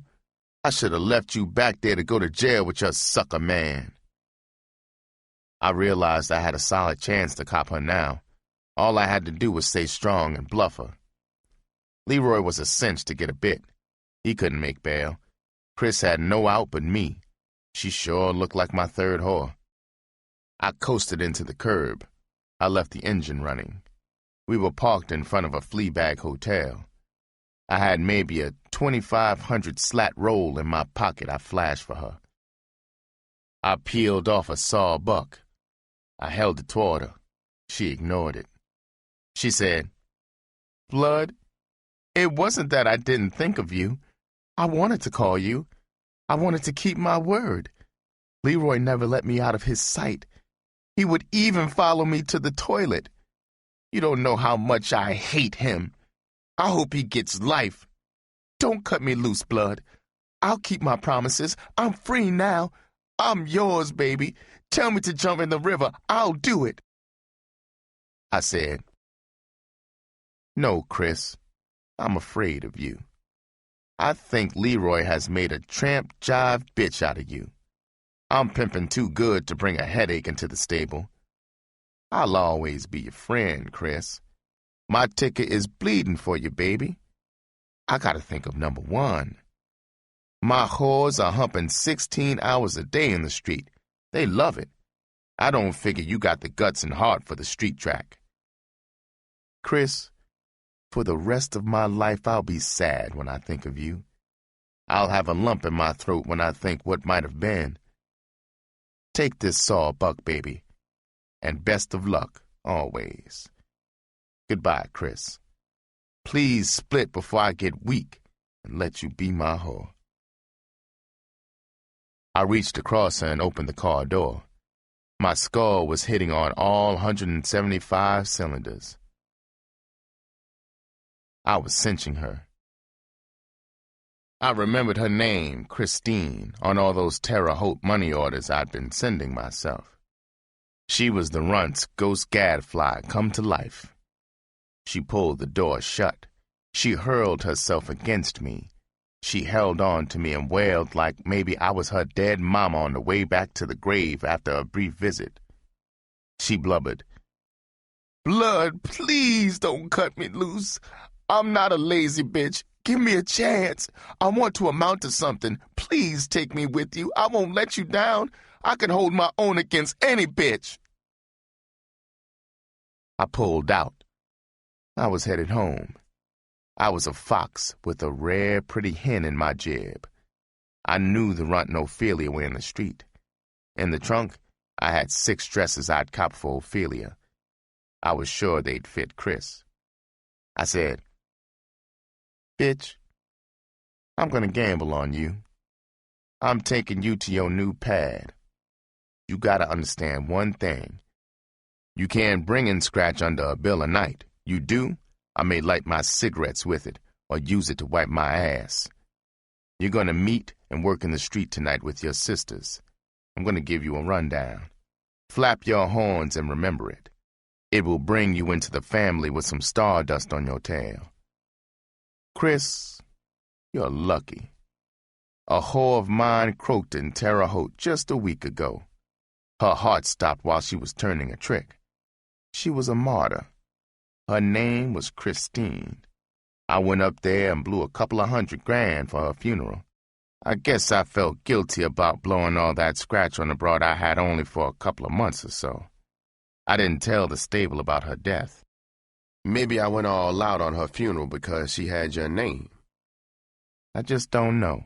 Anyway, The stable never met her. They sure have a lot of respect for that long scratch she sent me every week from the whorehouse. Chris, you're that great humping bitch reborn. A week before she croaked, she begged me to turn her loose here in the street. I turned her down because I knew she had a screwy ticker. So, Chris, I know you'll prove to the stable you are just as great in the streets as you were in the house in Terre Haute. I'm taking you home to get pretty for the trick people, baby bitch. Chapter 13. The Iceberg. When she saw the pad, she flipped. A pink silk dress from the trunk fitted her perfectly. After a bath and a shampoo, she was again the gorgeous Chris I'd met at the Haven. I gave her 2 gold pills and took her to the street for the cut-in to Phyllis and Ophelia. It was midnight when I curbed in the block where they were working. They were walking together across the street. They looked over at the LaSalle. I blinked my headlights. They crossed the street and came toward me. The runt stuck her head through the window on Chris's side. Ophelia was stooping down, pinning Chris. I said, "Both of you get in." They got into the back seat. In the rearview mirror, I saw them look at each other. Then, at the back of Chris's head, I said, "Phyllis, Ophelia, meet Christine. She's going to work the street with you. She's tired of giving up 50% of her scratch. She wants Daddy to have all she makes." I pulled her out of the whorehouse. What the hell? The whole family should be together anyway. Phyllis, I've told Christine 100 times how great you are in the street. She's hip, you know all the rollers and all the angles. I want you to take her under your wing out here for a week or so. I know there ain't a bitch out here that can pull her coat like you can. Now get out of the car and starve those other jokers' whores to death. I watched them walk away chattering and laughing. It was like they were real sisters. I looked at my diamond-studded Longines. It was 10 after 12. How about it? I was 20 years old. I was living in a 6-bill-a-month pad. I had 3 young, fine mud kickers. I was a pimp at last. I tilted down the rearview mirror. I powdered my face. I sat there gazing at myself. Finally, I pulled it off. I was going to Sweet's to report my progress. I didn't get much of a chance to rap to him. 2 rollers from Sweet's precinct were drinking and horsing around with 2 of Sweet's yellow whores. Sweet told them I was his son. It tickled them witless when Sweet told them what Satan and his demon had done to me. They told me not to worry. They would remember me and would wire the other precinct rollers not to rouse me. The rollers finally got crocked. The whores took them around the Chinese screen into bedrooms. Then I said, "Sweet, I copped a beautiful yellow bitch tonight. I got her humping on the track with my girls. Sweet, the bitch is crazy about me. I know I'll hold her for years." He said, "Slim, a pretty nigger bitch and a white whore are just alike. They both will get in a stable to wreck it. They'll leave the pimp on his ass with no whore. You gotta make 'em hump hard and fast. Stick 'em for long scratch quick. Slim, pimpin' ain't no game of love. Prat 'em and keep your swipe out of 'em. Any sucker who believes a whore loves him shouldn't have fell out of his mammy's ass. Slim, I hope you ain't sexed that pretty bitch yet. Believe me, Slim, a pimp is really a whore who's reversed the game on whores. Slim, be as sweet as the scratch. Don't be no sweeter. Always stick a whore for a bundle before you sex her. A whore ain't nothing but a trick to a pimp. Don't let 'em Georgia you. Always get your money in front, just like a whore. Whores in a stable are like working chumps in the white man's factory. They know when there's sucker tickers they're chumping. They both gotta have horns to blow their beefs into. They gotta have someone to listen while they bad-mouth that goddamn boss. A good pimp is like a slick white boss. He don't ever pair two of a kind for long. He don't ever pair two new bitches. He ain't stuck 'em for no long scratch. A pair of new bitches got too much in common. They'll beef to each other and pool their skull, plot, and split to the wind together. The real glue that holds any bitch to a pimp is the long scratch she's stuck for. A good pimp could cut his swipe off and still pimp his ass off. Pimping ain't no sex game. It's a skull game. A pimp with a shaky bottom woman is like a sucker with a lit firecracker stuck in his ass. When his boss bitch turns sour and blows, all the other bitches in the stable flee to the wind behind her. There ain't more than 3 or 4 good bottom women promised to pimp in his lifetime. I don't care if he cops 300 whores before he croaks. A good pimp has got to have like a farm system for bottom women. He's got to know what bitch in the family could be the bottom bitch when mama bitch goes sour. He's got to keep his game tighter on his bottom bitch than any other bitch in the stable. He's got to peep around her ass while she's taking a crap. He's got to know if it's got the same stink and color it had yesterday. Slim, you're in trouble until you cop the 4th whore. A stable is sets of teams playing against each other to stuff the pimp's pockets with scratch. You got an odd bitch. You ain't got but a team and a hall. A young pimp like you has got to learn not to cop blind. Your 4th bitch has got to be right to pair with the 3rd whore. She can't be no ugly bitch unless she likes pussy. She can't be smarter than the pretty bitch. She could be younger, even prettier, but she's got to be dumber. Slim, all whores have one thing in common, just like the chumps humping for the white bars. It thrills them when the pimp makes mistakes. They watch and wait for his downfall. A pimp is the loneliest bastard on earth. He's got to know his whores. He can't let them know him. He's got to be God all the way. The poor son of a bitch has joined a hate club he can't quit. He can't do a turnaround and be a whore himself in the white boss's stable unless he was never a pimp in the first place. So, kid, rest and dress and pimp till you croak. I ain't had no rest in a couple of days. I think I'll try to get some DAS. Kid, these skull aches are getting bad. Good luck, kid. Call me tomorrow, late. Oh, yeah. Happy birthday, kid. That rundown was a birthday present. My skull was reeling from his rundown on the way home. It was 5 a.m. when I got there. The runt and Ophelia were asleep. They were locked together like Siamese twins. I picked up my scratch off the dresser. It was 2 1/4 bills. I went and looked in on Chris. She was in the bed reading a book. She looked up and put the book across her belly. She reached under the pillow. She gave me a roll of bills. I checked it. There was 6 bits. It wasn't bad for a new bitch who got to the track late. She held out her arms. She was naked. I had to cop her some sleepwear. To avoid her arms, I lit a cigarette. She said, "Daddy, did I do all right?" I said, "Chris, you made a start. It's like the first buck of that million you're gonna make. I ought to frame it like a sucker who's opened a new hot dog stand. I want you to put that book down, get some DAS. I want you to take a fan to Leroy tomorrow.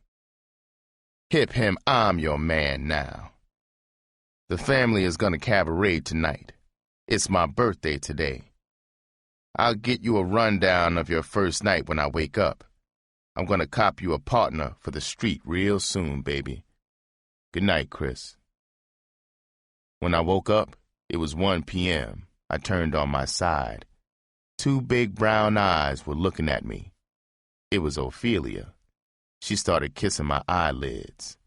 She said, "Daddy, you're so pretty. You got eyelashes just like a bitch's." Phyllis took Chris to visit that sucker in the shithouse. "Daddy, can I kiss my candy?" I said, "Christ in heaven, ain't I got a whore in this family without a hot jib? Go on, bitch. Then get your kit and trim my toenails and paint them. We're all going to get pretty for my birthday party tonight." She said, "How old are you, Daddy? I bet you're 19. I said, "Bitch, I'm 119. I just got a pretty baby face." Chris and the runt got back from Leroy around 3 p.m. Chris had a serious look on her face. I said, "Well, how did he take the news? Did he hang himself from the bars before your eyes?" She said, "Daddy, he fell apart. He would have killed me if he could have reached me. He cried like his heart was broken. He said he was going to kill you whenever he saw you. I feel bad, Daddy. He really upset me. I'm going to lie down." I thought, that square chump is sure a wing-ding. I'm going to put the hurt to him fast if I run into him. We partied at a swank white joint near the Gold Coast. We got home at 4 a.m. I was sober. The whores were stoned. I went and got into my bed. I dozed. An hour later, I woke. The 3 whores were crowding into bed with me. They were stroking and kissing me all over. Mr. Thriller sure ached to be a circus performer. I was having trouble convincing Mr. Thriller. He had to take only one at a time. He was a pimp, not a freak. The ringmaster put the show on and stayed cool. It was 8 o'clock before I got to sleep. It was a month before I copped my 4th whore. She was a cute, tiny 17-year-old broad, about Chris's color. The stable had brought her home from a coffee joint at closing time. They took their breaks there. The little broad was a waitress in the joint. She was curious about the whore game. She was wild to wear flashy clothes. She thought I was rich when she dug the pad. The excitement in her eyes hipped me. I could make a fast cop. I took her into the living room. I cracked her into saying she'd be my woman and stop slaving for $30 a week. Then I gave her the pitch to tie the knot. She was sitting in a chair. I stood looking down at her. Her eyes never left my face. It was maybe like a rattlesnake charming a robin. I said, "Joanne, I gotta congratulate you. You're not only lucky, you're smart. You knew when you saw me that I was going to be your man. I'm hip that you were just waiting to meet me. You have wanted since you were a little girl to live an exciting, glamorous life. Well, sugar, you're on blood's magic carpet. I'm gonna make your life with me outshine your flashiest daydreams. I'm a pimp. You gotta be a whore. I don't have squares. I'm gonna be your mother, your father, your brother, your friend, and your lover. The most important thing I'm gonna do is be your man, the manager of the scratch you make in the street. Now, sweet bitch, have you followed me so far?" She whispered, "Yes, blood, I understand." I reached down and took her hand.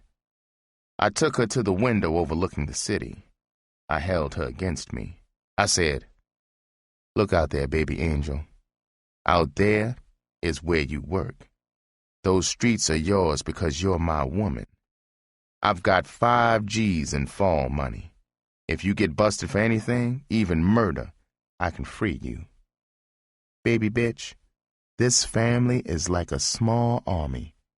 We got rules and regulations we never break. I am really 2 studs.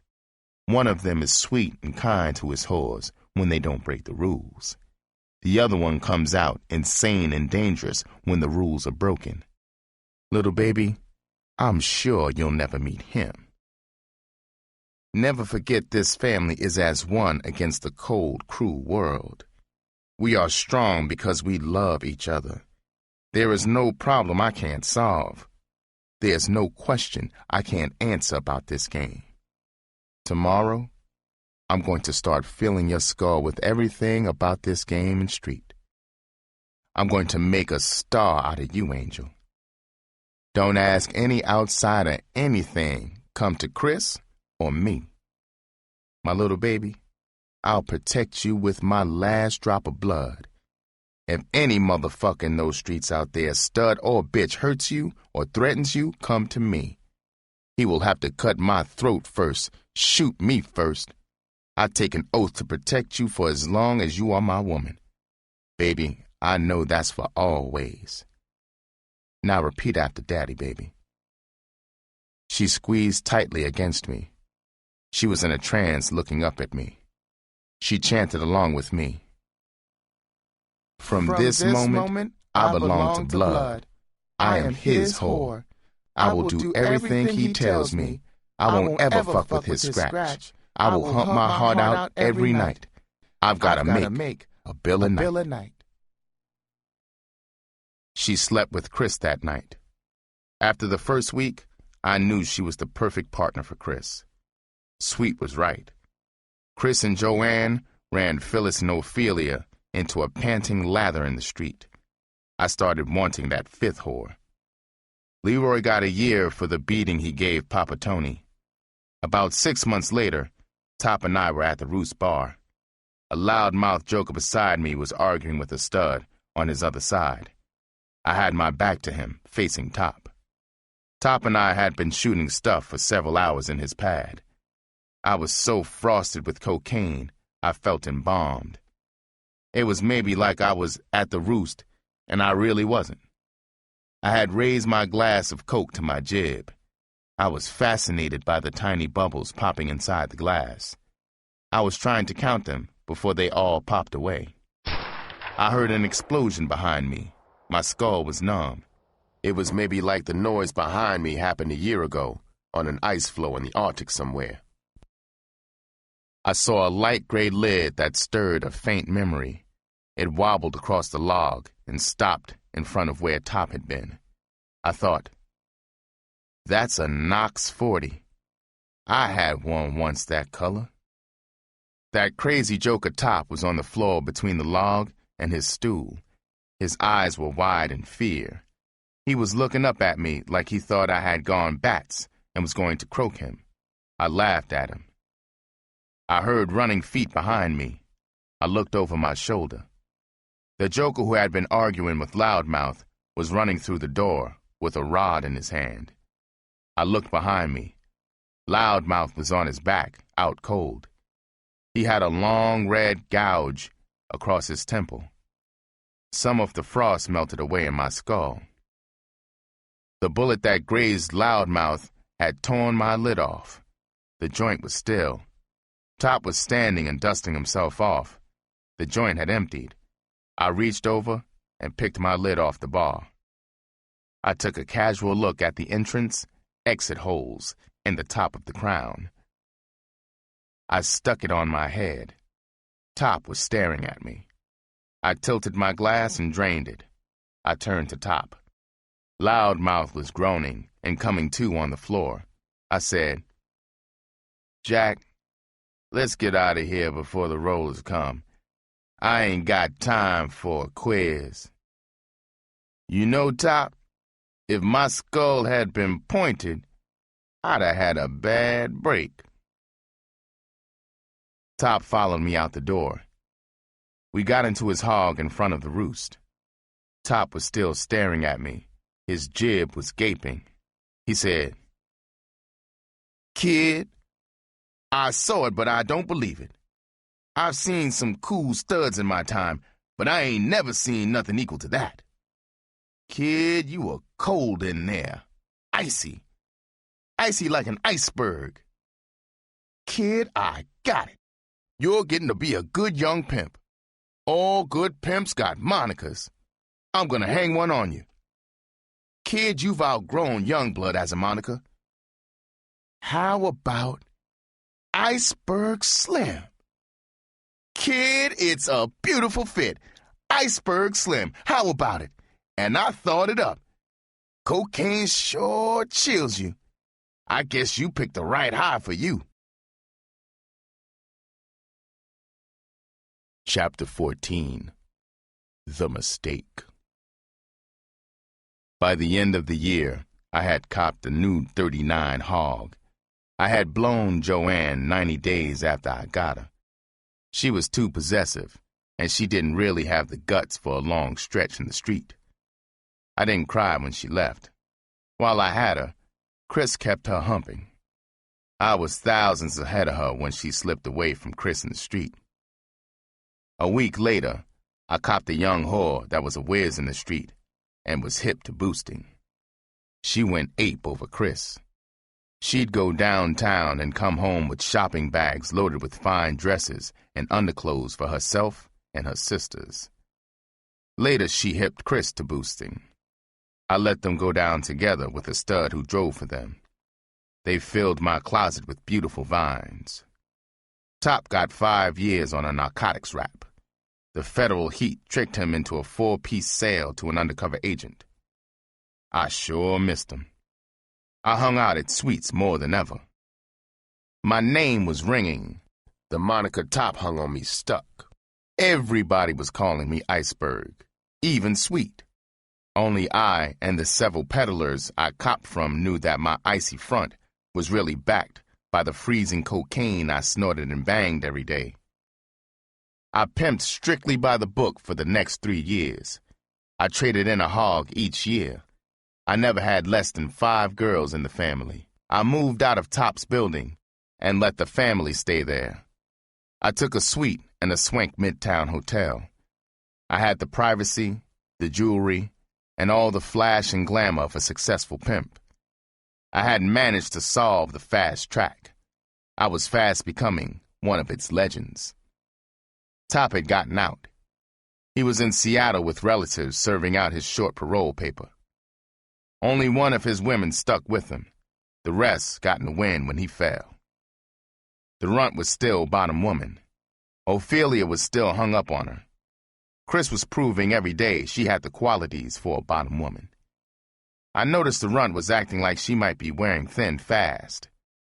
The other 2 whores I had been stablemates. I copped them when their pimp shot an overdose of H. I was at Sweets when Pearl Harbor was bombed. I stayed all night. I was still in bed. The friendly brown snake had brought me my breakfast. I was just finishing when Sweet walked into the bedroom. He sat down on the side of the bed. He said, "Berg, Uncle Sam just got his throat cut. The slant eyes just put the torch to Pearl Harbor. Whore's gonna make more scratch now than ever before. Berg, I got a feeling this Second World War is gonna hurt the pimp game in the long run." I said, "Sweet, how do you figure that?"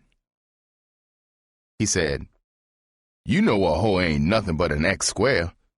A good pimp wears out a lot of whores in his lifetime.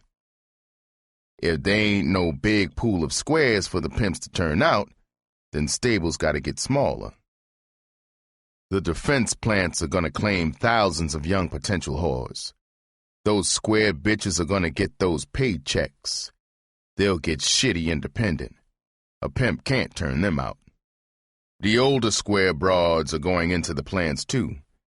Thousands of them got teenage daughters. They'll have the scratch to fill the bellies of those young bitches. They'll put nice clothes on their backs. Why the hell should they whore for a pimp? They can pimp on mama. The worst thing is, those plants are inviting whores with strict pimps to split and square up. If the war lasts a long time, pimps will have to turn pussy to hold a whore. Berg, ain't but one real heaven for a pimp. He's in it when there's a big pool of raggedy, hungry young bitches. The war was raging. The defense plants were grinding out war goods around the clock. Thousands of young and old broads were slaving in them. As far as I was concerned, the pool was still full of fine fish. I had 3 original girls and 3 new cops. It was December 1944. Sweet was still pimping good for an old man. He was down to 7 women, but this was great pimping for a stud his age. Top had settled out west. I had held Chris, Ophelia, and the runt a long time. Since '38, I had copped and blown 60 to 70 whores in turnouts. The turnover in turnouts was big. Some of them would hump for a month and split, some a week, others a couple hours before they cut out. Sweet had been so right years ago. The pimp game was sure cop and blow. I spent Christmas Day with Mama. She was really happy to see me. She hadn't seen me since '38. She cried as always when I left her. The runt was getting tired and evil. Several of those turnouts she had run away from me. All new turnouts I was giving to Chris to polish in the street. I started sending the runt to small towns near army camps. Some of them were out of state. Sometimes Ophelia went with her. A week before I met Carmen, the runt and Ophelia had come back from a weekend in Wisconsin. The runt and the other 5 girls were with me when I copped the 7th girl. She was almost a perfect copy of the runt at 18. She had a prettier face than the runt had at 18. Her features were more regular. Time and street had bulldogged the once cute peak face of the runt. We were at a cabaret. Carmen was behind a 26-game table in the barroom. I left my table and went to the John. I passed Carmen on the way. She gave me a strong lick. On the way back, I stopped and tossed a card on her table and rolled the dice, trying for a score of 26. I hit 26, so I bought us a drink with the score. I stood beside the table and quizzed her. She was from Peoria. She'd been in town a week. We had old party time in common. She had met him up in Peoria, where he was still living. He had a whore in a house up there. She had worked in the same house. She had run off from her pimp, and she was wide open for a fast cop.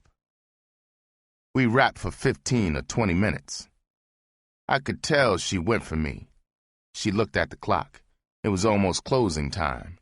I invited her to have breakfast at the family's pad. We'd had breakfast. I was leaving with Carmen. I was going to my place to put her under contract. The runt followed me outside to the hallway. She called me. I gave Carmen the key to the hog. She went toward the elevator. I didn't move toward the runt. I said, "Bitch, you want to rap to me? Come to me." She had a tight, evil look on her face. She walked slowly up to me. Top was right. These bottom broads, when they started to rot, really funked up a stud skull. She said, "You ain't thinking about bringing that bullshit bitch into this family, are you? That phony bitch ain't shit." I said, "What the hell? You mean you're gonna turn down a chance to larceny a new bitch away? You stinking bitch. Nobody tells me what bitch to have. You got the nerve to crack some bitch is phony? I had to almost croak you to make you real." I noticed 2 of the latest cops were in the open door. They were eyeballing down the hall at our show. She shouted, "Nigga, you were a raggedy nowhere scarecrow until you got me. You didn't have no wheels. You muscled me for mine. Nigga, I'm the bitch that made you great. Without me right now, you'd go to the bottom fast as shit through a greasy funnel." I made a bad mistake. I should have maybe used Top's jelly skull technique to get rid of her. Instead, I left hooked her hard as I could against the jaw. There was a pop. like a firecracker going off. She fell to the carpet in a quiet heap. I kicked her big rear end 12 times. I walked to the elevator. I looked down the hall.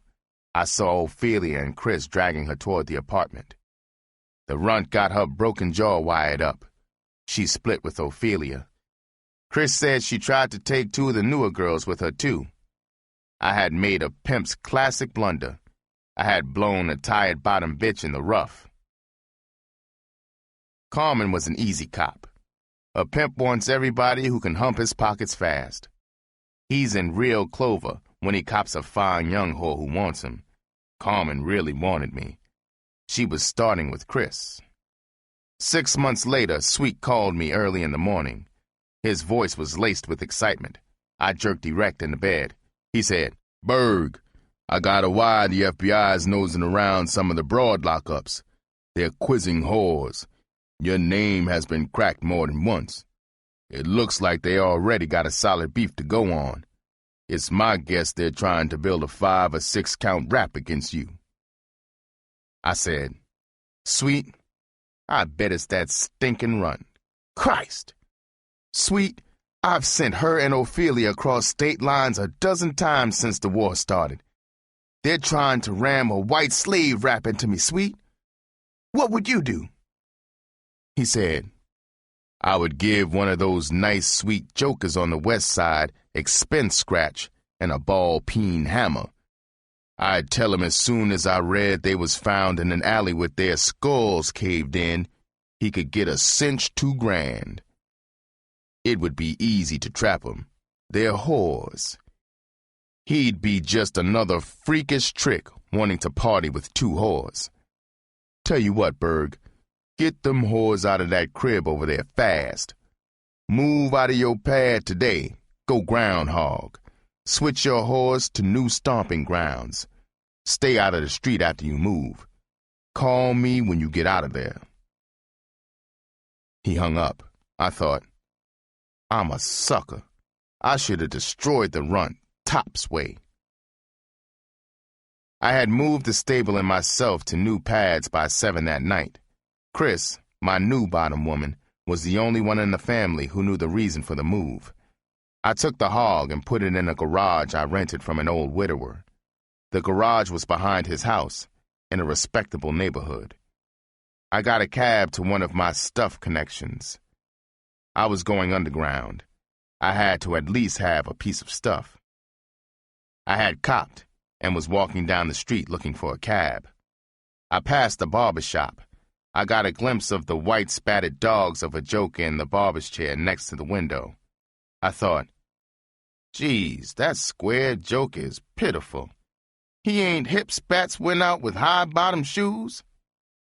I was walking fast. I had the sizzle on me. I needed a cab in the worst way. I was almost a half block from the barber shop. I thought I heard some joker yelling, "Run! Run!" I looked back over my shoulder. A tall, skinny stud in a barber's apron was on the sidewalk. His white spats flashed on his feet. He was screaming and flailing his arms like a minstrel clown singing Mammy. He was lopping down the sidewalk. The out-of-fashion bastard was yelping, "Son! Son!" He galloped by the neon lights toward me. His wrinkled brown-skinned face changed colors like a chameleon. He ran into me and clutched me like I was a winning sweepstakes ticket. He was panting and sweating like a whore on soldier's payday.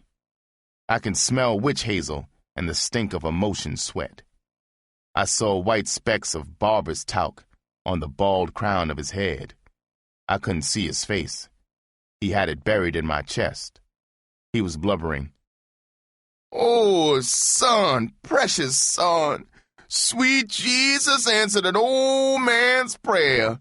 He's let me see and hold my one and only son before I got to my heavenly rest."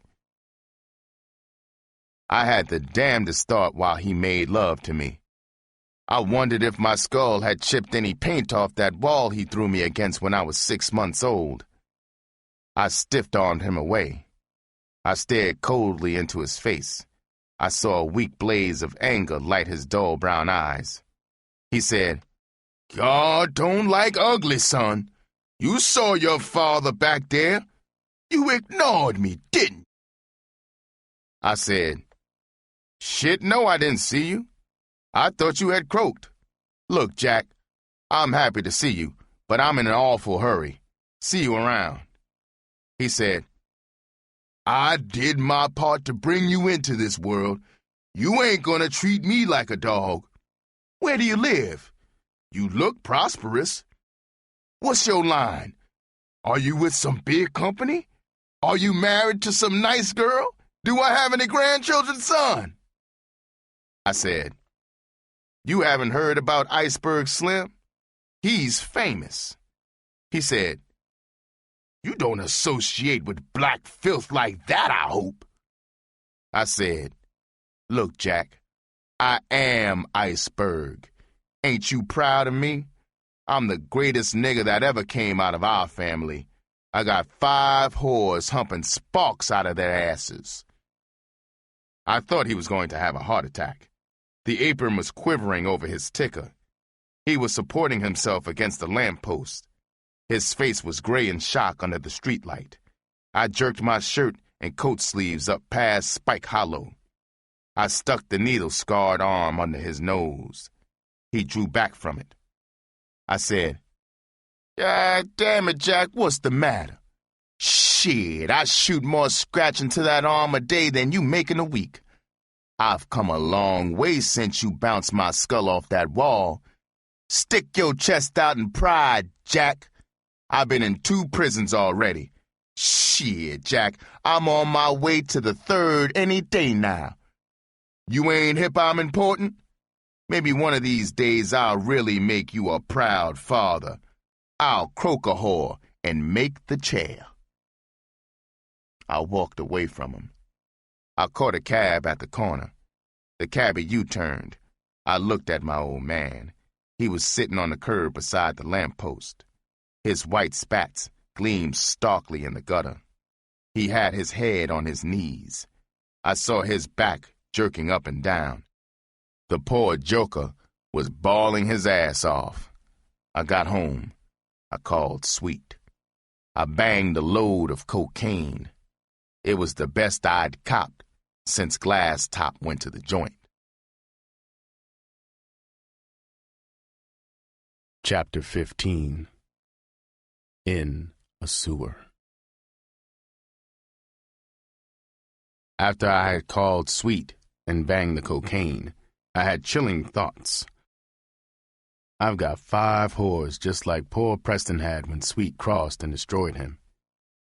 I wonder if Sweet will dream up a cross to steal my whores from me. He knows where I'm padding. It would be as easy as lifting a telephone receiver. Sweet swears he loves me like I'm his son. These 7 years on this fast track have hipped me to one solid truth. To a pimp, there's nothing more important than copping whores. While I'm holed up, I'll keep my stable headaches a secret.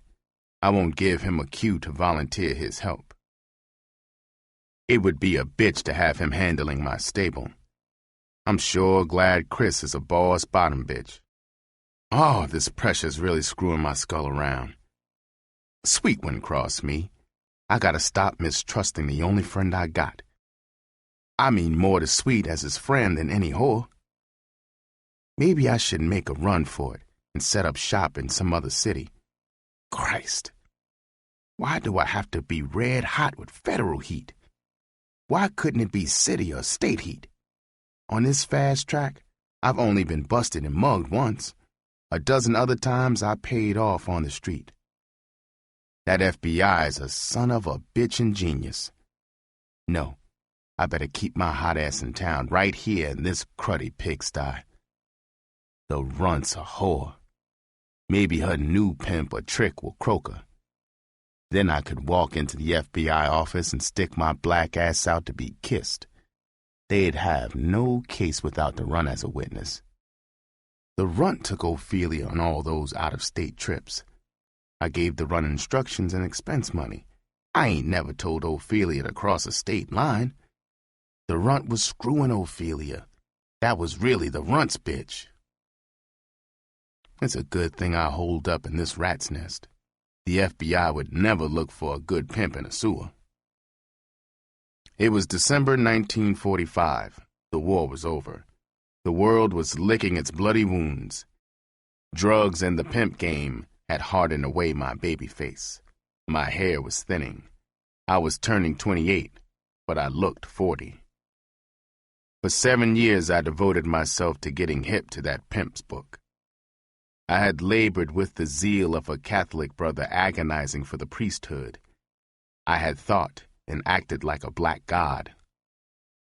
I was now trapped in my dingy one-room kitchenette. It was in a very old 2-story building. I was on the first floor in the rear, number 10. Down the hall at night, rats would come scampering and squealing from the alley. They came under the back door, which hung crookedly on its hinges. I had a vague, disturbing doubt in my skull. Was it possible I wasn't even a poor imitation of God? Maybe I was just a sucker black pimp on his way to a third bit in the joint. Chris was the only one of the stable that visited me. We'd bang cocaine together. I wouldn't let her know how worried I was. God couldn't have skull aches. I couldn't let the others see me in a crummy setting. After all, how could a god live like a square chump? Chris knew all the reasons why. To her, God's farts still had the fragrant odor of roses. I worked out with Chris a smooth system. Even the best pimp has to keep some personal contact with his whores. The system was simple and, for a while, effective. Chris and I would go out into the hall to the phone on the wall. She would call the stable at their pad. It would always be 3 or 4 o'clock in the morning. One of the girls would pick up. Chris would pretend to be a long-distance operator. It was rare luck that Chris had a talent for mimicry.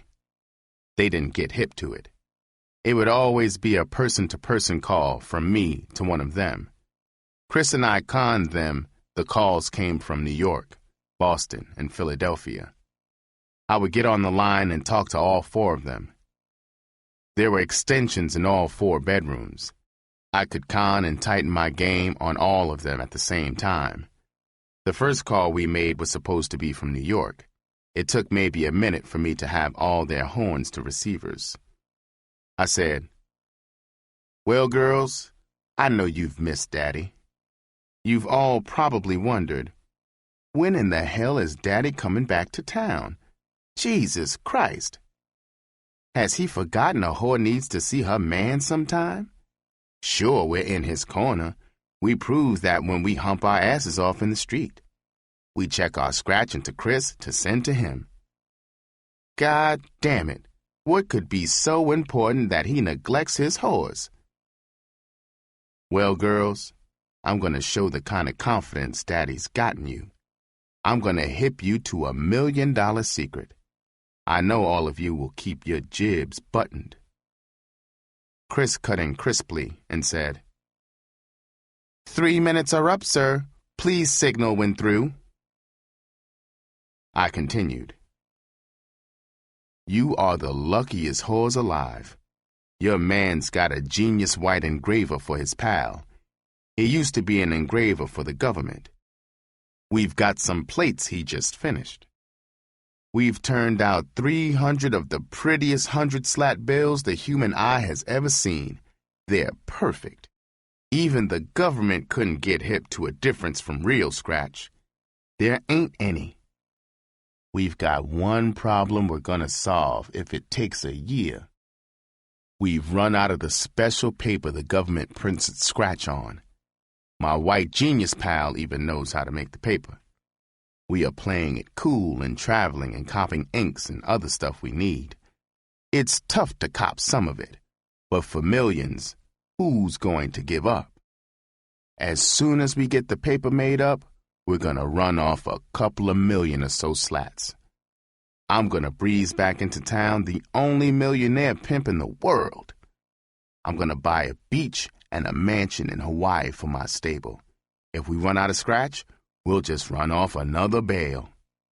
So stay cool and keep humping. Oh yeah, Chris got a cab to the airport an hour ago.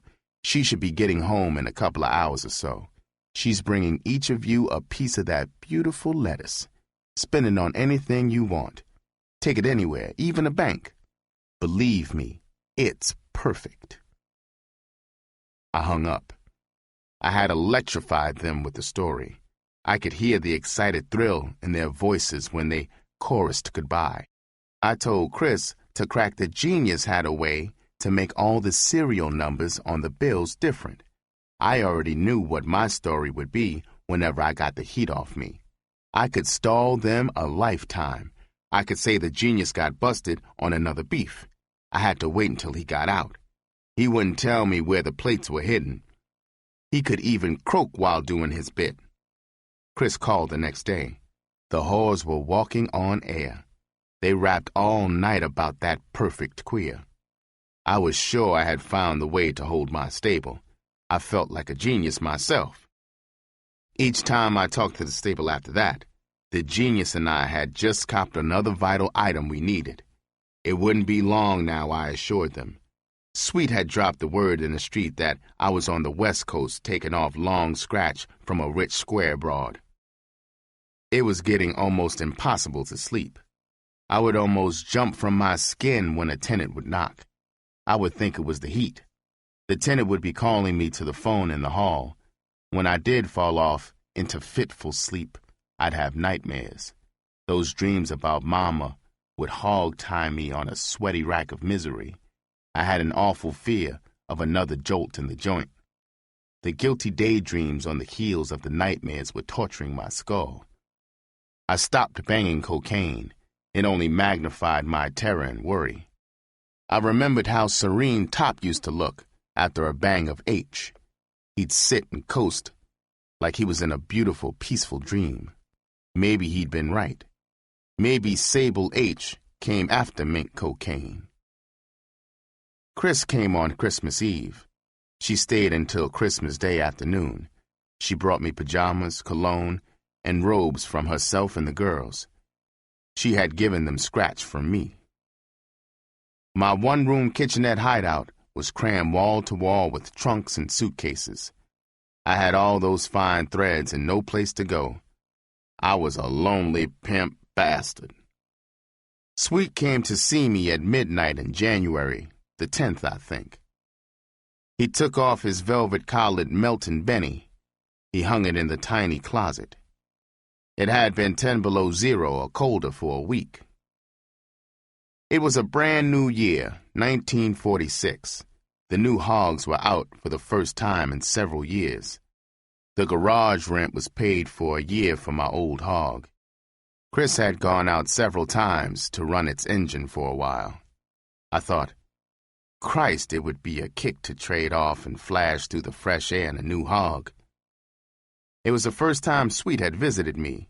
He was getting white around his temples. There was less fiery voltage in his gray eyes. That H and that fast track had him looking terrible. He was getting old, all right. He sat down on a suitcase at the head of the bed. I was lying down.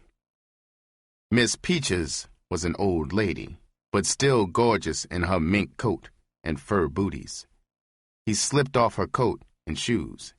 He put them on the dresser. She sat on the floor, looking up at me.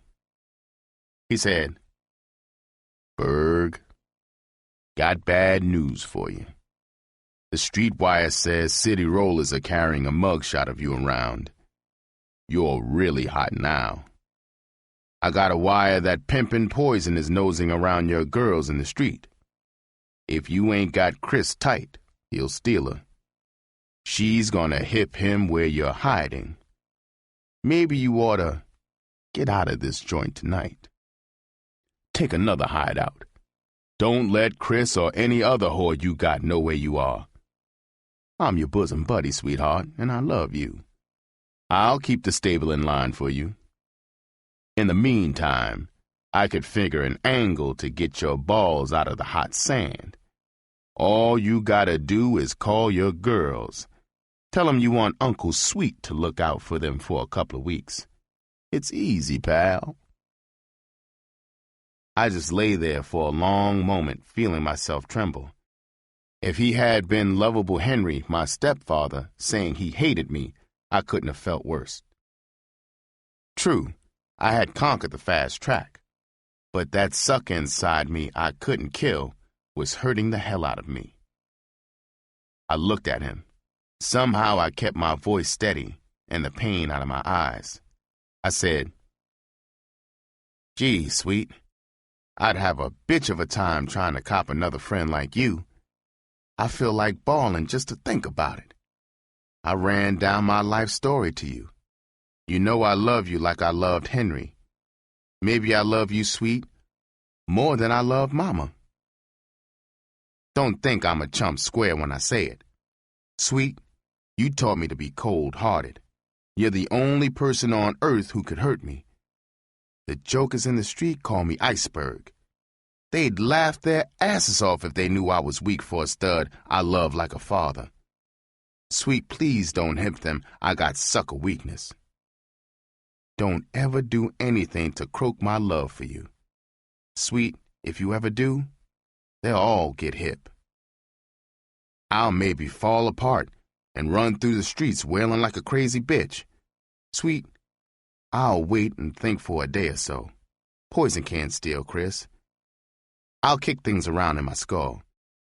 Maybe you should be looking out for the stable." The whole time I was talking, he had run his index fingers along the sword edges of his pants creases. His gray eyes had found the suitcases and cluttered room fascinating works of art.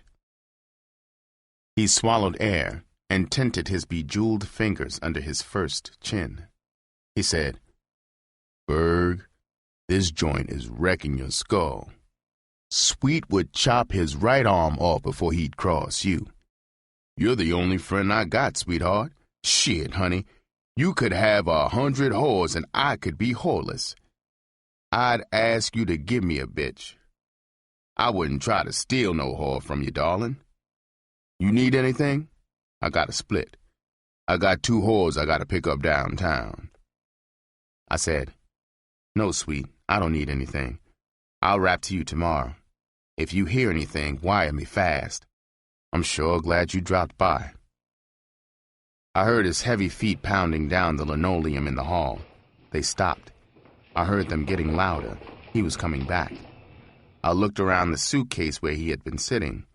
I didn't see anything he had left. He thumped the door. I opened it. He had Miss Peaches in his arms. He was flashing the first gold-toothed grin I'd ever seen on his face. He said, "Berg, I forgot to tell you. They found old Pretty Preston frozen stiff in the alley back of the roost. The poor bastard had wrapped himself in newspapers. The Greek fired him a week ago for staying near the fire and not pulling marks on the sidewalk. The drunk half-white bastard thought the newspapers could stand off 10 below zero." He turned and walked down the hall. I shut the door and fell across the bed. At 3, Chris called. I told her to stay away until my next phony long-distance call to the girls. I told her Poison might try to tail her, and maybe the FBI. She told me they didn't have a chance. She went in front doors of a half-dozen buildings, then out the back doors before she came back to me. When she got to my place, she'd come in the back door and walk through the front door.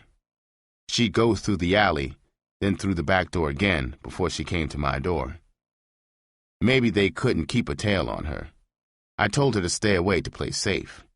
I told her to not call me from the pad. It would be a bitch if one of the girls picked up an extension.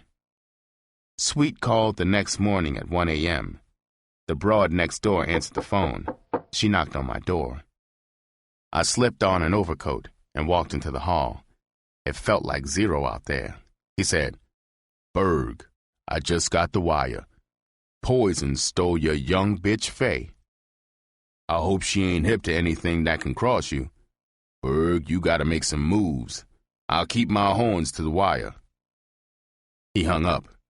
I was in trouble.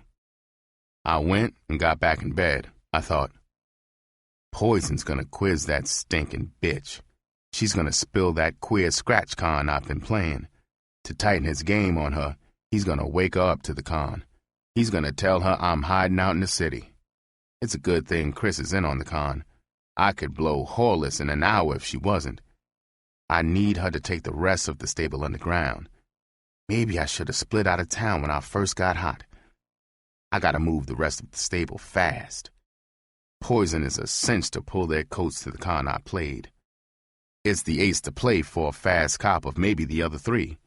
They'll be salty as hell with me if he gets a chance to wake 'em up. Hurry, Chris, and call. At 3, Chris called. I ran to the phone in my pajamas. I almost froze to death talking to her. She said, "Daddy, I had to call you from home. Poison just left with Faye and her clothes. The black bastard has wised up the whole family to that game we played. Dot, Rose, and Penny are larceny to the gills. They're crying and packing their clothes. I can't hold them. They hate me. Poison came into my bedroom before he split. He acted and rapped like I was already his whore. If I had a pistol, I'd have croaked the strong bastard." He said, "Well, Miss Bitch, your nigga is finished. You're the only whore he's got left. I know a fast, pretty bitch like you don't want no pimp you gotta go solo for. With my Faye cop, I got 8 whores. I'm on the inside of this game. None of my whores take falls. I'm top pimp in town. You're the best whore in town. There ain't nobody but me you could take for your man. Bitch, come to me, and you could be queen boss bitch of the 8-whore stable. Get your domes and get out of here with me and Faye. Iceberg is going to the federal joint." She said, "Daddy, what happens now? Maybe Poison will come back and gorilla me. I'm so upset. I know any minute I'll scream myself into a padded cell." The zero drafts blasting through the gap under the back door kept me from passing out. I felt cold sweat dripping down my shaking legs. My throat was having dry convulsions. My voice sounded like it came from an echo chamber. I stammered, "Chris, don't lose your cool. This is Iceberg, remember? Like always, I'll put an angle together. Now listen carefully. Pack your things. Go down and get the building flunky. Pay him to take you to a hotel near the garage where the hog is stashed. Check in and leave your things. Go to the hog, drive back, and pick up your stuff. Go downtown and check into a hotel. Drive the hog back and stash it back in the garage. Take an L train back to your hotel. Call me then." I went back and washed my face in cold water. I looked in the mirror. It looked like I had on a Halloween fright mask.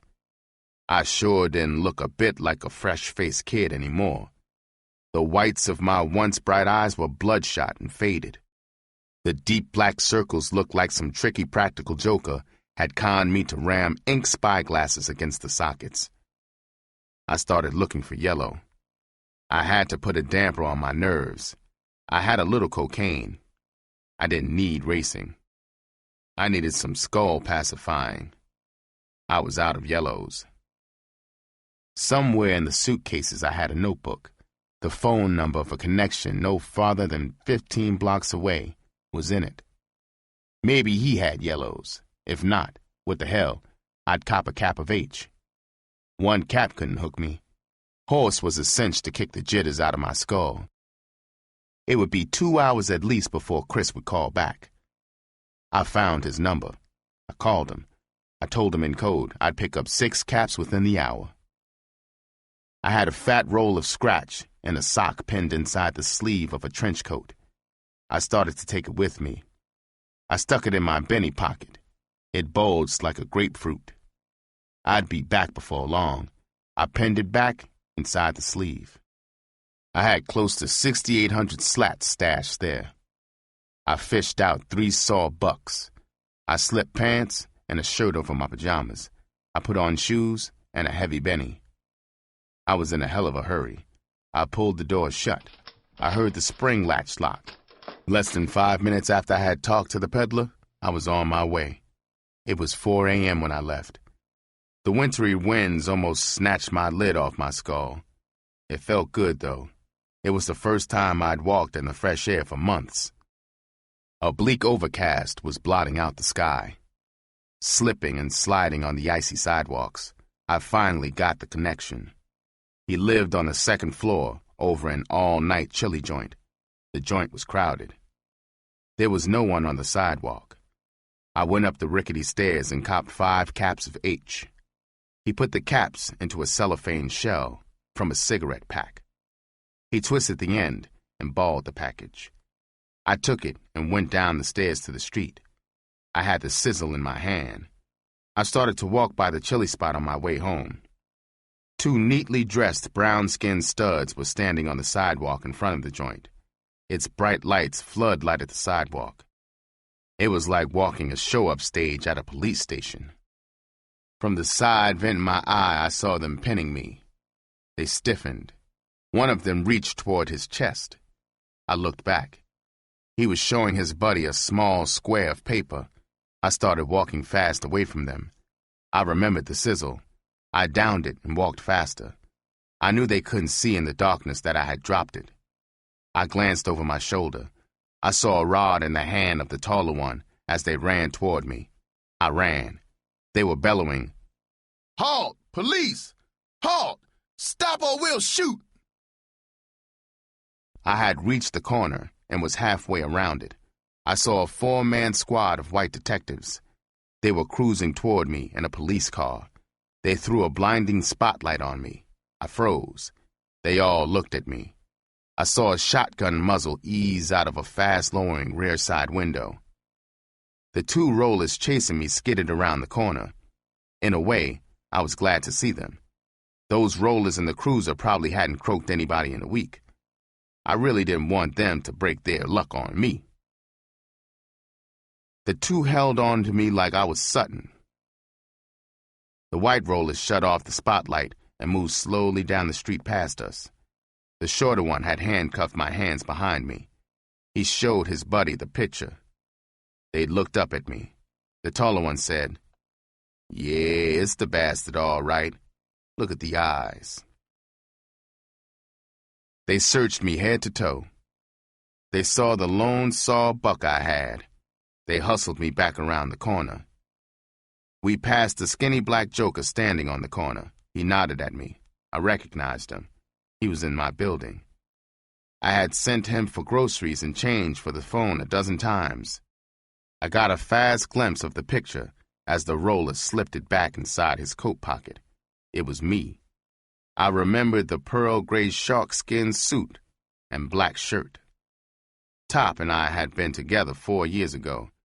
The 2 white rollers who had hit on us hated Top because he had white whores. They wouldn't take a payoff.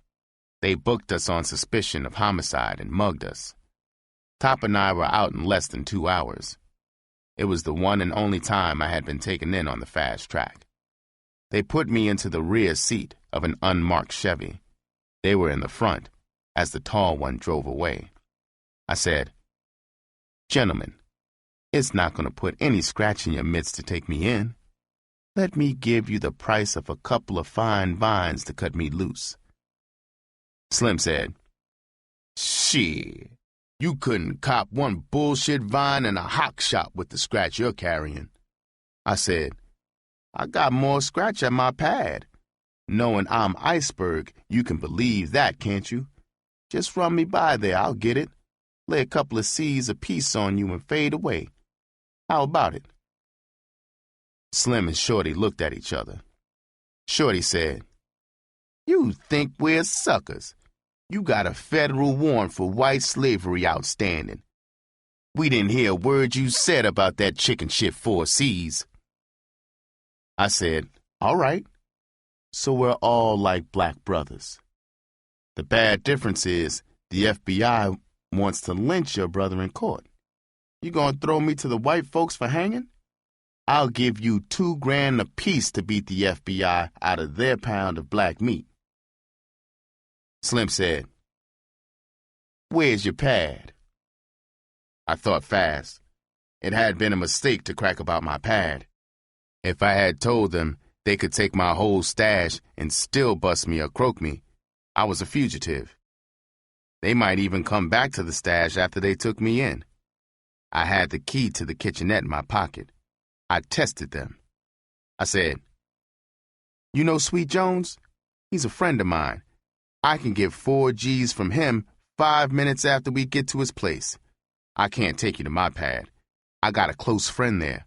Suppose after we got there, you'd change your mind about the deal. You'd have to book him for harboring me." Slim said, "We can't cut you loose. We couldn't do it if you gave us 40 G's. I just remembered you were in that spotlight back there. One of those downtown men could have made you. Sorry, brother, but what the hell? Federal joints ain't bad to pull a bid in. Thanks for popping up like you did. You make a great pinch for us." Chapter 16. Away from the track. They locked me up in Central Jail. At dawn, a jail trustee brought a basket of bologna sandwiches down the line of cells. A moment later, another trustee brought a gigantic kettle of black stinking chicory. I passed up the delicacies. The tiny cell was too small for 2 men.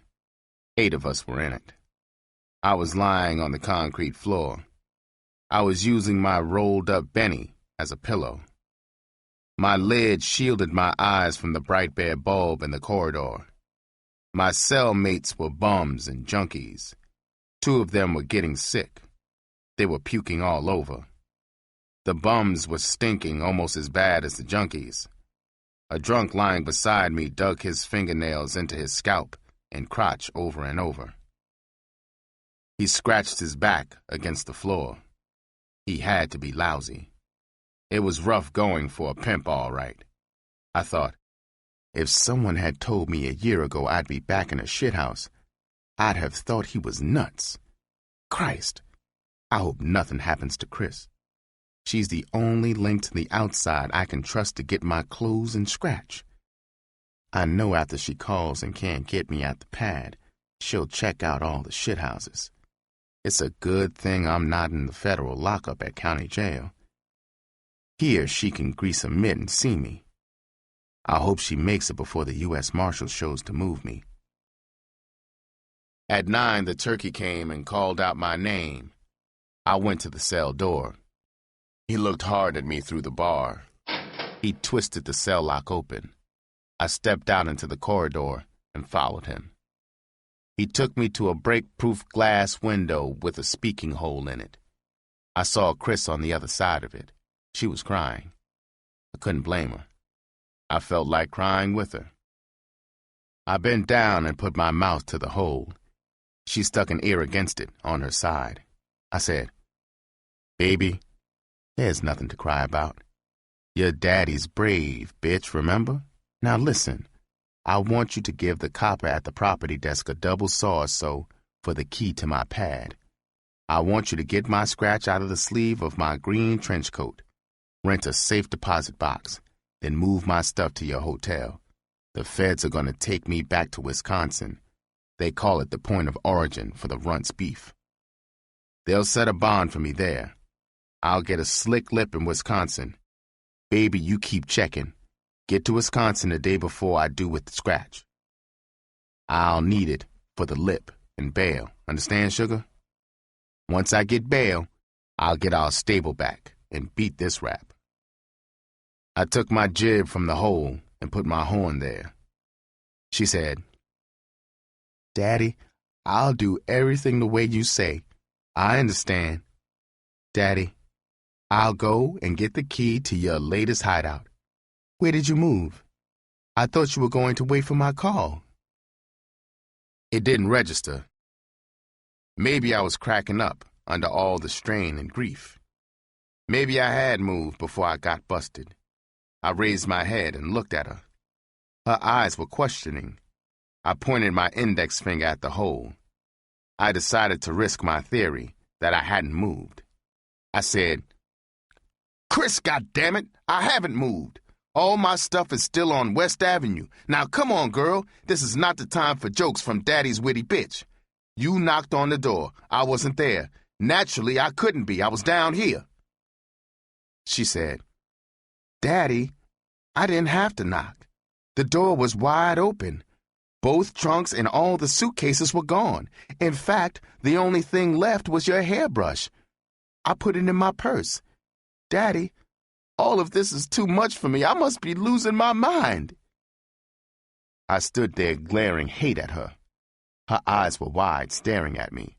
I thought, Poison or Sweet has stolen this Judas bitch from me. I'm in a cross. One of them has rehearsed this bitch. She's a son of a bitching actress. A sucker looking at this innocent look she's got would have to buy the con. I hate this bitch worse than I do the runt.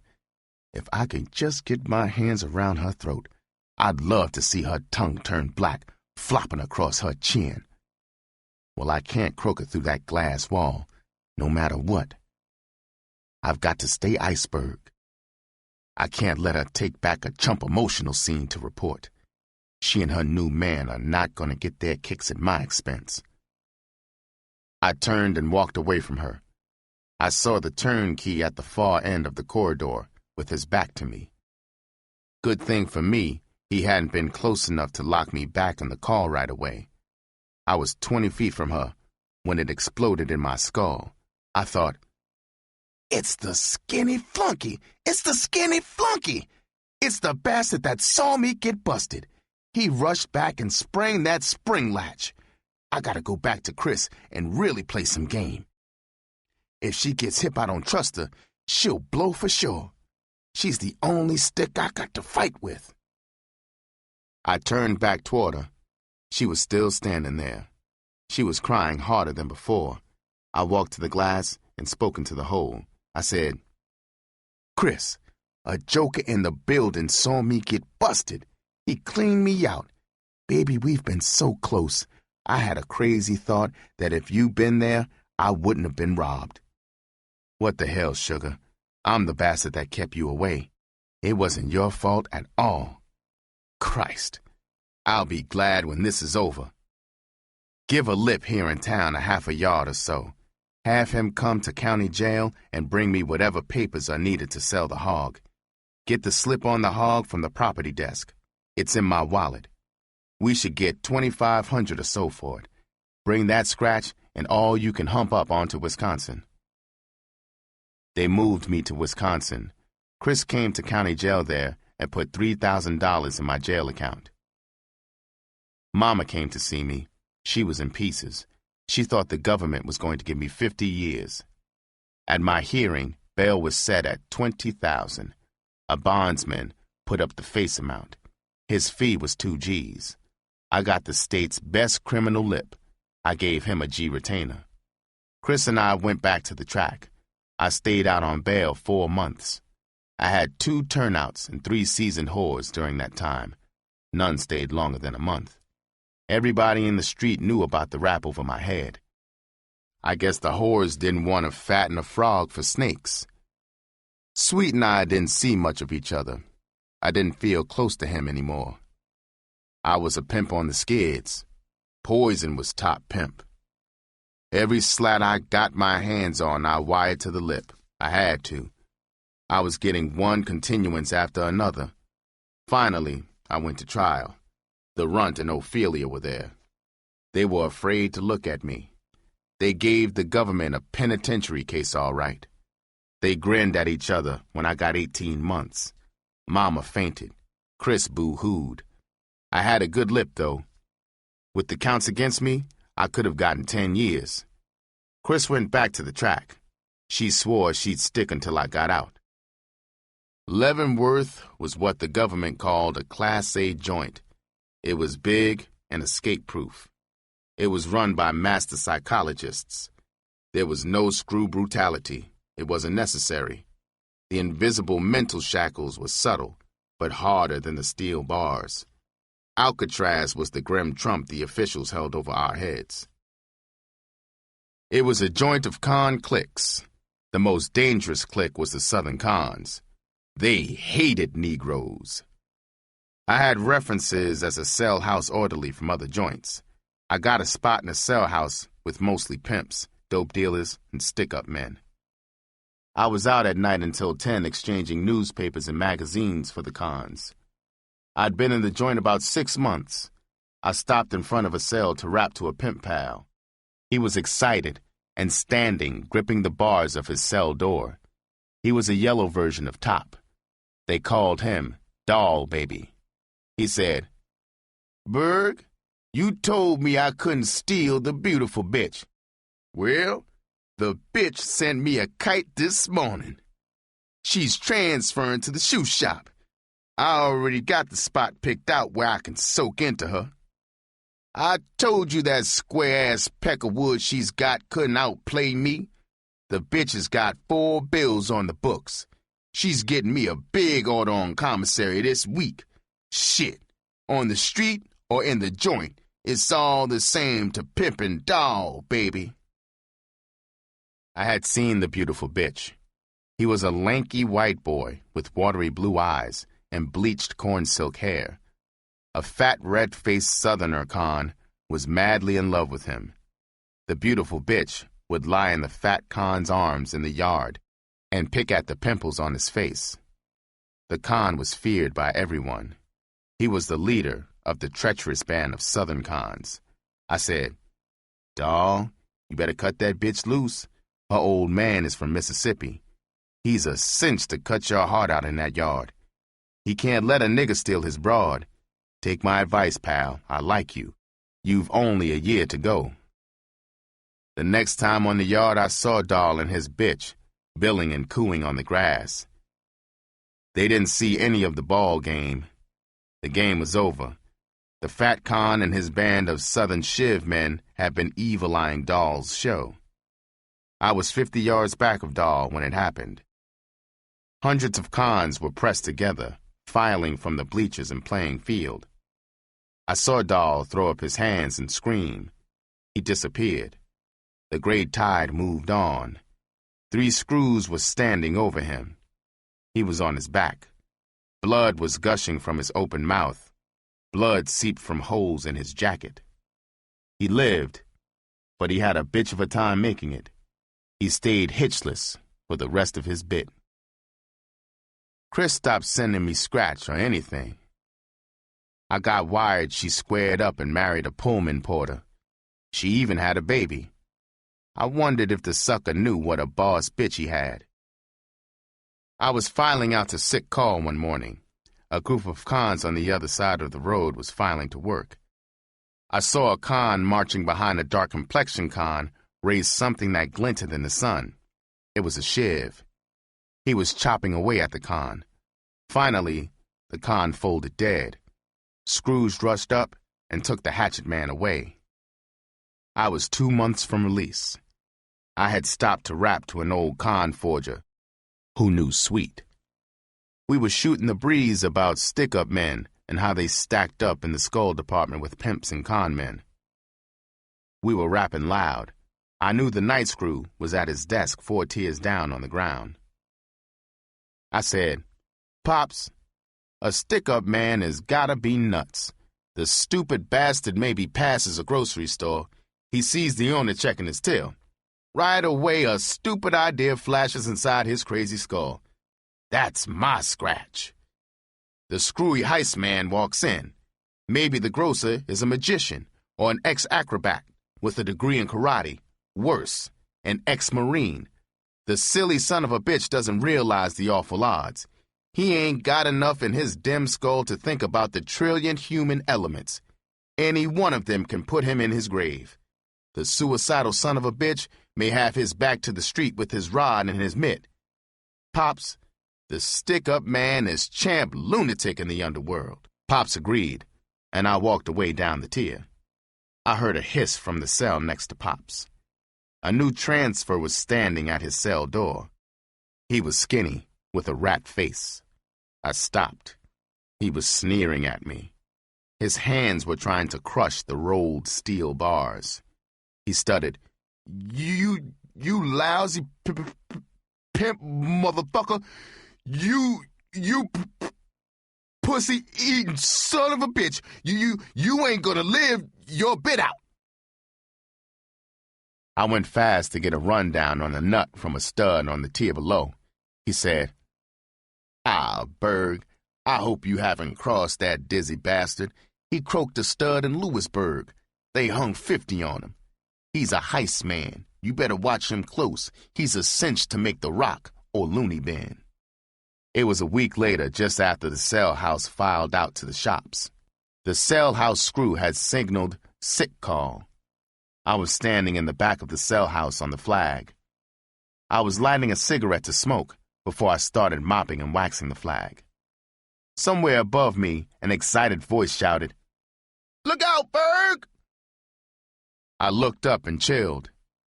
A plummeting shadow flashed like black lightning in my eyes. I heard a whooshing whistle as it scraped gently against the cloth of my shirt at the tip of my shoulder. A dozen cymbals clashed as it grenaded against the flagstone at my side.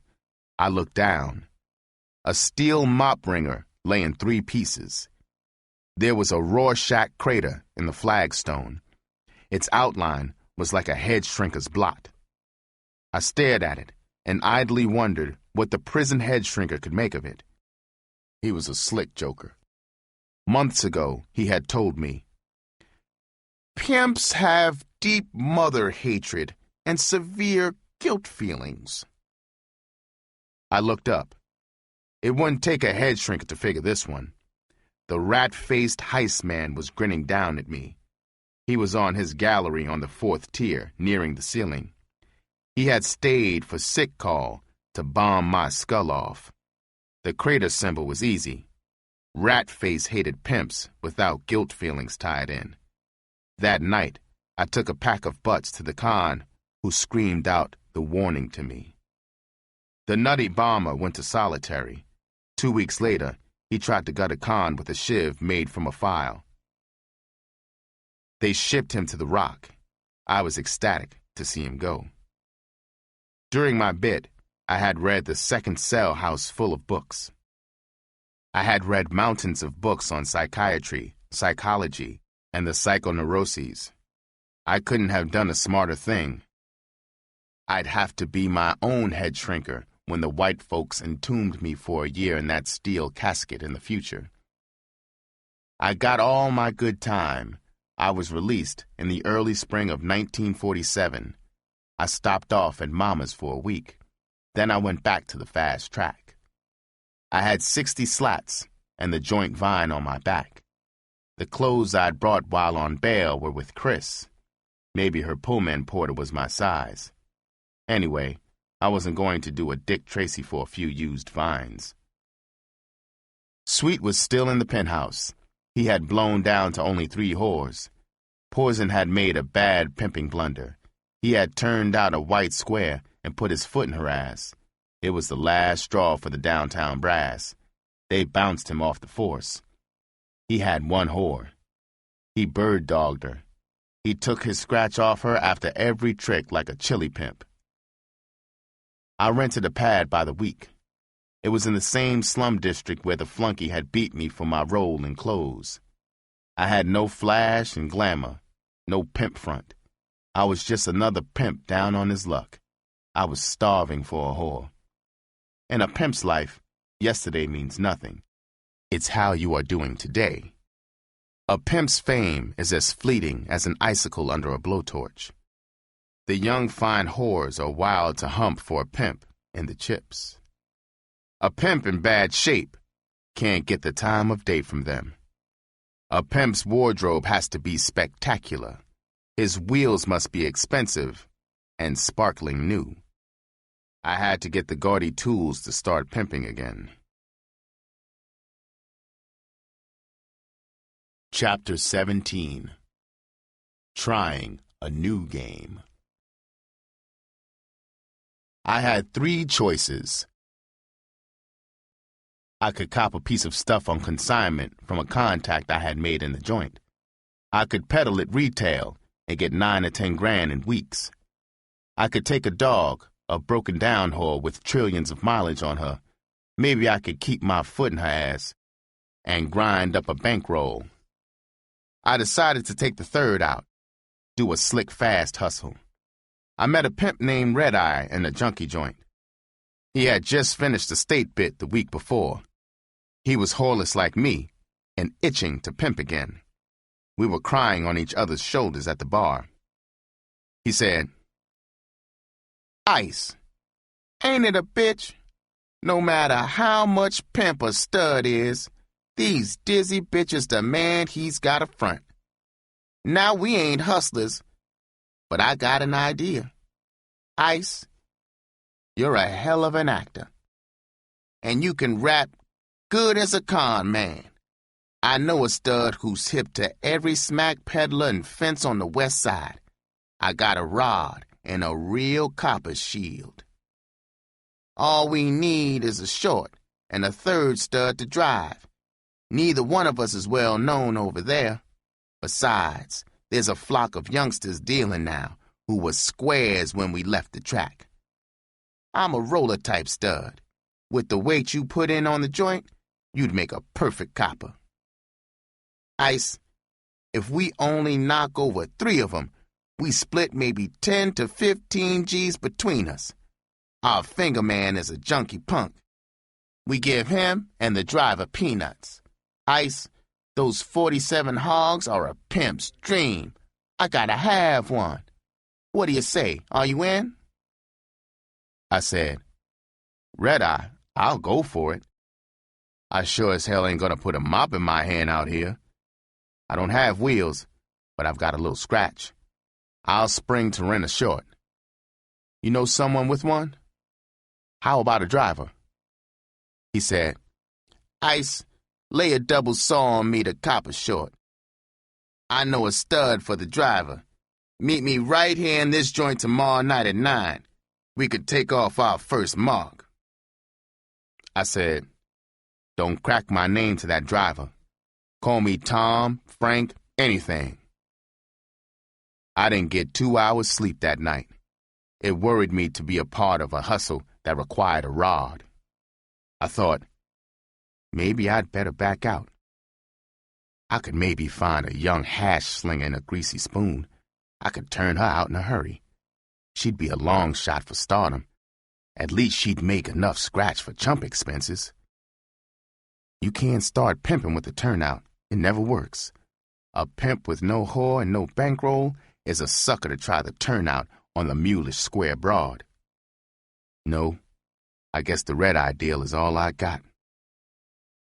Red Eye got to the joint at 10:30. The driver was a huge stud, with a rapper like a girl's. I noticed his big meat hooks shaking on the steering wheel on our way to the west side. Red Eye ran down our first mark. His light maroon eyes were whirling. He had a skull full of H. He said, "Paul, our first mark is a bird's nest on the ground. It's a broad.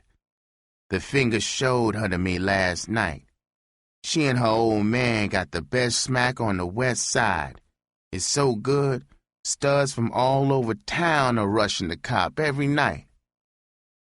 He and the broad deal out of a bar 3 blocks from their pad. They deal mostly in 8s and 16ths. On a weeknight like this one, they can take off maybe 5 G's. The stud is got a rep as a fast rod joker. He ain't got no direct syndicate connections as far as I know. We ain't got to worry about him tonight. He's in New York copping a supply. The broad will leave the bar around midnight loaded with scratch. She'll have a few packs of smack on her, too, for the evidence to shake her. Her real name is Mavis Sims. She's gonna go to her short parked behind the bar. She ain't afraid of being heisted. Everybody is scared shitless of her old man. She's got a small rod strapped to her thigh. She ain't gonna pull it out on the police, though. That's us. Strange rollers from downtown. We gotta move fast on her when she bits that lot behind the bar. She's a slick bitch. We gotta be real rollers. We can't wake her up with fakes. She's a strong bitch. I'd have to blow a hole in her if she'd reach for her rod. There will be a pack of hard studs in the bar. They would love to croak us on that lot to please her old man. We gotta move her fast out of the neighborhood to play her out of the scratch. We gotta be careful the rollers don't join our party. Her old man is doing a lot of greasing in the district. Perry is gonna park our short in the street beside the lot. We gotta arrest the broad, and you play on her while Perry drives. I ain't gonna rap, or maybe queer things. Ice, after we cop her, it's up to you for the shake. You got to convince her. Perry was real nervous. He pulled into the curb next to the bar lot. His skull was jiggling on his bull neck like he had Parkinson's shakes. I was silent. Red Eye's rundown had me wondering how it shaped up as a bird's nest to him. It looked like maybe a bird's nest for Dillinger. If the mark hadn't been abroad, I'd have split and got on an L train. I wonder if she'd seen me before I went to the joint. What if she made me right away as Iceberg and plugged me in the skull? Her old man might have outfit friends. If he did, we'd be found in an alley with our balls rammed down our throats. We were standing in the shadows 10 feet from the broad's short. I said, "Red, I better take the rod. When we step out on her, shine the flashlight right in her eyes." She was walking fast when she came into the lot. Her light blue chiffon dress was billowing in the April breeze. She was walking wide-legged like a whore after a long night in a $2 house. My legs were trembling like a stud dog's hung up in a bitch. I looked down at the badge pinned to the wallet in my palm. It glittered like molten silver in the moonlight. The .32 pistol in my right hand weighed a sweaty ton. She was twirling a key ring. In the utter silence, the clinking sound like the U.S. Marshal handcuffs. She had her hands on the door handle. I stepped out of the shadows. Red Eye was behind me. I wondered if she could hear my ticker hammering. Red Eye put the light in her face. Her yellow forehead wrinkled in surprise. Her sexy jib flapped open. I grabbed her wrist and tried to crush it. I roared, "Police! What's your name and why are you sneaking around back here?" She stammered, "Gloria Jones, I was coming to my car. I always park it here. Now get out of the way. I'm going home. The captain of this district is a personal friend of my husband's." Red Eye had turned off the flashlight and moved behind her. She was looking down at the badge. She was trying to yank her wrist free. I said in a low, heavy voice, "You lying, dope-peddling bitch. Your real moniker is Mavis Sims. We're from downtown. Your old man's no pal of ours. We're gonna bust you, bitch. I lay odds we've caught you dirty. Come on, bitch, before we get rough. Anything I hate, it's a stinking smack dealer." We hurled her into the back seat of our short. Red got in beside her. I was up front with Perry. I turned facing the rear seat. There was silence as Perry drove out of the district toward central headquarters. Miss Sims was squirming in the seat. Her right hand was out of sight behind her. She was getting very jerky. I remembered that rod she was carrying. I started to shake. I said, "Al, this suspect is acting peculiarly. Perhaps you'd better pull over. She might have concealed some evidence behind the seat." He pulled over. Red moved toward her. She slid to the window on the other side. She said, "Officers, I'm clean. It's worth $50 apiece to cut me loose. If you bust me, I'll be out in an hour. Take me back to the bar. I can get the 150 from the bar owner. I said, no dice, sister. We've got specific orders to bring you in. Now don't make him slap a broad around. He's gonna frisk you. He don't have to wait for a matron to do it downtown. It's proper if he thinks you're armed and we're in danger. He patted the inside of her thighs. It was there, a .22 automatic jammed under the top of her stocking. He took it out and shoved it in his pocket. Searched her bosom, purse, shoes, and hair. She was sure clean, except for the rod. I felt like a real chump. All this trouble for nothing. He was scratching his chin. The junkie punk had put a bum finger on the broad. I was at the point of shoving her out. Then it struck me. Where did my street whores hide their scratch? In the cat. In the cat, where else? The clincher was this broad's wide-legged walk. I had noticed it on the lot. She was leaning forward, staring at Perry's face. I said, Joe, it's gotta be up her cat. Bitch, stretch out and put your legs across his lap. She said, the hell I will. You phony niggas ain't rollers. That big one at the wheel used to bounce in Mario's. She was wise. The double saw I gave Red Eye had tapped me out. We had to know if she had treasure up her cat. I wonder how he'd handle it. I didn't wonder long. He turned brute. He punched her hard in the nose. It was like he had cut her throat. Blood splattered over the front of her dress. I felt the light spray on my face. She opened her mouth to scream. He smothered it with a terrible slam to the gut. She went limp. He pulled her across him. He darted his paw between her legs. When he brought his mitt out, it made a kissing sound. He had a long, shiny plastic tube between his index and middle fingers. It stank like rotten fish. The broad was moaning and holding both hands to her nose. He unwrapped the package. The pouch was bursting with scratch. In the center of the roll, I saw the cellophane edges of packaged dope. He got out and opened the door on the broad side. He dragged her out to the sidewalk. He got in the front seat. Perry gunned away. I kept a sharp eye on Red Eye as he counted the scratch in his lap. Red Eye and I netted $2,000 apiece. Red Eye took the packages of H. The broad dealer had $4,400 in the pouch. Perry and the junkie finger man got 2 bills apiece. It was a week before we tried for the second mark. We shouldn't have. He was a reefer peddler and fence. We thought he had big scratch on him. We didn't have a driver. We had the mark in the short. Red Eye was driving. We were playing the peel off. The mark was in the back seat. I was in the front seat. I asked for his identification. He handed me his hide. I saw it only had a few slats in it. We were pulling to the curb to search him. A 2-man squad car passed. The marks saw them and started screaming. They stopped and dragged Red Eye and me out to the street. They kicked and beat the hell out of us. They took us down. The mark was slick. Right there on the street, he cracked we took a C note from him. If he'd known about our roll, he could have beefed for 4 G's.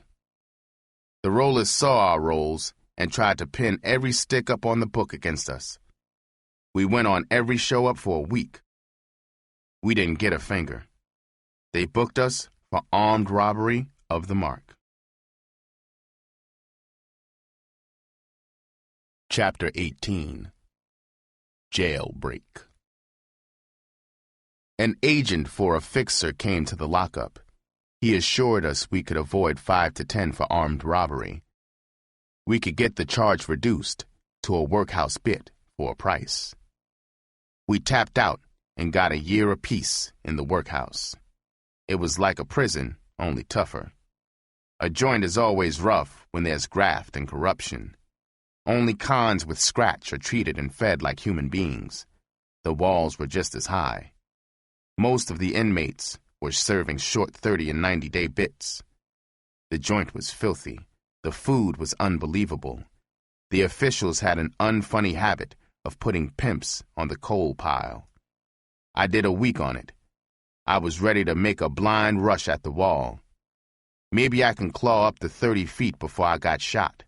I was really desperate. After the first week, I came out of shock. I started thinking about a sensible way to escape. I just couldn't get my skull in shape for another bit. It was too soon after the last one. By the middle of the second week, I'd had a dozen ideas. None of them stood up under second thoughts. I shared a tiny cell with a young con. He was only 18. He idolized me. He heard about me in the streets. I slept on the top of a double bunk.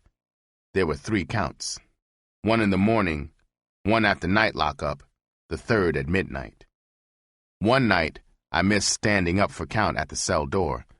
I was so beat from heaving cold, I collapsed on my bunk. I woke up an hour after the count. It gave me an idea. I kicked it around in my skull. Like all good ideas, it kept growing, crying out for my attention. I thought, I wonder how much and what of me that screw saw when he counted me. I tested him 3 nights in a row. I'd lie on the bunk when he came through to count. Each time, I'd lie so he saw less of me. The last time he counted me, there was only my back, rear end, and legs visible to him. I got excited. I knew it would be easy to get extra pants and a shirt. I could stuff them into a passable dummy. I knew my first problem was to find a way to get out of line when filing from the coal pile. My second problem was I couldn't leave a dummy in a position in the cell during the day. Cell house cons and screws would pass on the gallery and discover it. I decided to solve my outside problem first. At the end of the day, a screw would line us up at the coal pile to be counted. We would then file 200 yards into the mess hall for supper. After supper, we would file through the hallways to the cell house for count. There were several cell houses. All of the cell houses phoned in their tallies to the office. If all the tallies equaled that number of cons in the entire joint, then the count was right.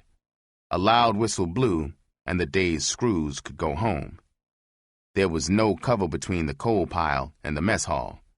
A screw with a scoped, high-powered rifle manned a wall that ran parallel to our line of march. It looked impossible. I lost hope. On my 28th day in the joint, I noticed something. I had been on an official pass-out of some kind. It was very near supper time. I passed the dressing station and shower room. The front door was open. I glanced in. In the rear of it, a screw was hook-locking a wooden door. I stopped and pretended to tie my shoe. He then walked up 2 or 3 stairs and swung a steel door shut inside the shower room. He started lining up his cons for the march to the dining room. I had noticed the shed before on the marches to the dining room. It was maybe 30 feet from the line of march. The door had always been shut. I had thought it stayed locked all the time. I couldn't have checked it with that rifleman on the wall and screw marching with me. In the cell that night, I was as excited as a crumb crusher at Christmas time. I thought, maybe that shower screw sometimes forgets to lock that shed door. Maybe he's even later locking it than today. I couldn't see what the hell was in the shed. I know there's got to be old clothing or something. I can hide under when he comes to hook that slammer. I gotta get out of this joint. I can't pull my bit here. If the kid will handle the dummy end, I'll take a chance. I'm gonna talk to my cellmate about that dummy. If he'll help me, I can escape like a shadow. I looked down over the rim of my bunk at him. I had written several bullshit letters for him to his girlfriend. So far, they had kept her writing and sending him candy and cigarette money. He was a good kid. I didn't think he'd rat. I said, "Shorty, what if I told you I could beat this joint?" He said, "Iceberg, you're jiving. You can't make it out of here. There are 5 steel gates between this cell and the streets. How are you planning to do it?" I said, "Kid, as beautiful as it is, I can't do it without your help. Now here it is." I ran it down to him. At first, he was leery. I told him to take the dummy from the floor under his bunk, put it on mine. As soon as the whistle blew, unstuff the shirt and pants, put the blanket stuffing back on my bunk. Sometime during the night before the midnight count, throw the pants and shirt over the gallery to the flagstone. When the midnight hell broke loose, he'd be clean. No one could prove or even suspect he had dismantled the dummy. I asked him to give me the name of a relative for record. I told him I would send him a C-note from the first horse scratch I got. I got his promise to handle the cell end of the plan. An hour later, I gave a cell house orderly 2 packs of butts for an extra blanket. I had the stuffing. I took off my shirt and pants and stuffed them for rehearsal. He sat at the cell door with a mirror watching the gallery both ways. In 20 minutes, he had the position and the rest of it down pat. I didn't close my eyes all night. At midnight, I saw the screw counting heads. He was due for a shock soon. I knew that if something went wrong, they'd probably beat me to death out there on the yard. I had to go through with it. No con misses his freedom more than a pimp. His senses are addicted to silky living. I took packs of butts to the coal pile the next day. A yard runner got me a shirt and pants. I put them on over the ones I wore. That night, in the cell, I made up the dummy. I put it under the kid's bunk and gave him a pep talk until midnight. I even promised him I'd keep in touch, and when he got out, I'd teach him how to pimp. I thought that last day on the coal pile would never end. I would be sunk if there was a routine cell house shakedown. Finally, we lined up. My throat was dry, my knees were wobbly. We were approaching that shed. The screw on the wall walked 20 paces away. Then, about-faced, and walked back facing the coal pile gang. I'd have to break for the shed when he walked away. I'd have to be there when he turned, if it wasn't locked. If he didn't shoot me, the yard screws would beat me to a pulp. The coal pile screw was ahead of me. He could turn and look back at any moment. No other moment in my life had been so tense, so wildly adventuresome. I didn't even know if there wasn't a fink in the line. I tell you, it was something. If my ticker had been faulty, I'd have passed out. The screw on the wall was walking away. The shed seemed miles away. I slipped out of line and raced for it. I can hear an excited whispering from the cons behind me. I touched the shed door handle. For an instant, I hesitated. I was afraid I'd find it locked. My sweat-hot hands pulled it toward me. It was open. Just before I stepped inside, I looked up at the wall. The screw was standing looking in the direction of the shed. I shut the door. Had he seen me? I looked around the shed. There was nothing to hide under or behind. I could hear the cons in the shower.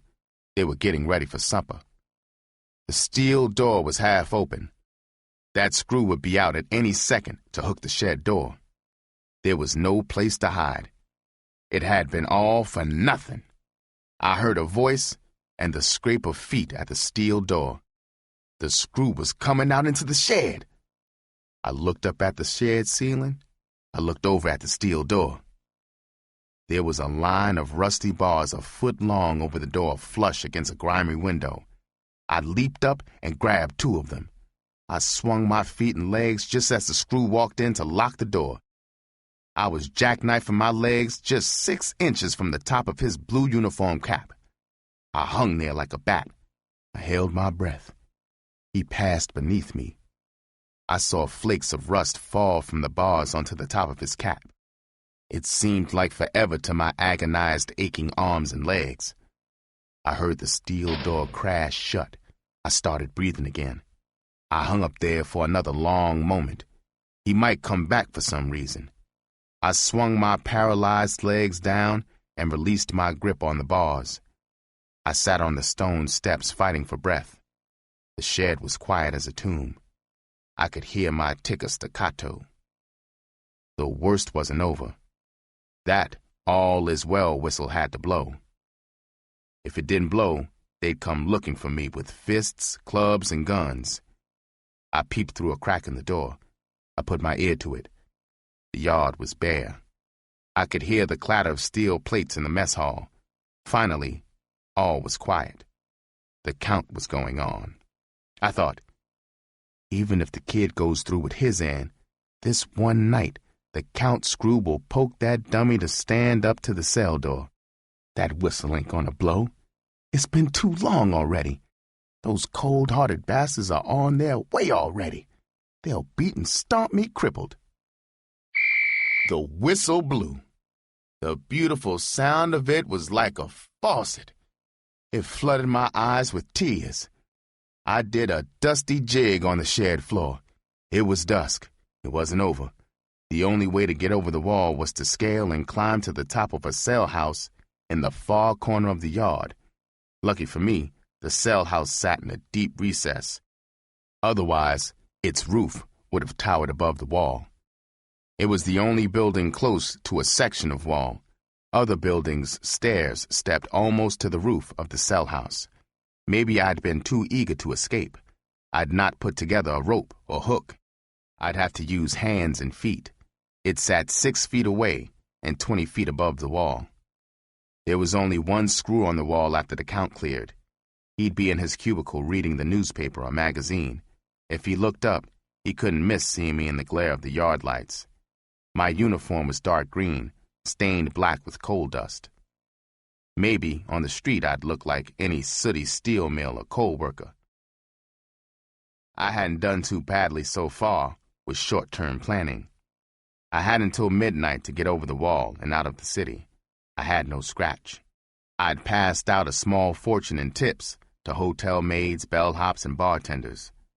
Now all of them were rich compared to me. I knew several I could go to and get a few dollars. They could be found at their places of work. There had been all the show-ups the month before and after my conviction. My face would be remembered by the rollers in those neighborhoods. I thought about Sweet. I remembered his crack at the hideout to set me up for the cop of my stable. I threw him out of my skull. I couldn't trust any of the pimps I knew. I'd always been a threat to them. Iceberg was really on his own. I'd have to make it to one of my mama's sisters, 30 miles away in Indiana. It was pitch black now inside the shed. I raised the hook and pushed the door open. I looked out into the yard. I stepped through the door into the yard. All was quiet. I pushed the door shut. I heard a dull metallic noise. I pulled it toward me. The hook had fallen into its loop. The shed door had hooked from the inside.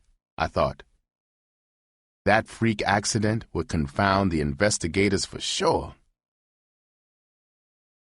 I raced to the side of the mess hall.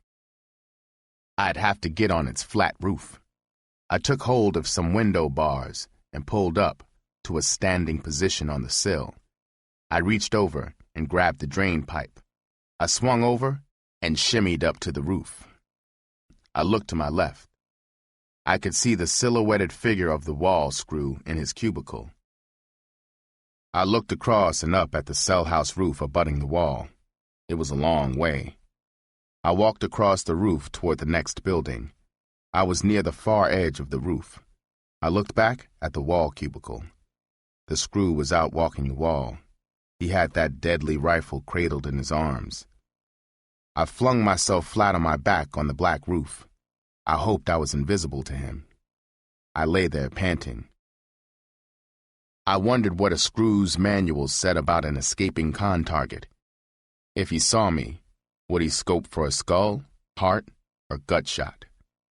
Finally, he went back into the cubicle.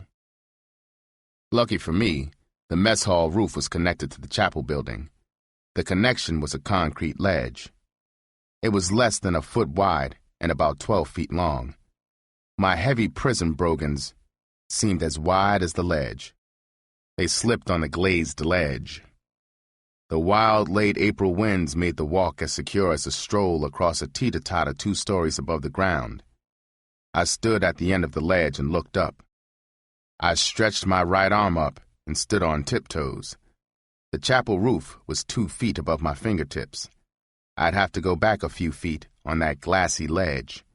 I'd have to get up enough speed coming back to make a 2-foot leap. I'd have to grab the outside rim of the roof's drain gutter. I wondered if it could stand my weight. I carefully backed up 6 feet. I stood there trembling, looking at the rim. I looked back. The screw wasn't on the wall. I had to forget how narrow the ledge was. I threw a leg out.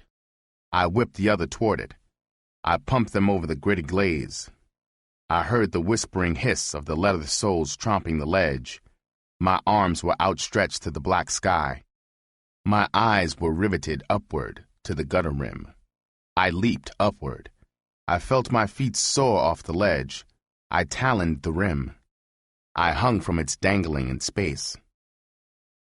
My fingernails sent red-hot needles of pain through the tortured flesh at their roots. I chinned up and hurled a leg across the rooftop. I rolled onto it. I lay there, gasping, as I watched the rifleman walk his beat. He went in. I struggled up the steep, sloping roof to the top. The edge of the cell house roof was 3 feet away. I leaped straight ahead. I flopped on my belly.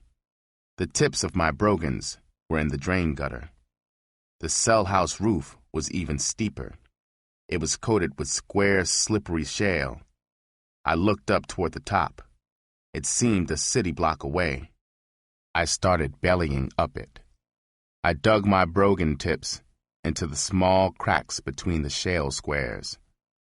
I finally inched to the top. My chest was flaming.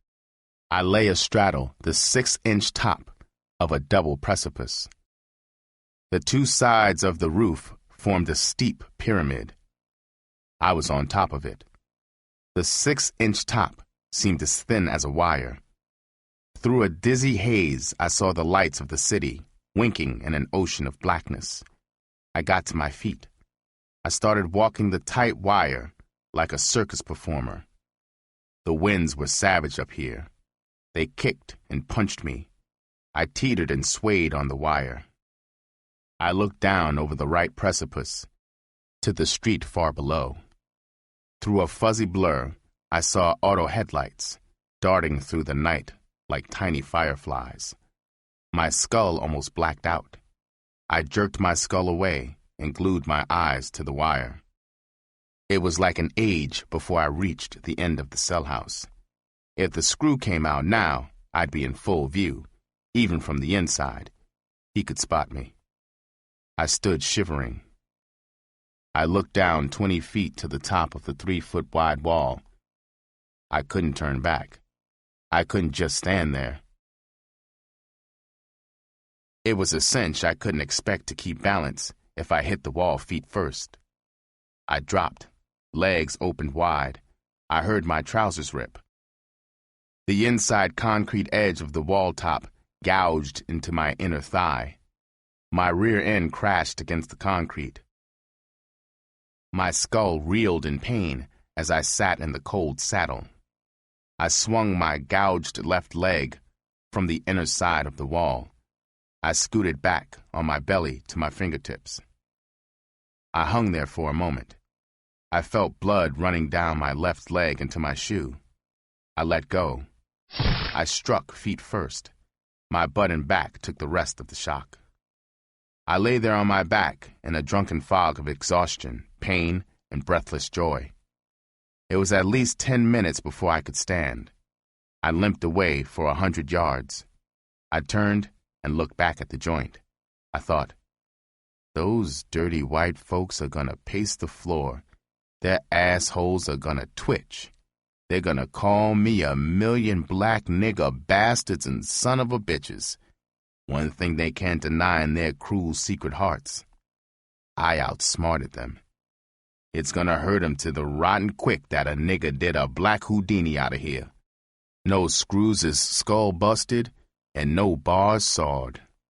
They're gonna foul their chances to catch me after the midnight count. They'll search the yard and joint for a week. Their asses will turn blue. Their skulls won't let 'em believe a nigger was clever enough to ghost out of here. I turned and hobbled toward the state of Indiana. Chapter 19. The Ice Pick. I was lucky. I caught 5 rides to get to my aunt. It was 5 minutes to midnight when she opened the door. At first, she didn't recognize me. She made me welcome. In a week, my leg had healed, and I felt strong. Her husband was my size. He gave me an outfit and $50. I went to the horse section of town. A bunch of New Orleans pimps were in town. They had their thieving whores with them. 3 days later, I stole one. Her name was No Thumbs Helen. She was at the time one of the slickest from-the-person thieves in the country. We got about in a 47 hog. She was a magician. For almost a year, she left a trail of empty wallets across 5 states. We were in Iowa when Helen stung a rich sod buster for $7,200. I was in bed when she threw it on the bed. Excited? Sure I was. My heart boomed like bombs going off. She didn't know it. I was icy cool. I casually scooped it up and counted it. I had a poker face. I said, "Now listen, bitch. Run this thing down. I gotta know how hot this scratch is. Did you get all the sucker had? I'll be a salty son of a bitch to read in the papers that you missed the bundle." A rundown told me it was best to split. We got in the hog and went to Minneapolis. The second day, I copped a young whore. She wanted to be a thief. I took her to Helen at our hotel. Helen chilled when she saw the pretty bitch. She blew her top. She drew her knife. The young whore fled. I disarmed Helen and punched her around. Helen went to work. I fell asleep. I woke up fast. Helen was jabbing her knife into me. I rolled away. She had stabbed me in the forearm and the side of an elbow. I took a golf club and knocked her out. I never tried to stable her after that. I didn't feel like a real pimp with one whore. I decided to steal the technique of stealing from Helen. I could use it to train other whores when I cut her loose. Finally, I picked her skull. The technique went as follows. She would lurk in some shadowy doorway or alley entrance. When a trick came by, she'd go into a con act. She'd stand wide-legged and bend her knees to an almost squatting stance. She'd whip up the front bottom of her dress. She'd expose the gaping, hairy magnet to the bugging eyes of the sucker. The pull was magnified by her stroking her cat. She'd say to the sucker, "Pretty please, sweetie, I'm so hot, this pussy is burning up. I ain't had no dick in 6 months. Come here and do something to it." He'd step into the doorway, already blind hot to sock it in for free. His instinctive weariness blackjacked to sleep by the raw event. She'd bombard the sucker with a flow of sweetly passionate, sexy bullshit as she tightly embraced him. She had located his wallet, usually in a rear trouser pocket, with the sensitive tips of her fingers. She'd dryly grind her belly against his scrotum. She'd complain that his belt buckle was hurting her. She would be panting in phony passion as she unbuckled it. It would release the tension on his pants pockets. She'd caress the head of his swipe with her fingers. She'd stroke the tip of his ear with her tongue. The very tips of the airy light index finger and thumb of the free hand flicked the buttoned pocket open. The index and middle fingers scissored on the wallet and slid it from the pocket. The trick would be excited and hot. He wouldn't have felt the glowing end of a cigarette on his ass. With both hands behind his neck, she'd remove the scratch from the hide. She'd up the sexy chatter and the strong grind against his scrotum. She'd roll the bills into a tight suppository shape. She'd slip the wallet back into the pocket. She wouldn't forget to rebutton the pocket. She was ready to blow the sucker off, get rid of him. She'd crack that she had to pee. Stooping quickly, she'd ram the rolled bills up her cap. She'd sight a passing car. She'd fake alarm. She would say, "Oh, my God, there's Riley, the vice cop. Listen, honey, go to the Park Hotel up the street and register as Mr. and Mrs. Jones. I will be there in 10 minutes, pretty daddy. I sure want some of your good dick." The sucker would pat the reassuring bump of his wallet. It was still there, in the buttoned pocket. He'd amble off to the hotel. The thief would make it home. She'd completely change her appearance. She'd go back into the street to sting another sucker. There was an accident. She got pregnant. I found a croaker who made her one again. The game went down as usual. The bubble burst in a small town in Ohio. The skyrocket came crashing down. Then I ran into an old pal. He was now called New York Joe. I hadn't seen him since I was 14. My mother had taken him in for a few weeks when his widowed mother died. He got sick and he had to go to a hospital. I'd take a bus to see him and bring him tidbits. I'd sit with him and console him. I liked him. Our friendship was brief. He got out of the hospital and left town. He was wholesaling cocaine, and the sample he gave me was almost pure. I made an appointment to cop a piece. I didn't know he had learned in New York to cross everybody, even old friends. I found out the stuff he gave me was phony. I rushed back to him, figuring he had made a mistake and would square things with me. I said, "Joe, you've made a mistake, man." He took me inside. He said, "What's the trouble, Jim?" I said, "Man, this is bullshit. This ain't the same stuff that I sampled." He said, "Well, listen, Ronald went out to the stash. That motherfucker is crossing me." He drew his gun from a shoulder holster. At the time, I didn't know it was all con. He said, "Should I go out there and kill that son of a bitch? What do you want me to do?" He started working his eyes. His eyes were bugging and going through all that crazy act. I said, "No, man, just give me my scratch back." He said, "I'm so mad, I should croak you both." I was relatively young. I had never run into this New York stuff before. I was spooked. I said, "Forget about it." He was going through contortions. I was in his town. I had a thief with at least 7 beefs on her. I was out of the $3,000. I might have gotten croaked. Later, I knew it was stuff. New York stuff. In later years, I figured it out. He maybe had always hated me because I had more education than he had. A week later, Helen got busted on 7 counts.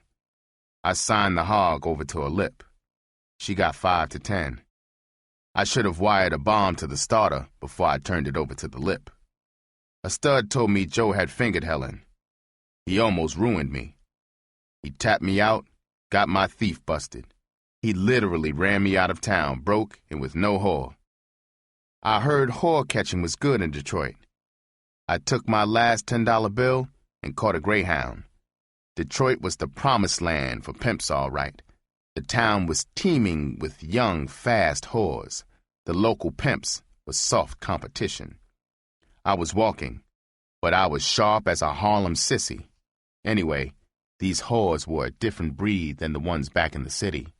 They were gullible, and a fellow didn't have to play his heart out to cop them. The first package I copped was a beautiful 17-year-old green-eyed version of Pepper. Her name was Rachel. I was to keep her 13 years. My next package was a huge, black, dangerous Jasper named Serena.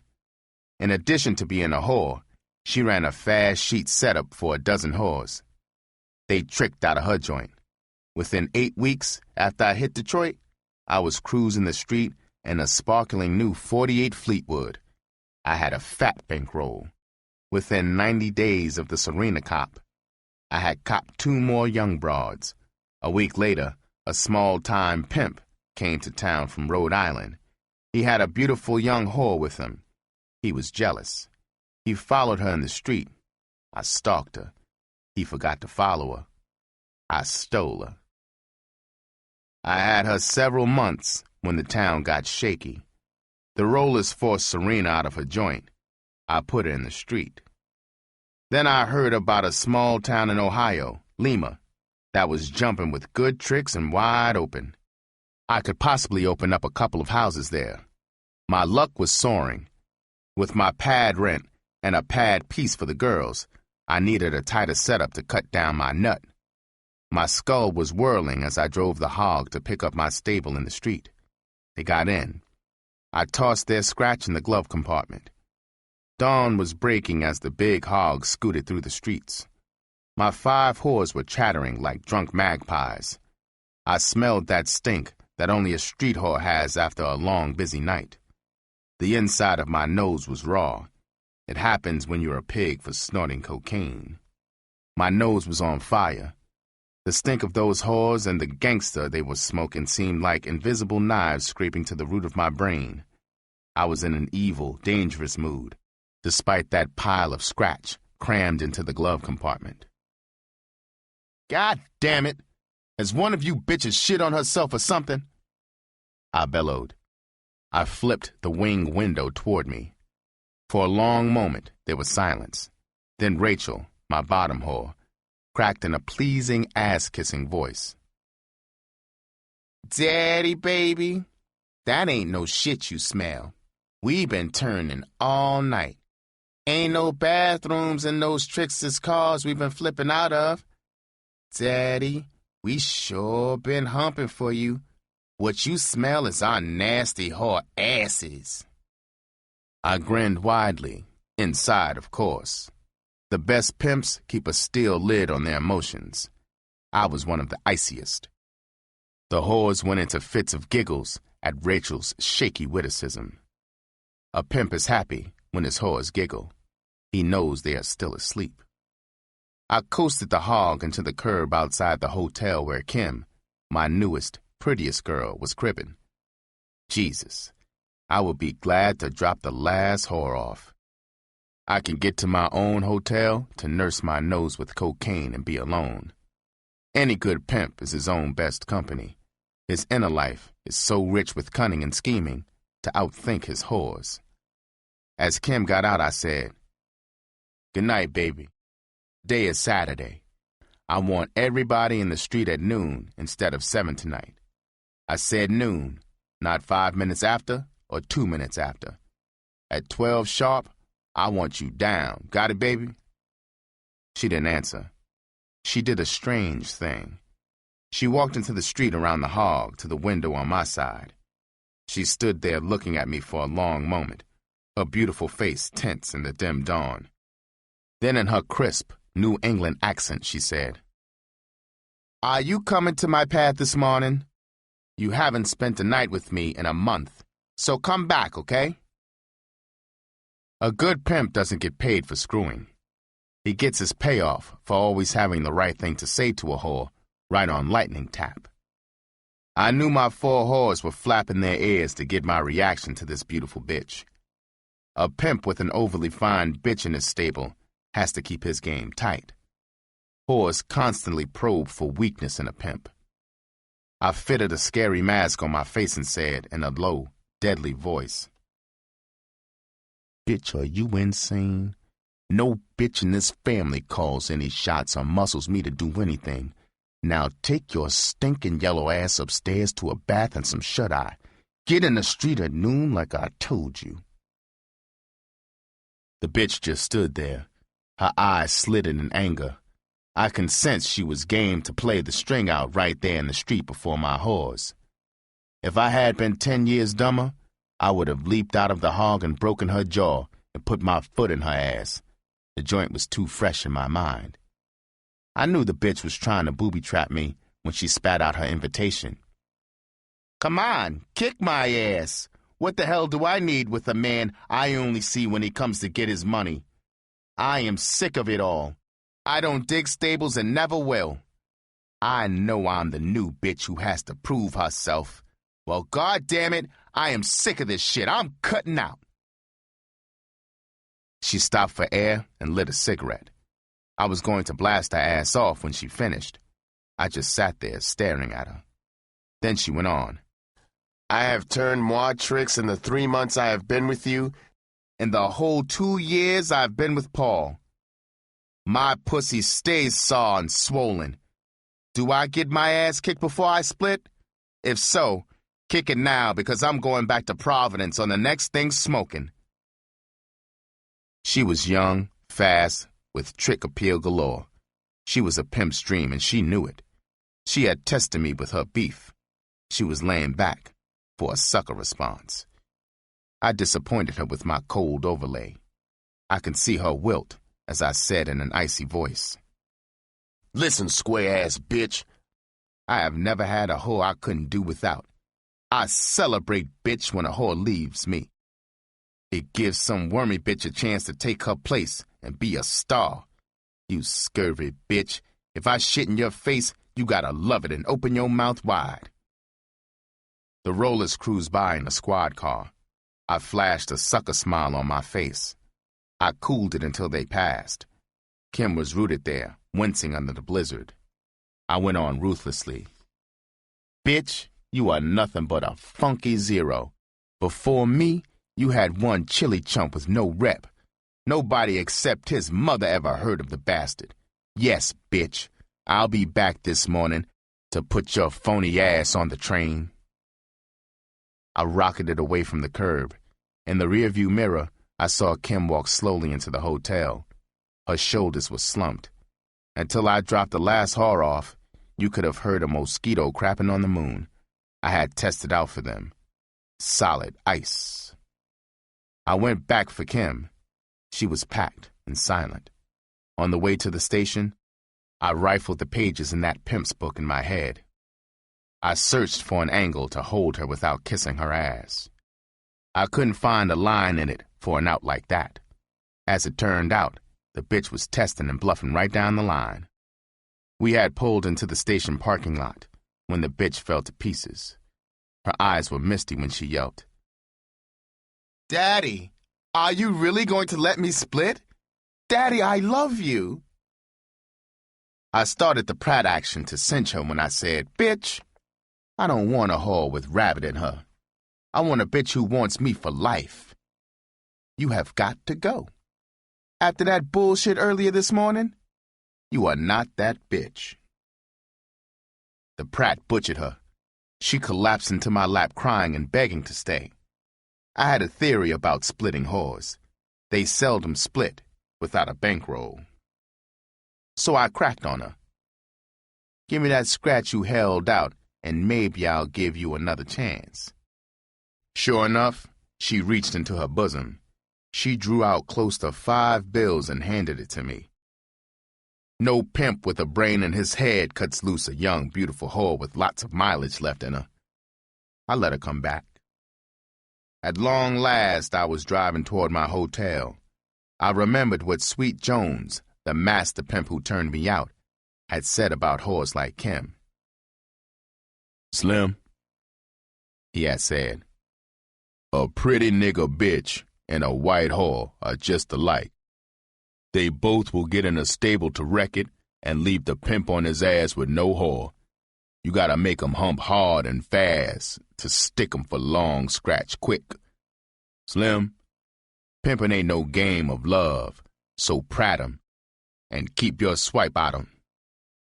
Any sucker who believes a whore loves him shouldn't have fell out of his mammy's ass.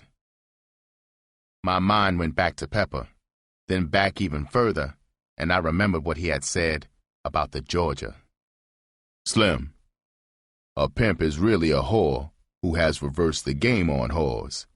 So, Slim, be as sweet as the scratch, no sweeter, and always stick a whore for a bundle before you sex her. A whore ain't nothing but a trick to a pimp. Don't let 'em Georgia you. Always get your money in front, just like a whore. I was on the elevator riding to my pad. I thought about the first bitch who had Georged me when I was 3. She had flim-flammed me out of my head, She would be old and gray now. If I could find her, I would sure get the bitch's unpaid account off my conscience. I snorted a couple of caps of cocaine. 2 hours later, I took a yellow. I fell asleep. When I woke up at noon, I knew I had to make a move. Rachel's parents were trying to cross me. Kim might split back to the sucker. My whole stable except Kim were local girls. A pimp is asking for trouble when he doesn't move his action away. Control is easier and tighter away from the familiar setting. A girl in strange surroundings depends more on her man. She needs his advice and guidance more. Girls copped in smaller towns have to be moved fast. That night, I went to Ohio. I put down the foundation for the move. I rented 2 houses and furnished them beautifully. I made contact with a fellow who collected the oil for the heat. I got the okay to go at a C a week for each house. I moved my whole family there. I was just in time. A month later, Detroit folded and the lid slammed down. There was a good dope connection in the new town. I started capping H with my C. I'd mix them and shoot speedballs. When I went to bed, I got sound sleep. I seldom had those bad dreams. I got hooked on H. It didn't worry me. I was getting long scratch. I was 30 years old. For the second time in my pimping career, I could see solid success and lots of long green in my future. How could I know that elephant bitch Serena would get jealous? She brought the whole greenback house of cards crashing down around me. I missed the murder rap by a fraction of an inch. The fraction was in Serena's chest. Within the year that I had set up my houses, tricks from all over the country were beating a path to them. They were wild to sample those luscious young freaks. Pimpin' had never been better. I was in a wonderful mood as I walked in the sunshine. I noticed Serena was coming up the street with a sack of groceries in her arm. She had croaked 2 people in New Orleans. She walked toward me smiling. When she got close to me, she got the ice pick out of the sack. She jabbed it toward my chest. At the time, I was quite quick, so I leaped back. The point of it slashed the edge of my pocket right over my ticker. She was trying to drive the point right through my ticker. I wasn't without a pistol at the time. I could buy a pistol from any hardware store. I bought a .32 and a box of 50 bullets. I took it up to her pad and loaded it at the kitchen table. She said, "Daddy, what's that for?" I said, "That's to croak any bitch that tries to hurt me." She said, "Oh, Daddy, you know I was just upset. Forget about it." I said, "No, I'm not going to forget about it. I'd kill my own mother if I thought she was going to hurt me." Later that evening, about midnight, the other girls and I were returning from a cabaret. I put the key in the door. I opened it and smelled the heavy odor of taboo, the heavy scent that only Serena used. I hesitated. My eyes became accustomed to the gloom. I saw Serena standing over the counter in the living room with an ice pick in her hand. She had slipped into Rachel's house through an open window basement. I drew my gun. I said, "Serena!" She said, "Yes, motherfucker, I'm killing you and them whores this morning." She started crying. I said, "Serena, don't come by that end table. If you do, I'm going to kill you. You know I always keep my word." She said, "I wouldn't give a motherfuck." She lunged past the end table. I shot her. When I shot her, the only thing that saved her life was the fact that she had a 46-inch bust. The fatty tissue absorbed the bullet at almost point-blank range. When I shot her, blood splattered. I struck her in an artery. It blew all over my face, all over her. Her dress had a ringlet of sparks. I set her on fire. She had elephant toughness. It didn't even knock her down. The bitch grabbed me. She had dropped the ice pick. She grabbed her chest and said, "Daddy, don't kill me." I was tempted. I really intended to kill her. I started to shoot her through the head. I didn't. Don't really know why, except there were witnesses, those 4 whores. She staggered past us, through the door and down the street. We all got into the Fleetwood and raced out of town, leaving everything. I sped toward Mama. I hadn't seen her since that Christmas visit. Her hair was snow white. Jesus, was she excited and happy to see me. I told her what happened. She got a friend to drive her back there. She loaded all the clothing on a trailer. She visited Serena in the hospital. Serena begged my mother to tell me to come back. She wouldn't file charges. It was all her fault, and she loved me. I knew that if I had gone back, Serena would have driven a butcher knife through my heart in my sleep. Chapter 20. Stable Moves. It had been a sucker move to come to Mama.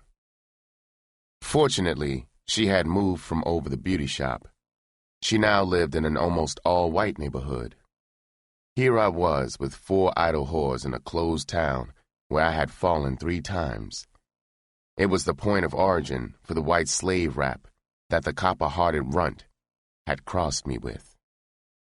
There were a couple of sneak $10 houses in town.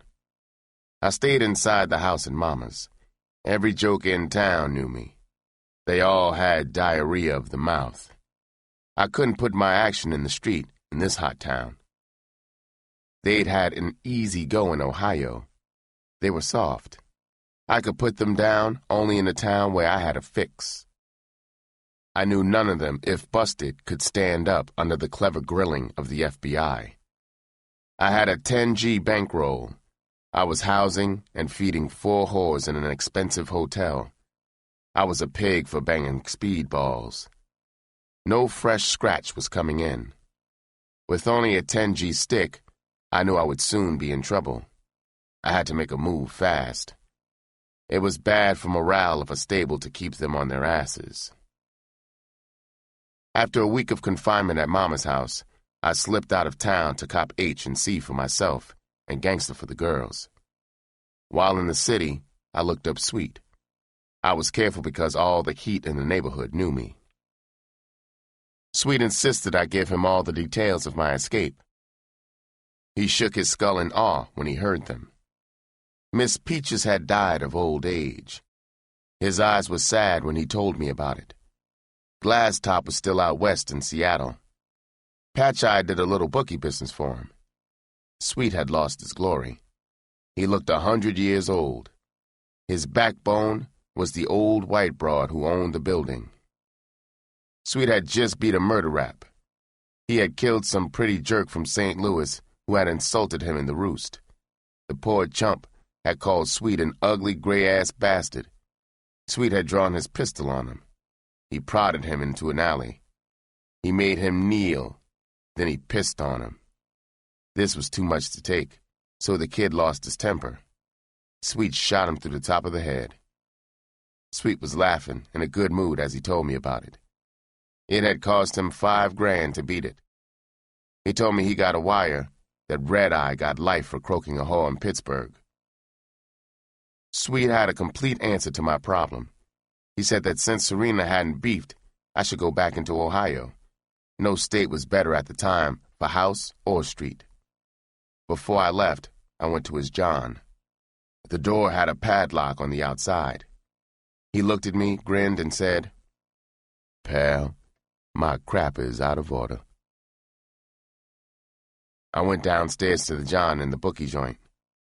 On the way out, I asked Patch Eye why Sweet didn't get his toilet fixed.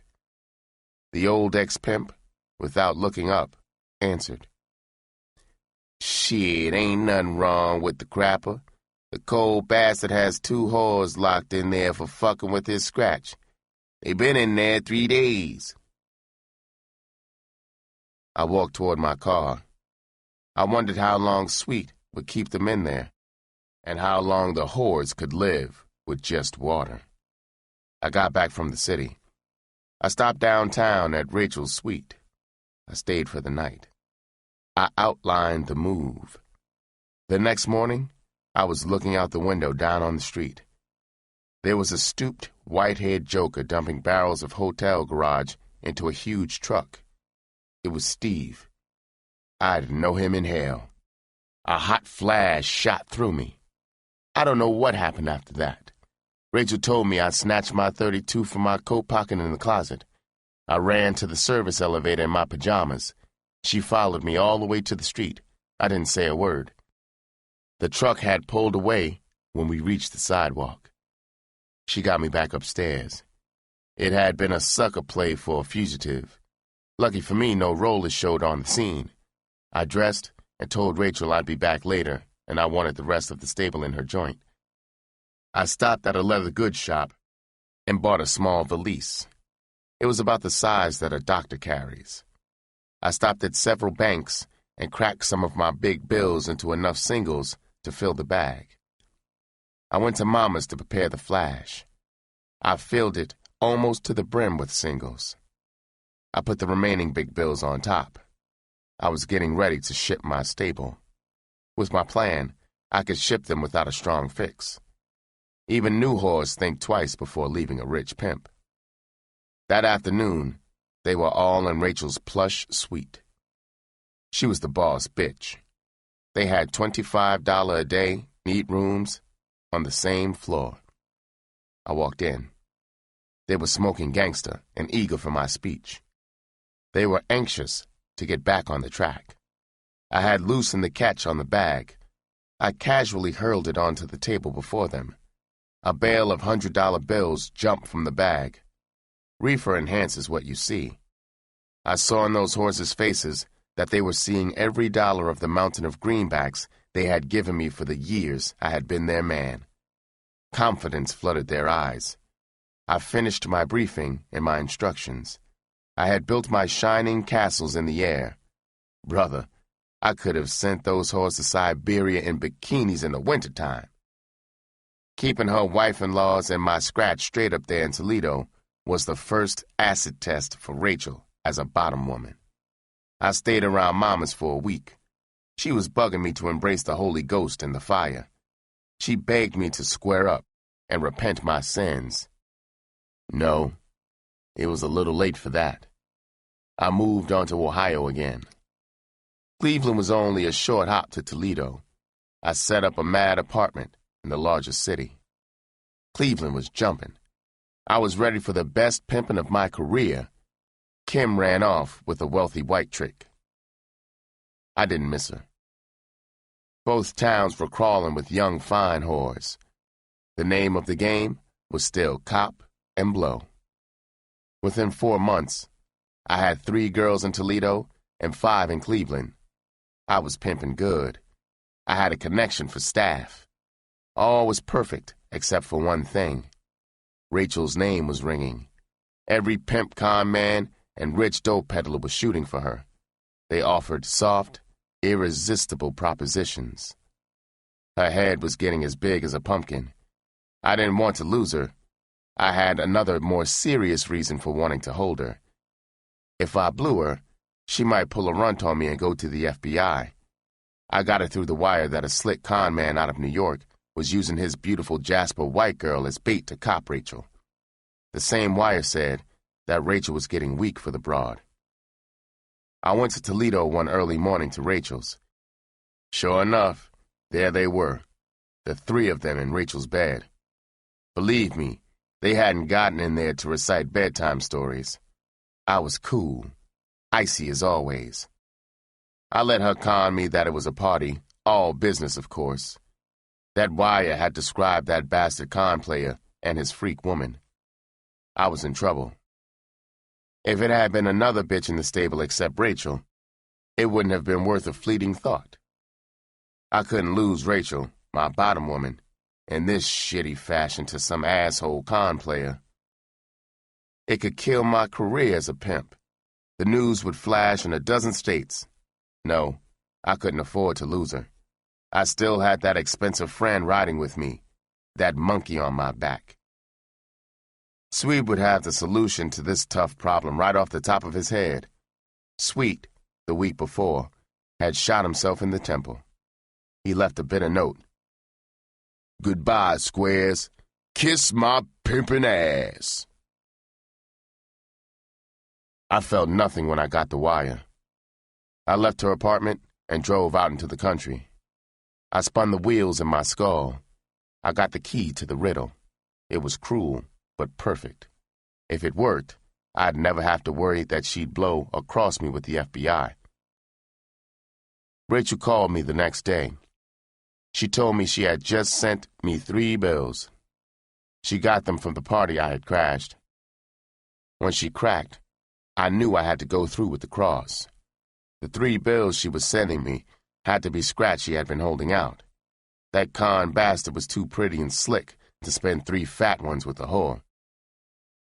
I had to make an honest whore of her from now on. I faked excitement when I told her about a sucker who was visiting Akron. It's a small town 30 miles from Cleveland. I told her I got a wire that the sucker had hit the numbers for 20 G's. He had it all with him in his hotel room. I told her that she could take it off smooth and easy. She said she would be down the next day to get briefed in detail. I had already driven to Akron and set the stage for her. I had rented a hotel room in a fair hotel. I contacted a dignified-looking old ex-slum hustler down on his luck. He spruced up a wino friend of his for the play. The whole arrangement, clothes, room, a bill apiece for the actors, came to $500. The slum hustler was to wait in a pool room nearby for my call. Rachel got to my apartment at 3 p.m. We got to Akron around 6. I told her one of the bellhops had told the sucker she would be there before 7. He was waiting for her. I slipped a small vial of mineral oil into her palm. I told her it was chloral hydrate. Only 2 drops would knock the sucker out. I told her I would be waiting in the hotel bar for her. She stopped at the desk. Sure enough, he was expecting her. She went up. She came down within an hour, nervous and jumpy. The sucker was out cold. She had searched the room. She couldn't find the scratch. I went back to the room with her. I went through another search. The wino was laying there motionless. We gave up searching. We moved toward the door. I looked back at the wino. I said, "Say, baby, he looks bad to me." I knelt beside him, blocking her view with my back. I wiped my brow and turned my face toward her. My eyes were wide in alarm. I said, "Baby, he's dead, I think." Most women, even whores, are terrified of dead bodies. She stood there paralyzed. I said, "Don't get panicky. Shut that door. I've got it. I know an underworld croaker here in town. Maybe he can bring him too. I know he will keep his mouth shut for a price, even if." She knew we couldn't leave a murdered man here. She had stopped at the desk first before coming up. She was painfully aware of the big gap between theft and murder. I picked up the phone and got the pool room. I gave the fake doctor the hotel and room number. He came within 5 minutes, carrying his empty bag. She couldn't see into it. I had told her to hide in the closet. Too many people had seen her already. He stooped down beside the wino. He fumbled with his pulse, his eyelids. Finally, he stood up and said, "He's dead. I can't help him. I'll have to call the police." I could almost hear Rachel's heart booming in the closet. We haggled for her benefit for 10 minutes. Finally, we had a deal. For 5 bills, he would keep his mouth shut. He would also contact a hoodlum who would get the body out of there and dispose of it. He left. Rachel and I got out of there fast. Driving back to Cleveland, Rachel was in a trance. She squeezed tightly against me. I kept telling her she had nothing to worry about. After all, we were together for life, and her secret would always be safe with me. She found out about the hoax years later. Rachel straightened up with that murder pressure on her. Toledo was on fire, and in 1 month, my 3 girls got 9 cases between them. I pulled them out into Cleveland. Cleveland was lousy with pimps and whores and boosters from all over the country. The mob of hustlers set the torch to Cleveland. By 1953, the streets were so hot, a whore was lucky to stand up a week between falls. I was a fugitive. For almost a year, I never left my apartment. I couldn't risk arrest and a fingerprint check. I was down to 4 girls. That year in the apartment was cramping my style. Mama had hit a romantic and financial jackpot. She had moved to Los Angeles. She called me every week, pleading with me to visit her. She wanted me to meet my new stepfather and stay for a while. I kept stalling her. I had heard that the smack in California was only 6%. The pimps out there were only half serious. This makes for bad pimping conditions. Several Eastern pimps had gone to the coast in good shape. They had returned, torn down. They said the Western whores were lazy and was satisfied with making chump change.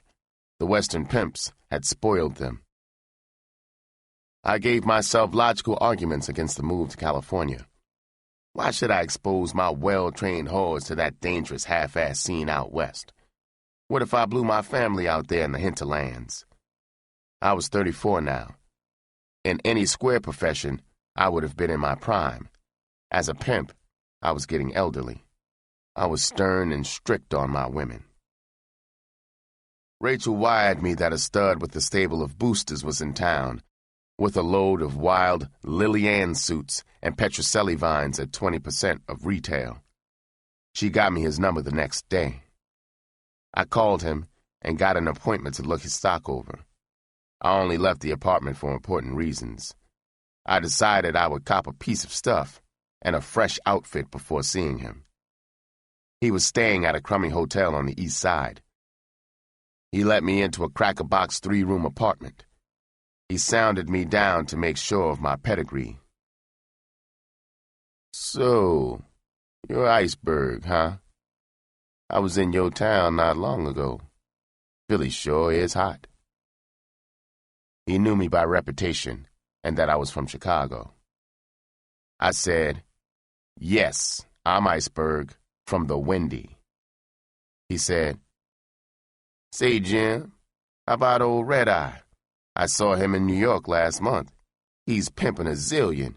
Surely you know him." I gave him that look, like I had caught him Frenching a sissy. I said, "Listen carefully, Jack. I don't have time for bullshit. I knew Red Eye. You saw him last month, Jack? You better see a head shrinker. You're flipping your top. Red Eye caught the big one in Pittsburgh 5 years ago. He's doing it all." He gave me a grin like he had swallowed a bottle of snot. He got the sizes from me. He said to cool it in his pad. He had to go to his stash across the street to get the merchandise. I glanced into the tiny bedroom. There was a naked broad lying on the bed. I said to myself, I wonder what kind of dog that is. I went to the bed and looked down at her. She was drunk, stoned. It looked like the runt. This broad was buxom, almost fat. I knew one way to be sure. I had lashed the blood out of her with that hanger whipping years ago. She would still have the scars. I flipped her over on her belly.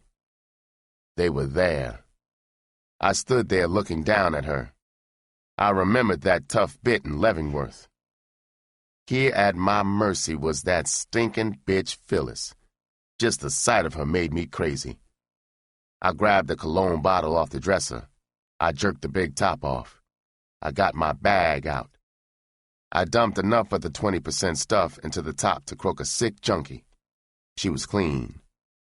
I spotted a bottle of mixer water on the floor. I filled the top and struck a match. I held it beneath the top. I rammed my gun into it. I drew up her reckoning. I stabbed the outfit into a vein just back of her knees. Her red blood streaked up into the joint. I was just about to press the pacifier bulb I looked out the window. I caught a glimpse of the Joker darting across the street. He had a steamer trunk headed toward the front door of the hotel. I froze, jerked the spike out of her. I thrust the loaded outfit inside my shoe underneath my instep. I pinned the bag to my shorts between my legs. I collapsed into the living room chair just as he came through the door. I was sweating like hell. He was suspicious. He kept looking from the corner of his eye at his broad. He thought I had been riding her in his absence. I wondered how long he had her. He was a wrongdoer. He'd cut her loose when he got hip to what he had. Sooner or later, someone would pull his coat. He'd find out the runt had sent me up to jail. I was getting what I wanted from the merchandise. He slipped into the bedroom and checked her cat out. I left with the dozen items I had bought. I knew I had bought going to California clothes. I had quizzed him about his plans. He was going to stay in Cleveland for weeks. I had to leave town, now. Phyllis was sure to get the wire from him that I was in town. I knew she wouldn't hesitate to drop a dime in the phone to the heat. She had to know about the escape. I drove away. I tried to picture the expression on her face when her man cracked to her that Iceberg had been up there alone with her while she was stoned. I got a flight that night for L.A. It's fabulous when a pimp's bottom girl can be trusted to handle his scratch and his whores. She was welded to me by that murder cross. The stable would drive out later in the hog. Mama was radiantly happy out there, and my stepfather was a wonderful square. They lived in a big house. L.A. was worse than the reports I had gotten. I got around in Mama's Coupe de Ville. After the second night, I went into the whore and pimp stomping grounds. I stayed around Mama for another week, then went up to Seattle. Glass Top's name wasn't ringing. In fact, he was almost unknown. One stud told me Glass Top had croaked. I copped a gorgeous hash slinger up there. I turned her out that week. Lucky I did. I lost the girl back in Cleveland. Her appendix burst. I pulled the 3 left into Seattle. After I had been in town 6 months, fate dealt me one off the top for a change. My bag was empty, and the stuff in town was around 6%. I had to shoot 3 spoons to stay well. The girls were humping up a storm.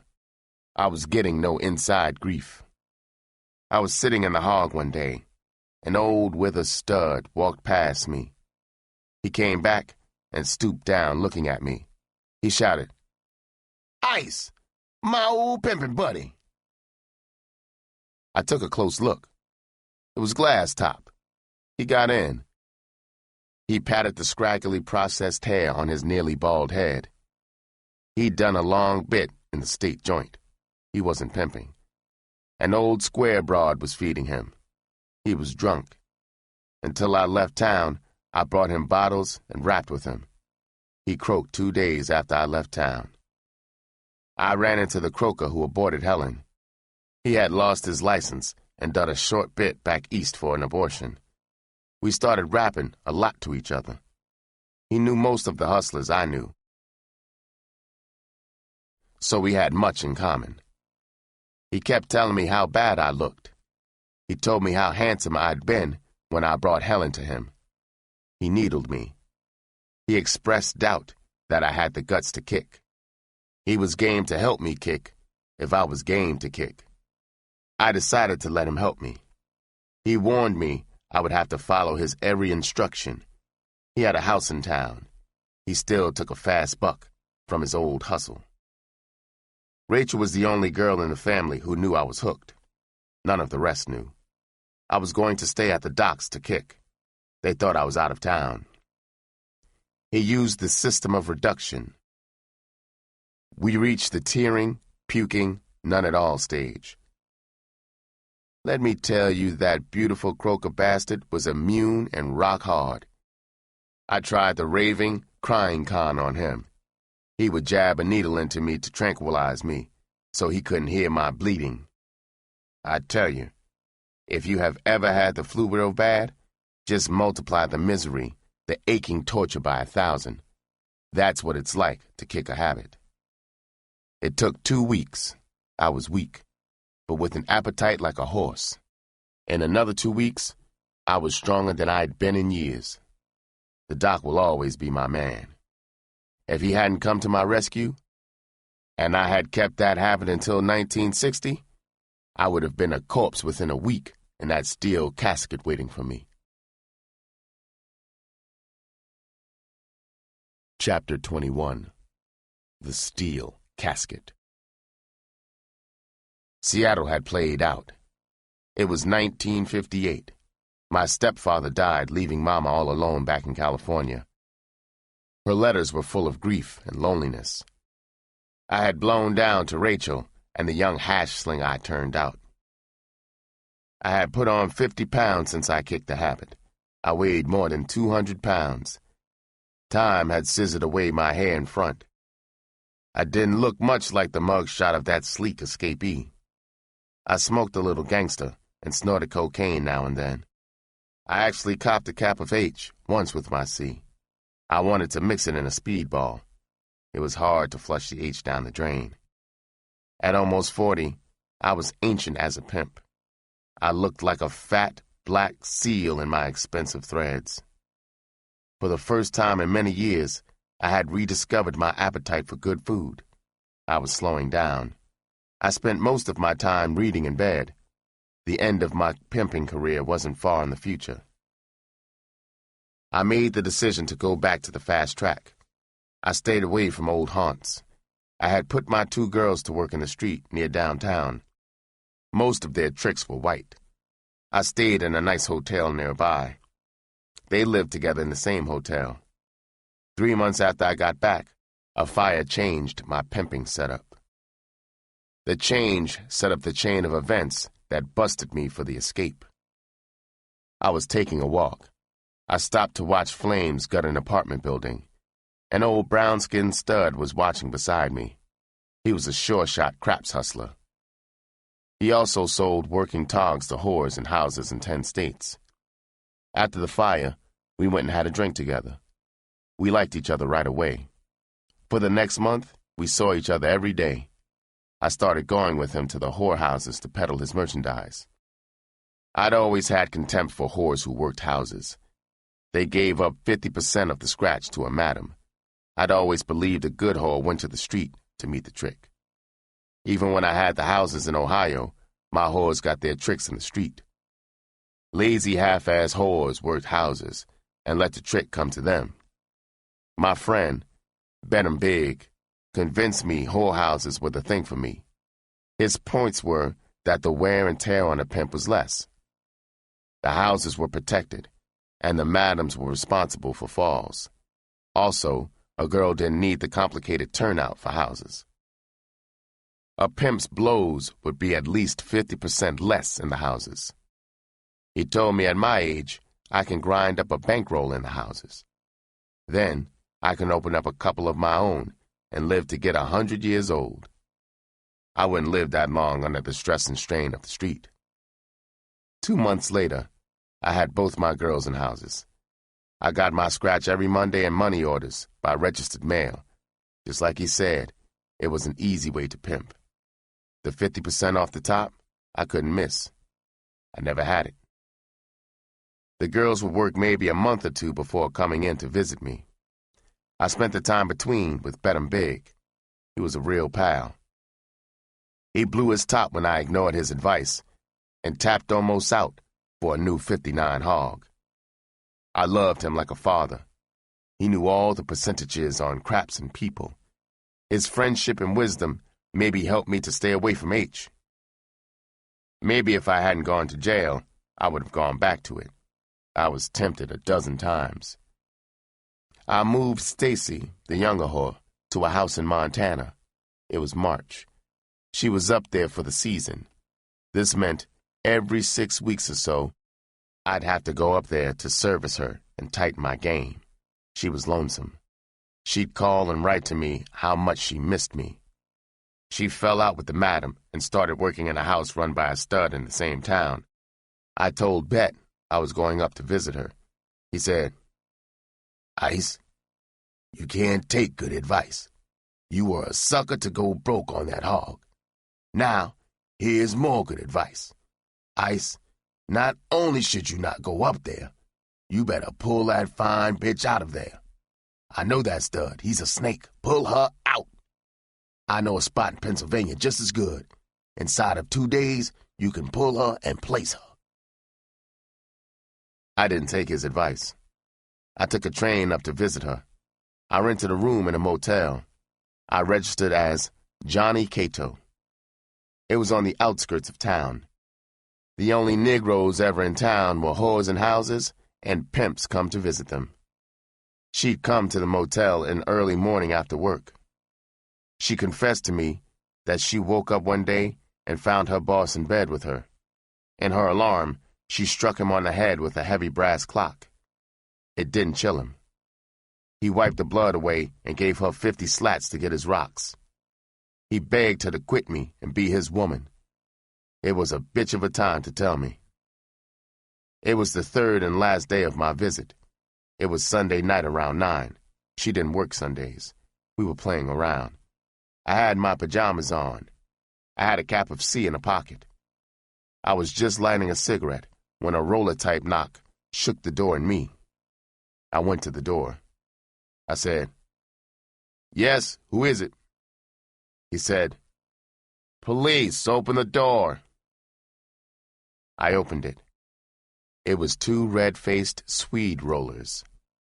One was porcine, the other lanky. I put my shaking hands into the pajama pockets.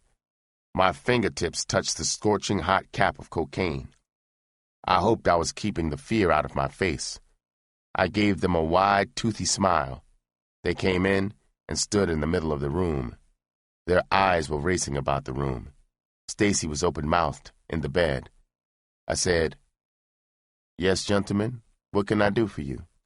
The lanky one said, "We want to see your ID." I went to the closet and got the phony Johnny Cato Fredrickson ID. I put it in his palm. I felt cold sweat running down my back.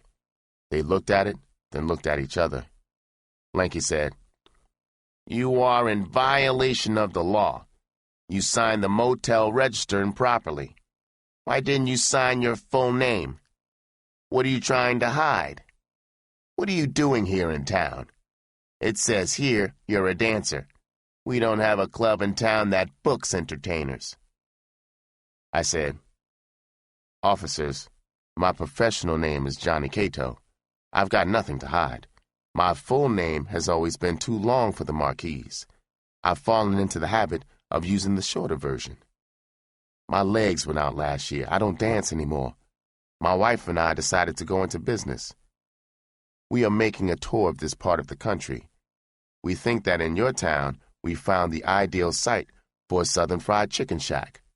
My wife has a secret recipe that should make us rich up here." Porky said, "You're a goddamn black lying son of a bitch. Every one of you niggers come up here to open another cat house or suck your whore's pussy. You and that bitch aren't married. You're a low-life pimp and she's your whore. I've seen her around. I'm telling you, boy, get your nigger ass out of town. We don't want you here." I said, "Yes, sir. I'll forget about the restaurant like you say." They turned and walked out. I knew Stacy's boss had put his finger on me. It was too late to catch the train back to the city. There was one a day at 8 p.m. I knew they'd be back. I was trapped. I'd heard radio bulletin warnings that the highways were snowed under. I couldn't even walk out of town. I snorted the sizzle and sat trying to figure a way out. The chief of police came back at 3 the next afternoon. I let him in. He said, "Boy, I'm not satisfied. I'm going to forget about the phony registration. Now there's a more serious matter. If you and this young woman aren't legally married, you've broken a law I can't overlook. When and where were you married? I thought fast. I tried to remember a courthouse fire from the newspapers. I couldn't. I said, "Sir, we were married 3 years ago in Waco, Texas. I just can't understand why you doubt we're married." He said, "I'm going to take you in. I'm going to check your story. If you're telling the truth, I'll let you go. If not, you'll get a jail sentence." He took us down. We were mugged and fingerprinted. Afterwards, we were taken to his office. He said, "Boy, you lied to me. I called Waco. There's no record of your marriage." They locked us up. An hour later, we walked out on $200 bond each. We got a cab to the motel. I understood the bond delay. The joint had been searched. We got her stuff from the whorehouse and sat in the train station until 8 p.m. We got back to the city early that morning. I knew when my fingerprints got to Washington, the FBI would rush back the news I was a fugitive. I had to get out of town. The police chief knew my destination when I left his town. Bet him big called Pennsylvania. Stacy was parked, ready to leave for the new spot the next day. The chief must have flown my fingerprints to Washington. The city rollers, with the captain of guards from the joint, busted Stacy and me. I was held for the escape. Stacy was harboring me. There was one angle I couldn't figure. All the way to the lockup, it bothered me. How did the city police and that screw know just where in that big city to put their hands on me? I had been transferred to county jail when I figured it out. I have made many stupid mistakes in my life. None was more stupid than the one that put me back in the shithouse. I had a letter in my bag from Stacy.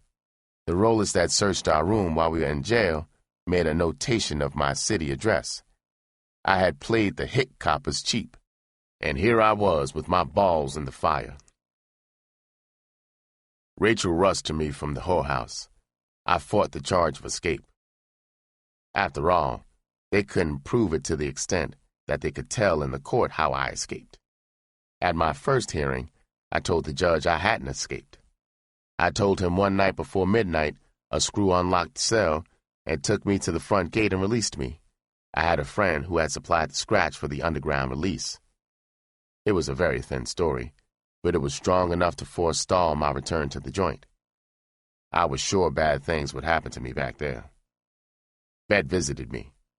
He offered to do anything for me. I was lost. No one could help me. Mama came from California to visit me. She was sick and old. In fact, she was dying. She had heart trouble and diabetes. I don't see how she made the trip. It was an old scene. I was in a barred cage. She was crying on the outside of it. She sobbed, "Son, this is the last time we are going to see each other. Your mama's so tired. God gave me the strength to make the long trip to see my poor baby before I go to sleep in Jesus' arms. Son, it's too bad you don't love me as much as I love you." I was crying. I was squeezing her thin, pale hands in mine between the bars. I said, "Now look, Mama. You know we all got Indian blood in us. Mama, you ain't gonna die. Mama, I'll live to get 100 like Papa Joe, your father. Come on now, Mama, stop it. Ain't I got enough worry? Mama, I love you, honest, Mama. Forgive me not writing regular and stuff like that. I love you, Mama, I love you. Please don't die. I couldn't take it while I'm locked up. I'll take care of you when I get out. I swear it, Mama. Just don't die, please." The screw came up. The visit was over. His hard face softened in pity as he looked at her. He knew she was critically sick. I watched her move slowly away from me down the jail corridor. She got to the elevator. She turned and looked at me. She had a sad, pitiful look on her face. It reminded me of that stormy morning long ago. She had stood in the rain and watch the van taking me to my first prison bit. I get a terrible lump in my throat even now when I relive that moment. A week passed after Mama visited me and went back to California. I went into court for the third and last time. The judge ordered me into the custody of the joint's captain of screws. Stacy was released. The captain and his aide were grimly silent. Their prison sedans sliced through the sparkling April day. I was on the rear seat. I gazed at the scurrying, lucky citizens on the street. I wondered what they'd use on me at the joint, rubber hoses or blackjacks. I felt so low. I wouldn't have cared if I dropped dead right on the car seat. We went through the big gate into the joint. The warm April sun shone down on the ancient, grimy buildings. The yard cons leaned on their brooms. They stared through the car window at me. The sedan came to a stop. We got out. They took off my handcuffs. I was taken into the same cell house from which I had made the escape 13 years before. I was locked in a cell on the Flag. In the early afternoon, a screw marched me to the office of the chief of the joint security. He looked like a pure Aryan stormtrooper sitting behind his desk. He didn't have a blackjack or rubber hose in his hand. He was grinning like maybe Herr Schicklgruber at the railroad coach in France. His voice was a lethal whisper. He said, "Well, well, so you're that slick black bird who flew the coop. Cheer up. You only owe us 11 months. You're lucky you escaped before the new law. There's one on the books now. It penalizes escapees with up to an extra year. Ah, what a shame it isn't retroactive. I am going to put you into a punishment cell for a few days. Nothing personal, mind you. Hell, you didn't hurt me with your escape. Tell me confidentially, how did you do it?" I said, "Sir, I wish I knew. I am subject to states of fugue. I came to that night, and I was walking down the highway a free man. Sir, I certainly wish I could tell you how I did it." His pale, cold eyes hardened into blue agates. His grin widened. He said, "Oh, it's all right, my boy. Tell you what, you're a cinch to get a clear memory of just how you did it before long. Put in a request to the cell house officer to see me when you regain the memory. Well, good luck, my boy, till we meet again." A screw took me to the bathhouse. I took a shower and changed into a tattered con uniform. The croaker examined me, then back to the cell house. The screw took me to a row of tiny, filthy cells on the Flag. My first detention cell was on the other side of the cell house. The screw stopped in front of a cell. He unlocked it. He prodded me into it. It was near the front of the cell house. I looked around my new home. It was a tight box designed to crush and torture the human spirit. I raised my arms above me. My fingertips touched the cold steel ceiling. I stretched them out to the side. I touched the steel walls. I walked 7 feet or so from the barred door to the rear of the cell. I passed the steel cot. The mattress cover was stained and stinking from old puke and crap. The toilet and wash bowls were encrusted with greenish-brown crud. It could be a steel casket for a weak skull after a week or two. I'd wondered how long they'd punish me in the box. I turned and walked to the cell door. I stood grasping the bars, looking out at the blank cell house wall in front of me. I thought, the Nazi figures after a week or so in this dungeon, I'll be crying and beg 'em to tell 'em how I escaped. I'm not going to pussy out. Hell, I got a strong skull. I could do a month in here. I heard a slapping noise against the steel space between the cells. I saw a thin white hand holding a square of paper. I stuck my arm through the bars of my cell door. I took the paper.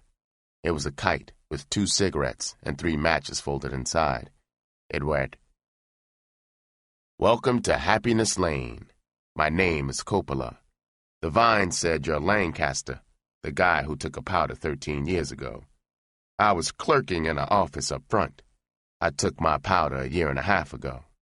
They brought me back 6 months ago. I've started to cash in my chips a dozen times. You'll find out what I mean. I've been right in this cell ever since. I got another year to go, with the new time stacked on top for the escape. I've got a detainer warrant from Maine for forgery up front. We're in big trouble, buddy. The prick up front has cracked up 4 or 5 cons in these cells since I came back. There's 6 of us on the row now. Only 3 are escapees. The rest are doing short punishment time, like 2 days to a week. I'll give you background on other things later. I know what screws will get you anything you want for a price." I lit a cigarette and sat on the cot. I thought, Coppola's a hell of a stud to keep his skull straight for 6 months on Happiness Lane. He doesn't know I'm just here for a few days. That night, we had a supper of sour Spanish rice. I heard the shuffling feet of cons filing into the cell house. They were going into their cells on the tiers overhead. The blaring radio loudspeakers and the lights went off at 9. Over the flushing of toilets and epidemic farting, I heard my name mentioned. The speaker was on the tier just above my cell. He said, "Jim, how about old Iceberg, the Mac man? Jim, a deuce will get you a sawbuck. The white folks will croak 'em down there. A pimp ain't got the heart to do a slat down there." Jim said, "Jack, I hope the pimp bastard croaks tonight. One of them pimps put my baby sister on stuff." I dozed off. After midnight, I woke up. Somebody was screaming. He was pleading with someone not to kill him. I heard thudding sounds. I got up and went to the cell door. I heard Coppola flush his John. I stage whispered, "Coppola, what's happening, man?" He whispered, "Don't let it bug you, Lancaster. It's just the night screws having their nightly fun and exercise. They pull their punching bags from the cells on the other side. It's where drunks and old men are held for court in the morning. Buddy, you ain't seen nothing yet. Don't give them any lip. If they ever come by and needle you, they'll beat the hell out of you. Then take all your clothes off and put you in a stripped cell. That's one with nothing in it, just the cold concrete floor. Buddy, there are at least a dozen ways to die in here." All the rest of the night, I lay staring at the blank, dirty wall in front of me. I wondered what Rachel and Stacy were doing. I had to make contact with a screw to mail some letters on the outside for me. The joint censors would never let whore instructions pass through. Every few minutes, a screw would pass and flash his light on me. That morning, I watched the cell house cons file past my cell on the way to breakfast and then to their work. All new arrivals the day before were also in this line. That afternoon, I got letters from Stacy and Rachel. They had also sent money orders. They missed their strong right arm. They were working bars downtown. Bet was handling any falls they might take. Coppola, within the first week, hipped me to all the angles of survival. I had a screw who would take letters directly to the girls. He would get his payoff from them. He would bring me cash from them. I got a letter from Mama. I could hardly read the shaky writing. She sent me religious tracts inside it. I was really worried about her. The tight cell and the fear of a year in it was getting to me. The little sleep I got was crowded with nightmares. I was eating good at high prices. I still lost weight. The first month, I lost 30 pounds. Then I got bad news twice within the 5th week. I got a letter from Stacy. Bet had been found dead on his toilet stool at home. It really shook me. He had been a real friend. I got a very short note from Rachel. She was in Cleveland. It said, I ran into an old doctor friend of yours the other night. He was looped. He bought me a drink. Lucky for me, the bartender asked how you were doing. The doctor spilled his guts. He told me about a dead patient of his who came back to life. My worst wishes. P.S. Drop dead. I'll keep the hog. The joint waved the balance of Coppola's time to face the rap in Maine. The skull pressure was getting larger. The cell was getting tighter.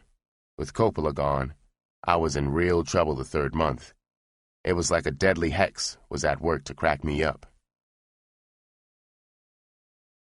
None of the screws would cop heavy drugs for me. I settled for whiskey. I stopped using the safety razor. I didn't want to see the gaunt, ugly stranger in my sliver of mirror. It wasn't just the cell. It was the sights and sounds of the misery and torment on the row, and in the nightmares. Mama was bedridden. She was too sick to write. I got telegrams and letters from her friends. They were all praying that I'd get out before Mama passed. I got a pass to the visitor's cage. A screw took me and stood behind me the whole time. It was Stacy. She was pregnant and living with an old hustler. Her eyes told me how bad I looked. Her letters dropped off to one a month with no scratch. At the end of the fourth month, my skull was shaking on my shoulders like I had palsy. A con on the road blew his top one night around midnight. He woke up the whole cell house. At first, he was cursing God and his mother. The screws brought him past my cell. In my state, the sight of him almost took me into madness. He was butt naked and jabbering a weird madman's language through a foamy jib. It was like the talking in tongues holy rollers do. He was jacking off his stiff swipe with both hands. I gnawed into my pillow like the runt to keep from screaming. The next day, I put in a request to see the Nazi. Nothing happened. A week later, I was sitting on the john with my head between my knees. I heard the morning line moving to breakfast. The line had stalled for a moment right outside my cell door. I looked up into a pair of strange, almost orange eyes, sunk into an old, horribly scarred face. It was Leroy. I had stolen Chris from him many years ago. He still remembered me. He stared at me and smiled crookedly as the line moved out. I got my screw to check his rap sheet. The screw gave me the whole rundown. Since 1940, Leroy had been arrested more than 100 times for common drunk. He had also been committed to mental hospitals twice. I was 42. I was 20 when I stole Chris from him. I asked the screw to pull strings to send him to another cell house. I gave him a rundown on the Chris steal and how weak Leroy had been for her. The screw told me he couldn't cut it. Leroy was doing only 5 days for drunk. Leroy had to stay in the cell house. I wonder how Leroy would try for revenge. I had to be careful in the morning for the next 5 days. I had to keep my feet and legs away from the cell door. Leroy might score for a shiv and try to hack something off when he passed my cell. I worried all day about what he would do. Could he somehow get gasoline and torch me? That night, I heard the voice for the first time. The lights were out. The cell house was quiet. The voice seemed to be coming through a tiny grill at the head of the cot. A light always burned in the breezeway behind the grill. The pipes for all the plumbing for the cells were there. I got down on my hands and knees and looked through the grill's tiny holes. I couldn't see anybody. I got back on the cot. The voice was louder and clearer. It sounded friendly and sweet, like a woman consoling a friend. I wondered if cons on one of the tiers above me were clowning with each other. I heard my name in the flow of chatter. I got back down and listened at the grill. A light flooded the corner. It was the screw. I spun around on my knees facing him. The light was in my eyes. He said, "What the hell are you doing?" I said, "Officer, I heard a voice. I thought someone was working back there." He said, "Oh, you poor bastard. You won't pull this bit. You're going nuts, Slim. Now stop that nonsense and get in that cot and stay there. The cell house lights woke me up. My first thought was Leroy. I got up and sat on the cot. Then I thought about the voice. I wasn't sure now. Maybe it had been a dream. I wondered whether I should ask the screw about it. One thing for sure, dream or not, I didn't want to go nuts. My mind hooked on to what I heard the old con philosophers say about that screen in the skull. I remembered what the books at federal prisons said about voices, and even people that only existed inside a joker's skull. I thought, after this, when I get the first sign of a sneaky worry thought or idea, I'll fight it out of my skull. Maybe I wasn't dreaming when I heard that voice. If I hear it again, I'll have some protection. I'll keep a strong, sane voice inside to fight off anything screwy from going on. Every moment I'll stand guard over my thoughts until I get out of here. I can do it. I just have to train that guard.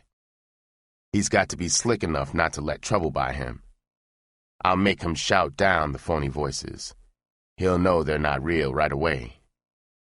I got up and went to face the bowl. I heard the rumbling feet of the cons coming off the tiers. I was washing my face. I heard a series of sliding bumps on the floor behind me.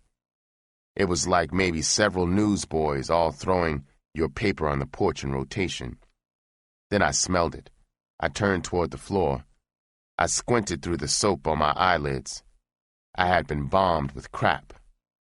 It was oozing off the wall. The solid stuff had rolled to my feet.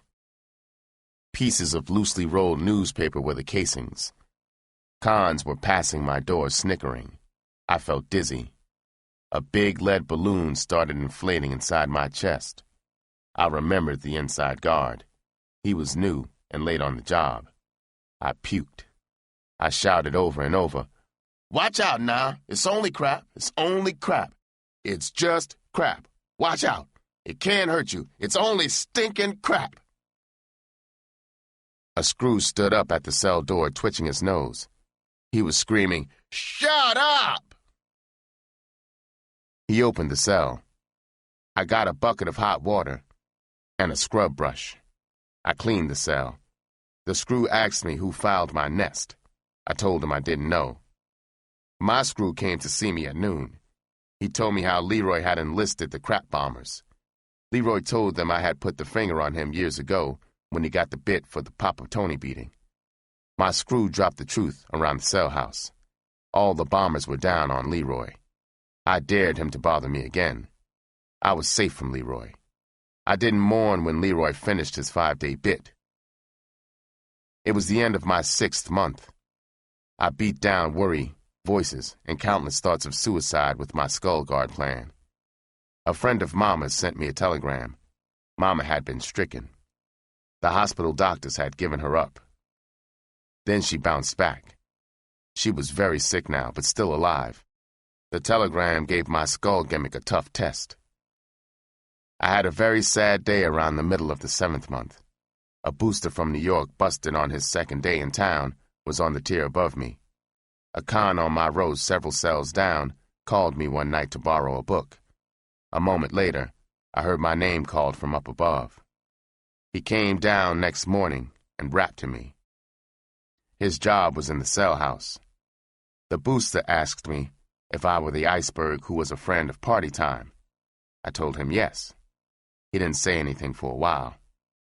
Finally, he told me Party had often spoke of me as the kid he once hustled with, who grew up to be Iceberg the Pimp. He told me Party had copped the beautiful girlfriend of a dope dealer when he got a bit. Party turned her out. The dope dealer did his bit.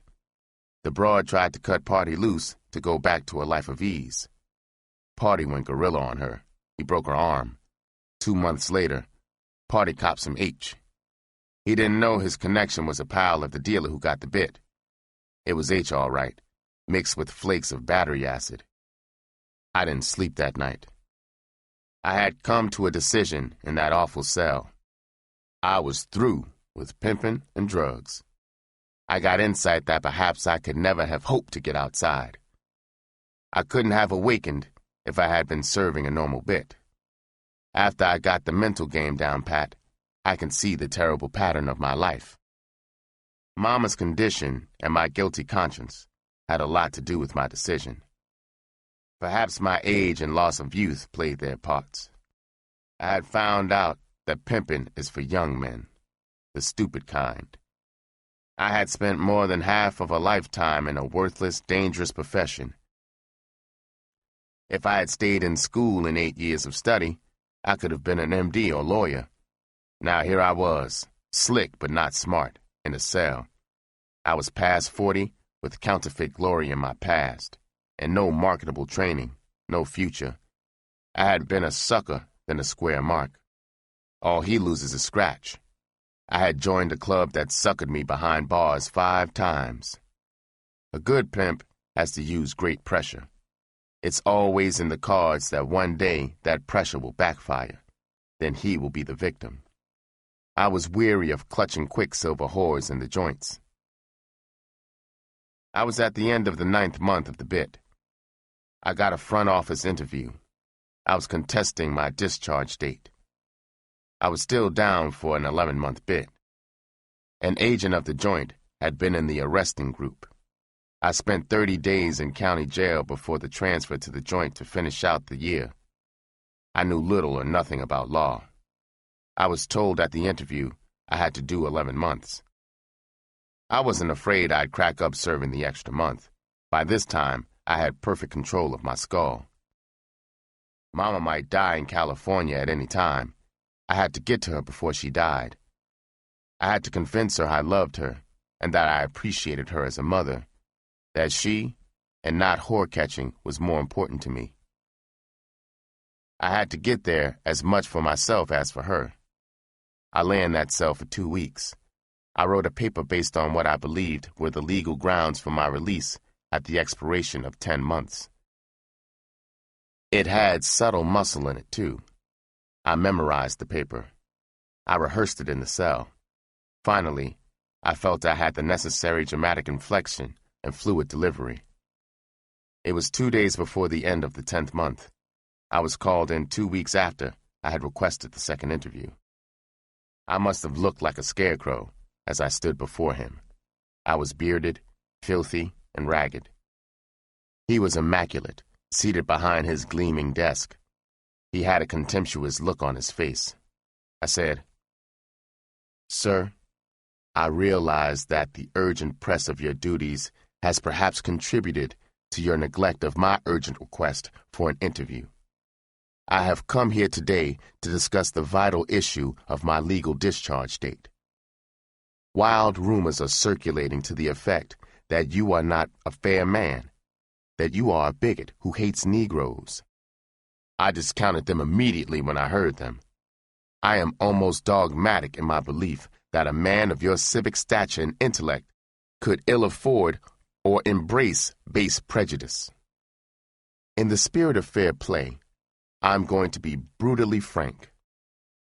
If I am not released the day after tomorrow, a certain agent of mine here in the city is going to set in motion a process that will not only free me, but will possibly, in addition, throw a revealing spotlight on certain not too legal, not too pleasant activities carried on daily behind these walls. I have been caged here like an animal for almost 10 months. Like an animal. My sensitivity of seeing and hearing has been enhanced. I only want what is legally mine. My contention is that if your captain of guards, who is legally your agent, had arrested me and confined me on such an unlikely place as the moon for 30 days, technically and legally, I would be in the custody of this institution. Sir, the point is unassailable. Frankly, I don't doubt my release will occur on legal schedule. Thank you, sir, for the interview." The contempt had drained out of his face. I convinced him I wasn't running a bluff. His eyes told me he couldn't risk it. After all, surely he knew how easy it was to get contraband in and out of the rotten joint. Getting a kite to an agent would be child's play. I didn't sleep that night. The next day, I got a discharge notice. I would be released on legal schedule. Chapter 22. Dawn. I had amazed cons and guards alike I had survived it. I was getting out in 24 hours. I was almost 43 sitting in a cell. I thought, I have been in a deadly trap. Have I really escaped it? Does fate have grimmer traps set? Can I learn to be proud of my black skin? Can I adjust to the stark reality that black people in my lifetime had little chance to escape the barbed wire stockade in the white man's world? Only time and the imponderables inside me would answer the questions. I had no one except Mama. They dressed me out. My clothes flopped around on my skeletal frame. I still hadn't told them how I had escaped. Cons cheered me as I shuffled toward freedom. They knew how I had suffered, and what the awful odds had been that I wouldn't have made it. A friend of Mama's had sent me my fare. As the plane flew over the sea of neon, I looked down at the city where I had come so many years ago in search of an empty, loathsome dream. I thought of Henry and the sound of that pressing machine, of Mama when she was young and pretty. How wonderful it had been back there in Rockford. She would come into my room at bedtime, a tender ghost, and tuck me in warmly and kiss me goodnight. It seemed a long time before I finally got to her. When I walked into her room, death was there in her tiny gray face. Her eyes brightened and flashed a mother's deathless love. Her embrace was firm and sure. My coming to her had been like a miracle. It was the magic that gave her strength. She clutched life for an added 6 months. I never left the house for those 6 months. We would lie side by side on twin beds and talk far into the night. She made me promise that I would use the rest of my life in a good way. She told me that I should get married and have children. I tried hard to make up for all those years I had neglected her.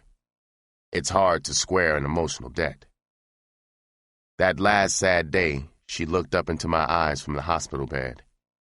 In a voice I could scarcely hear, through her parched lips, she whispered, "Forgive me, son.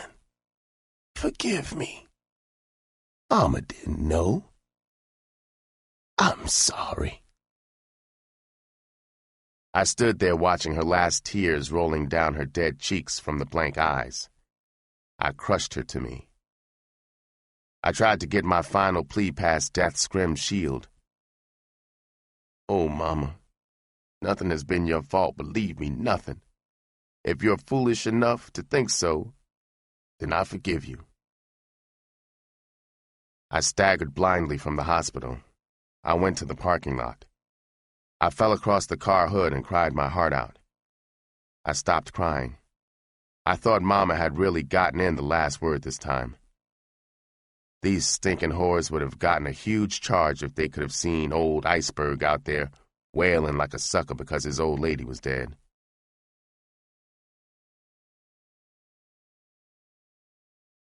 Epilogue. I am lying down in the quiet dawn. I'm writing this last chapter for the publisher. I am thinking, how did a character like me, who for most of his life had devoted himself to the vilest career, ever square up? By all odds, I should have ended a broken, diseased shell or died in a lonely prison cell. I guess 3 of the very important reasons are lying asleep in the bedroom across the hall. I can see their peaceful, happy faces. They don't know how hard and often discouraging it is for me to earn a living for them in the square world. This square world is a strange place for me. For the last 5 years, I have tried hard, so hard, to solve its riddles to fit in. Catherine, my beautiful wife, is wonderful and courageous.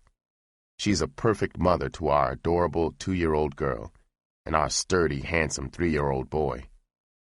In this new world, that isn't really square at all. I have had many bitter experiences. I remember soon after my marriage how optimistic I was as I set out to apply for the sales jobs listed in the want ads. I knew that I was a stellar salesman. After all, hadn't I proved my gift for 30 years? The principles of selling are the same in both worlds. The white interviewers were impressed by my bearing and apparent facility with words. They sensed my knowledge of human nature. But they couldn't risk the possible effect that a Negro's presence would have on the firm's all-white personnel. In disgust and anger, I would return home and sulk. Bitterly, I would try to convince myself to go back into the rackets. Catherine always said the right things and gave me her love and understanding. There was another indispensable source of help and courage during these hard times. She's a charming, brilliant woman. She had been a friend to my mother. She functioned as a kind of psychotherapist. She explained and pointed out to me the mental phases I was passing through. She gave me insight to fight the battle. To her, I shall always be grateful. The story of my life indicates that my close friends were few. Shortly before I started this book, I met a man I respected. I thought he was a true friend. I was bitterly disillusioned to discover he wasn't. I'm glad in a way it turned out the way it did. I've always come back stronger after a good kick in the ass. I have had many interesting and even humorous experiences in this new life. They will have to wait for now. I see my little family is awake. I'll have to light the heater. I can't let them get up in the early morning chill. How about it? An iceberg with a warm heart. Glossary. Apple, New York City. Bang, injection of narcotics. Beef, criminal complaint. Bell, notoriety connected to one's name. Bill, $100. Bit, prison term. Bite, price. Black Gunyon, powerful, thick, dark, gummy marijuana. Boo-coos, plenty. Booster, shoplifter. Boot, Negro. Boss, very good, excellent. Bottom woman, pimp's main woman, his foundation. Boy, heroin. Breaking luck, a whore's first trick of working day. Bright, morning. Bull scare, blustering bluff. Busted, arrested and or convicted. C, cocaine. Cannon, pickpocket. Can, derriere. Cap, a small glycerin container for drugs. Cat, female sexual organ. Chili pimp, small-time one-whore pimp. Chippied, light periodic use of hairy drugs. Chump change, just enough money for basic needs. Circus love, to run the gamut of the sexual perversions. Coast, somnolent, nodding state of heroin addict. Cocktailed, to put a marijuana butt into the end of a conventional cigarette for smoking. Come down, return to normal state after drug use. Cop and blow, pimp theory, to get as many whores as leave him. Copped, get or capture. Crackwise, usually applied to an underworld neophyte who spouts his hip terminology to gain status. Croak, kill. Crosses, to trick or trap. Cut loose, to refuse to help, to disdain. Damper, to place holding savings, a bank, safe deposit box, etc., to stop or quell. Derby, head, refers to oral copulation. Dirty, in possession of incriminating evidence. Dog, older, hardened whore, or young sexual libertine. Dossing, sleeping. Down, a pimp's pressure on a whore, or his adherence to the rules of the pimp game, when a whore starts to work. Fix, to bribe so an illegal operation can go with impunity. Also, an injection of narcotics. Flatbacker, a whore who gets paid for straight sexual intercourse. Freak, sexual libertine. French, oral copulation. G, $1,000.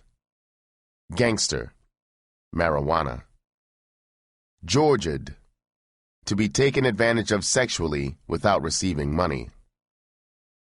Girl, cocaine. Gorilla, to use physical force. Gorilla pimp, no brains, all muscle. Grand, $1,000. H, heroin. Hard leg, an older, street-hardened, used-up whore. Heat, police, or adverse conditions for hustlers. Hide, wallet. Hog, Cadillac. Hooks, hands. Horns, ears. Hype, addict. Jasper, lesbian. Jeffing, low-level con. Jib, mouth. Keister, derriere. Kite, note. Kitty, Cadillac. Larceny, to turn against by vocal condemnation. Lines, money. Lip, lawyer. Macking, pimping. Mark, victim, sucker. Mitman, a hustler who uses religion and prophecy to con his victims. Usually the victims are women. Mop, hair. Muckety-mucks, a tempestuous term applied to the rich and privileged by the poor and underprivileged. Murphy, con game played on suckers looking for whores. Nut roll, a pretense at stupidity or unawareness. Okey doke, a con game. Oil, payoff money to the police. Outfit, hypodermic kit used by addicts.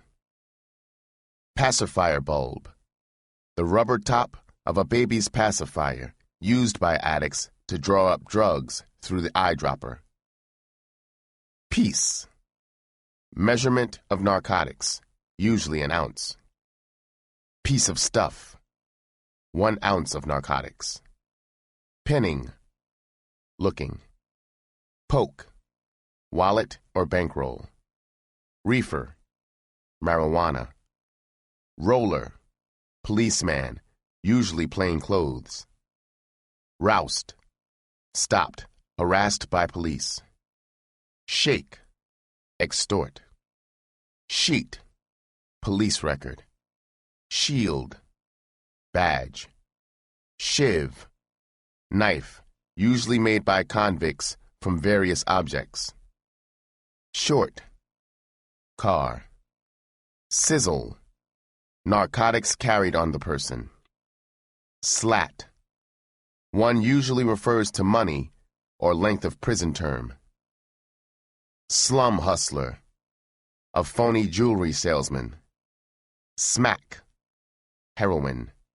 Snatch, female sexual organ. Snort, sniff or inhale. Spade, Negro. Speedballs, a combination of heroin and cocaine injected. Spick, Mexican. Spieling, talking, a term used by older hustlers and pimps. Square up, get out of the life. Stable, a group of whores belonging to one pimp. Stall, an accomplice of a canon. Stand up, to endure or survive. Stash, hiding place. Sting, rob. Strides, trousers. Stuff on, to play on or con. Threads, clothes. Three-way, orally, rectally, vaginally. To pull coat, to inform and teach. Turned out, introduced to the fast life or drugs. Uptight, in trouble, financial or otherwise. Vic, mark, victim. Vine, suit. Whale, throw, usually applied to throwing dice. Wire, information, message, etc. Yeasting, to build up or exaggerate. Yellow, a yellow capsule containing barbiturate powder. Prat, to pretend rejection to increase desire. Peel off, removal of only a portion of money from a wallet or roll.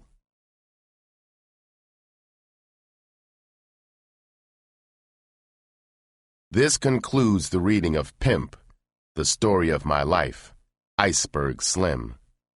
Copyright 1969, 1987, by Iceberg Slim. This book was read by Carrie Height.